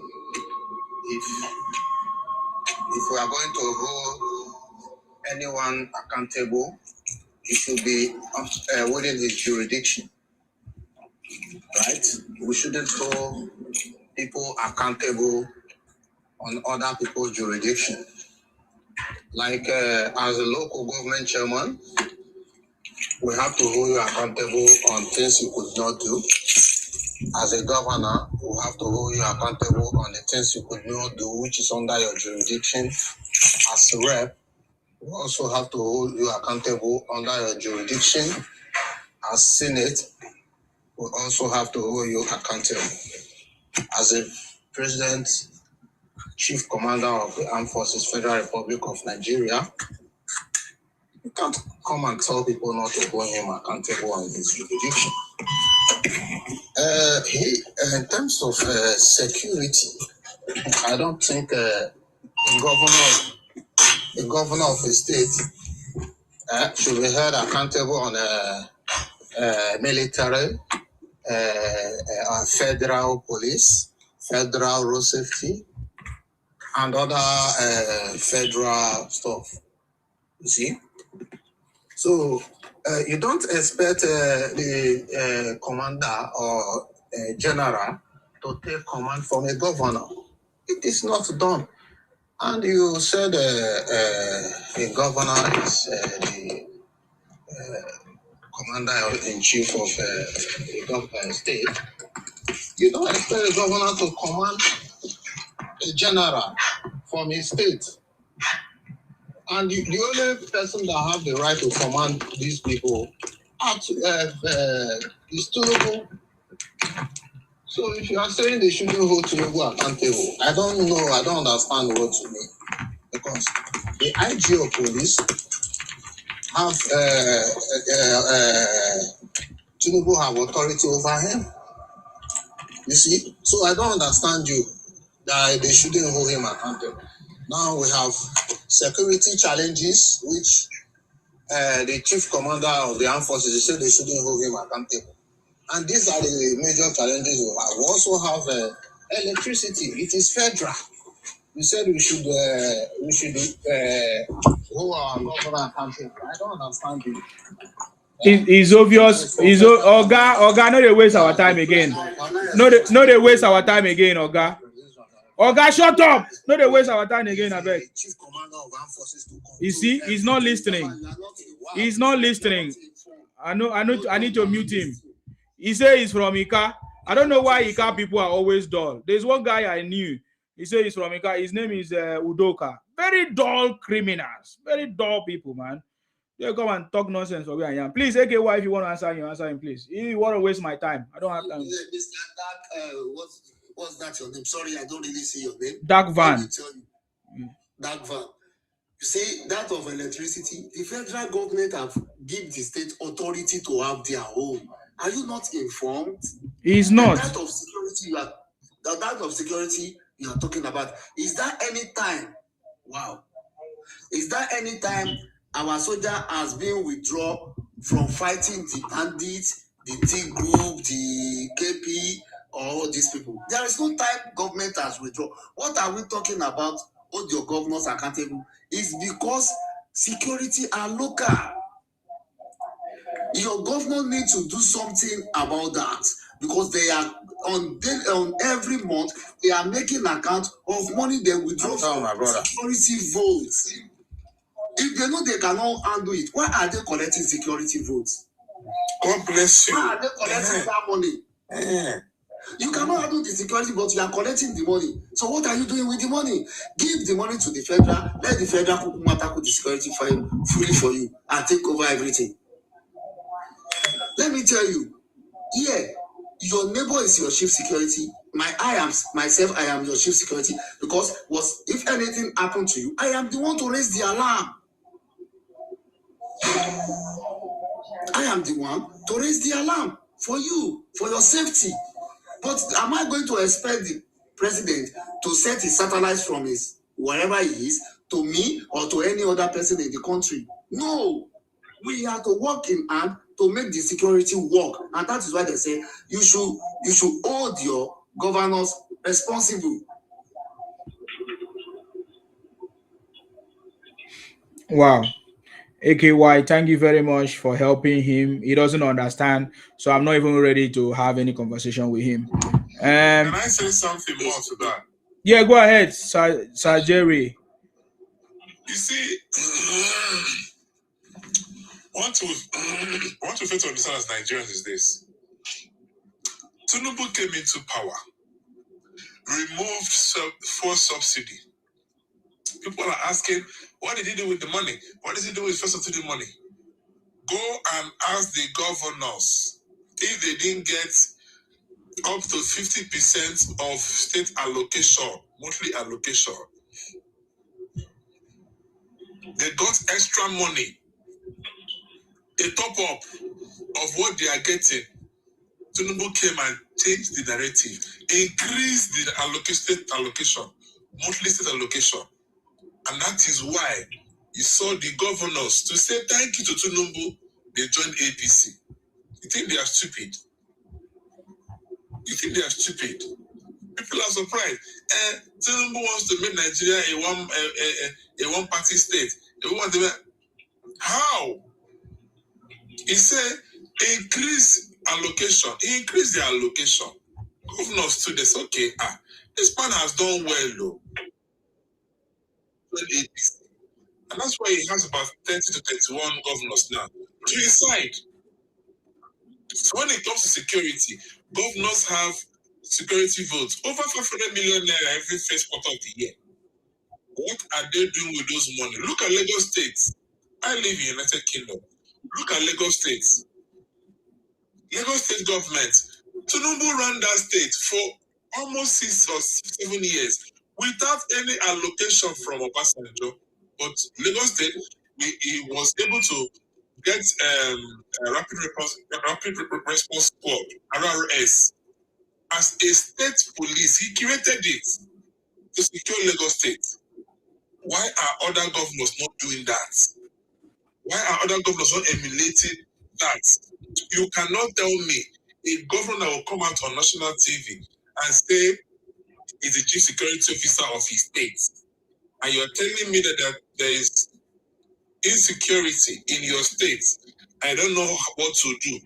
After you have said that you are the chief security officer of your state, does it make any sense? Can't you swore to protect the lives and properties of your people of that state? So when it comes to the work, you run to Abuja to do what? After collecting the allocation, political security votes, what are you doing with those monies? So people should be asking questions. And Tinubu said it. Ask your governors questions. I've given them I've done my own part. Ask questions. And nobody's asking the question. They're running to Abuja to do what? That's all I have to say for now on that part. Okay, my brother, thank you. Let me add this. In Texas, there's fraud happen, and the Texas government requests money from the federal government. You know what the federal government did? They said they don't have no money. They're not going to give it. But Texas, did everything. When this man he's talking trash. Security is for state job, it's not for federal government. Employment is for state government, is not for federal. Electricity in Texas, we have more than 30 electricity providers. It's private, it's not owned by government. So when you go to Bonnie, LNJ said they can serve all Nigeria electricity, but the state government blocked them. If you go Bonnie, they have 24 hours electricity provided by LNJ. You understand? In Enugu. Yeah. No, in Bonnie, where the LNG terminal is, they have 24 hours light because LNG provide that electricity for them through gas. They said that they can provide Nigeria 24 hours light, but the state government blocked that resources. So when people talking about what they don't know, because most of them don't travel. When you travel to abroad, most development is by the state government, it's not by the federal government. So when people come here blaming Tinubu is not a governor. It's not, it's a president. He has a right. If, okay, now, like you said something, my brother, you say governor, you call yourself the first security officer. So what are you doing with your state with security? You understand? If the police is federal, he can fund the police to be active. He can fund the army to be active in your state because you have the resources to fund them. So when people come here talking about all this, the insecurity is for federal government. No, the state government, they receive allocation. It's like you blaming Tinubu for employment. Tinubu go employ federal employee, not state employee, because it's not a governor. Likewise, the local government cannot tell the state government to employ them because they are not state people, they have local government. So that's why they have House of Assembly members, they have senators. But this Nigerians, look, let me tell you, the secret is that Tinubu is coming back because a lot of people seeing what this man is doing. He's coming back. Forget about all these social media things they're doing. Obi or no Obi, Tinubu is coming back. Because that man is trying his best to revive Nigeria. But people are still have different mentality. That's my submission. Thank you very much. Jerry, let me ask you a question. It's totally different from what we are doing here. Long time I've not seen you. Do you still come live? I do. Really? Yeah. Okay. Have you joined any network? Not really. Okay. No problem then. I can send you my link to join our network so that we can do it together. Okay. If yeah, I can tell you there's a lot of benefit, boss. If you join, I'll send you the link because you're in the United Kingdom with me. I think I also have in the US as well. So I will send it to you. So I will share the idea with you if it's something you want to do. I mean, it doesn't take any of your time. Anytime you have time to come live, that's it. You can do it and all of that. Yeah. So okay. Yeah. So I think it's your turn to speak if you want to say something, sir. Okay. Yes. Yeah. Like I said before, when it comes to evidence, proof of what you've done in the past, I think Tinubu is the only person I know that have done something that I lived in Lagos. My cousin participated, benefited from the free WAEC Tinubu, introduced in Lagos when he was the governor.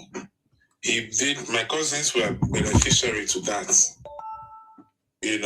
So I've seen what he has done in Lagos. I saw the blueprint. He changed the face of transport in Lagos. Good roads in Lagos. He did a lot in Lagos that other states emulated, came to Lagos. I know how many state governors that visited Lagos and Lamata to come and learn how they were able to change the face of transportation in Lagos State, as busy as Lagos State. There were many governors that came to Lagos State to see how Lamata function and take it back to their states. So I've lived in Lagos before I moved to the United Kingdom, and I can tell you for a fact I saw what Tinubu did differently when it comes to governance. And he took that same energy to the federal level. I said before, how can you see state allocation for over a tenure without giving this man money to run a whole state as big and busy as Lagos? And this guy single-handedly was able to raise funds in that same state to fix that state. What are we saying? I'm not here to mention names, but if someone can single-handedly do that, that person deserves an accolade. And he's doing it on the federal level. Look at the policies today he's putting in place. The policies is not what we will enjoy now. We'll see the fruits of these policies. We'll start reaping it in the future. Not now. But because Nigerians are not process oriented. They are result oriented. What do I mean? When someone is result oriented, he wants to get results. He doesn't care what it takes to get that result. He wants to get a result. If it means stepping on people's toes and buying people to get, he wants a result. He doesn't care how that result wants to come. Then going through the process, there's a process to growth. People need to understand there's a process. What are the foundations we need to put in place so that when we start building, we will be building on a solid foundation, not on a shaky foundation. What they've been doing in the past is, let's do it now. We know after 4 years, it goes spoil. We'll find another one, do it again. Tinubu said, no, let's stop this try and lock. Let's fix the problem once and for all. And that is where these pains are coming from. But Nigerians are not process-oriented. They are results-oriented. There are ways to go about growth. Build on a solid foundation and see what will happen next. That is what Tinubu is doing. The problem is not Tinubu.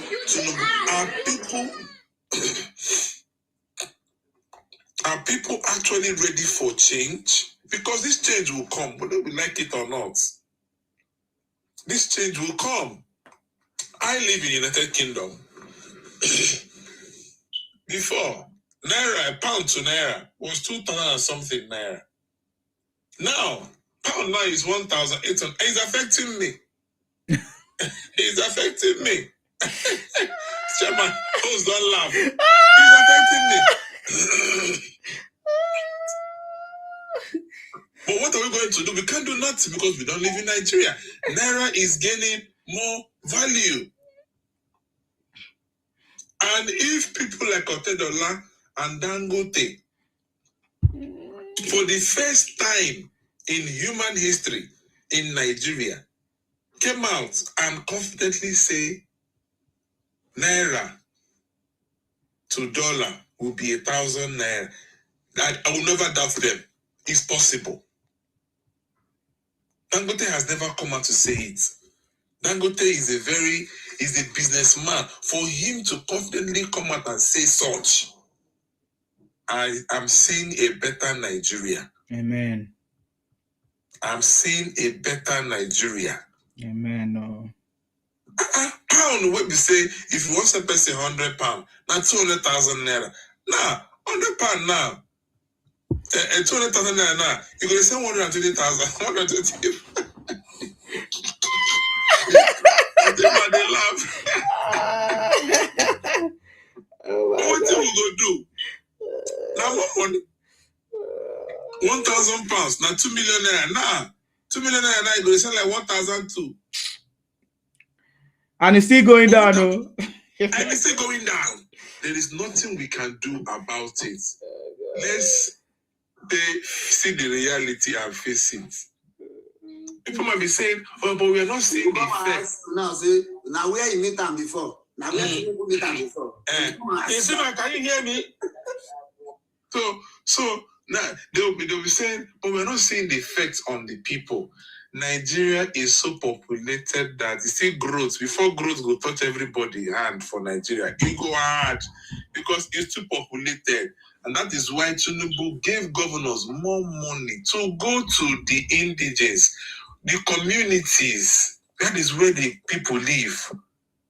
Are the governors doing the job? They are not doing the job. But during the election, they go there. Give them money for election, they vote for them. Tinubu summoned all the governors. You are getting more money. Go to the community. I don't live in the community. Poor people live in the community. Go there and help them and take them out of poverty. What wrong has he done? He went as far as local government autonomy for development to get to the people in the grassroots. Because he said it. Grassroots is where the vote is. After we do grassroots on finish, we come Abuja, come finish one with the Abuja. But grassroots is where the poor people live. So he signed local government autonomy. Some governors, like the governor of Oyo State, Makinde, say no, and let go do it. What is his party? PDP. He said he will not give local government to them. Because what the governors were doing before is, when they get allocation from federal government, if 1 billion naira belongs to local government, they will give local government 1 billion naira. They'll give local government 100 million naira. Use the rest, pay loan, when they don't collect from World Bank. But now, Tinubu say no. Your money will come directly from federal government. Governors the verse. Why are they angry? Are they saying that they don't want development to get to the poor, to the grassroots? Why are they against it? So please, let's see what is going on ground and see and make the right choice. We need to make the right choice going forward. This is not about Peter Obi. Until we hear Peter Obi, if he's a man of consistency, if Peter Obi is the man of integrity, from PDP, from APGA to PDP, from PDP to Labour Party, from Labour Party to ADC now. But guess what? Tinubu has never changed from inception. He has never changed. From AD, they changed the name of their party to AC. From AC, it was ACN. From ACN, today we have APC. Look at Atiku, that was vice president for 8 years. What did he do? Nothing. Instead, he was busy fighting Obasanjo, his boss. Atiku, from PDP to ACN. From ACN, he go back to PDP. From PDP, he come APC. From APC, he come back to PDP. Now he's ADC. Does this man, do they have integrity? For crying out loud. Do they have integrity? If you believe, if you know exactly what you want to do, if you become a president, you're not going to jump up and down, up and down, up and down, up and down. You don't want place and face the problem. And that is what Tinubu has consistently done. From ADC, the party, the name of the party changed to AC. From AC to AC and from ACN to APC. And he is still there. Is it Aragbeshola? Tinubu brought somebody that exposed Aragbeshola. That's Aragbeshola the verse. Aragbeshola as Minister of Interior for 8 years. What did he do? Old man, what did he do? Now he has the guts to work against Tinubu. That brought someone that changed the face of passports. Go to it. I was in Nigeria last year, November. I didn't speak with immigration officer. It was a mission. I got my passport, scan, I pass. That's technology. That is someone Tinubu brought. Now, to do international passports in Nigeria now is a maximum of 1 month. I don't want to exaggerate. Maximum of 1 month. Maximum of 1 month. Even in the UK, it takes. I've seen videos of people who have said 1 week, 2 weeks. Canada, US, Italy. Nigerians renewing their passport and they're getting it in 1 week and 2 weeks. It has never happened before. But Adeboshola was there for 8 years. I didn't do anything. He didn't do anything. And he get the guts that they work against Tinubu. He no get shame. I want to see when he won't come out and talk. I want Nigerians to finish him and ask him questions. What did he do as the Minister of Interior for 8 years? Let us hear him speak. And then we'll compare what the current Minister of Interior has done and see if the truth will not be clear. Now, shame when he no get as an old man to work against somebody we give him food, put food for his mouth. Now, shame when they mouth in the shame when he no gets. So at the end of the day, the truth is very, very glaring. Except one don't take ourselves the truth. Now they're doing a major renovation at the international airport. I can't wait.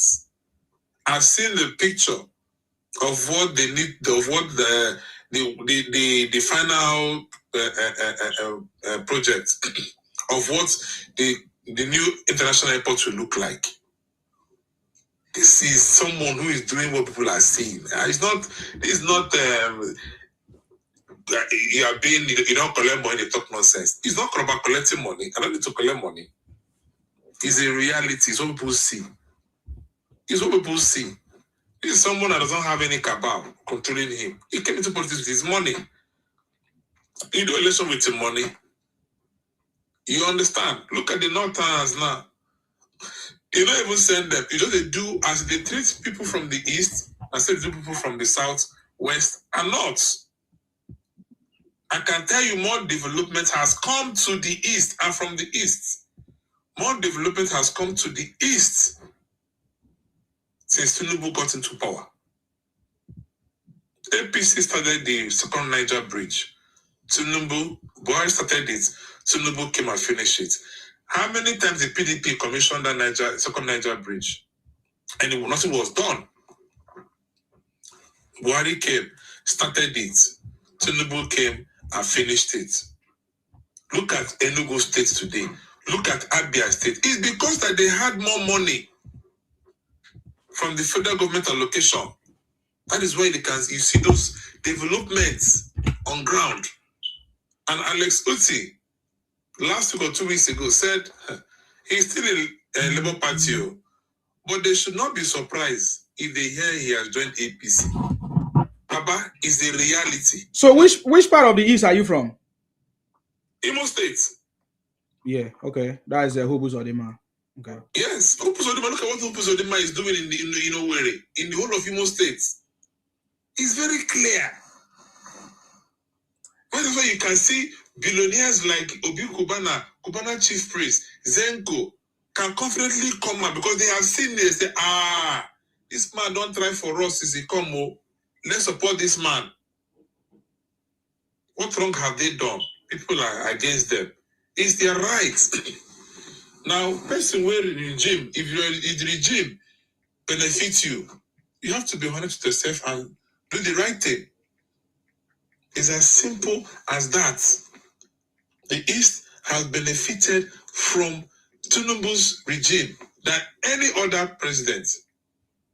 So it is clear. If Alesuti say he no one join a Labour Party today, he want Labour Party join APC, don't be a fault. Papa don't get more money to do work with people they happy for him. It don't be money. It's not his private money he's using to put all those things in place. That money came from the president. So if people are surprised that he's joining APC tomorrow, now he consign them. Akpobolo of Edo State, look at the work he's doing in Edo State with the money. Delta State Governor, look at what he has done with the money he's getting from federal government. So if all these men don't join APC because they have seen a difference, there's nothing you can do about it. Okay, sir. You have taken lots of time. That's a good one. It's because you said something that makes sense. I appreciate you. If you still have time, you can wait. I have Kenny here. Let's see what Kenny wants to say. Kenny, or you want to still give him more time? I just want to make sure that you're okay. Kenny, can you hear me? Do you want to give Jerry more time? Let's continue. We want to hear more from you. Yeah, that's it. Okay, go ahead, sir. You have the time. Yes. So it is very glaring. The truth is very clear. My concern is, are Nigerians ready for change? Because if all these things now, everything now we are clamoring for begin to fall into place, fuel they come down. People when they sell food, will they be honest and drop the prices? It's a problem. Tomato, when they say tomato, go talk say dollar don't rise. I don't understand how the tomato, what is tomato get to do with dollar? I've been a yam, it go say dollar don't rise. What thing yam get to do with dollar? So we have to be honest and say, fuel don't drop, boy, make food drop. That market too much to say, let's food drop. From fuel will be 1,300 and something. Everybody skyrocket, everything increase for market. Fuel enter 700 and something. Price for market drop. Transport drop. No. That is a problem. I want Tinubu to come and do that for you. What has happened to your conscience of you doing what is right? Feel the pain of the people. Feel the pain of the people and say, people are suffering. Fuel price has dropped. Let me drop the transport. Simple. This fuel they talk about, it go enter 300 and something for Nigeria. Because it will get to a point. Dangote, now he wants to expand it now. He wants to double the size of the refinery now. What he has on ground now is 650,000 barrels per day. He wants to double it to 650,000. That could be 1.3 million barrels per day. By the time go reach for Nigeria, fuel go be water. You know, go. In fact, the fuel itself, you know, go nothing want to do with the fuel. You will just be selling the fuel, will just be nothing. When you have a private owned functioning refinery in Nigeria, it gets to a stage, fuel go, it will be nothing. Nothing. So we are getting to that stage. If Nigeria, person come and ask me, Nigeria no go. Person come and tell me, Nigeria no go. If I say na lie, Nigeria go better. And I will never go on any platform and talk down on Nigeria, because you know why? Nigeria is a country, is not a person. Nigeria is a country, is a place that every one of us will outlive. Nigeria go stay there. Let's talk about Nigerians. Nigerians is the major problem. A country where people are very religious, but to find somebody that you can trust is a problem. Trust is a problem. Okay, somebody saying no fuel queue. Says no fuel queue that we witness every time. Yeah, so I also heard that the fuel is no queue. No fuel. Every December, there's always fuel scarcity. Since Tinubu enter, no more. No more. So back to what I'm saying about integrity. When Tinubu got into power, there was food shortages in the land. No grain everywhere. Federal government had to send how many trucks of grains to each state? Now, guess what happened to some of those things? Some of the people who had the privilege of getting this bag of grains in their care, those bags from federal government came with federal government coat of arms, not for sale. Now people took it in, started bagging it, and start selling it. You see, it's a problem. That's enough came for federal government to give to people. But somebody feels, no, they get power, make use and they make money. Why they go sell rice free? They started bagging it to sell it to people. How do you want to blame Tinubu for that? So at the end of the day, you find out that the federal government is doing everything within their power to make sure everybody is okay. The governors should be accountable and stop flying to Abuja. They're having what I'm getting now from the federal government is too much for them, enough for them to work. They're getting security votes. They should be fixing communities. I don't see the reason why the very dark man, King Michi, all these people will be fixing schools. What are the local government chairmen doing? The governor, Senate, a member House of Reps, what are they doing? State and federal, what are they doing? It is their constituencies. What are they doing with the money they are getting? We should start asking questions and leave Tinubu alone. Tinubu is there to make sure money gets to every ministry, every state. And he is doing it perfectly well. Let's hold our senators, our members, House of Reps, state and federal, our governors accountable and ask them questions. What are you doing with the money you are getting from the federal government? We also have things to say, please. Okay. Time. Yeah, someone can speak now. All right, thank you very much, Jerry. I appreciate you for your contribution. That was very, very clear. Okay, go ahead. Your voice is like inside container, Sha. Go ahead. Because I'm using Bluetooth at my work. Okay. My brother, thank you very much, Mr. Governor. You look like Anambra Governor. So good. You know, the reason why I allow this man to talk is because you have to hear from the office mouth. We have a lot of Igbos, bad one, that come online and say rubbish about this government, about Nigeria. My brother, I appreciate you for your truth. You know what I mean? The Bible says you know the truth, and the truth will set you free. And so what you said this morning, you know what I mean, you resonate with me, and I'm very sure a lot of people are listening as well. You get my point? See, the problem we have in Nigeria is because we are not saying the truth to the power, because some people have hatred for this government. Normally, we're supposed to call out our governors. They are the problem of that country. But some people, they take a blind eye, they break us, they don't know that their governor is their problem. Now, somebody talk about is it okay what I said about, what's it called? About a security force. They're getting these millions of naira. What are they doing with it? Every politics is local. Development is local. Security is local. I live in the UK, right? For example, if anybody has a bike, a common motorcycle or bike in my street, and that bike has been there for a while, and I don't recognize that bike with any of my neighbor, I will call the police, I will call the authority. That this bike has been here for a while. Probably it's a stolen bike or something. And the police will now come and see what is happening. Then they will take it away. That is security. But we are the enemy of ourselves. We don't want to open our mouth to talk. We don't want to support the government. But we are very easy to open our mouth and blame government for what's happening in Nigeria.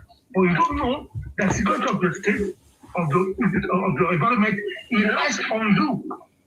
You don't recognize that. So we have to let them know that, see, no matter how you hate Tinubu, no matter how you hate APC, I can guarantee you they are still the best party. And Tinubu is still the best president that happened to Nigeria at this time of our lives. We are lucky that this man got into the power.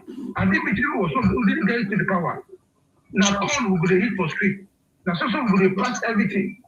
Like them already said as well, since Tinubu become president, no first scarcity.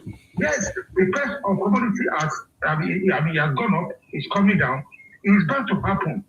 It's not only Nigeria. In the UK, where I lived before, when I came to this country in 2002, yeah, you can rent one bedroom flat for £400.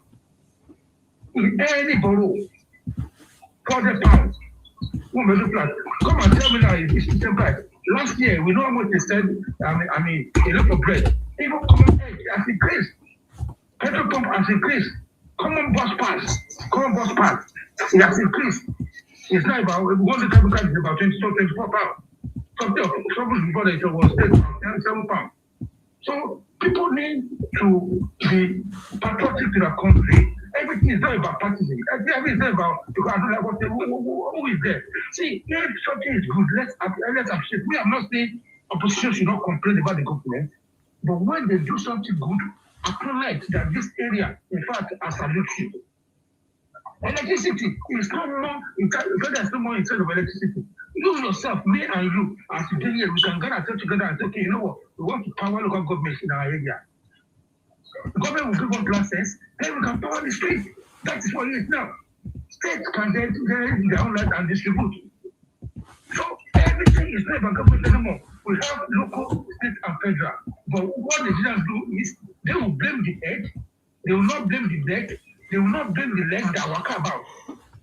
Right? Your local government, your street that is not working, the light in your street that's not working, your road that's not working, that's not good, the water in your area that you don't have water, is your local government area, it's your government. The private school that teach you and that man are fighting for, who's supposed to do it?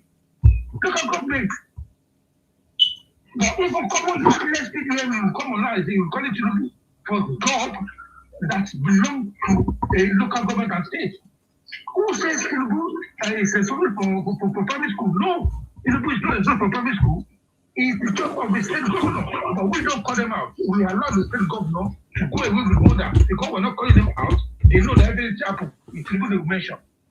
Go back to your state and contact your governor.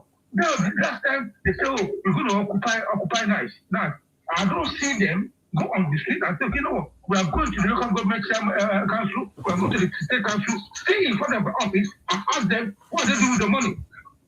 Why don't you have electricity? Why don't you have security?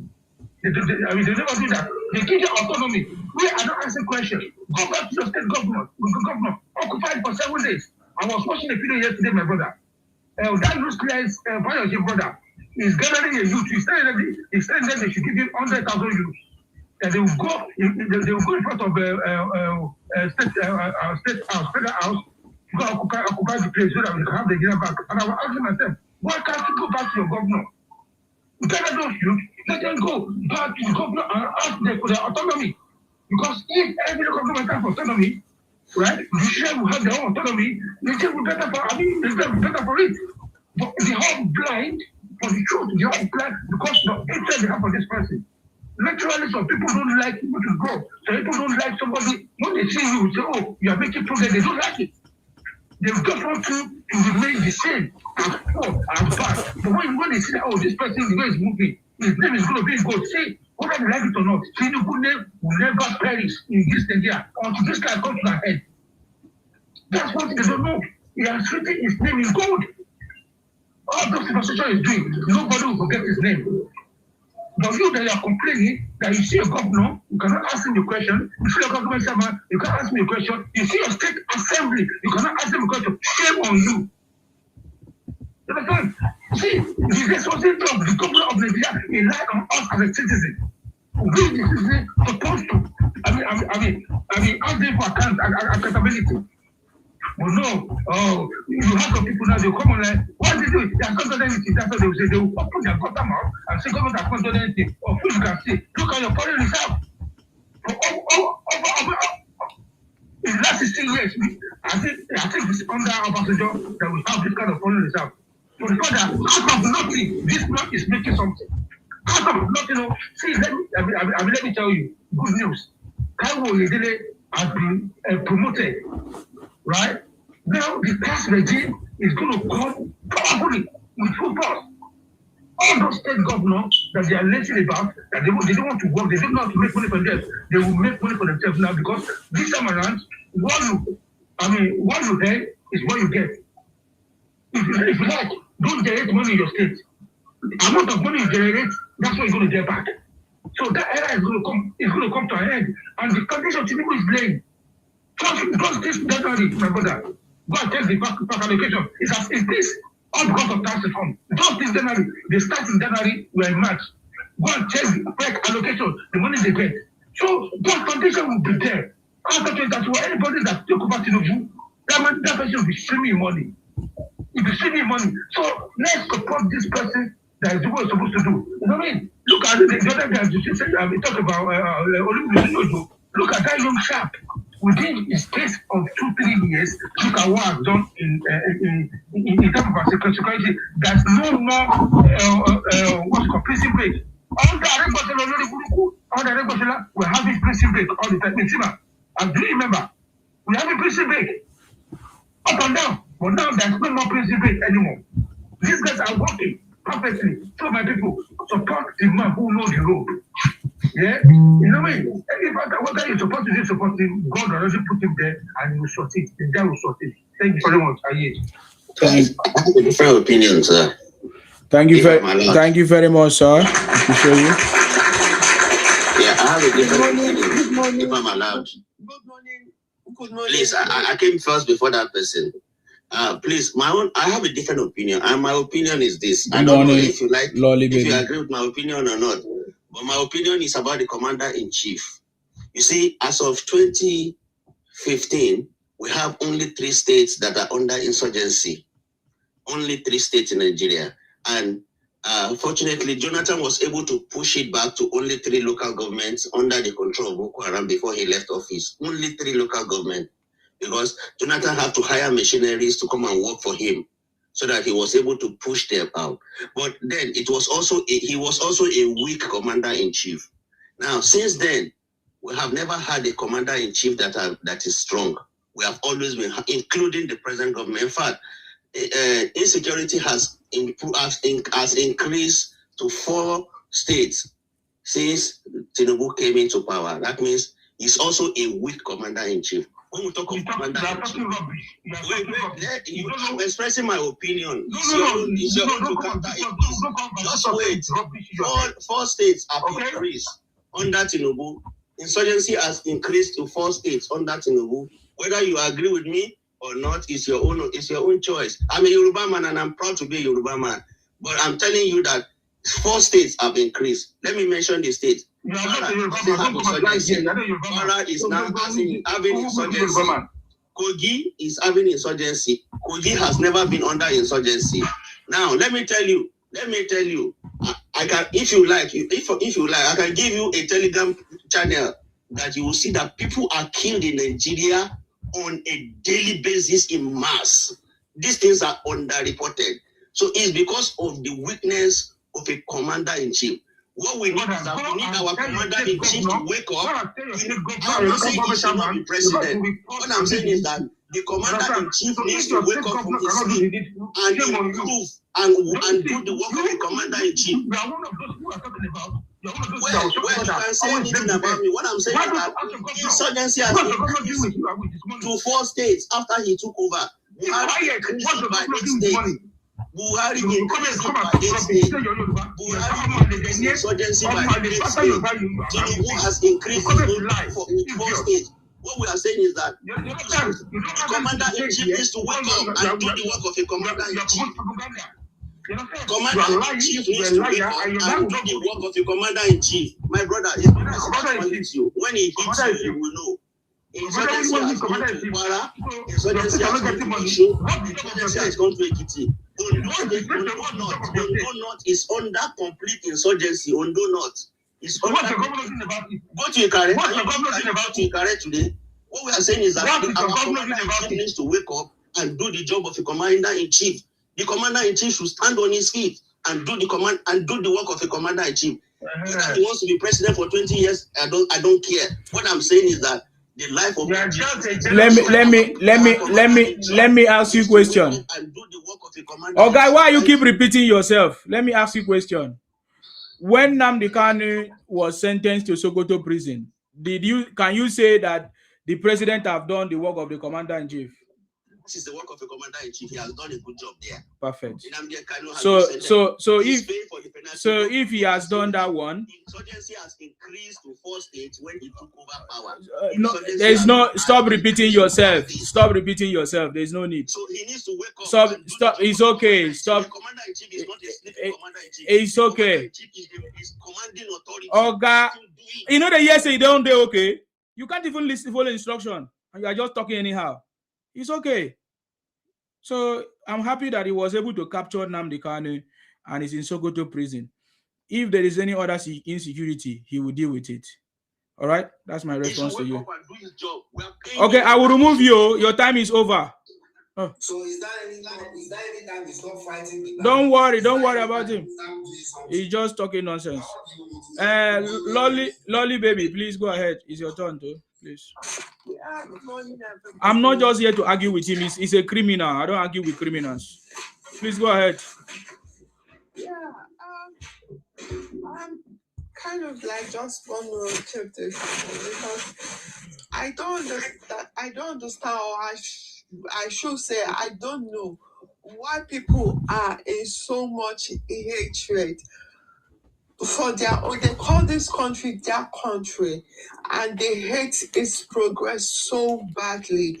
It's so sad that a country that has kind of like is moving out of the doldrums into something that is positive, something that you can actually see and point at, and that there are still this set of human beings who do not believe or see anything good in anything. So it's so saddening that things are, because in fact, I don't know what word with which to qualify it with, because there are people who are pointing at things that are so negative, things that are not right, things that are not correct, that this government has come in and has not done anything. It's just a shame that they say he has done nothing, nothing is working, nothing is this. They're just, it's just because of people who are not being educated.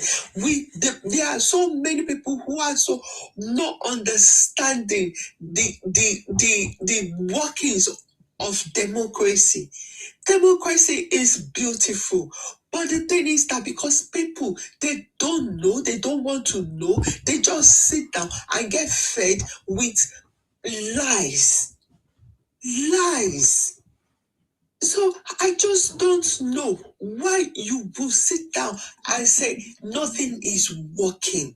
You cannot say nothing is working.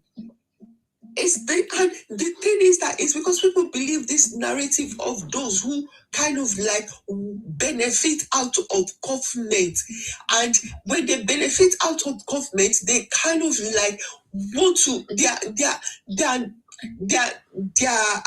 bad behavior is not showing because they are kind of like covering it up. And in covering it up, this present government has now seen those things that these people are doing that are not making the economy to progress. And when economy is not progressing, what do you expect? But because this man has kind of like come in and kind of see, because he knows it, he's been in politics a long time. He knows what the problem of that country is. And because he's making policy that is affecting this few set of people, and they're now saying that now business is not going to be as usual. And because business is not as usual, they are coming down to say that this government is bad. Oh, if you say the food is cheap, no, you cannot say food is cheap because the prices are not going down. Because now they have kind of like the farmers are not making money because the government has opened the borders for food to come in, and now that food cannot be competing. The imported food kind of like is affecting the local manufacturers and the local farmers. But we forget that in Nigeria, when they sell something for a 1,000 naira today, and even when the exchange rate falls, because in Nigeria now you go to an open market where you want to buy pepper, you want to buy egusi or whatever, they will tell you that, because the dollar rate has gone high. So it is in Nigeria that I see that prices don't go down. And every effort of the government to kind of like make things to ease poverty in Nigeria is kind of like being rubbished. It's been rubbished, and people don't know. Maybe they know, but they just fail to open their eyes to the fact that democracy is not one person. Yes, It's a community. We all have to work hard towards it, because these other Western countries, they have fought for their own democracy. They have fought for their own progress. They have fought for everything that we even want to come into enjoy now. They have created a society that is kind of like working, that is helping them. But in Nigeria, I doubt if it will ever work in that country, because there are so much hatred, so many detractors. They don't want anything to work for that country. And it's so sad that it is just these few people, few elites, who look at themselves that, no, if this happens, that means I'm not going to be rich anymore, or I'm not going to be able to amass wealth. I'm not going because these people who are crying and moaning about poverty and everything, that the government. But then what have they done? How are they kind of like working or fighting to make things better? No, they believe Tinubu, if they sleep today and they don't wake up tomorrow, it's Tinubu that has poisoned them in their sleep. Because in that country, people are just that entitlement mindset, that it is my entitlement, it is my entitlement. They are not working to get anything. It's not just about sitting down, folding your hands and saying that government has to do this, government has to do this, yes, there are things that government needs to do. But there are things that we need to do to support the government. We are not supporting the government. We are not supporting progress. So it's so surprising, so painful that people are coming out to say the truth. Look at the tax system that is just kind of like being rolled out in January. How many people have come out to say, I have benefited from this system? Look at the foreign exchange unification, that you can easily go into the banks and get foreign exchange. How many people are coming out to say, oh, this is working? How many people who are kind of like this education support fund, student loan, how many people are actually coming out to say, yes, I got it and it is working? They keep saying that, no, it's only who you know, who this, who that. But then it is all just propaganda, democratizing that country. And to now crown it all, they are now saying security, yes, it is not great. It is not great. It did not start one day. All these people that are selling firearms and importing firearms into that country, we are not seeing them, are they? They are blaming the government. But who kind of like orchestrates all this banditry? Is it not just amongst ourselves? Because look at all these other countries. US, don't they have their own casualties? Don't they have their own problems? They do have their own problems. Their citizens don't come out to come and destroy their countries with their mouth. Free country, every nation have their own wars. They manage it. Why can't we not sit down and manage our own situation in our country? We're not managing our situations. We are not doing anything to help that country. We're just bringing it down. We keep kind of like giving false narratives. False narratives. It's not fair.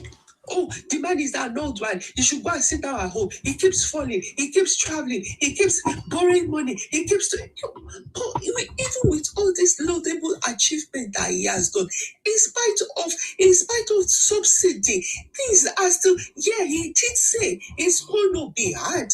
He did say it's not something that is going to just work overnight, but it will get better, and it is going to get better. That I believe in, because that country is our country. We in diaspora, you're not going to be in diaspora forever. You will still want to go home. But if we are not working towards progress,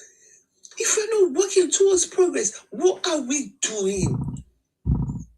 You don't sit down and say that, oh, because it's not working, or it's not working. Somebody wakes up tomorrow and tell you that, oh, it's not working. Because they're not making money out of it. If they're making money out of it, yes, they'll say yes. He did this, he did that. But because this man has kind of like seen that it is we ourselves that we are killing that economy. And because this few, because I will not say majority of them, are the people who are kind of like killing this country, bringing this country down, destroying this country. So if he does this, oh, is it road that they are going to eat? Oh, he did coastal road. Oh no, what he did, we don't need the roads. Oh, if they say, oh, the inflation is coming down, who says? If you say this, how much was dollar when he became president? How much is dollar now? They keep forgetting that things kind of like change. Nothing is stagnant. Even in the US, in UK, in Canada, there is poverty everywhere. There is poverty. Let's face it. We have homeless people in all these countries. How many times is it that the people are now saying that it is because of their president that they don't have shelter? Why do we have charities all around, kind of like supporting people who are homeless, supporting disabilities, supporting all these other laudable projects that we want to copy in Nigeria? Anything we copy in Nigeria is because there has to be money has to come out of it. So we just need to face. Let's just kind of like support government. Let's work to support government. Let us kind of like embrace the beauty of democracy. It's not just down to the president. This democracy is from grassroots. We have local government chairman, and this man has seen that yes, because development has to start from the grassroots. He has empowered the local government. But then we look at it that, oh no, when is you it is in your house, you know your house is leaking. You are not ready to seal it from where it is leaking. You are leaving that leak and you are going elsewhere to kind of like go and say derogatory things about that head that are saying that, oh, is the cause of the leak in my house. So please, when people come on social media to talk, they should kind of like learn to kind of be truthful. Yes, democracy is you have to criticize government for government to do better, not to damage a person's personality. To the extent people are saying this man has got stage 3 cancer, why would people be so damaging? It's not fair. You don't do things like that. It's so sad. People come on social media to kind of like tell lies, destroy people. You don't do things like that. Please. Thank you, Isima. Thank you very much, Loli Baby. I appreciate you. Thank you very much for your contribution there. Thank you very much. Yeah, they will never listen. Isima, let me just say this to protest my sister. Yeah. Once he said things are not coming down. For the first time in the history of that country, the price of commodity will go up and it's coming down. For the first time in our history. We all can remember, not last year, other year December, you know how much is said bag of rice. But now, bag of rice come down from 120,000 naira. Now the cheapest glass of bag of rice in Nigeria now is 50,000 naira. That's bag of rice. Tomato, garri, all those food commodities are coming down. Even petrol. When Tinubu started, how much it was petrol? Liter of petrol go up to 1,000 plus. Now it's about 800 naira, 900 naira. So for the first time, things are coming down and things are getting better. You know what I mean? So that's what I just want to say. For those people that are saying Tinubu has got this, we all know the sickness that Tinubu has. He's got a knee problem. And he's an old man. He do his own knee replacement. So, if you are there, you want to mock him, I pray you will not grow old. At his age, for that age, the man is still running around. He has knee problem, he do knee surgery, and you are castigating him. He's an old man. Your father will not get old as him. You yourself will not get old as him. And you will not live to see the goodness of Nigeria. If you are not being true to yourself. That's how I say. So for insecurity, there is no other president in Nigeria that has come with machinery, with equipment for our security. Right? When Jonathan was there, Obama denied Jonathan the equipment. Now, some people, they went to America to go and lobby Trump to come and fight against Nigeria. Trump said, I'm going to come and place it. But now, we have Americans in Nigeria, we have Israel in Nigeria, we have Turkish in Nigeria, supporting the Nigerian government and the agencies to fight this insecurity. But some people, you fucking black, you can't see what that man is doing. He's buying a lot of equipment. He's fighting. It's not the one that generates the insecurity. It makes the insecurity in Nigeria, and he's working day and night to fight against insecurity. So, and for those of you that think insecurity is not the only yardstick to judge this government, it's just one of anything and one of it. And I can tell you before, we know the way they are bombing Abuja Kaduna Railway. Is it happening before? We know under Bali, you understand? People, the security details of Bali was attacked. The security guard in Africa was attacked.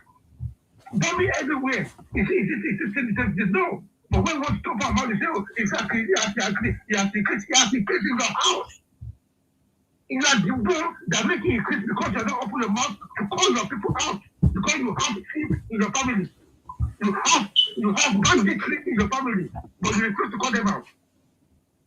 So if you can go out and tell the police or go on the street, the whole come up, my brother, I think is involved in banditry, then the jail will be safe.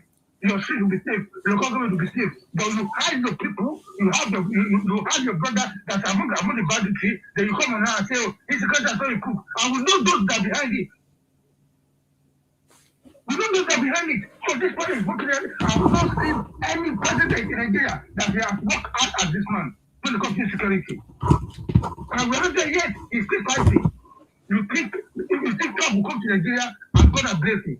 But shame on you. The people have turned. He used diplomacy to turn Trump's mind to work for Nigerian people. If it says go be see, what you think will happen to Nigeria is not happening. We are making progress. Our democracy is still young. We are just 26 years old democracy. You cannot compare us with UK, India, America, and all that. We have an issue, we will overcome. So don't come here and say, oh, insecurity, you are security in the first place. Fuck you for saying that. You understand? Why can't you talk? Go to your governor. What's the governor doing with the money is collecting? But look at the chairman. They have those security for the law. They have security details. What can they do with the information? But all you want to do, you want to blame the president. You want to blame your district. Some of you, your farm are not even working anymore. You can't produce the baby. You blame us. Nonsense. You understand? Nonsense. Let's forget the truth. See, your boss say, your cremation, if your eyes is coming dirty, remove the dirty from your eyes. Show the eyes. Say, my eye, this was coming out from my eye. But you want to blame somebody else, for your laziness. Food are coming down. Or people come out and say, oh, the farmer, you come. See, I know the food that come from. The farmers, they are making end of the money. Let any farmer come out and say, they're losing money. Before Tinubu allow a protection to come out, they give us this.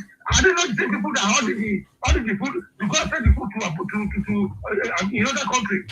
When they get they get fertilizer for free. To do food for Nigerian people. These same farmers that they're talking about, that you go add the food, they'll take the food to other nations. They'll take to the day to go and sell for double money.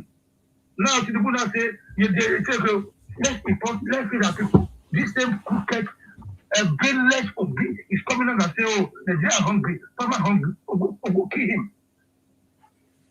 You are the one guy saying Nigeria make them food. Now food plenty. Your teacher just say, oh, food plenty, farmer suffering. Where do we want to be? Stay on one side and focus. They have nothing to campaign against what you want to do. Nothing whatsoever. Nothing. They don't have money. They don't have brain. They don't have plan. Nothing in their mind. They cannot offer anything and collect any big job and articulate or anyone of them to come here and tell us what they want to do differently from what you're doing. If they cannot think out of that box to move Nigeria forward, please don't get me wrong. I'm not saying we're there yet, but we're going to be there. I'm not saying Nigeria is perfect now, but we're going to be perfect. Say something if you say something. That's the rule. Thank you very much. Thank you very much, Sir Kenny. I appreciate you. She, look at your name. I don't even pronounce your name. Is that S something? She, Ash, Ace. Is your turn.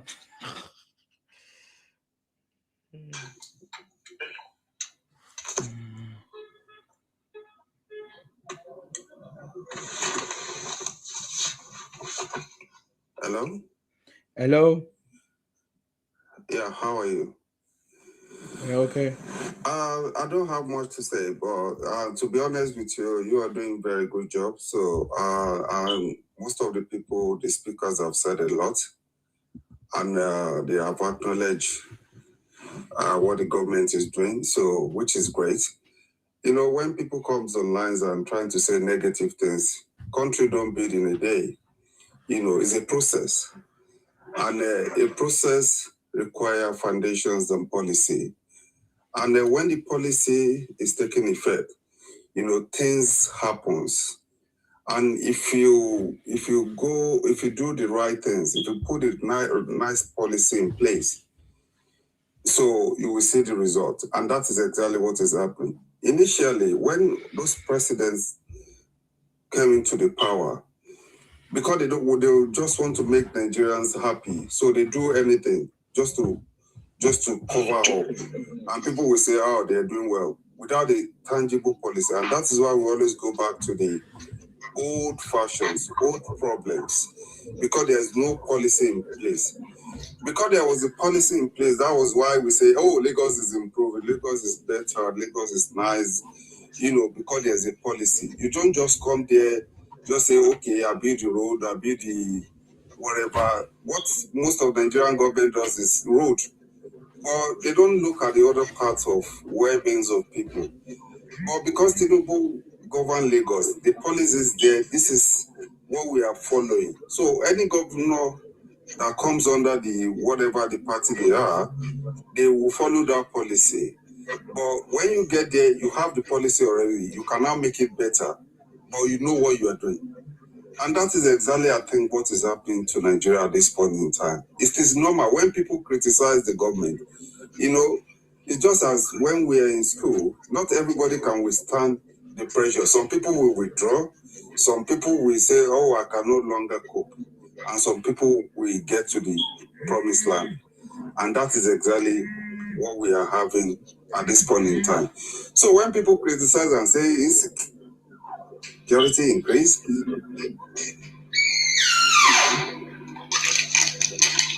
something gets better. Nigeria has undergone a lot of issues. And now for you to correct it, it's just like a house, a dilapidated house.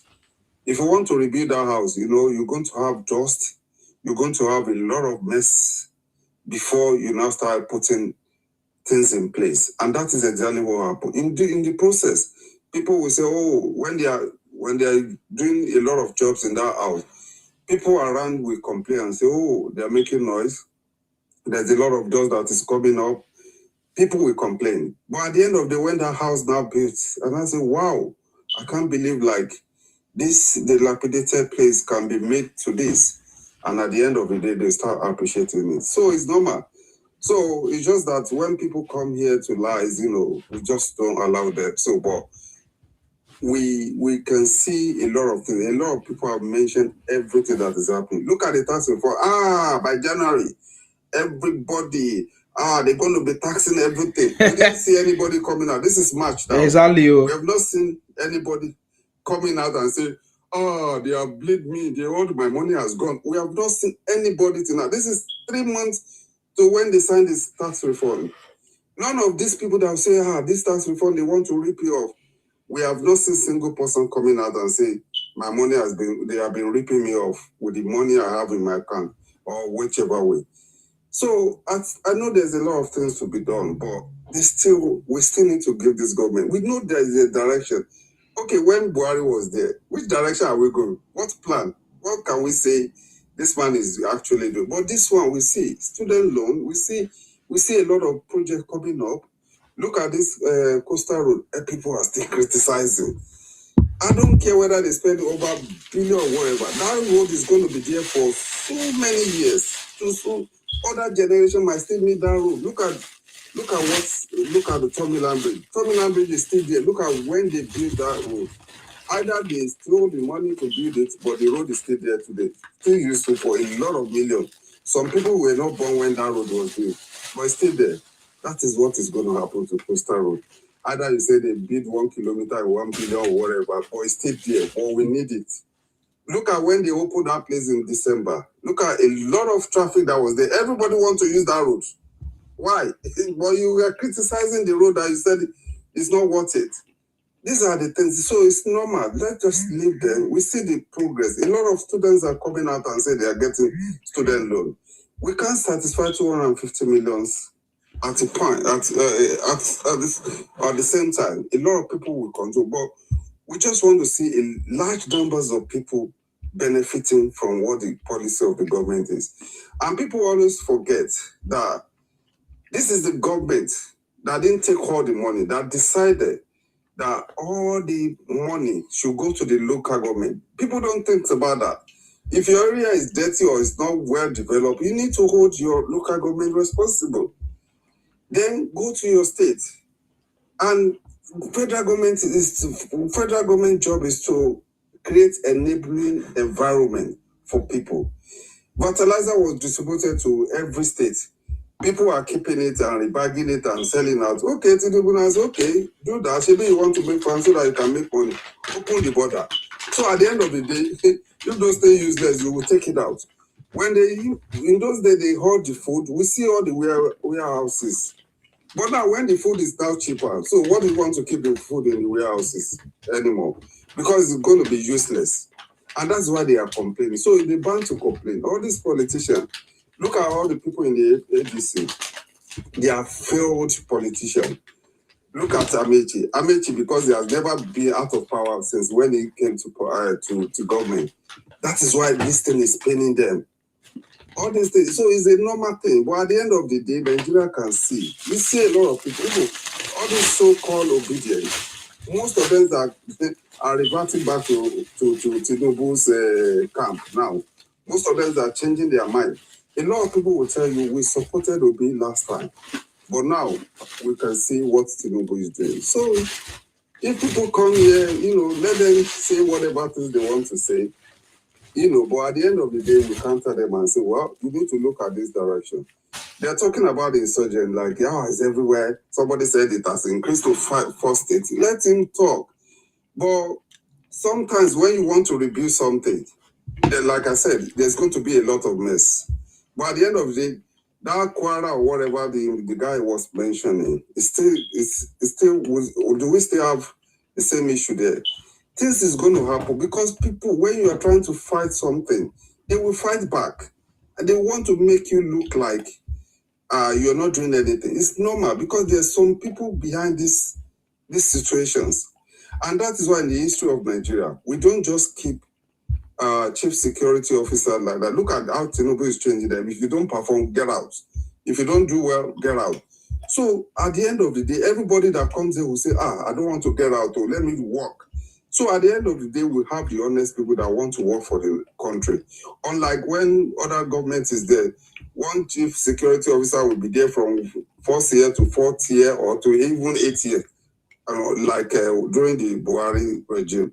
So it's give them the rooms to still to do whatever and say, well, they are so powerful, nobody can remove them. But when you know that if you don't perform, I have to be loyal to my commander-in-chief, or I can be get out of this field. I don't want to get out of this field.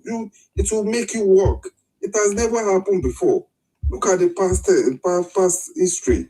But when people come here and say this and that, of course, security, we're talking about security. People will definitely go to fight back. Do you know how many times they've tried Trump? They want to shoot him. Why? The country that will believe they have sophisticated weapons and, security and everything. The gunshots or gun whatever crime has increased in America. But they say because the government created it. But they are doing all their best to put a policy in place to make sure they overcome all those things. And that is exactly what is happening in Nigeria. Every hand is on deck. Tinubu want to get all these people out. There's a lot of people that's going to be affected. Who knows that? Look at El-Rufai.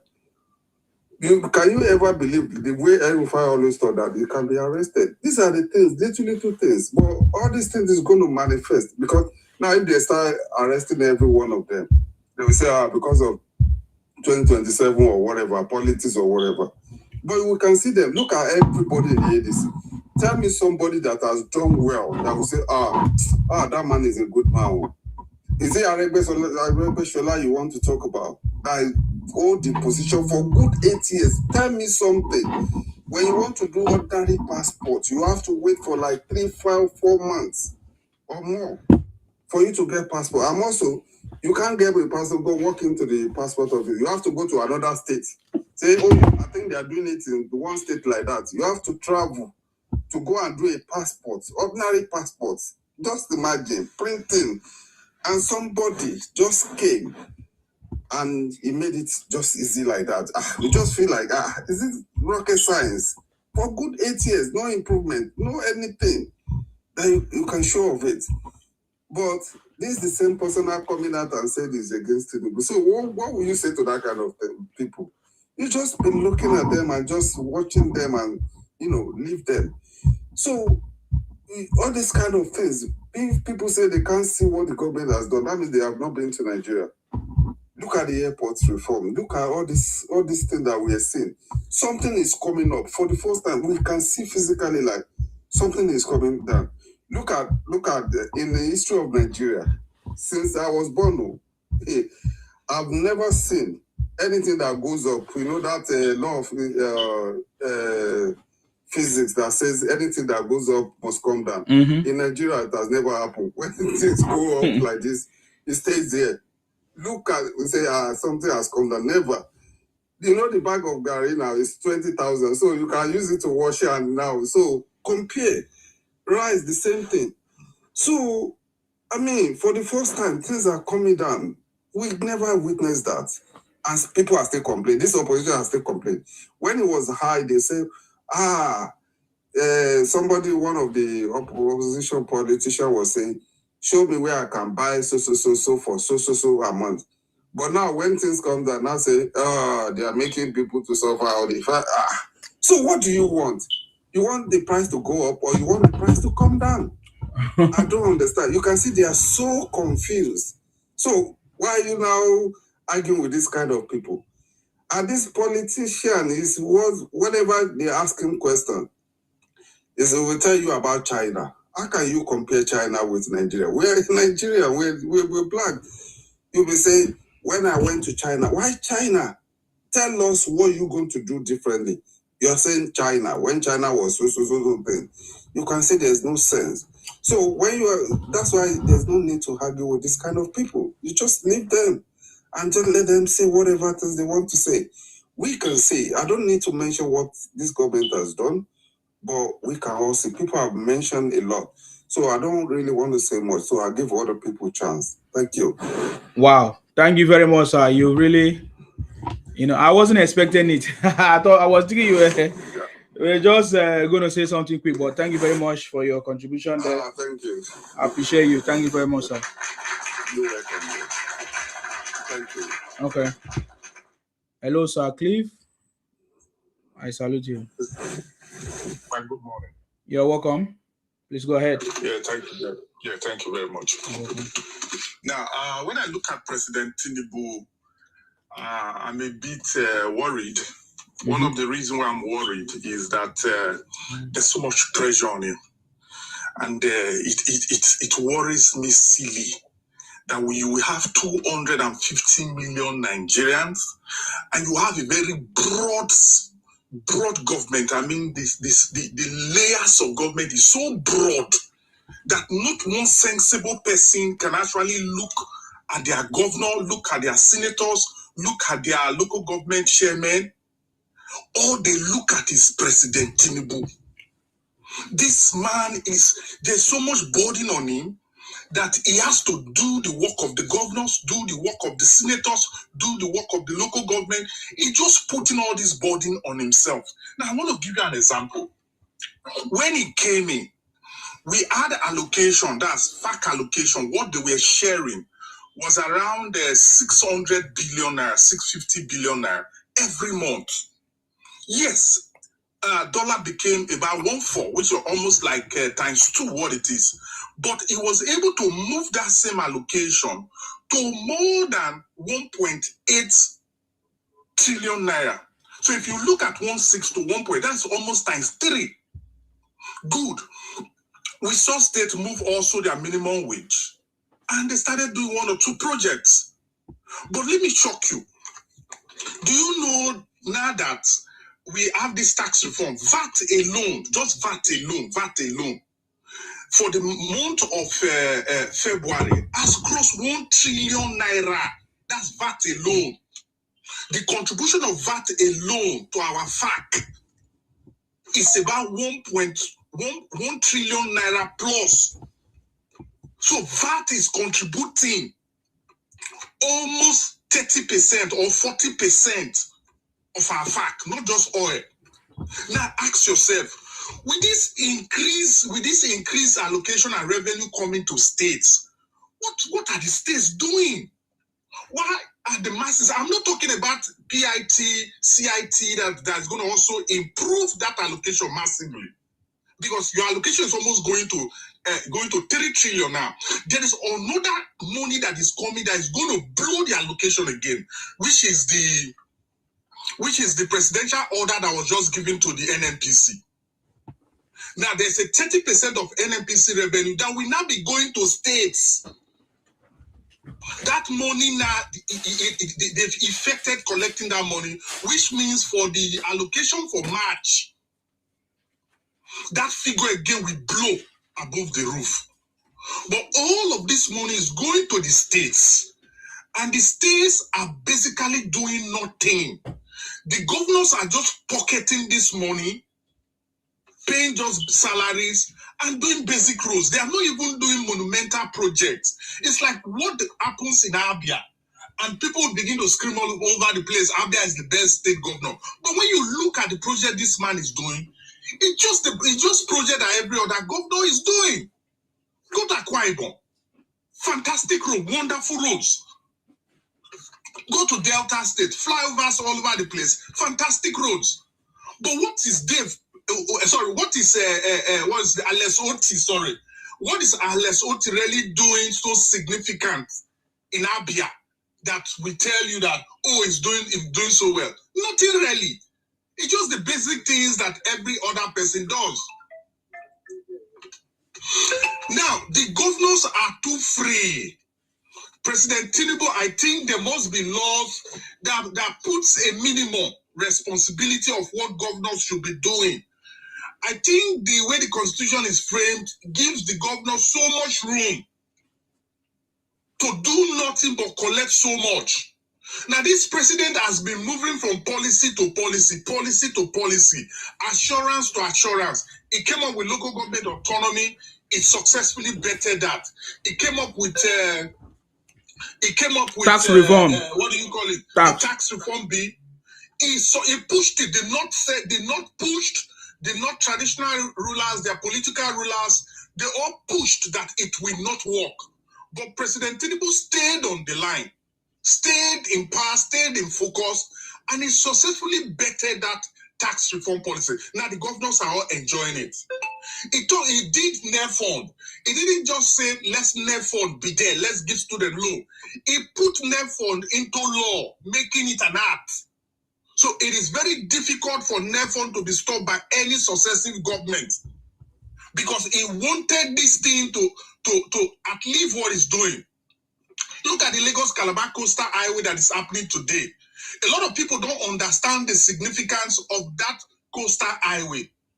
You see, Lagos alone attracts more than $100 million every December for just dirty December. You see, there is massive money that can come as a result of tourism, but you will need to build your space to attract that kind of tourism. The Lagos-Calabar Coastal Highway will quadruple that tourist investment that will be coming to Nigeria every period of celebration. Now, that Lagos-Calabar Coastal Highway is also going to build our blue economy. You're going to have a lot of manufacturing companies around that axis, that economic hub, because one vital ingredient of manufacturing is access to raw material. And you see, you will need the waterway to be able to haul your raw material. And the Lagos-Calabar Coastal Highway is just that perfect for it, because at your backyard, you are able to get your raw material into your plants. And in front of you, you have a major express that can help you distribute your finished goods across city. That is perfect for any manufacturing company, because you are able to get your raw material through the waterway. You are able to distribute your finished goods through the highway. Excellent and wonderful. Now, the Lagos-Calabar Coastal Highway, by the time it is completed, is going to create 9 business districts. That's what it's going to create. What a lot of people don't understand. It's going to create major 9 business districts. And it's going to be a modern business district, attracting a lot of business people across the world. Now, let me even shock you. See, the Lagos-Calabar Coastal Highway is going to have intentional development. It's not like any other road. You're going to have a lot of police posts there, maximum security. You're going to have a lot of hotels along that line. And these are not hotels that just be built because of you just feel that you want to build it. Let me shock you what is happening in Lagos, and that's going to be the template for every other states that are within that Lagos-Calabar Coastal Highway. Now, I bought the land like 6-7 years ago. I never knew then there wasn't going to be any coastal highway. We didn't know. So I bought those lands cheaply, 3 plots. But do you know that some are fenced it even? The Lagos-Calabar Coastal Highway passed through that land. That in the front of it, they had to even break my fence why the road was going through. So it passed through it. My fence was broken, so I had to approach Alausa that, what is happening? These are my lands, and this is, and I noticed that the fence were broken and all that. So they told me that they are sorry, that I will be compensated. But the Lagos state government have asked for any development going on in that axis to stop. That they are building a plan. They are building a total urban renewal plan. A plan of the kind of structure that should be around that coastal highway. That the kind of plans they have, they don't think I will be able to afford that. And they asked me, what do I intend to do? I said I wanted to build duplexes. They say, no, they don't want duplexes around that houses. That what they want there is multi-billion naira, billion-dollar kind of investment that will go through that houses. That's why they have to replan it. That when that time comes, we can come over and we'll be compensated. That is to tell you intentional planning Did I get angry? No, I didn't get angry because I know. Because when you look at Miami, you look at a lot of these cities that have this beautiful coastline. The kind of infrastructure around the coastline is not something I will be able to build.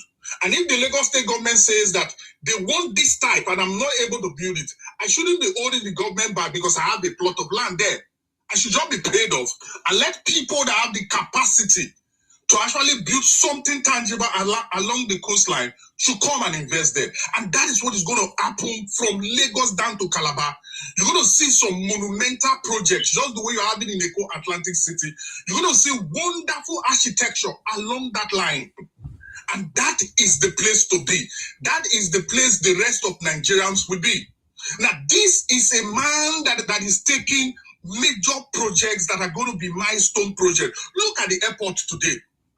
The kind of renovation, the kind of remodeling happening right now in that airport with an investment of over $800 million. President Tinubu is not scared of money. It is the first time you are hearing government awarding projects in billions and billions and billions of dollars. Because the president believes that Nigerians have the capacity to generate this money.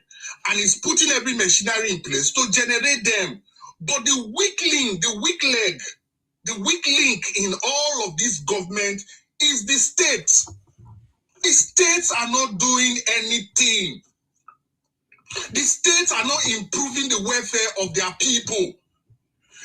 President Tinubu, by constitution, cannot really withhold state funds. President Tinubu cannot truly tell states what to do with their money. He can only suggest.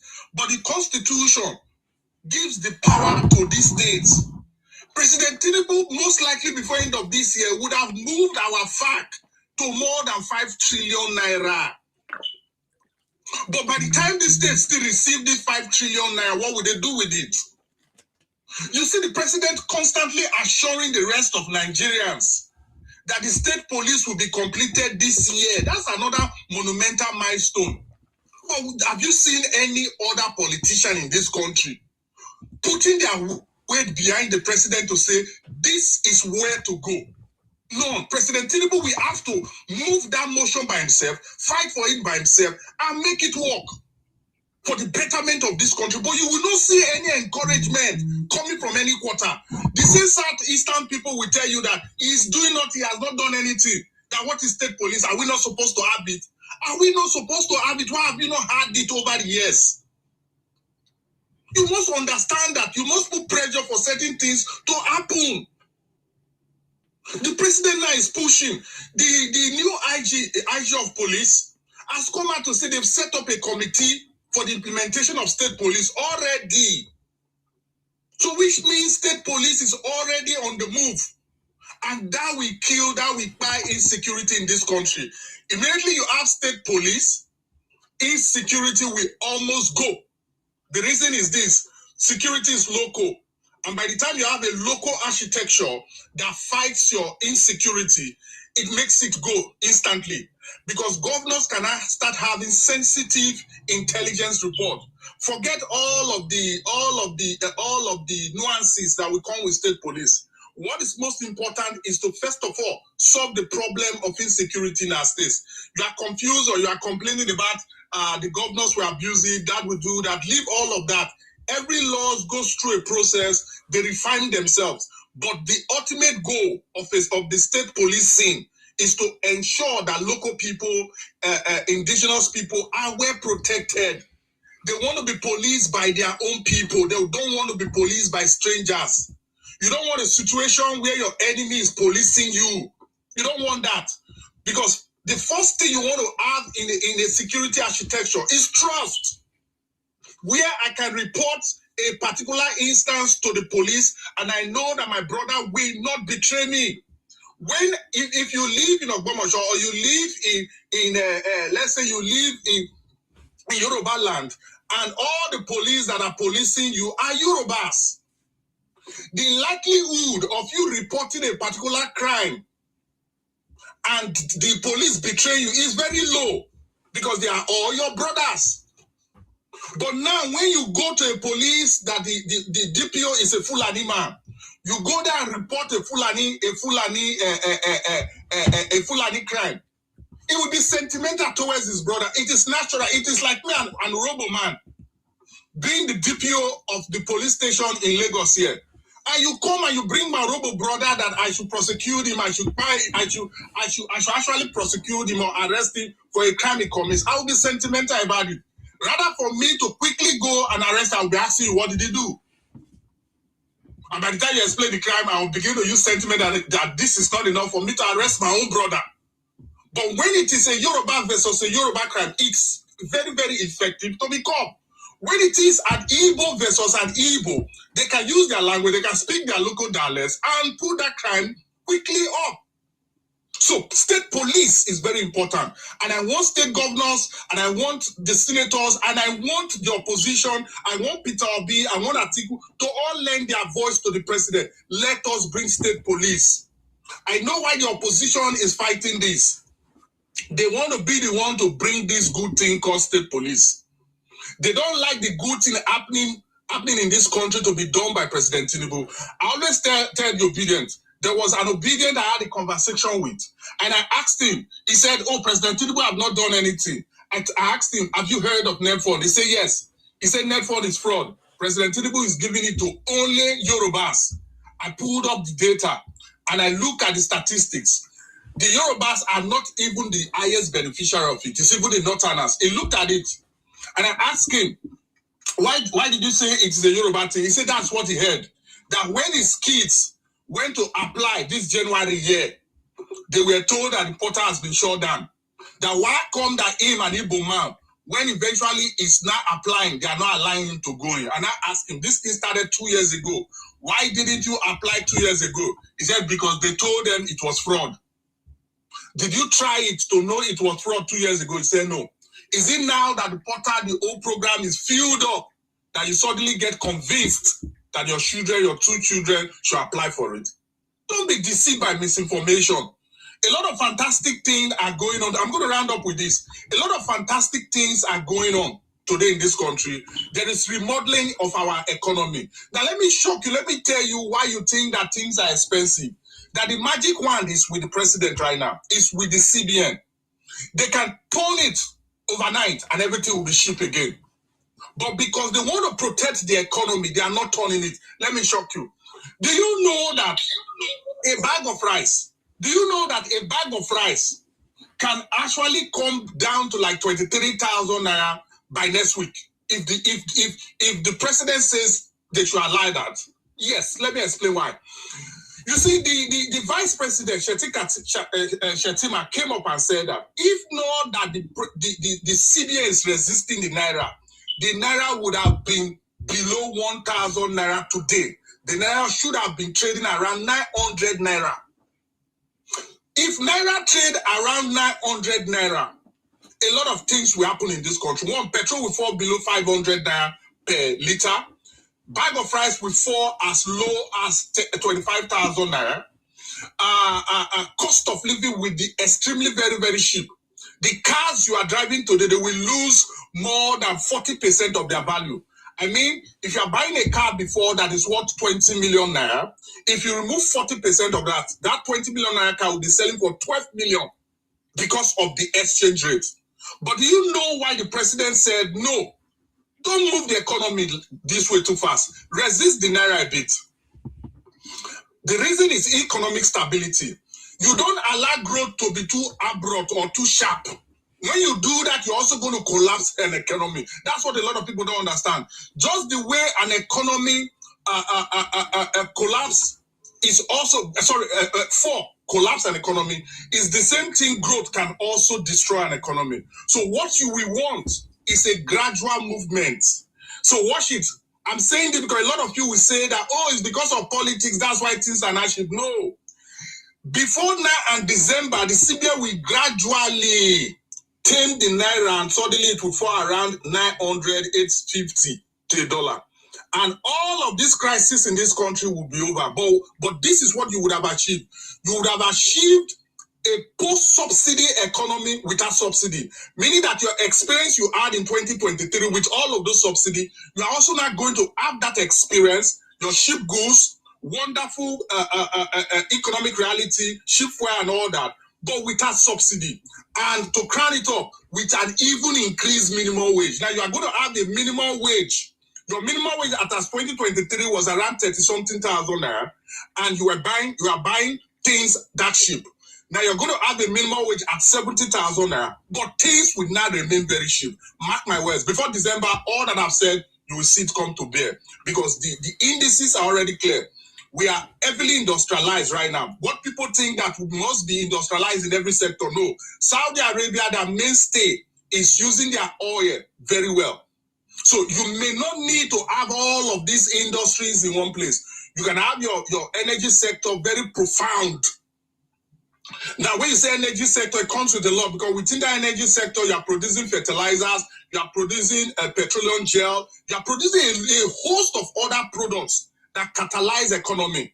So we have more refineries that are coming in, and we are going to have one of the best energy economy in the world. And that energy economy cannot catalyze every other economy. There's a reason your Federal Reserve is growing very, very fast.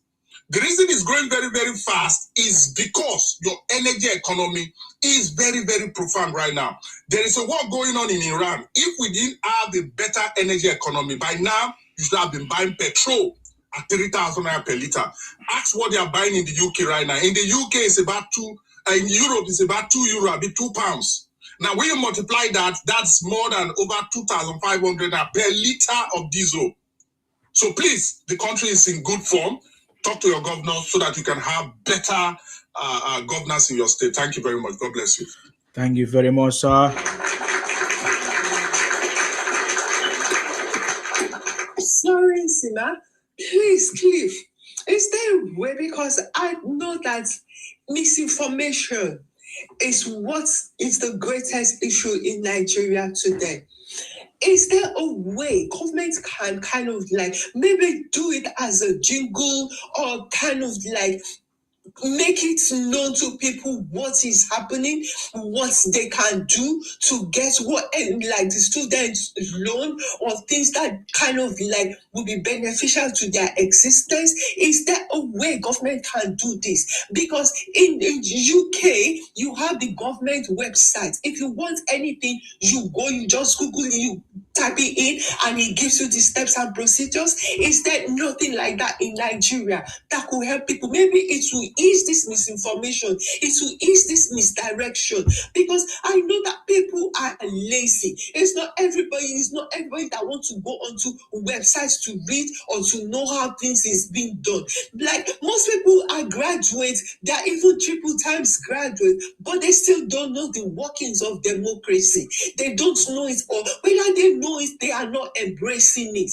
Is there a way that this can be done so that this government will kind of like not continue to lose popularity?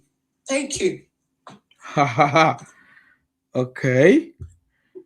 Thank you very much for that, Lolly baby. I think that's a very good question you've asked.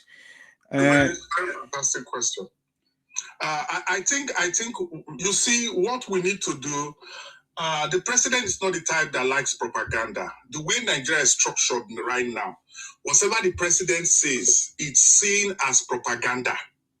Rather than for them to buy the points of this president, they're always seeing it as propaganda. Look at Sima. Sima wrote a book.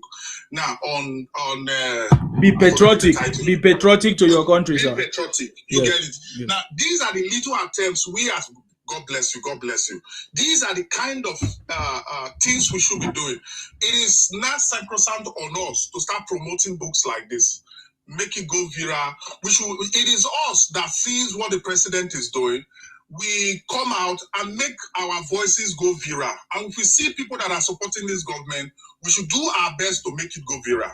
The reason I also say this is, when the president comes, there's so much that the president have done. All that I'm saying today, I didn't go to Aso Rock to know them. No, I read it online, which means I listened also to officials that spoke about them. And I'm also seeing them. Do you get it? These things are there. They are publishing it every day, announcing them every day. It's just that the people are not willing. They bought the narrative from this IPOB campaign machinery. You see, IPOB is very, very experienced when it comes to propaganda. These are people that does propaganda at national level. People that can go to Washington DC and say, my country, there's a religious genocide, there's a Christian genocide, and they paid $90,000 for that every month. And it became so effective that even the President Trump bought it, and the whole of the US bought that narrative. So you don't compete with people like that. How much am I going to spend in propaganda? We don't really have money to spend. It's just our voice we are lending. You cannot fight these people. They are spending billions in propaganda, not in the US alone, in Nigeria right now. Do you think the way Arise TV talk is normal? Arise TV is being paid heavily to paint this government bad. A lot of these AOP, these air personalities you see, these air personalities on radio, if I own my radio now, all they speak is negative, negative, negative. Do you think it is normal for somebody that went to school, that has his senses intact, to say that President Tinubu have not done anything? How is that even rational? You will see somebody driving in the Lagos-Calabar coastal highway here in Lagos, an Igbo man, trying to beat traffic, driving it, taking fresh sea breeze. By the time he gets to you, ask him, what has Tinubu done? He say he has not done anything, but he just drove the Lagos-Calabar coastal highway. That is the reality we have in this country. The only solution is for us to constantly push. Let's keep this life going. Let's not lose hope, because these projects are going to get these people on their knees. Thank God the state police is almost going. By the time state police comes, let's see where the insecurity will pass. Thank you very much. And also to add to that, we have I think there was this information that the government also have their own lobby machine, or is it lobby company as well, to take charge of anything that has to do with lobbying or maybe negotiation anywhere. Of course, that was one of the things that made the disobedient people to be so angry, that how can the government go and pay money for a lobby company? So I think this government is equal to the task. This government understand the propaganda, and I think they are equal to the task. That's why you can see the U-turn of the America, or President Trump right now having a strategic partnership instead of chaos, or instead of fight, or instead of whatever. So I think this government has handled that part very, very well. That is one of the things that I'm so much proud of about President Tinubu, to be able to handle that conflict that they try to bring to Nigeria. President Tinubu have able to turn that conflict to a positive one. So I believe this government is doing well with that. So we have to play our own part, because the government also depend on us. The government wants us to be patriotic and to do our own part. When we join our voice together, before you know it, all these other guys will be subdued. I think that is what I think we need to do, to also help stop the misinformation, propaganda, and lies. Yeah. And I also, good morning, everyone. Good morning. Yoruba Greatness, we have political update here that came here before you. Let me just ask him, political update. Is it okay for Yoruba Greatness to go ahead? Thank you. Political update, are you there? Political update. I'm here. Do you want the Yoruba Greatness to go ahead? I'm here. Yeah. Are you hearing me? Okay, I think you have network problem. Yeah, I can hear you. I said, do you want Yoruba Greatness to go ahead? Give her time. Yeah. Let her go ahead. All right. Thank you, sir. Thank you, sir. Thank you, sir. Yeah, go ahead. Go ahead. Yeah. I just want to address what Mr. Clifford said with regards to the other side they want to be the ones to take credit for the state policing. Mr. Clifford, I'm going to slightly disagree with you there. They don't want to take credit for anything. The fact is that they're not going to have this. They're not going to put that state policing in situ, because it's not aligned with their agendas of expansionism. Look at all those that are inside that NAF political party. Majority, who is the head? Is he not a Fulani man? The Atiku? Or where is he from? There's the El Rufai. Then we now have the Osu Obi. Where are you joking? They're not going to put any state policing there. In fact, the main agenda is to now fully subjugate the Yoruba hegemony and the Yoruba people. How they are going to take over my Lagos state. So how are they going to put any state policing in there? In fact, they're going to have a bloody field day. They are going to collapse everything that Bola Ahmed Tinubu has structurally put in place. There will be no continuity. You heard them say that they were going to stop the coastal roads. There was also they were going to remove the student loans. So how will they even put any? They're not going to do anything. These are enemies of progression for the national cohesion of Nigeria's state nations. Why do you think they're having a field day with that unitary system in place? Why do you think that the Usus have put it in place and the other ones have followed it through? They're not going to do anything with that state policing. Look, I said it on here. State policing. Who is in agreement with it? Nay. We all know whose hands are going to come up. Mass migration. Who wants it removed? Mass migration to be removed.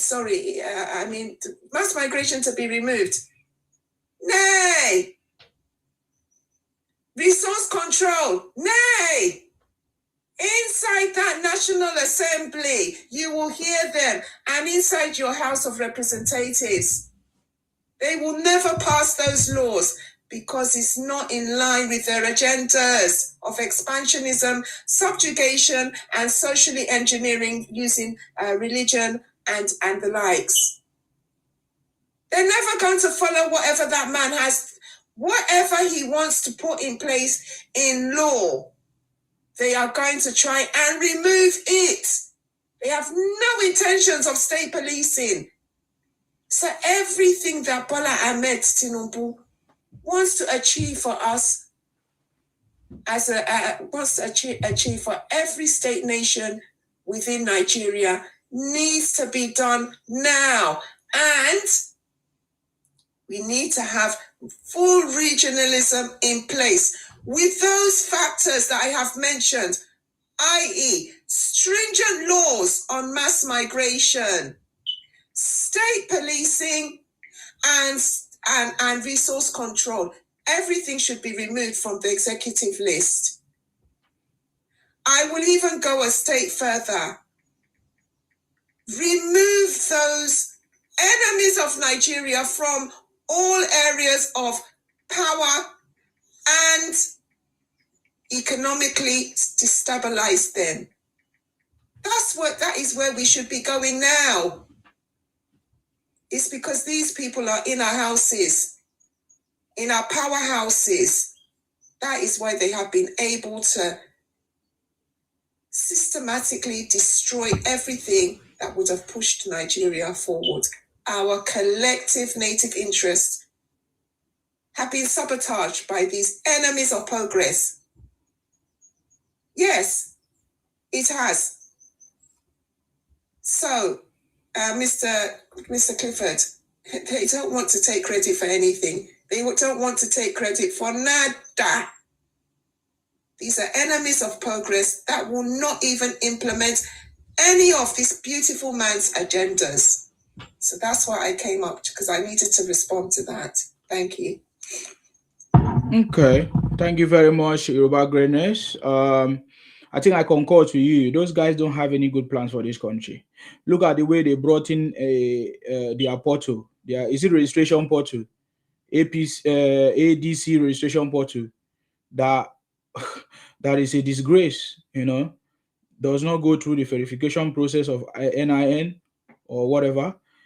millions of people are registering, and they are saying they have 800 million people on their membership.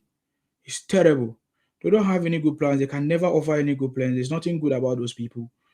I think from the onset, they are very, very clear in their intentions. They say they just want to remove President Tinubu. They want to send President Tinubu packing to Lagos. It's not that they want the progress of the country. It's not that they have any plans or they have anything different or alternative or best option for Nigerians. They just want to send President Tinubu packing because they don't like President Tinubu, because President Tinubu have closed all the loopholes. President Tinubu is focused. President Tinubu is, they thought that they can joke with President Tinubu. At first, they thought that Mama way nowhere, Papa way nowhere. They thought that, they will be able to manipulate him. But right now they can see that, man, this thing is not looking good for us. That is why people like Amechi, that has spent all his life shouting, there's hunger. Amechi hungry? That tells you that all the loopholes that they have been using to siphon resources of this country has been blocked by this government. So they are never happy. They are never happy. So they are doing everything. All the thieves, they all connive together, coagulate together.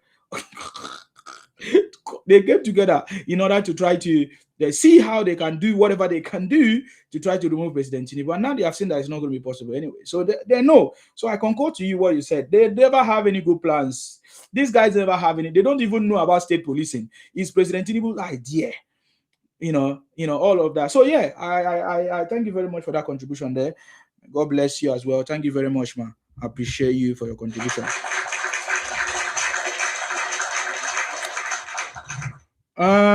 Somebody is saying, do you think Tinubu will save you? Man, I don't need Tinubu to save me. I'm here with all the abilities and strength that God has given to me. If you're a real person, you want to challenge me, come with your real names, come with your Ibotic name. Stop impersonating. Come with your real name and a real face. Come and challenge me. It's very easy. If you can't challenge me on a live program where we see you on a video with your real name, what else can you do, man? Somebody that is showing you his face and talking with you with his real name. My names are everywhere, man.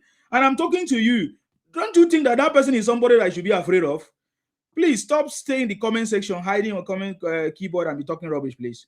Political update. I salute you, sir. Please, it's your turn to take the stage. My brother, you don't need to waste your time on these guys. If Rufai, who is their propaganda machine, can tell them they are coalition of jokers, what else do you want? If Rufai can tell them that these guys are coalition of jokers, these are guys who just want to continue to make social media's monetization money online. If you look at the interview that Randy Peter granted, after all the ranting, he was asked, what will you have done better? He was ranting, the same like their Messiah, as usual of Obingos. You understand? He was running around, what will you have done better? It's just like the person they were asking, will you remove the subsidy? Will you remove the subsidy? You understand? So this guy have nothing to offer. And on what Lolly said about government public awareness about policies and programs of government, madam, it is deliberate of these people to be foolish. If you like, take it to their doorstep. I know how many times the likes of Anthony, Osima, the likes of the people in the Obidea Batify camp who were doing awareness about the net fund, they were coming online every day to come and attack people, telling their people not to ever register for it. That is the fraud. Even the university in one region decided not to even register for it. And when the first batch came out, and the northern part was the largest beneficiary of that, and they came up again and said, we have been marginalized. We have been marginalized until we start bringing up their videos where they were telling their people not to go and register because it's going to be fraud. You understand? So when you are deliberately stupid, okay, let's look at it. And you said Bola Tinubu has never done anything, but there are videos circulating. You can even go to survey. There are videos circulating. One of the regions that has gained so much in terms of road network under this administration is the southeast. And the people who are blackmailing and telling people up and that the government has not done anything, it's still the same people from the same region who are seeing videos of concrete pavements going on in their region. So if somebody who is telling you they don't support evil and they see things going on in their region and they decided to be telling you that nothing is going on and they have never witnessed such a thing since 1999 upon wasting their 16 years in PDP, and they're not seeing a change in things and they are not telling you things he has not done anything. Or you can tell me people who go online to contribute £30,000 every week to Simon Ekpa and to make Arizogu, Olu and every places deserted, nobody is living there, widows or grown houses, and they are telling you it is not their people, that it is the federal government and DSS that is buying their people. Why they are the one deliberately doing this by contributing money for this terror group to continue to terrorize their people. So if people are like that, what did you expect? What? If people are like that, what did you expect? And let me now tell you, see, why I supported Bola Ahmed Tinubu, I'm not disappointed with what the man is actually doing. Now our goods, local produced goods, are now competitive all over the world now. It is not like before that we are subsidizing our FX. Nigerians will go and generate FX through crude and other little exports that will do. So people will sit down, federal government will subsidize that FX, give it to them to go to China, Vietnam, to come and import things that we are producing in Nigeria and destroy local factories, for local factories cannot be competitive again. Let me give you an example. Before, Nigeria used to be an hub for African country for textile material. The day we open our border, subsidizing our FX for these people to go to China and India to go and import cheap textile material, all the textile factories fold up. So what we were doing that we were subsidizing importation, exporting job and importing poverty into the country. But today now, you can see there is a video going viral now of a woman in Ghana who was told that Namota Guinness produced in Ghana is 250 cedis per pack.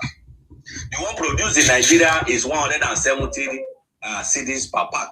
She decided to buy two. And that's Nigerian goods being bought in Ghana over Ghana's products.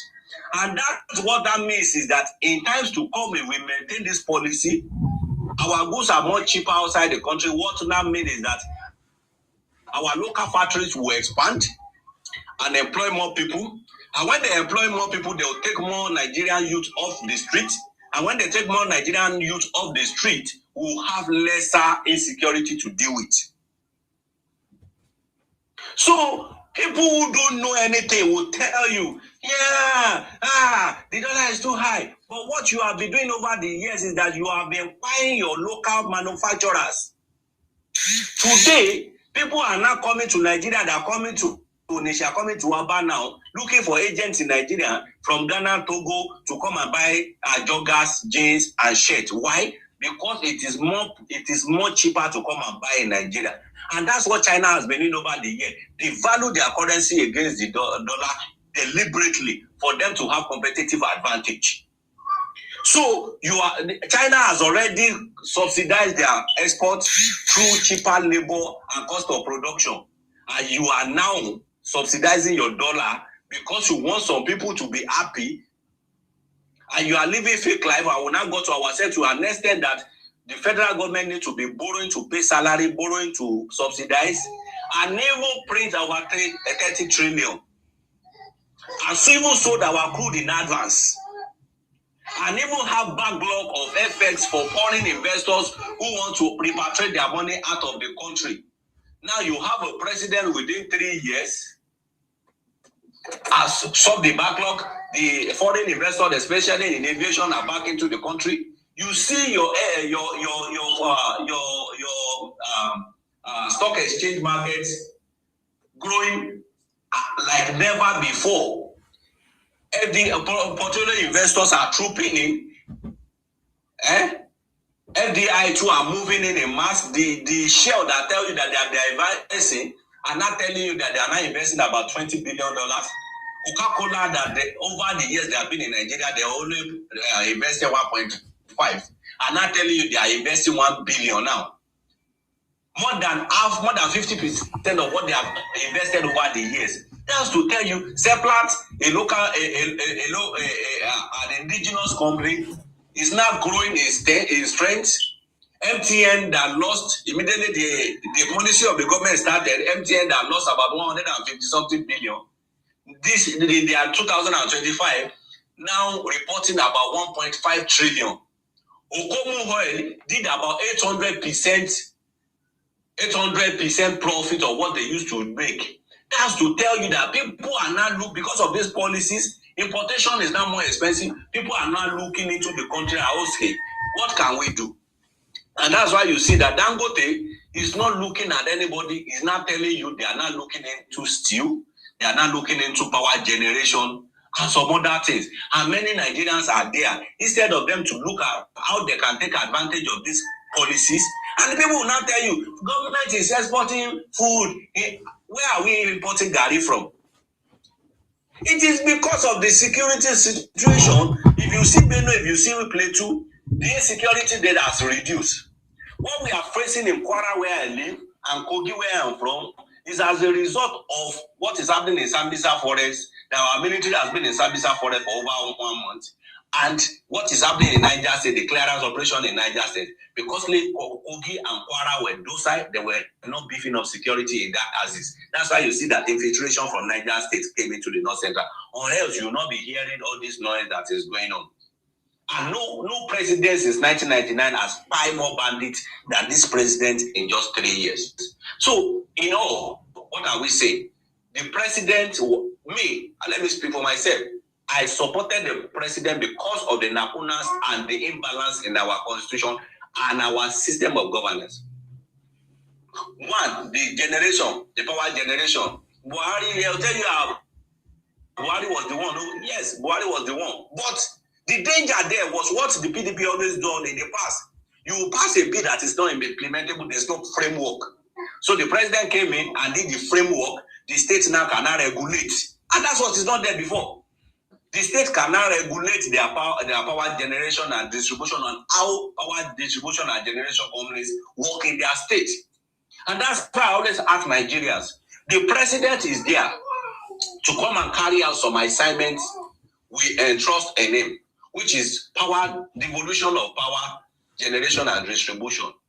Now, the local government autonomy, because why we're having security in the local government is that the number one government who is closer to the people, which is the local government, is no more active because the state governors don't allow their fund to get to them. The president came in, took them to go get judgment. How governors were everywhere, like Oyo State were everywhere and say it will never happen. How many of us, the fourth arm of government, which is the people, which is the responsibility of check and balances rest on our shoulder. How many of us stoned those governors or protested against those governors who were standing in the way of the direct allocation to local government? And that's why I don't even think whether we are serious in this country. The likes of Randy Peter, Mama P, and Oshimomi that were jumping on her and protesting and buying gas masks. Ask them, when those governors said they will not allow direct allocation to the local government, did they protest? That's to tell you that these people are only after social media fame. Yes. Because what will impart the ordinary people at the local, at the grassroots, they are not ready. They are not ready to go on street for it. They are only after election. Since 2023, after the election, they have not come out with one policy. They have not gone to National Assembly to implement, to influence one policy that is going to help the country, except when they heard about election, thinking that many of them are going to be ministers and the head of agencies. That's what they are after. So they are not different from people they think they are criticizing. But today now, local government are not getting direct allocation to the state. How many of us now are not asking the chairman what they are doing with the money? Another angle is that the federal police, federal security architecture have not been balanced in their security, securing our environment. And we have always said it, security is local. And thank God, the president has been crying the National Assembly to go ahead and make a provision for this. How many of these same guys who knows that the state governors are just security officers on paper? How many of them have stormed the street and said National Assembly, we are giving you 3 weeks? Get that law passed and let's now work whether the president is going to sign it or not. Now, the president has given the IG now has now constituted a committee, implementing committee on this state police, meaning that the president is very, very serious on it. But has National Assembly passed it? Are they work on that constitution to make provision? What are the same Nigerians, the same Mama P, the same how many of them is on the street to protest and said, okay, that state police that the president said you guys must make provision for, what is delaying you? That's to tell you how serious these people are. And you can see it with what the nonsense they did. They are now parading, they have about 140 million people on their database. Go and check. You will see a monkey who register. A picture of a monkey who's not a member of their party. If you cannot manage ordinary registration of a party members, now tell me, what infantry do you now have to now be asking for real time? It's so difficult for you to manage your internal problem. But I just wish that many are upright thinking, and I think that the president is getting more grant, and the North Central now is covered, and I believe that 2023 will be massive. I just wish that many people will put their religious, their tribal and political sentiment aside.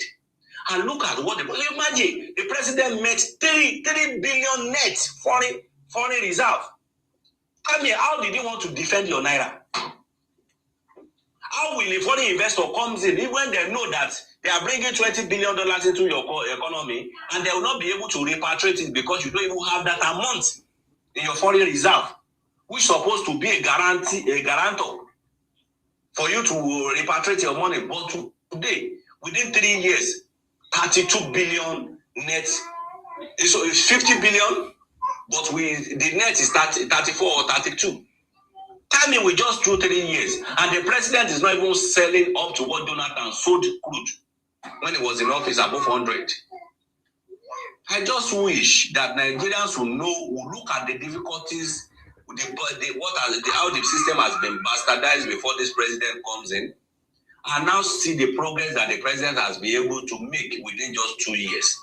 And now see what has happened in our educational sector, the stability, and in our health sector. And now see the change, the direction the president is now looking at into technical, which is why you now have organizers. Indians who have organized roadside for organizers have been brought into the country, and search patriots are being given police. It's because they can get their hand on dirty things and do their job. It's not like Nigeria where you have a doctor who cannot even give an injection. But today now the president is now making technical school free. Now, so you can get your hand dirty when you come out of school. You can actually practicalize what you say you learn in school. Not all this theory of university certificate that everybody carry around and you cannot defend.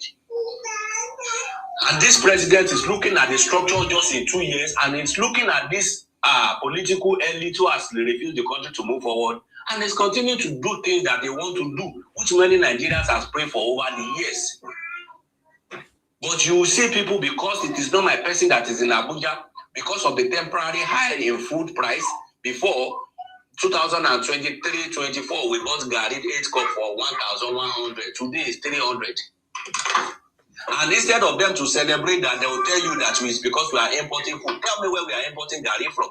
Because our neighboring countries and their money now has now improved more than our money. And what that means is that it is not costly for us to go to Nigeria Republic and buy rice and buy beans. They are even coming up. Go and check what is happening with our Nigeria border. Trucks are moving in from Nigeria every day and taking beans out of this country because people, it is more economical now for you to export because your goods is cheaper locally, so you can export. Not that we are buying from them like we used to do. You can go to the Benin Republic now. Benin Republic is now a shadow of himself. It's not as bubbling as it used to be because they think because of their currency improvement. They know that they are not gaining anything today. People are now importing directly into the country because we are going to Benin Republic to import before are not things that Benin Republic produce. It's just a trans-shipping company where Nigerians import things to there, clear it and smuggle it to this country. So it's now more expensive for you to go to Benin, take your thing to Benin Republic. The people are now coming directly to Nigeria now. So Benin Republic is now feeling the heat because Nigeria, they are not getting the duties that they used to get from Nigerian importers. So what is happening now is that we are now having an economy that is now working. For World Bank to now tell you that they are using the policy of Nigerian president to advise other countries like Argentina that Obi said we should go and copy from. The same Argentina is in trouble today. But Nigeria is getting out of the trouble that we are in 2023. And that's the country that Nigeria, World Bank is now using Nigerian policy, the president policies to now advise Argentina. Why Obi is telling us to go and learn from the same Argentina that is now in crisis? I just wish that many Nigerians will just put their academic qualification into practice and not under their bed and be walking like a dead corpse. Thank you, my brother. Thank you very much, sir. That was very detailed. Thank you very much. And does it mean that these guys don't know these things? They know these things, just like you said. I mean, they understand, they can see the city boy is on the throne. They can see, they know everything, they know every bit, they can see the changes, but they just choose to do whatever they want to do.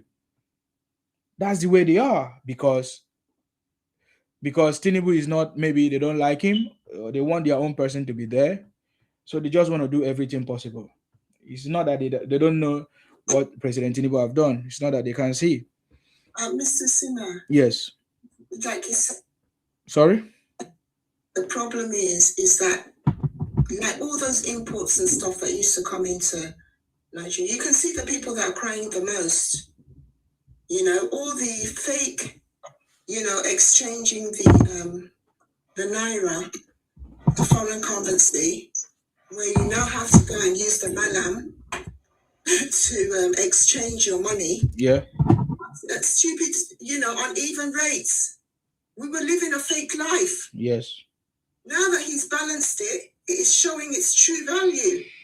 So because it's showing its true value, you can now start to, balance things economically, control inflation according to the true value of your money. But because they're not benefiting from where they were eating bad money, they want to get rid of the man. And it's not going to work. Look, if it's that Bola Ahmed Tinubu is the last president of Nigeria, do you know I will be the happiest person? Because anything after him, I can't see. Unless we have a very strong person from South, from your region in there, or from your part of the from where you are from, Mr. Nsima. It may be a very strong somebody like you. We know that you will not, you follow the policies of Bola Ahmed Tinubu. Yes. Not some lily-livered, hungry scavenger that just wants to go there and loot. I mean, look at it. They're asking him to release a criminal, a terrorist, Nnamdi Kanu. Do they not know that if that should be attempted, that is weakening the judicial establishment? Because the man has been sentenced, period. What are they talking about? Release him for us, release him. I mean, these people, for goodness sake. So if that Osu Obi should get in there, that will be one of the first things that he's going to do, not considering the consequences of what he's doing. That is literally weakening the judicial system.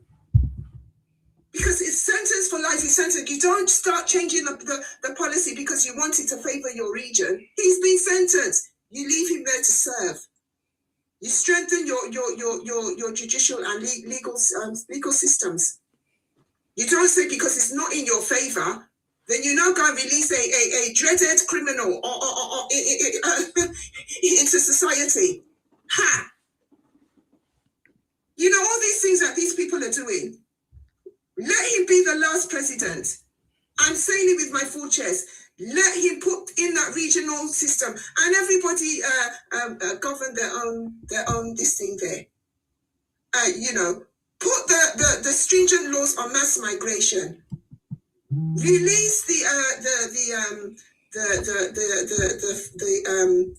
control of resources. Release it to the different regions so everyone can progress along how they want to. Do the needful. And don't allow the President Parliament to do. Don't allow these evil critters to take control and systematically shift them and dispower them in governance. Dispower them and make sure that they are not economically emboldened. Silence them forever. You know, within our laws. This is what I want to say. Thank you. Thank you very much, Yoruba Greatness. I appreciate you. Thank you very much for your contribution on that. Yeah, hopefully, by the special grace of God, we are expecting more good things to happen even before the election. That is one thing I know. Dele, for sure. Please go ahead.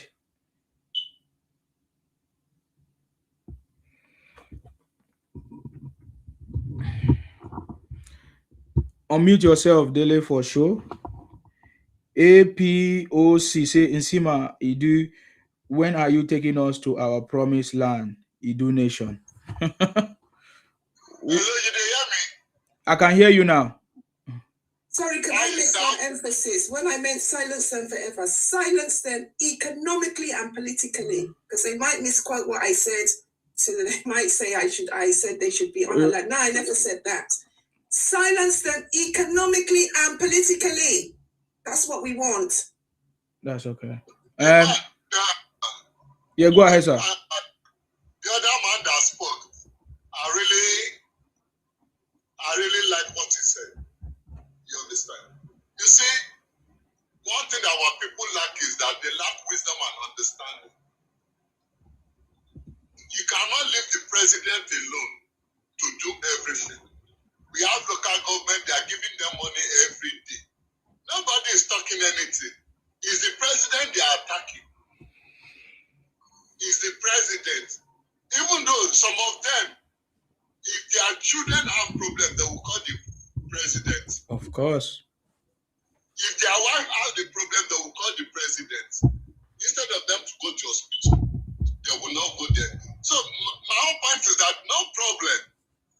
No matter what everybody plans, is what is going to anybody. That is what they are going to reap. If you plant good, you reap good. If you plant bad, you plant bad. Look at Showore. He lives in New York. In New York, they have state police. They have county police. And he saw those things. He's coming out during protest. Protest for what? For Nnamdi Kanu to do what? To do what? All these states here in America, when you go there, they have county police. They have states. They have national guard. They have everything.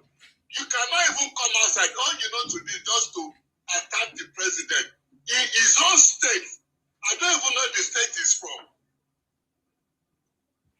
So God help us. He's from Ondo State. Look at the state. Look, can't he go to his state and fix his own state? Since he has all the wisdom. Let him go to his state and fix it. Thank you very much. I think, Dele, for sure, I agree with you.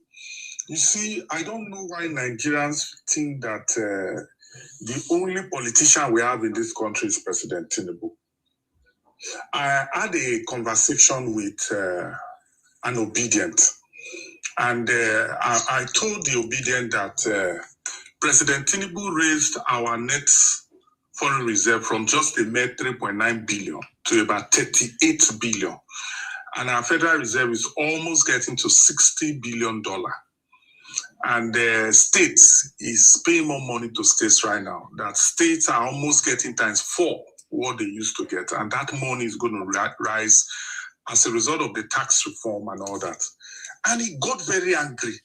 That is why he said President Tinubu is evil. that President Tinubu is President Tinubu does not know what he's doing. That why will President Tinubu be giving money to the state governments? Why should he share money to state governments? That is President Tinubu not aware that state governments are very corrupt, that state governments are going to squander that money? Why will he remove subsidy and allow the money to go to state governments? That state governors are very corrupt. And then like, Puff, okay, but you are saying that the money should stay with President Tinubu, that President Tinubu should be the one to spend the money. But you are the one just now telling me that President Tinubu is a bad person. That President Tinubu is the worst president Nigeria has ever had.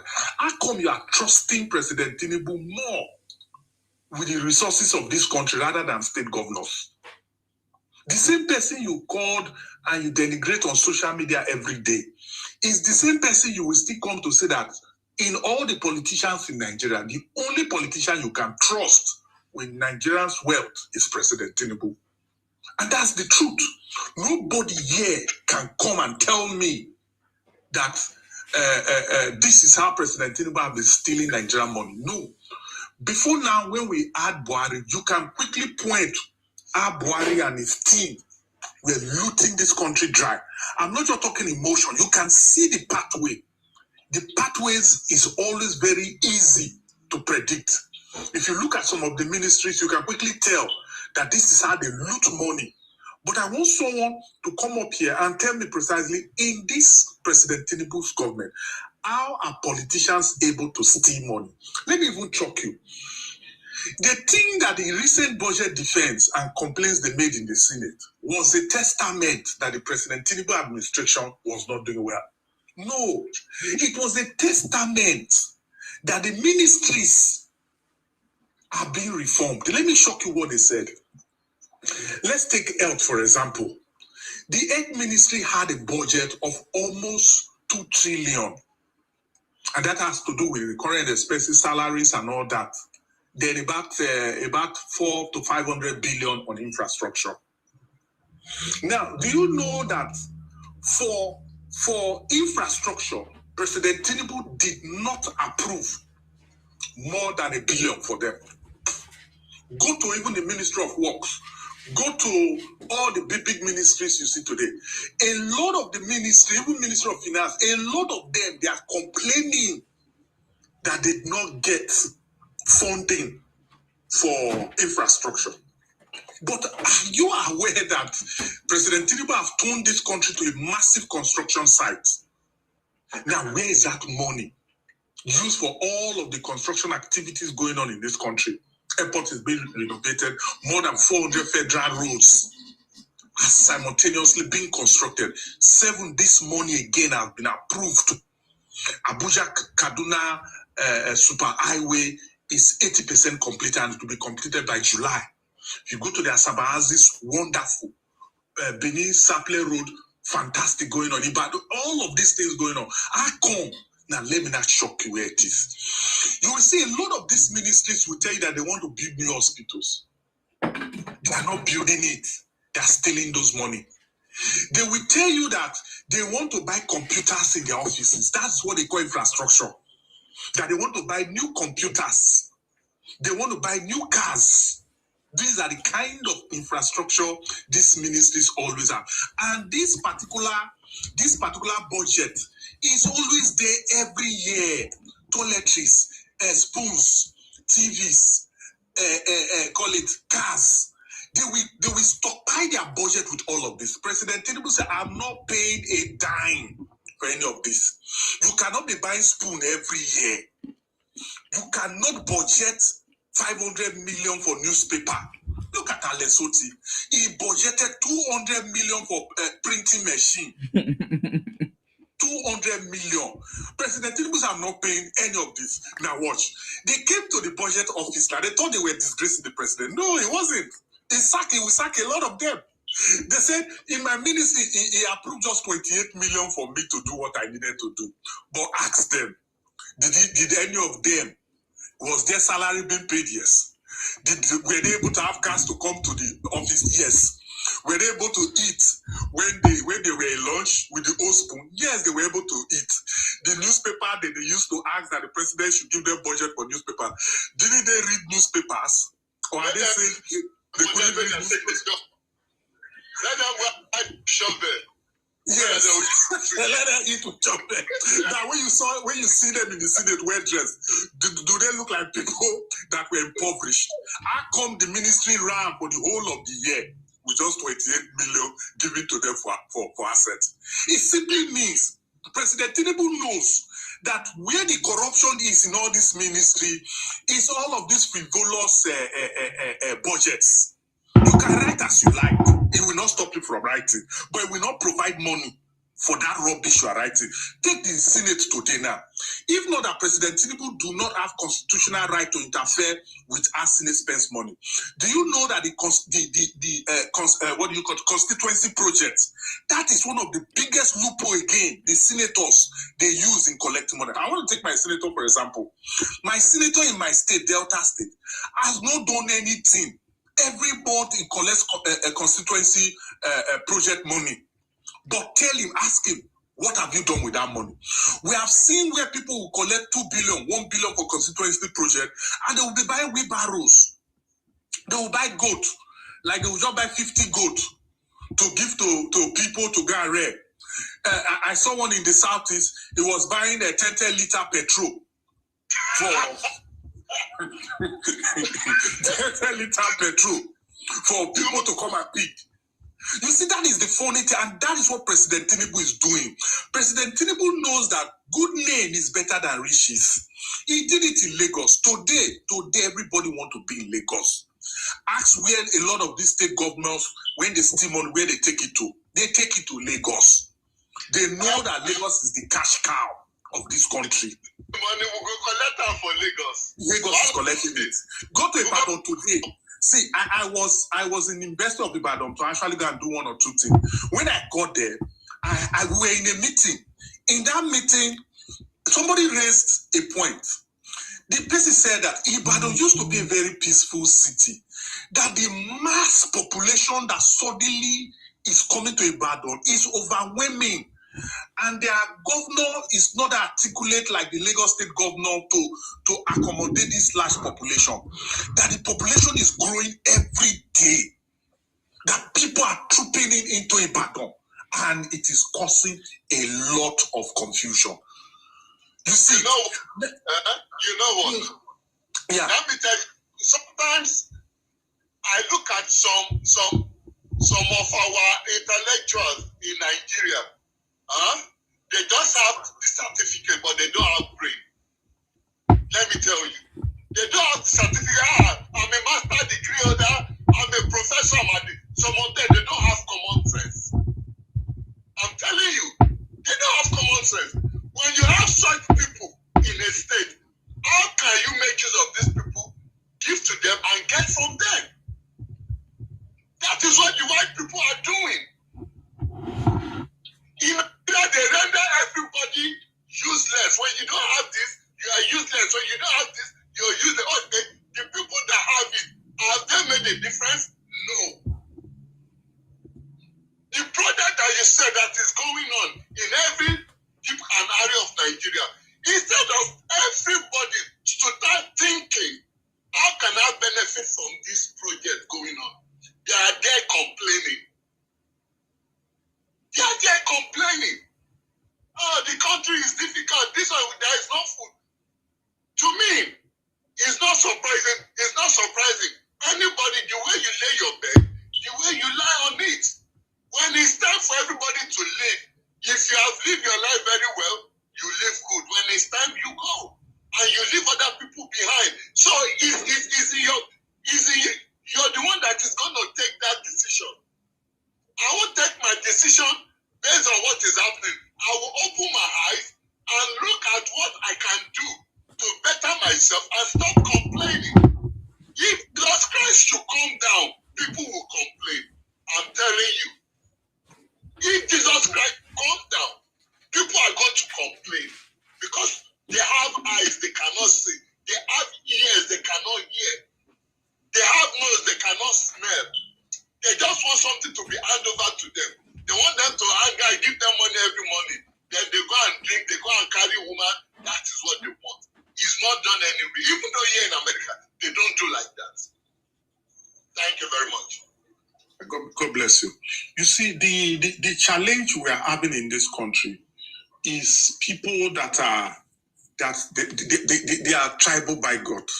They've sealed their mind that if it is not my people, they let Nigeria born. If it is not an Igbo man, then Nigeria must not see progress. If you take note, Nnamdi Kanu was a campaign director for Ebele Jonathan. Was a campaign director. Now, immediately Buhari, you can see the twist. How come somebody that was a campaign director a few months ago suddenly became a secessionist because of a change of government? That is to tell you how fierce their transition is. The same person telling you Obi or nothing today, that he loves Nigeria, that the only candidate that can make Nigeria great is Obi. That same person, by the time 2027, Obi loses, he quickly take up arms against this country. That is how dangerous these people are.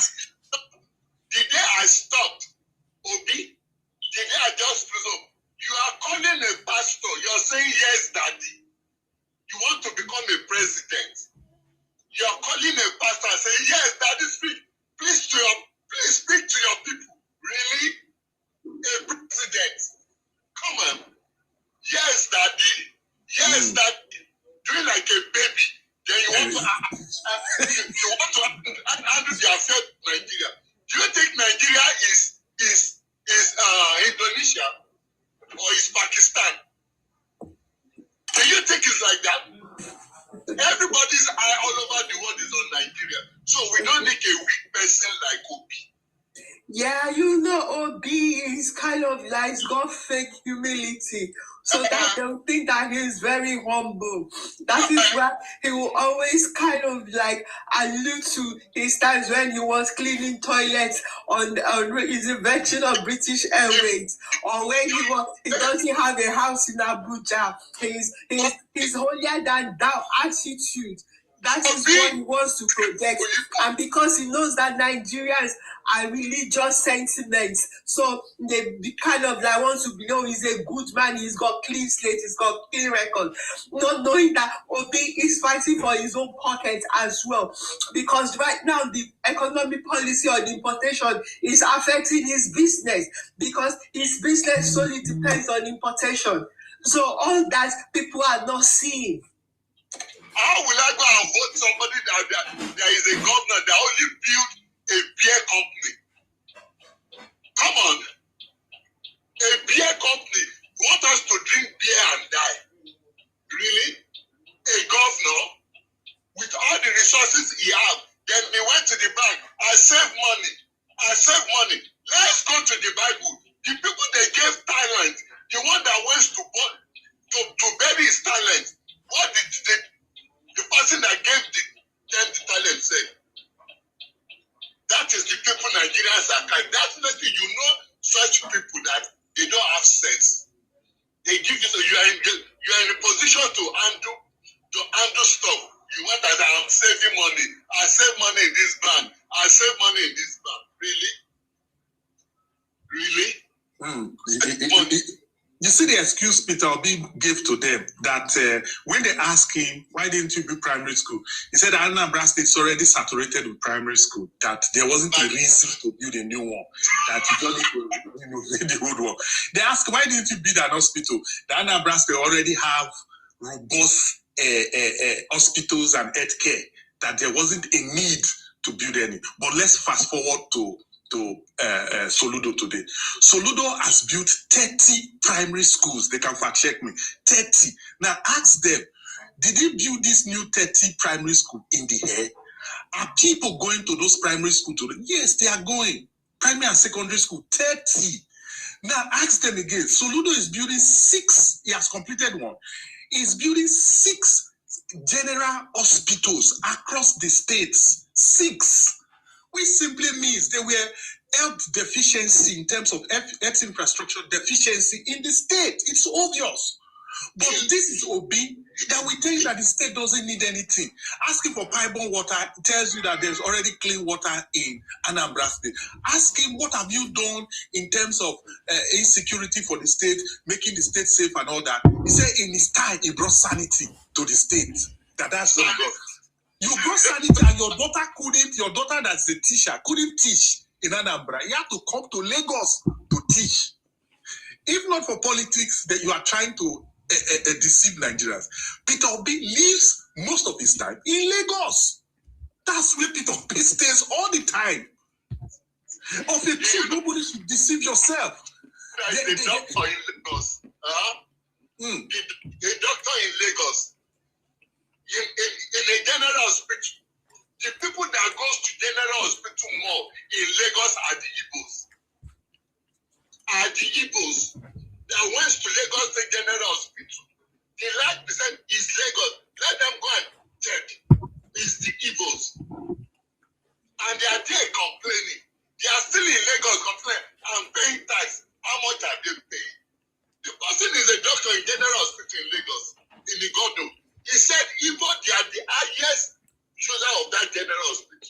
And still here they complain. Did they have it in their state? They will come somewhere else, they will be making Mr. Dell, the reason why they're there is because we offer free healthcare. So if Soludo now has built those hospitals, has built those primary schools, what are these people still doing in Lagos State or Yoruba land? This is where we need to tighten our laws, because the man has spent money for those hospitals. On what terms and conditions is he offering free healthcare to his people? Yeah. We are offering it free. And where I take umbrance with these Yoruba politicians is that, why are you giving this away for free? That's why they are there. And you know the Constitution says that they can be anywhere at any time. So they will come in their mass and their droves, take the free healthcare, take the free education. I mean, it is sickening. Sickening. Sorry, sir. I challenge the House of Representatives in Oyo State. Why are you offering free education and free healthcare to these people? Why? He's telling me we don't discriminate. You don't discriminate, waiting. It's crazy. They are costing us more money. We are now using double. We are now sharing our federal quota with these critters. This is ridiculous. Ridiculous. When I was in Nigeria, right? I was thinking where I was living, I had people and everything. My mother went to Alaba to send us to school. When we graduated from school now, there is no place to work because they've all come to Lagos and drag the same work. And we cannot go to East to drag work with them. You see, they come to Yoruba land, they will come and disrupt the Yoruba people that lives in Lagos. They never allow them to enjoy Lagos. My mother Hawk in Lagos to train us to school. Now, girl, you go to Lagos now, you see Hausa, you see Igbo, you see all of them there. All your Igbos in my class when I was in primary school, they are bigger than me. They beat us. They give us knock. You will see them. You will see the back of their leg like somebody that works in the farm. When I was small, in primary 2, you see all of them. So they should go and keep quiet. If they are talking, I think we need to stop all this bigotry, language bigotry. It's not healthy for us. You guys are not fair. I'm a Yoruba man. I was born in Hausa land. I schooled there and I school free. So why would the Hausa man say? So can somebody come to school free in Southeast? That's the question. That's what we are saying. I went to the school in Northern. Is there any free school in the Southeast? Answer my question. Is there any free school in the Southeast? Are you always declaring that? I know we fully well that you're not Yoruba. You're not Yoruba. You are not.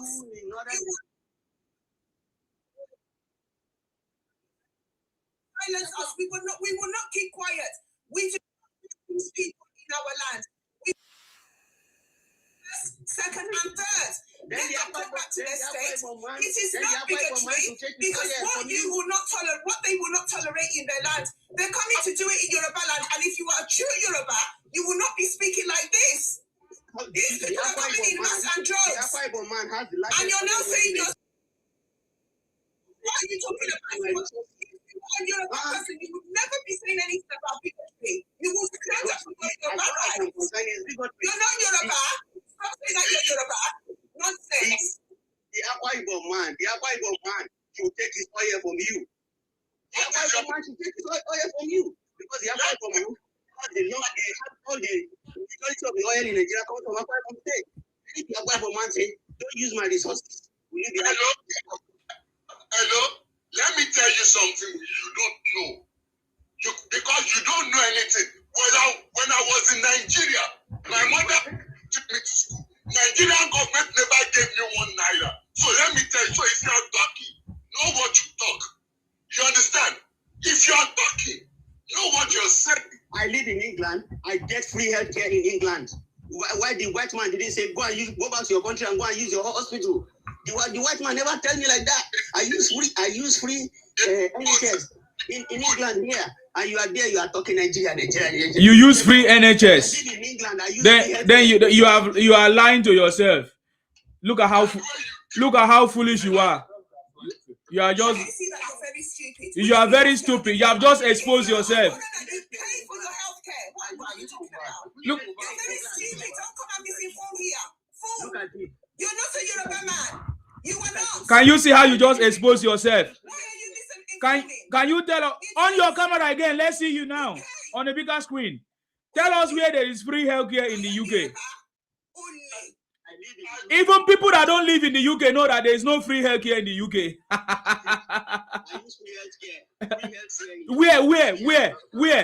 Where did you get free healthcare in the UK? Okay, yeah. I never know that. Yeah. Why did you disgrace yourself like that? Surgery on my neck. They did it free for me. This surgery on my neck is free. I spent money to do it in Nigeria. I came to the UK. They did it free. I didn't pay 1 kobo. For where? This guy, you just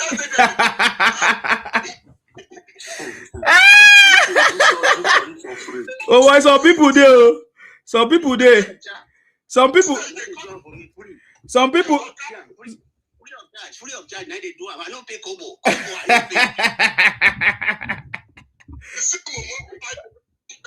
Who said you send your England? When I said for Nigeria, deception don't finish now. Deception don't finish now. That one for you. Iroko, wait till you don't understand there. You see what you do? And Naibotic man, oh. Naibotic man. Yes. Just claim being Yoruba. Ask him where precisely Yoruba land are you from? I'm from Ogun State. Where? What do you live in Ogun State? In my house. I'm from Ijebu. I'm from Ishon. My village is Ishon in Ijebu. Even good said, he could ask Kaka, a meeting on Soro. I don't think you understand Yoruba. You cannot speak Yoruba. I can only speak Igbo. All the time. You want to free of healthcare now. You want my beginning. I know pay shishi or you go hospital. I know pay shishi. For where you they say? Me at the America, they get free healthcare. You dey hear? I dey pay $1,000. I know pay shishi. See surgery here for my neck here. See now free of charge they do it for me. I know pay shishi. My wife went for hospital. She no pay shishi. No, here they tell you now. Say for America, I they pay $1,000 every month for healthcare. Go Google and make you see. I know pay shishi. Shishi, I know they pay for UK here. I know they pay shishi. You're a liar. You are a liar from the pit of hell. You paid. You're a liar. You paid. Healthcare is not free. It's not. How much should they pay? How much should they earn? How much should they earn? I don't people I say for Nigeria. Igbo do this one, Igbo do that one. I be correct Yoruba boy. Igbo no do Igbo no be your Igbo. Please, Irogo, let me ask you a question. Do you know the meaning of NIN? NIN. What is the meaning of NIN? National insurance number. Do you pay for it? Yes, in the UK. Do you pay for it? Yes, every month I pay national insurance now. What do you think is used for? What do you think is used for? That one I know what is used for. What? Tell us. Tell us. I'm telling you that. No. Tell us. You pay for it here. What did it used for here in the UK? That's what I'm asking you. That one no concern you. Do you pay every month? Do you pay every month? Do you pay NIN every month? Leave that one. No, answer now. Answer. For Nigeria, they pay NIN. Oga, answer me now. Do you pay NIN every month? Yes, I pay. In Nigeria too. Do you have a say in the NIN? Did they collect it directly? Do you even see it? No, they collect it directly, but in Nigeria also they collect it directly. So no, I'm asking you, do you know what is meant for here? I know what is meant for in UK and I know what is meant for in Nigeria. But in Nigeria, you are not using it. No, please tell me what is meant for here first. Don't worry about it. You are not in Nigeria right now. So brother, I tell you, my children, they go school for you. Okay, you are not answering my questions now. You are not answering my question. They go hospital. I know they pay shit. If your children go to school, if your children go to school free, you know what they are learning? Baby shark, turu, baby shark, and your child is just 3 years or thereabout. It's not. How old is your child? And he's going to college free. He's free. College is free. You are just deceiving yourself. Okay, what age is your what age is your child? What age? My child? Yes. My child is 17. He's 17. He finished secondary school last year. Yes, so now he's 17 now. He's 17 now. Next year we're going to university. What is that? They will give me grants. Everything your child is having, you've paid. Everything your child is having, you've paid for it. Okay. So the same thing you do in Nigeria, you pay for it. Baby shark, turu, baby shark, turu, baby shark. No, the guy. When did you come to the UK? When did you come to the UK? I've been here for 20 years. Yeah, that is a lie. That is lie. That is a oh boy. That is lie. That is a very big lie. Nobody that have been in the UK speak like you for 20 years. Nobody. Yes, nobody. You just came. I think you just came. You just came. I believe that you are still struggling. You are still struggling. You are still struggling. You are still struggling. You are still struggling. Forget that one. You are still struggling. Free healthcare, brother. Free healthcare. Congratulations. Congratulations for you. Oh God. All this I just come. What did they call them? I just come. JJC. That's what they do. I just come UK. They want to announce themselves. He's a weakling, the commander-in-chief that cannot command Because troops. even when you came to this country, before you enter, you pay IHS. Do you know the meaning of IHS? Yeah, I don't pay IHS. So I didn't pay IHS at all. You don't even know the route I came through. Okay, you came through here. You are cleaning yash. Okay. Because it's only here that does not pay IHS.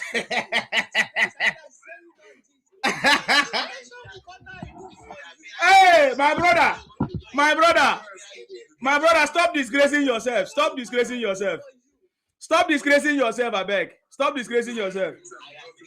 disgracing yourself. You will not pay IHS because you are working in NHS and you are cleaning yash. It's okay. There's no problem. I agree, I disgrace myself, but everything why they get here now free. Igbo man no be your problem. The problem is that your commander-in-chief should stand up to his task as a commander-in-chief and protect the life of Nigerians. That is your problem. That should be your problem. Your commander-in-chief should be a man. He should be able to command the troops. Is he a woman now? Is he a woman? He's a weakling. He's a weakling. They are taking over states in Nigeria. We love him like that. We love him like that. 2 days ago in Bauchi, they take the whole local government. We love him. We love him. We love him like that. We love him like that. We love him like that. Don't worry. We love him. Are you from Nigeria? Are you from Nigeria? Are you from Nigeria? I'm from Sokoto. I know you are from Sokoto. Your leader is in Sokoto. Your leader is in Sokoto. I know you are from Sokoto. Actually see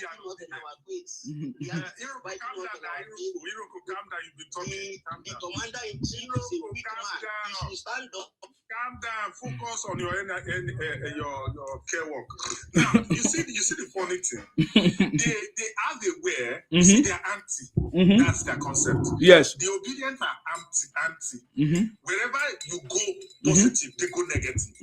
We are not talking about Tinubu just now. We are just simply talking about indigenous people trying to prosper in their own land. Yes. Indigenous people trying to understand their space.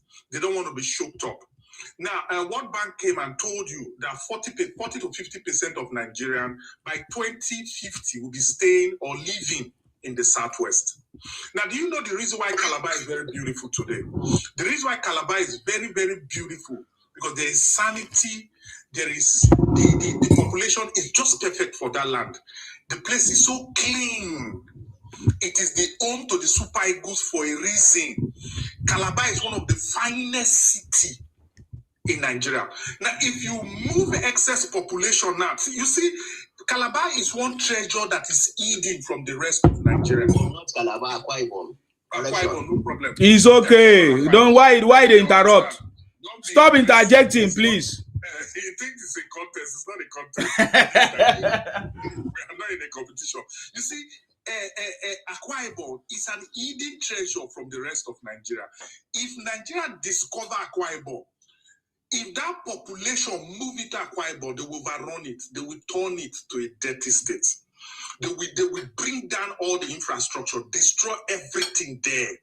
So when indigenous people come out to say that, they are not telling you that you don't want people to migrate to migrate to their towns, their villages, their cities and states. They are not saying that. They are saying that if it is not checked, if you now have excess of these coming to these spaces, there is going to be a problem. And even the World Bank have told you that it is a threat to the existence of these people. If 15 million Nigerians today, according to World Bank projection, lives in the Southwest, do you think an average Yoruba man will survive? So when they begin to speak right now that, there should be laws that talks about territorial integrity of the Yoruba people. There should be laws that talks about the territorial integrity of the Niger Delta people. Those laws must be put in place so that indigenous people can be protected, even in that London you live in, that UK you live in, even in America. The Aborigines are protected. There are certain laws in America that are specially made for the Aborigines, the original owner of that space, America. You, or even the average American, don't have such privileges. So don't come here and begin to say, Tinubu is this. It's not just that. See, indigenous people trying to prosper in their own space should not make you as a Yoruba man angry. Why are you angry? That a Yoruba child says that you want to be in a classroom where the student they're learning is less than 30. You want to be in a classroom where it's not overcrowded. You are getting angry that in the UK we are overcrowded in school. If in the UK you guys are overcrowded in your school, we say that in our own schools, we don't want children to have like 200 children in one classroom, people sitting on the floor, sitting in the window, because the resources or budget made for the state government not to operate their schools have been overrun by people that are migrating from their cities and towns. It is a good campaign where we begin to say all state governors should please do something well for their states so that indigenous people will not run out. It is fair. Are you seeing other tribes moving the way the Igbos are moving? No. We're saying if Igbos are moving a mass from their towns and cities and states, there is a problem. And that problem, you as a Nigerian that truly love this country, should begin to look at this problem and speak out. So that governors like Soludo will sit up and begin to address those issues. A person like Opo Zodima should begin to look at Imo State. Why are my people running away from Imo State? What are they looking for in Akwa Ibom? What are they looking for in Asaba? What are they looking for in Lagos? What are they looking for in Ibadan? Can I provide it in my state so that they can sit back? These are very silent questions we should ask. It doesn't mean we are tribal. No. Come to Lagos today. You see the traffic sometimes, you ask yourself, who are these people? As wide as the Lagos Calabar Coast Highway, so during rush hour, we still have traffic, massive traffic in that Lagos Calabar Coast Highway. To tell you the population of people, and we are seeing that trajectory is still continuing. People are still moving en masse to the Lagos. So how will the government be able to have a modern city? What are the policies that should be put in place so that it discourages the rest of Nigeria from moving en masse? Let it be people that truly want to do something in Lagos State. Let them come. Not people that just want. Let me go choke you. There was a video that came out of one Unande. A Yoruba guy saw him. He was begging. But the guy looks fine and look okay. So he said, this nice guy, what is he begging for? So he approached him with his camera and asked him, what's your name? He said, Unande. Where are you from? He said, Anambra State. How long have you been in Lagos State? He said, 8 months. Where do you stay? He said, he stays under this bridge. How did you come without talking to your people? He said, no, that he just got transport fare, got his bag, and he just moved that way to Lagos. So you didn't have plan for where to rent? He said, no. He just started living in the street. So these are the kind of migration that shouldn't be encouraged. Because when you encourage this kind of migration, using the guise of one Nigeria, it is how these bandits have been migrating. They migrate with just an Okada, an AK-47. Hold on, let me round up. An AK-47, move into your city. They form a cluster. You don't have the right to question them. When you question them, they'll tell you one Nigeria. But now they've clustered, they've gathered themselves. They start buying people. You ask how did they enter this? How did they penetrate the state? It is one Nigeria. They're using penetrating that state. Now, after buying people, you start blaming the government. You start saying the government is not doing anything. It's a weakling. A strong government is the one that sends people that don't have a business in the space out. Fashola did it because it got to a point they couldn't manage it. He just lumped them, all of them, in a big bus, send them to their various states.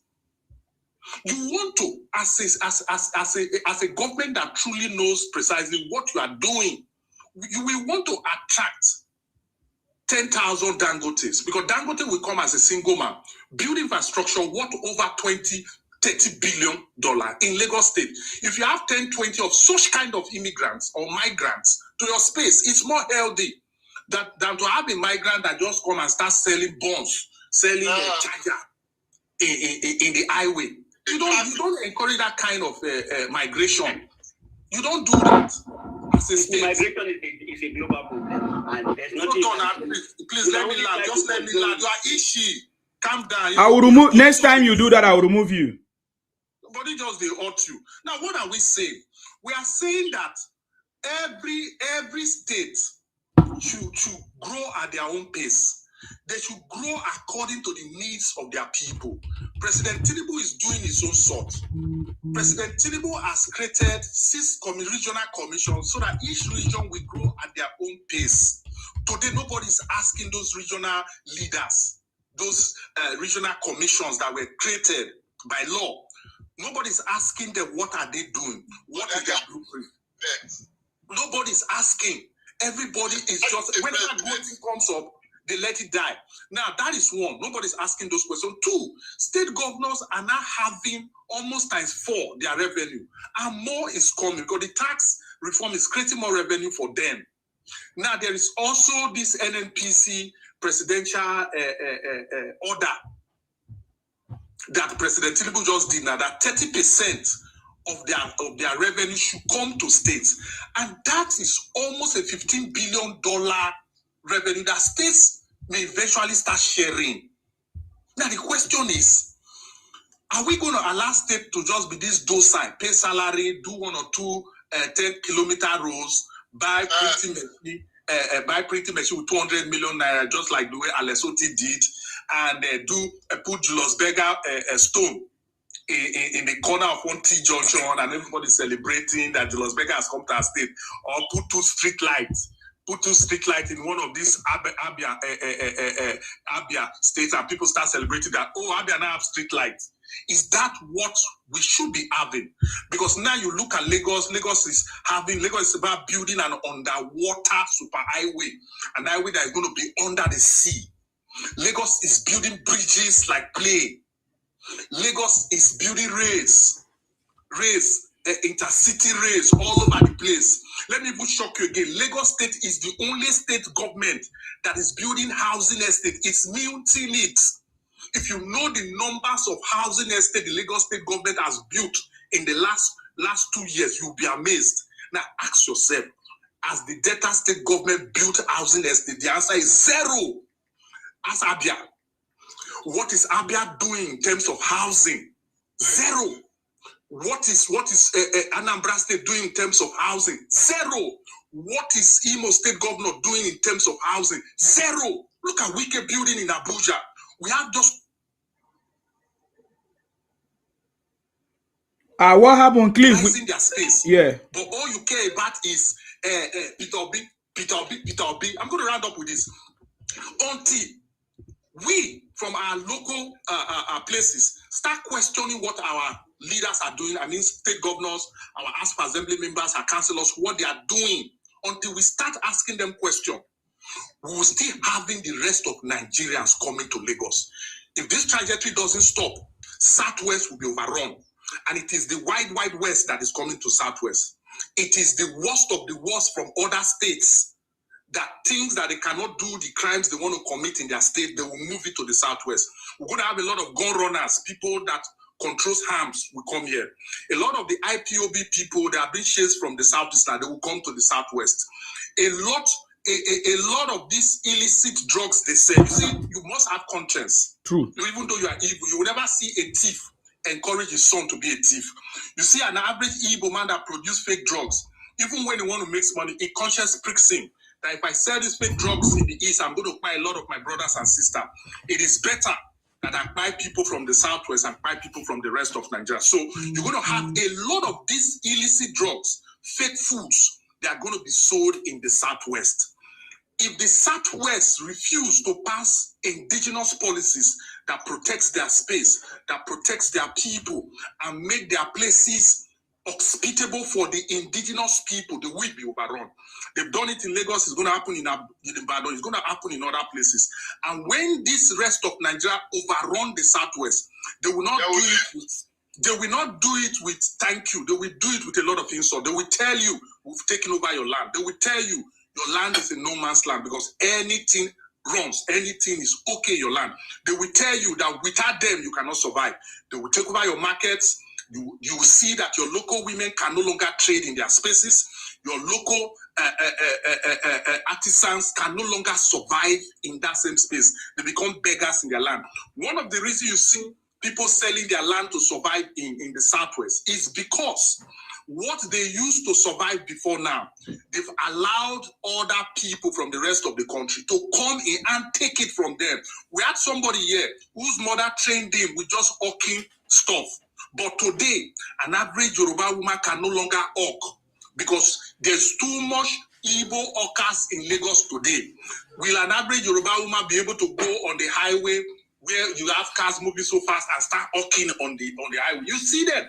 Will not be able to do that. So look, the local legislation should ensure that certain business cadres, certain business strata or categories should not allow non-Yorubas or non-Robos in their own space to do it.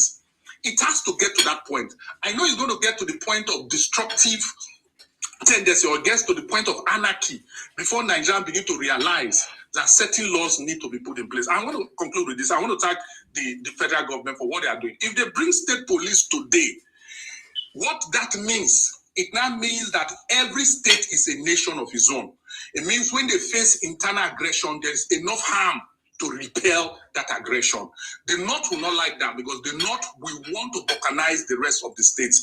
The reason why the North is doing that, the Northern power is truly on the military and the police. They know that they control those forces of annexation. So, but when you remove that from that, thank God, they are now army depot spread across all the 6 geopolitical zones. And also, we are now having the arms spread across. It's no longer in Lafia or Kaduna again. They are spreading it across. Spread police. When you spread police, let a northern president comes today, it can no longer balkanize states. And states that cannot stand as sovereign entity. Because when you have state police, you have truly given regionality to the rest of the state. And the most developed states that will first of all have mint in this country is going to be states coming from the southwest. They are more educated, they are more enlightened, they are more people-driven, they are more economically placed. That is why you can see my land, the Niger Delta, has a lot of arable lands, have a lot of oil, mineral resources. We've not been able to think past oil. Everything in my region is oil, oil, oil, oil, oil. We've not been able to think past it. But if you look at Yoruba land today, look at just mere Ogun State. Ogun State is bubbling as an industrial hub. Manufacturing is bubbling all over those houses today. It is not because there's so much resources there. It's because the people are industrious in their thinking. Look at Lagos State today. 5th largest economy in Africa. Just a state. 5th largest economy in Africa. Let me even chop you what it is. Lagos State today collected VAT of about 170 billion naira. That is the VAT allocation they collected. But what they contributed to that VAT purse was about 80%. They contributed 80% to the 1 trillion plus VAT that the Federation shared, but they took out of that as their own allocation of 170 billion naira. Now, if you look at that figure, you may not understand. It simply means by the end of 12 months, Lagos State will be receiving, just VAT, I'm not talking about other allocation, just VAT allocation, will be receiving almost 2.5 trillion. What is the Lagos State budget? So VAT alone is almost able to finance the Lagos State budget. That is genius. That is out of Nigerian kind of thinking. That is a state that can stand and compete with the rest of Nigeria. Give that state police today. Let them arm themselves. Let them build armed catchment. I tell you, that will be Rome of Nigeria. That will be the Paris of the whole of Africa. Thank you very much. Do you know what? Sima, can I say something? Oh, yeah. Go ahead. Please, let's allow say the truth to say so. Yeah, go ahead. I greet everybody. My brother, Cliff. Is it Cliff? Thank you. God bless you. The true son of the Niger Delta, South man. God bless you. God bless you. We are growing. A lot of us are coming out. I want to answer this guy that said, it sounds Hausa, but says a Yoruba guy, so I will take what he says, You said free this, free that. I'm going to answer you with my state. I'm from Rivers State. Yes, we have free education. If you decide to send your children to private school, as it is all over the world, you will pay. But we have state school, free for primary school, not nursery, no. Primary, junior secondary, senior secondary. We pay bursary. And the bursary, you don't pay back whether you have 10 stores, you're collecting money. The state government don't collect the bursary back from you. You understand? Now you're comparing where you live to Nigeria. In a lot of ways, you're right. But the other side, Nigeria is still better than where you live. But I'm not going deep to that because I'm not having a discussion with those who owns the land you live. But stop coming to social media to deceive people that your son is going to university or what do you call it, college for free. Yes, the study is free, but you pay for books. They give you bursary. I don't know what they call it in your country, but if you work, you pay back that bursary. You pay tuition fee, but not so much. So these things you people climb platform and you tell Nigerians, this is how it is. It is the reason why a lot of people are living on the streets abroad. Because they have it in their head that if they cross this shore of Nigeria, they will have it perfect. And they sell what they have. Sell everything to travel. They want to travel. And when they get there, there is nothing for them. I saw a video where a man was sleeping on the street. Is it France or Italy? I can't remember. Because of people like you. You say you're paying this. This is free. This is free. Nothing is free. Just like my brother in Sima told you. Those things you're paying, you will pay for health. You pay for everything every month. That's what they use to run the state. Stop coming here to tell people lies. There are a lot of things that are better than Nigeria where you stay. And there are a lot of things that Nigeria is better than where you stay. Tinubu is trying. I'm not APC, I'm not PDP, I'm not CRK, I'm not EFCC. But when you see someone... You are NNPP. JF Kennedy. I'm not JF Kennedy. But when you see somebody that is trying, keep your H behind. Keep your tribal behind. Keep your Kane behind. Keep your, what do you call them? Cabals behind. And say, you know what? This guy is trying. Let's support him. The area is lacking. Let's give him ideas. But no, it's not our man. So we'll burn it down. We'll scatter it. We'll bring this. We'll bring that. And you're supporting such thing by lying. Or by saying, let me not use lying, by saying what is not true. You have it good there, maybe. But a lot of Nigerians living there is not having it so good. And when they are home, they are kings and queens.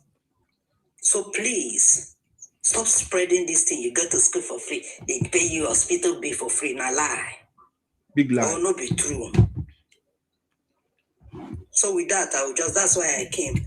And people telling, like me, I don't know of Lagos, but in my state, if you go to our general hospital, you will show your local government identification. If not, you will pay. That's how they run now. Now free healthcare for pregnant women, now free healthcare for elderly people. But if you come, you will show your local government identification. Yes, in Port Harcourt.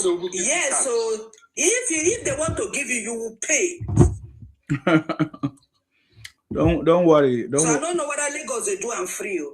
And our students. Lagos Road is come as you like. So that's not being tribal. That's putting your people first. Yes. Because nobody is having it peaceful there in that place, your own place. Then you don't come and overcrowd other people in their place. Simple logic. Yes, if you allow people to come to your place and have it peaceful. Look at area market. How many South people owns a store there? On the market, how many South people owns a store there? If they open self, then go make a no use word where be say then go say I don't come again. So please allow people to air out where it's paining them, where they feel their government have failed them, and it has nothing to do with tribal. I say in my state you go show ID card. Local government identification. If you like, go pay money, collect, and that one now your own, but their own you go show up. And if now stubborn person there, like those Calabari people there, if then they there, if you come, you say you bring her, they go speak Calabari for if you know fit answer, you pay. That's how they run now. So when this man be the governor, don't forget Rochas Okorocha, when they do free education, it's not for anybody that's not from that state. Yes, now. Poland. You go show ID card. So that one is not Asian. It's putting your people in front. Now the Sanwo-Olu, they mess Yoruba land. Hold on, guys. Greet my brother. Yeah. Okay. Thank you very much. Say the truth. Yeah, I appreciate you for coming. Let me clap for you. Thank you, my brother. You're doing well. You know, easy. You know, I will follow you now. Now, people like you are they like you. I will follow you back, my sister. You know, we just for the babes with my sister. I'll follow you back. You know, easy. All my mother just suffer. My brothers, all of them finish school now, they don't feel work for Lagos. Every other people don't come, don't overrun them for Lagos. They go say, "Mo, we no talk." For New York here, New York, indigent, before you where you come from nowhere, can't get job for government. Sorry, now they go put their people there. For New York here. Hold on. Can we hear from Buki, please?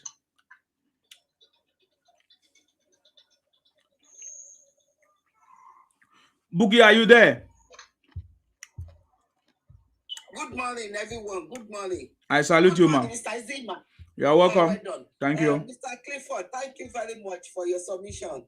I said the truth. Thank you. You know, this our brother that said is from Yoruba, that is lying. And I love the way you answer him. You know, I don't know why people are lying. And that is why they are deceiving a lot of people, selling their property, selling their house, coming to England. And when they come and cry. They will come and cry. They will cry to me. Insima, can you help me? I say, I can't help you. God punish you. How did you get here? Go ahead, man. Yes. Then we get there now, that we see. And you know, all these new people that is coming with COS, you know how much they are collecting for them. From them to go to hospital for NHS. And it's like that is free, it's free. And is it not paying for everything? At least I live in England before. I left that place now 20 years. I'm in Ireland. I live in Ireland. In Ireland, I went to collect medication yesterday.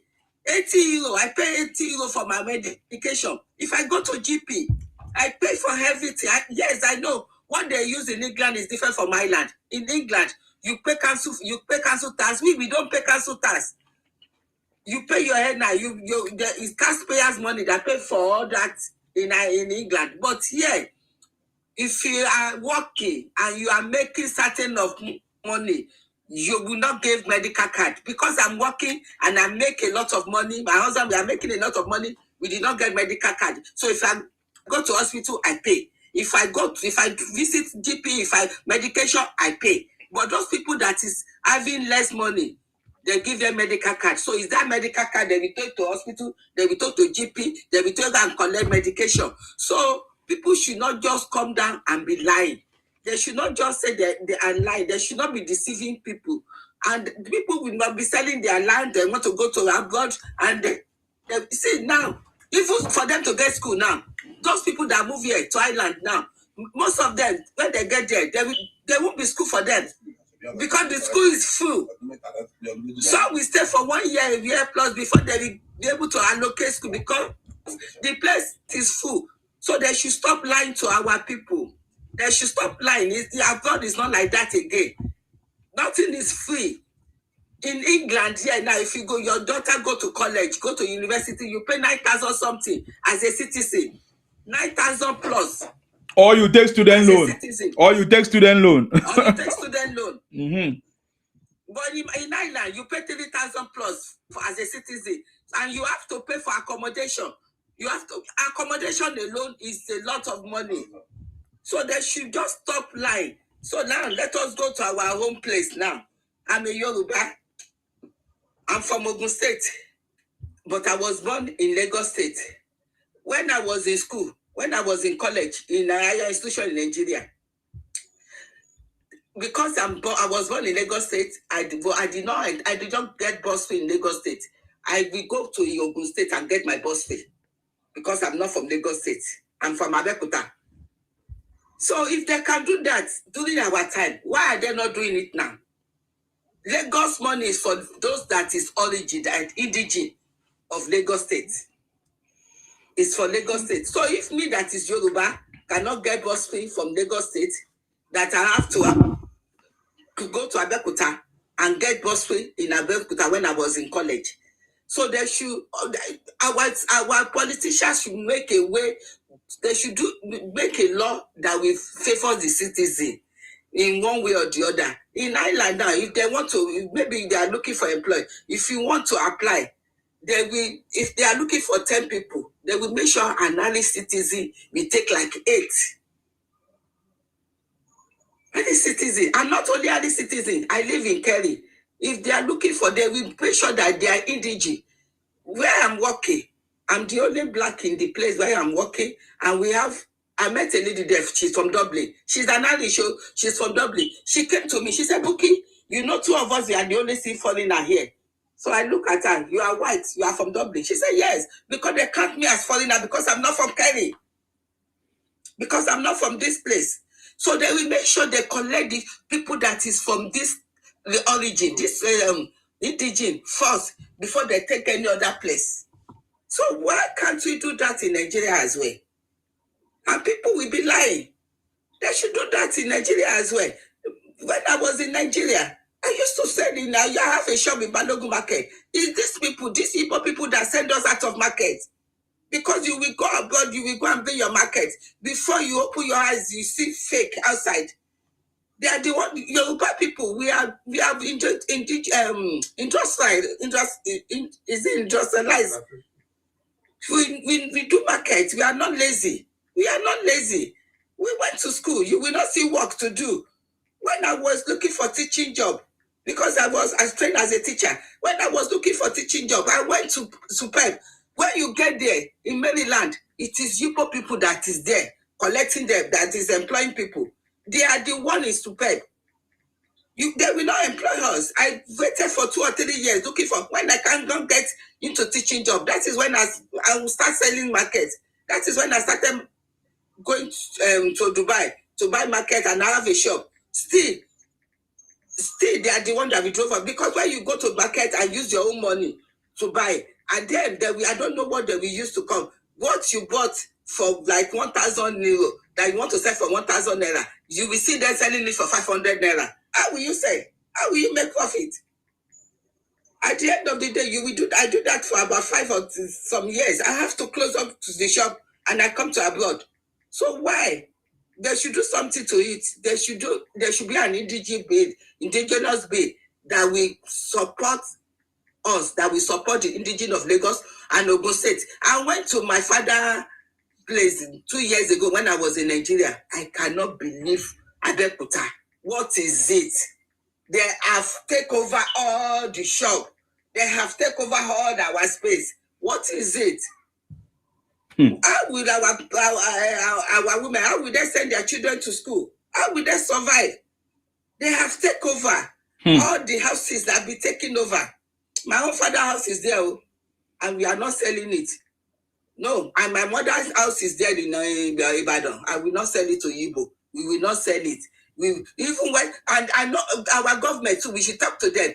There should be something that when they see anybody that want to sell their property, government should buy it. Lagos State government should buy it. Ogun State government should buy it. And they should make sure maybe they can use it like what they are doing it here. If you are selling your property, the Irish government, the council will buy it and they will give it to the less people. So Lagos State and Ogun State can do that. If they see any Yoruba that want to sell their property, they should buy it, refurbish it, do it, and make it like a council house, give it to like a state house, give it to people, and people can be paying a little money, so that there will be Yoruba in Lagos State.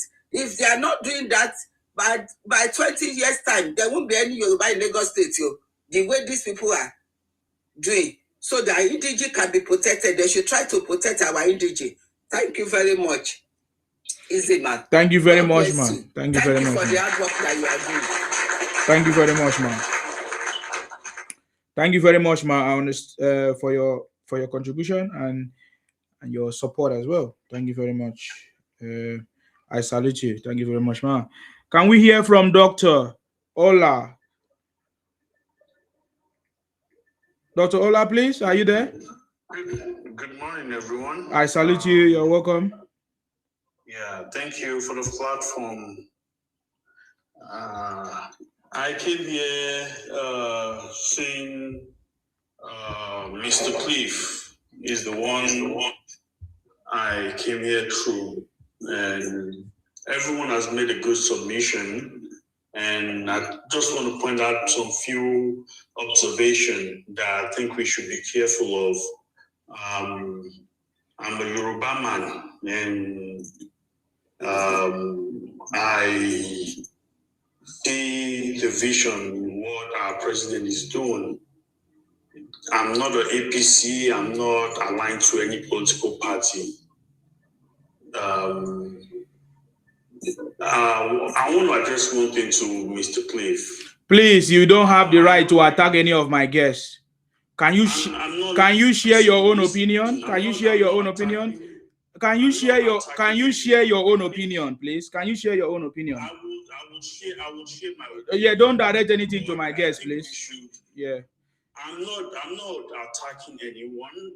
Let's give ourselves let's listen to each other. Oh, guys, share your own opinion, please. If you want to. If you don't want to, you can leave. When we talk about all these issues, I think it's it's a very dangerous narrative to be painting one group somehow. I don't believe our president shares this same opinion. Why? Because of his actions, his policies. He sees this problem, but the way he's addressing it is different. But it will be counterproductive if we are working against. Oh God, I don't have time for this. I'm sorry for you, please. Saudi, please go ahead. Don't mind that criminal talking nonsense. Saudi, please go ahead. Can you give me 5 minutes more? Okay, that's okay. Thank you very much. Go ahead. Stoner, please go ahead and make your contribution, please. Thank you very much, Mr. Nsina. You're welcome. You know, we patriotic Nigerians, we come with a critical mindset to critique and give applaud where it's actually needed. Me, I would always applaud the president, no matter what the president is, because as far as you're concerned, no matter what anybody says, he's the leader of the country. We owe it, as a patriotic Nigerian, no matter what, you must support the leadership. You're not supporting the person, you're supporting that seat of power. But I just feel like most of us we come on these platforms and different platforms to talk about things. We see how things are working because most of us are actually in the diaspora to a large extent. So we've been exposed to two sides. We grew up in Nigeria, but now we're in the diaspora. We're seeing how things work.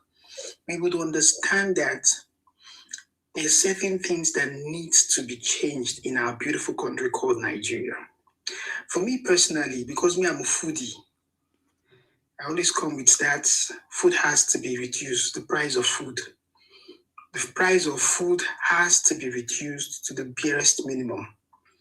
Once you reduce price of food, Baba, road for example, I mean, no, the best way to get motor and drive car now. I don't get motor, I don't know whether I figure know the price of petrol. But my belly, I must to eat. It is compulsory for me to eat. It is needed. I beg. We could not post they made a reduced price of food. I beg. Gario, Nyamu, about may they reduce that. Or may they even do subsidy for food. Okay, all these subsidy they come out for petrol. Nobody did. We know they drink petrol. But we need food. Put the subsidy inside food. Anybody where they hear with the government house. You want subsidy for food. I know get motor. I know motor not be my own. So your life now food. Food. How you there? You big or you small? Yeah, they know my, but I like food. So all these people you don't eat. You never show for your body. My brother, not be about to say me. I like see the thing they say. Me, when they say hunger infrastructure, just give me food. Yes, now you be the person where they describe. Say he won't chop, but he no one work. You want me to work out for you. You want make our work safe. You want it. No, that make I say put subsidy for the food. If you from government side, they put more money join. If you rule from now to their kingdom come, just reduce price of food. I beg. I beg. Who are you asking to reduce the price of food? If I may ask. See now, not be the cabinet here. Infinity to infinity. Then you are not getting it right. Then you are making mistake. Then because it's not. Who is putting the price of food? Is it Tinubu? Who determine? Who did? My brother, listen now. Who determines the price of food in the market? it's the farmers under the policies of the government. It's the government policies that will determine what the farmer would actually put as the price tag to food. That is not correct. That is not correct. So that is not correct. Easy, man. Can I ask him something, please? Ask him, man. You said you want the price of food to reduce. If there is no good road that you will transport the food from the farm to where it's taking, if the price of food, you need good road. Because by the time the road, they are bringing the food from the north, the trailer, there is no good road. The trailer spoiled on the road. Before they get to where they are taking the food to, the food are spoiled because they cannot do the trailer. Maybe it was there for 30 days. The food, so you need a good road for the price of food to be reduced. You need a good road for the price of food to be reduced. Mama, the road you don't they see, they food, they cheap. No, those roads, Cliff, how far? Cliff, my brother, wait a bit. You know, Peter Obi came out recently to say that the price of food is too cheap, that farmers are suffering as a result of the cheap food. That food should not be that cheap right now in the country. So what do you have to say about that? Because it's important of food. Peter Obi said it like 3 days or 4 days. Did Peter Obi not say that the price of food have come down? I think you are not paying attention. Then you are not paying attention.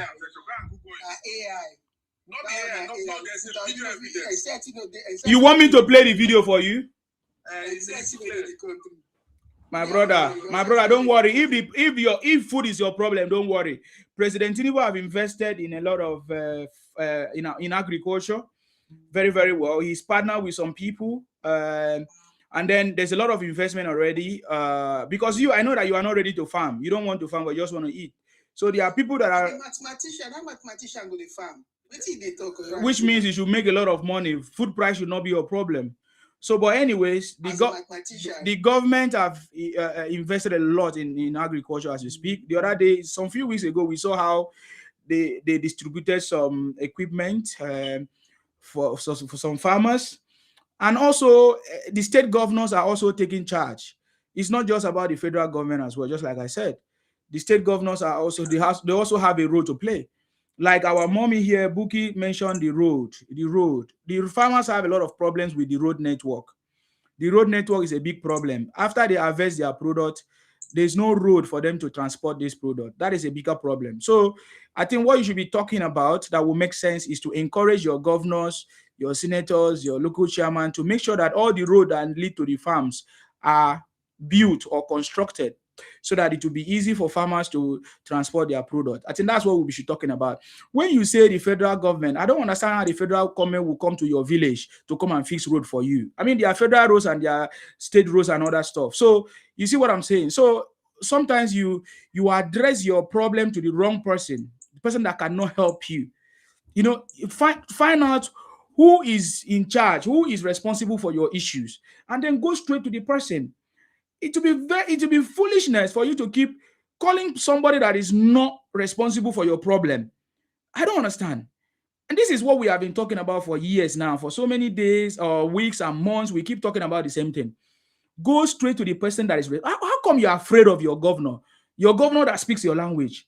But you want to go and speak to the president because you feel like you can just talk to the president anyhow. But you can't talk to your state governor. Man, anything that has to do with farming has to do with at different levels, governors, senators, and local, let's say representatives, yes, our reps, and maybe local government chairman and all of that. I mean, the federal government does the high level stuff to make sure that maybe good policies, like maybe providing some subsidy or reduced rate for anything that they import and all of that, like fertilizers and all that kinds of stuff.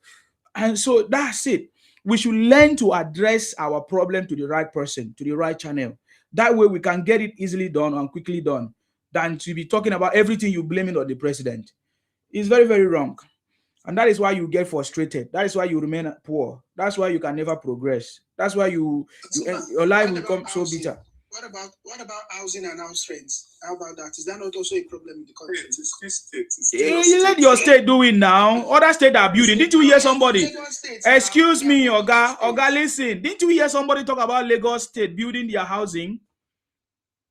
They also have federal housing as well. President Tinubu have already built I think how many housing, lots of housing already that you can take on mortgage is available. If you need the information, it's available. Go and get the information.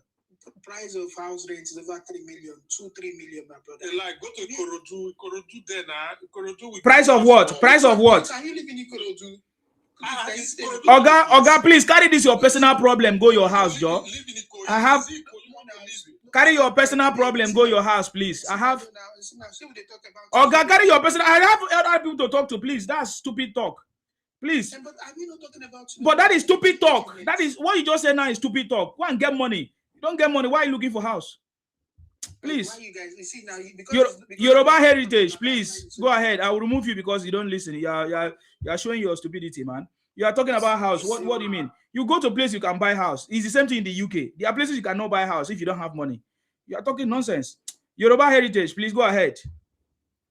You see, my brother. I salute you, please. Yes. I salute you. I salute you, Baba. I salute You're you. welcome. You are doing a very, very good job. Cliff, my guy, I greet you. Thank you so much. We need someone like you guys in our government. You know, I don't know if you guys can be working for the presidency. Then Yoruba greatness, I greet everyone. You know, so you know I come up because of that Iroko guy that is lying and healthcare is free in the UK. You know, like because I live in UK as well. Okay, sir. So. And then you see, we have to pay the NHS, of course, NHS money, you know. So, like you say, you are very, very right. The guy maybe the guy come with all this working visa, yeah, all this care job visa. So yeah, that's the reason why. Yeah, he's saying yeah. That's the reason why he's saying all that. So, and then they're going to like what say the truth say. They're going to convince a lot of people. For the first time, me and my uncle, me and my brother, because he invests in a lot of things in Nigeria. And then me and him, we are having a discussion. And then for the first time, even me, I'm thinking of come to Nigeria to come and invest something in Nigeria. Because the way Nigerian is... the way Nigeria is moving now is very, very encouraged, you know. So I don't know. I just want the young generation, the system we are enjoying in UK is the system this Baba is bringing now. The credit facility, the mortgage, everything, you know. Taxation system. Yeah. Everything this Baba, just tap into it. Even you invest, like what this guy say now, like what this guy say about the mortgage system is working. They ring my friend in bank, you know. They tell him that if you want to buy a mortgage, there's a system in mortgage. The bank is going to sponsor this thing they're going to. So everything is working. This Baba, what Baba is doing now is something that is going to benefit everybody with time. We just have to be patient and see what this man is doing. Yeah? And then look at it. You see, we pay for electricity. We pay a lot of money for electricity in the United Kingdom. Everything, your bin, everything, you pay the council tax and everything. Now, I managed to fix the solar in my house in Nigeria, less than 2 million, and then I don't have to pay any electricity again. If I have that kind of opportunity in the UK, I will do it, you know, because we know how much you pay for the electricity in the UK. So we just have to try and see. If I compare Nigeria and UK, apart from the job opportunity, if I compare the Nigeria and UK, I will believe and think Nigeria is actually doing fine. If you have something you are doing, if you tap into the system, you're doing business, you're doing this, you know. So because of the tax we pay here, if you buy a car, your car is on finance. If you are using a lot of things, because when they first come here, they will see everything, they will think is free. It's not free. You are paying to your nose, you know. So I just hope the young generation can tap in, because it's not like I'm not APC member, but I see what this man is doing. It's the same what we are benefiting in this country. That's what the president is trying to do in Nigeria. So Izima, I will drop the mic here. Thank you so much, because you are really doing a good job. Thank you, sir. Thank you very much, sir. I just want to comment on something you said. You say apart from the job opportunity, my brother, I don't think there's any job opportunity here, because in Nigeria you refuse to do cleaning, you refuse to wash people's nyash. If you are ready to wash people's nyash and do cleaning, there's cleaning job in Nigeria, there's nyash washing in Nigeria.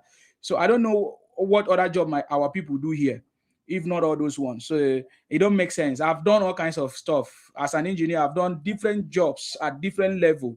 Done my engineering is nonsense. All of that, you're still gonna be under, like you're still not gonna make it. Trust me. So I know what I'm talking about. Why are you not doing it in Nigeria? Why are you not doing an engineering job in Nigeria?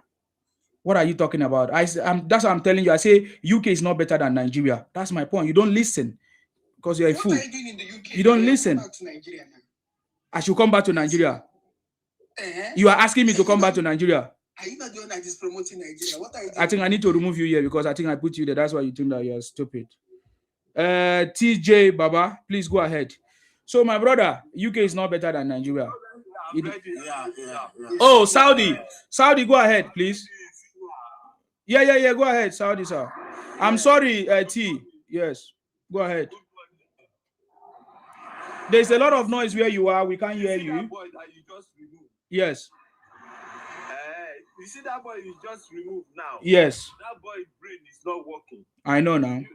We should just give him food and let him eat. He said he need food. Because he said he want to eat. Yes. I'm not going to give him food. He will go hungry for life. You know what Yoruba call that kind of person? Tifun Laurent. What does that mean? You understand? You see that?